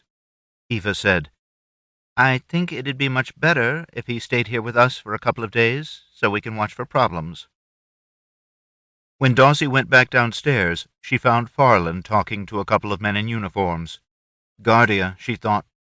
When he saw her, he said, "These men are here asking after one of their fellow soldiers." "Guardsman," one of the men interrupted. Farland glanced at the man, then continued, "Guardsman, they say someone brought him here last night." Daussie was surprised to realize Farland had slept through the commotion. "Yes, he's upstairs." The two men immediately started toward the stairs. Daussie said, "Wait," then felt surprised when they stopped. She realized her voice had held the kind of commanding tone Eva used when she was taking charge of a situation. Why didn't I do that with Mary? She wondered. When they looked at her, she said, "He was badly injured. He should have no more than one visitor at a time, and his wife's up there now." The two men backed away from the stairs. One said, "Sorry. Can you tell us about his injury?" "A knife wound?" She shrugged, looking at the swords hanging from their belts. "Or a sword? Here." She pointed to the right upper quadrant of her own abdomen. "He's lost a lot of blood, so he'll be very weak for a while." The two men had blanched. Daussie shook her head. "The blade didn't injure his intestines. It's intestinal injuries that usually kill people with belly wounds. So, since he lived through the night, he has a good chance of living out a normal life." Daussie didn't think they understood what intestines were. Nonetheless, they seemed thoroughly cowed by the fact she did. She thought about explaining that intestine could mean the same as gut, but by then one of them was speaking. "We'll wait till his wife leaves, then one of us will go up." Daussie nodded, wondering what they'd do while they were waiting. They solved that when one of them said, "Is it all right if we sit down here? Will you be serving food today? I've heard lately that Hyllis Tavern has the best fare in Clancyvale." Daussie shrugged. "We had a hard night last night, taking care of your friend. I'm not sure how things are going in the kitchen, but I'll check to see." The man thanked her, and she turned to the kitchen. When she got in there, she found Dom taking over Eva's role, as he so often did when she'd been busy healing. He was frying bacon, and, she suspected, bossing the others. Daussie always felt surprised at how well he did managing the kitchen. The food he turned out was earthy and simple, without many of the wonderful spicy flavors of Eva's dishes, but it was well liked nonetheless. From the smell, they were just getting some bread in the ovens. Kazy and Nylon were kneading more dough. Grace was cutting up chicken. Tarc was standing in the corner, frowning at a cup of something he was sipping. Daussie opened her mouth to chide him for being the only one not contributing. Then she remembered the awful headache he probably still had. She decided his current frown most likely came from the bitter taste of willow bark tea. Dom pulled 2 loaves of bread out of the oven and looked up at Daussie. "Bacon, eggs, and toast shortly." She hooked a thumb back at the dining area. "We have a couple of guardsmen waiting out there, friends of our patient from last night. Will we have enough food that we could serve them any time soon?" Dom nodded, eyes on Farland. "Tell them 10 or 20 minutes. He looked at Daussie. "Meanwhile, if you could start slicing and toasting the bread." Daussie got to work. A little while later, Farland was back in the kitchen. "Our open doors bringing in customers. They're asking if they can have breakfast too. They look hopeful." Dom grinned at Daussie and said, "No rest for the wicked." To Farland he said, "Tell them it'll be slow, but we'll do the best we can." Later that morning, when the rush of customers had slowed, Daussie and Kazy went upstairs to check on their patient from the night before. When they entered the room, Mary jumped to her feet and came over to throw her arms around Daussie. "Miss So tells me that you were very important in helping take care of my Jimmy." Mary leaned back, tears filling reddened eyes. Daussie spoke quietly. "Taking care of sick people's what I've always wanted to do." Virda spoke up. "Mary, this is Kazy," she said, indicating the green-eyed girl. "She's the one who's so good at getting patients to relax when something's being done for them. She helped Jimmy sleep through everything." Mary hugged Kazy next, saying, "That's so wonderful. Jimmy says he doesn't remember a thing after he got here to the tavern. Whatever you're able to do so someone can sleep through that, it's a real gift." "Thank you, ma'am," Kazy said shyly. Epilogue. It had been a week since Jimmy had been stabbed. That, and the way business had continued to pick up, had set them back, so the Hyllises hadn't had any manpower to spare for investigating the underground rooms until now. Virda's young cousins had started work and become proficient at serving customers. One-armed Farland was managing the room and collecting the money. Kazy was enthusiastically learning to run the kitchen, but Nylan and Grace were also pitching in strongly as well, because they wanted to learn the business. Dom had his first batches of beer brewing, and it seemed Tarc could be spared at last. The day of Jimmy's stabbing, Tarc had sent Farland out to pay Keller Sarno the coppers he hadn't had, and to tell him Tarc wouldn't be there for at least a few days. He'd had Farland suggest Sarno check by the mornings after that if he was still interested in work. Tarc had decided that he'd really like to have the lock on the door into the rest of the underground complex be functional, something that any of the Hyllises could unlock with a key. Therefore, he'd begged Daussie to come with him and transport some light oil into the lock mechanism in the hopes they could break it free. He'd also rigged up a way to hitch the 2 mules to the little wagon and brought a ladder to put on it. The mules were pulling the wagon while he and Daussie rode their horses. "Brownie and Baby need some exercise anyway," he said to Daussie. "Not as much as I needed to get out and see some sunshine," she replied, stretching ecstatically. They were taking out the last of the pipes that were barring the entrance when Sarno showed up. "Keller, great to see you. I was hoping you hadn't given up on us. Sorry about the delay." Sarno smiled broadly. "That's okay. Can you grab that ladder off the wagon?" "Sure." As Sarno turned toward the wagon, Tarc couldn't help noticing how the man's eyes lingered on Daussie for a moment. As he laid aside the last couple of bars for the entrance, he spoke quietly to his sister. "Sarno can't keep his eyes off of you. I guess you won't be out here much, but when you are, you should be careful." Daussie eyed Tarc for a moment. "I'm always careful." Tarc wondered what her odd expression had meant. That she can protect herself? That Sarno's only one of a large number of men who gawp after her? That I should mind my own business? Tarc's ruminations came to an end when Sarno started sliding the end of the ladder down into the hole. Tarc and Daussie started to guide it on into the opening in the concrete wall. Then Tarc stopped it, realizing they really needed someone down in the room to guide the bottom end of it. He was about to climb down the rope himself when he remembered what had happened last time he left Daussie alone out here with a man. He looked up. Keller, can you climb down into the room and guide the end of the ladder down?" Shortly, they had the ladder down and braced against the wall just beneath the opening. Tarc had Sarno start cleaning dirt off of the wheelchair and gurney they'd freed up the last time. Meanwhile, he and Daussie went over to look at the door. After examining the mechanism with it empty so its structure would be more evident, he had Daussie start pouring oil into different parts of it. He used his Garrett to push the oil back and forth through the bigger sections and squeeze it around between tightly fitting parts he thought were supposed to move past one another. It was difficult getting it squeezed in around the little tumbler pins, but with some effort he was able to get it in there. He tugged on the tumbler pins, but only 2 of the 7 moved. Daussie said, "You still need me?" Tarc grinned at her. "I thought you were enjoying the day away from the grindstone back at the tavern." "I like the sunshine." She waved around the dim chamber they were standing in. "There isn't much sunshine down here." "Okay.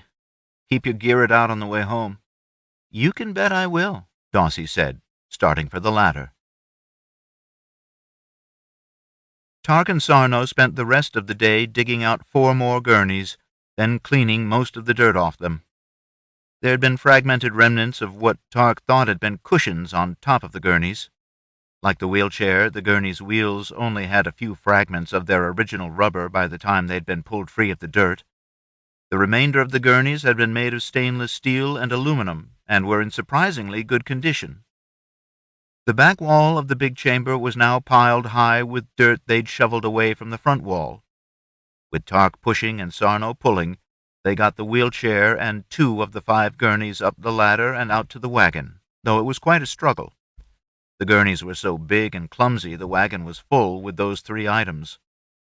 Once they'd tied everything in place, Tarc paid Keller his 25 coppers, even though it hadn't quite been a full day. Since he didn't want Sarno watching him put the bars back in place, and he didn't want someone driving the wagon away while he was distracted, he asked the man to keep an eye on the mules and wagon until Tarc got the room locked up. Before putting the bars back, Tarc climbed down into the room and tried moving the pins in the lock's tumbler. Encouragingly, he was able to move a few more and thought he could jiggle several of the other moving parts in the lock. Climbing out, he slid the pipes back in place to bar the entrance and used his Garrett to set the bolts that kept the pipes in place. A few minutes later, he was leading the mules back to Clancyvale. The tavern was busy when Tarc got back, but with the extra workers, he wasn't really needed. He got Daussie to pour some grease in around the axle of the wheelchair, then spent a couple of hours wrapping and gluing leather straps around the wheels where the rubber had been. That done, he took careful measurements and went to one of the carpenters to get a seat made for the wheelchair. The original leather one had proved so fragile after all this time that it hadn't even made it up the ladder out of the concrete room before it came apart in fragments. At least it held on long enough for me to tell this thing was a chair, Tarc thought. By the time of the next day's late morning slowdown in the dining room, the glue was dry and Tarc had the seat mounted. After a quick peek in the door, he pulled it open and wheeled himself into the dining area. Farland and the few customers in there goggled at him, but everyone else seemed to be in the kitchen. He wheeled himself over and parked directly in the path of the servers while grinning at Farland. In a few minutes, the customers and Farland had gathered around him. "What is that thing?" one of them asked. "It's a wheelchair for people who have injured legs so they can get around." Tarc turned the wheelchair and pushed it a little way with his hands on the wheels, then pointed back over his shoulders with his thumbs. "And those handles back there are so when I get tired or lazy, I can get someone to push me about." "Ah," one of the customers said. "Can I try pushing you?" Once Tarc gave him permission, the man delighted in pushing the chair around the room. After pushing Tarc around the room, one of the other customers asked for a ride. While pushing himself around, the man asked, "Do you have someone with an injured leg? Someone who needs this thing?" "No," Tarc said, recognizing an opportunity for advertising. "But we think of ourselves as healers first and tavern keepers second. You may know we took care of Jimmy Nance, the guardsman who got stabbed a week ago. Hopefully, someday, if some patients come in with a leg injury, we'll be able to use this wheelchair to help them get around until they're healed." "Oh," the man said, getting quickly out of the chair. "Well, it's fun to push around in it, but not fun enough that I'd hope to need it someday." Just as Tarc was beginning to think no one would ever come out of the kitchen, Eva herself opened the door on her way somewhere. She stopped to stare wide-eyed, then let out a little shriek. In a few minutes, everyone who worked in the tavern was out there gawking at the wheelchair, taking rides and pushing themselves. Tarc found himself in the kitchen, trying to keep the food from getting burned. The next morning, Tarc was able to make another trip to the underground room with the wagon. Sarno wasn't there to help him pull up the rest of the gurneys, so he turned his attention to the door. This time he was able to move the pins, turn the lock, and open the door. He found several keys for the door hanging on the other side of the wall. The other side of the door had another key slot. Not wanting anyone to come in behind him, he locked it and set out to explore. The underground complex was enormous, much larger than he'd expected, even considering how Eva had detected another underground room so far away. Unfortunately, he'd only walked around a little bit when he heard Dom urgently calling his name. He ran back to the entrance, wondering how Dom had gotten inside. His voice had been clear, not muffled as if it had come through the door. But when he arrived, the door was still closed. He called through the door. "Dad?" "Yeah. Your mom wants you back as fast as we can get there. Someone's come in with a bleeding ulcer." Tarc had been unlocking the door while his father spoke. He closed it and locked it, then they quickly climbed the ladder. For a moment he hesitated about barring the entrance, then decided it'd only take a few seconds. His dad handed Tarc the pipes while he shoved them in place and used his Girret to set the bolts to hold them. When they were on their way back to the tavern, Tarc asked, "How come I could hear your voice clearly when you were still outside?" Dom frowned at him. "I used my Girret to send it to the other side of the door," he said, as if it were obvious.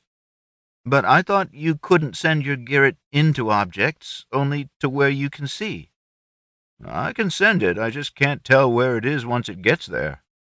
But how far I sent it on the other side of the door wasn't critical. If I'd sent it 6 inches or 6 feet, it'd still make sounds you could hear." "Oh," Tarc said, pondering. Then he grinned at his dad. "We've got to bring Mom back out here. It really is some kind of medical facility. She's gonna go crazy." Dom grinned back at him, but they didn't talk any more. It was hard to hear when the horses were making speed. Once they were back at the tavern, Tarc understood the urgency. A pale woman lay on one of the tables in the back corner. As he walked in, she convulsed up and vomited blood. There was a crowd of people around. Eva pulled him aside. "We can't get her family to leave, so we're trying to do our best with them here. This woman's got an ulcer in the lowest part of her stomach, and it's eroded into the side of the vessel that's bleeding." Tarc looked around and saw that Virda was there. Eva said, "Virda's been trying, but her telekinesis isn't strong enough to cauterize the vessel. She's been cooling the vessel, trying to make it spasm and slow the bleeding. That seems to have slowed the bleeding some, but not enough." Eva glanced at the woman and shook her head. "If you can't cauterize it, she's going to die." Tarc knelt by the woman for a moment, found the vessel that was bleeding, and tried to cauterize it. Unfortunately, it was a small artery, and enough blood was flowing out of it to carry away the heat he generated. He used his Girret to stop the flow in the vessel for a moment while he tried to think of something else to do. The obvious thing was to hold the flow back and cauterize the vessel, but cauterizing took all the energy he had. He turned to Virda. "Miss So," he whispered urgently. She turned to him from the conversation she'd been having with Eva. As soon as he saw he had her attention, he used his Girret to whisper in her ear, "Can your Girret push back to stop the flow in the vessel? I can't cauterize it because the blood flow's carrying away the heat." She was obviously surprised to hear his voice directly in her ear canal, and even more surprised by the request. Tarc realized she'd never considered the possibility of just pushing back on the blood flow, and Eva had forgotten about it. So didn't speak, just stepped over, gave him a sharp nod, and leaned down to put her head right next to his, mere inches from the woman's stomach. Moments later, the blood flow slowed to a trickle, then immediately resumed. Virda's eyes sought his. "I can do it," she whispered, "but I won't be able to hold it for long. Are you ready to cauterize?" Tarc nodded, and she closed her eyes. A second later, the blood flow stopped, and Tarc immediately heated the vessel. He felt it shrivel and dry up. Moments later, when Virda couldn't hold it any longer, the pressure came back into the cauterized part of the artery. The woman had cried out, evidently feeling pain from the cauterization. Tarc looked up at Kazy. Her eyes were wide. She turned them down to the woman and seemed to concentrate. A moment later, the woman fell asleep. Tarc turned his attention back to the vessel he'd cauterized. He got the distinct impression that the burned tissue wasn't going to hold, though it was only leaking a tiny bit at present. He tilted his head curiously. The pulsations aren't as strong now, he thought. Oh, probably because when Kazy relaxed her to sleep, it also lowered her blood pressure. He sent his voice into Kazy's ear. "Relaxing her's lowering her pressure. If you can relax her even more, I think that'd be good." He stood and turned to Eva and Daussie. "It's cauterized," he whispered, "but I'm worried it's not going to hold. I think we should put a stitch around it." Daussie immediately turned and walked away. Eva frowned. "The suture's going to be contaminated by food where it comes out into the stomach. An infection could be as bad as more bleeding." Tarc blinked. "I was going to put the stitch around it about a centimeter before it gets close to the inner surface of the stomach." "Oh, good idea." Daussie was already returning with one of her little suture packets and some moonshine. Tarc took the packet, saying, "This has a really short needle so I can make a sharp turn with it, right?" Daussie nodded, opening the little jar of moonshine and pouring some onto the packet. Tarc knelt by the woman again, laying the suture packet on her abdomen and sending his Girret in to check on the artery. It was already bleeding a little more. He turned to Virda. She gave him a meaningful look and whispered, "Yeah, it's leaking already. I'll try to hold it back." Tarc gave her a sharp nod, then used his Girret to pull the needle through the cloth of the packet, through her skin, and down through the fat and muscle into the abdomen. It seemed like every time he did this he got better at it. He was able to pull it unerringly to the stomach. He paused for a second to map out the artery with his Girret, then plunged the needle into the wall of the stomach, around the artery, and back out. In another second he'd made the first throw of his knot. He cinched that one tight, then looked at Virda. He sent his voice into her ear. "Ease the back pressure and let's see if my stitch stopped the bleeding." She nodded, and he felt the pressure increase a little bit. The bleeding was completely stopped from the normal direction of flow where he'd tied the artery off. Unfortunately, there was backflow from the part of the artery beyond the ulcer. That blood was still leaking out. Tarc made the second throw of his knot, went back to the first one and cinched it a little bit, then tightened the second throw. With that secured, he put in a couple of more throws to be sure it didn't come undone. He glanced up at Daussie, who was leaning over his shoulder. "Cut," he whispered. The suture immediately fell free. He guided the needle over and took it around the artery on the other side of the ulcer. When he tightened that one, the bleeding stopped completely. Several more throws on the knot, and it was done. He went back and put a second tie around the vessel on the first side for insurance against failure of his first stitch. Daussie cut the suture. Tarc pulled the needle and the tails of the suture up out of the woman's abdomen and back into the packet. With a relieved sigh, he sat back and nodded to Kazy. Then he had an idea. He sent his voice into Kazy's ear and said, "Keep her asleep another few minutes." He turned and sent into Daussie's ear, "There's still a lot of blood in her stomach. I'll bet it'll make her feel like throwing up, and if she does, it'd be unpleasant. I think if you poured it out into a pan, it'd make her feel a lot better." Daussie nodded again, standing and heading for the kitchen. Eva leaned down in her place.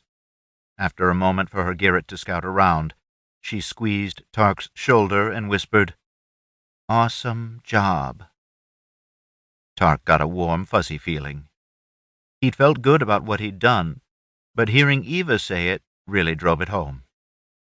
Eva asked where Daussie'd gone, and when Tarc explained, she said, "That's a great idea."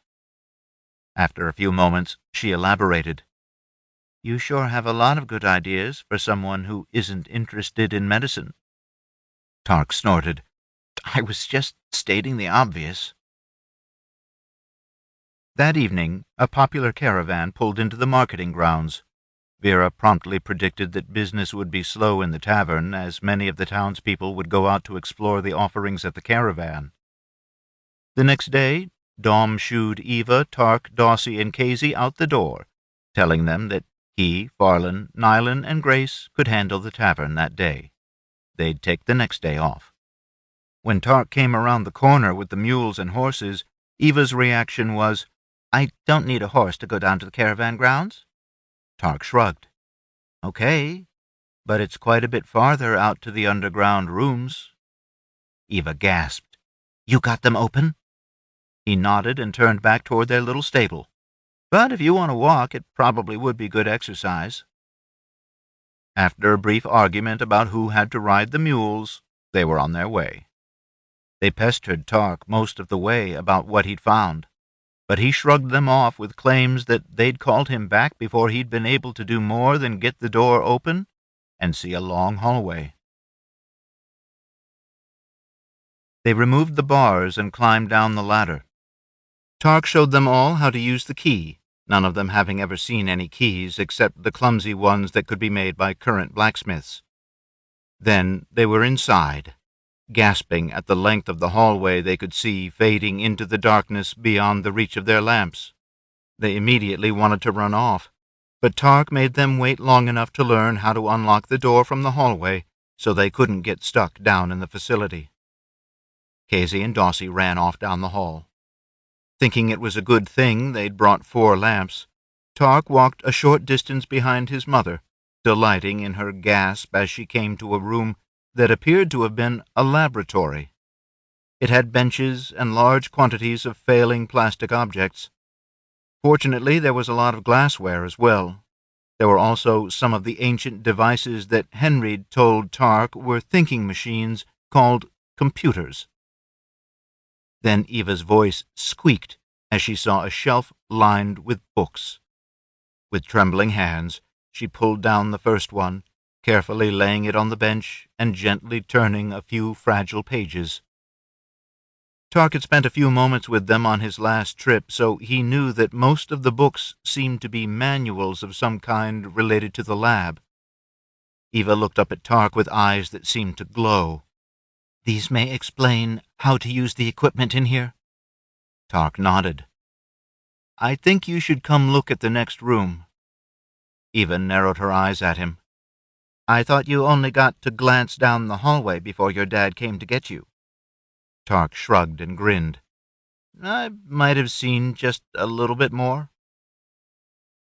Just after entering the next door, Eva slowly dropped to her knees while sweeping the light from her lamp around the large room.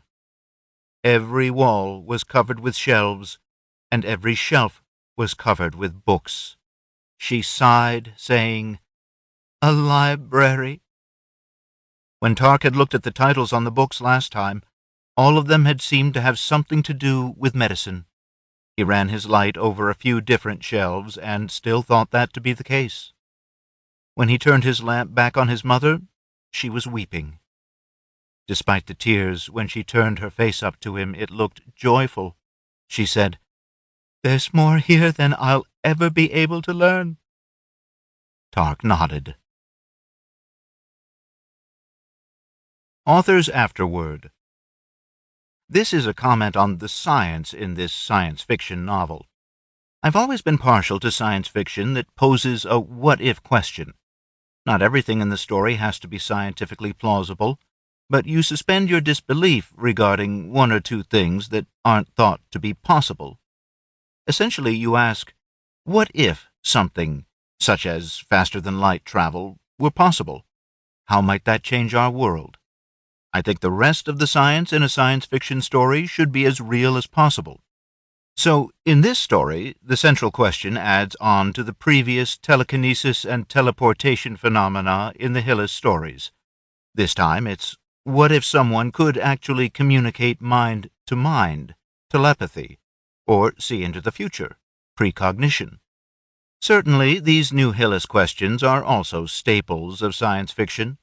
Many such science fiction stories posit someone who can listen or speak into someone else's mind, or peer far into the future.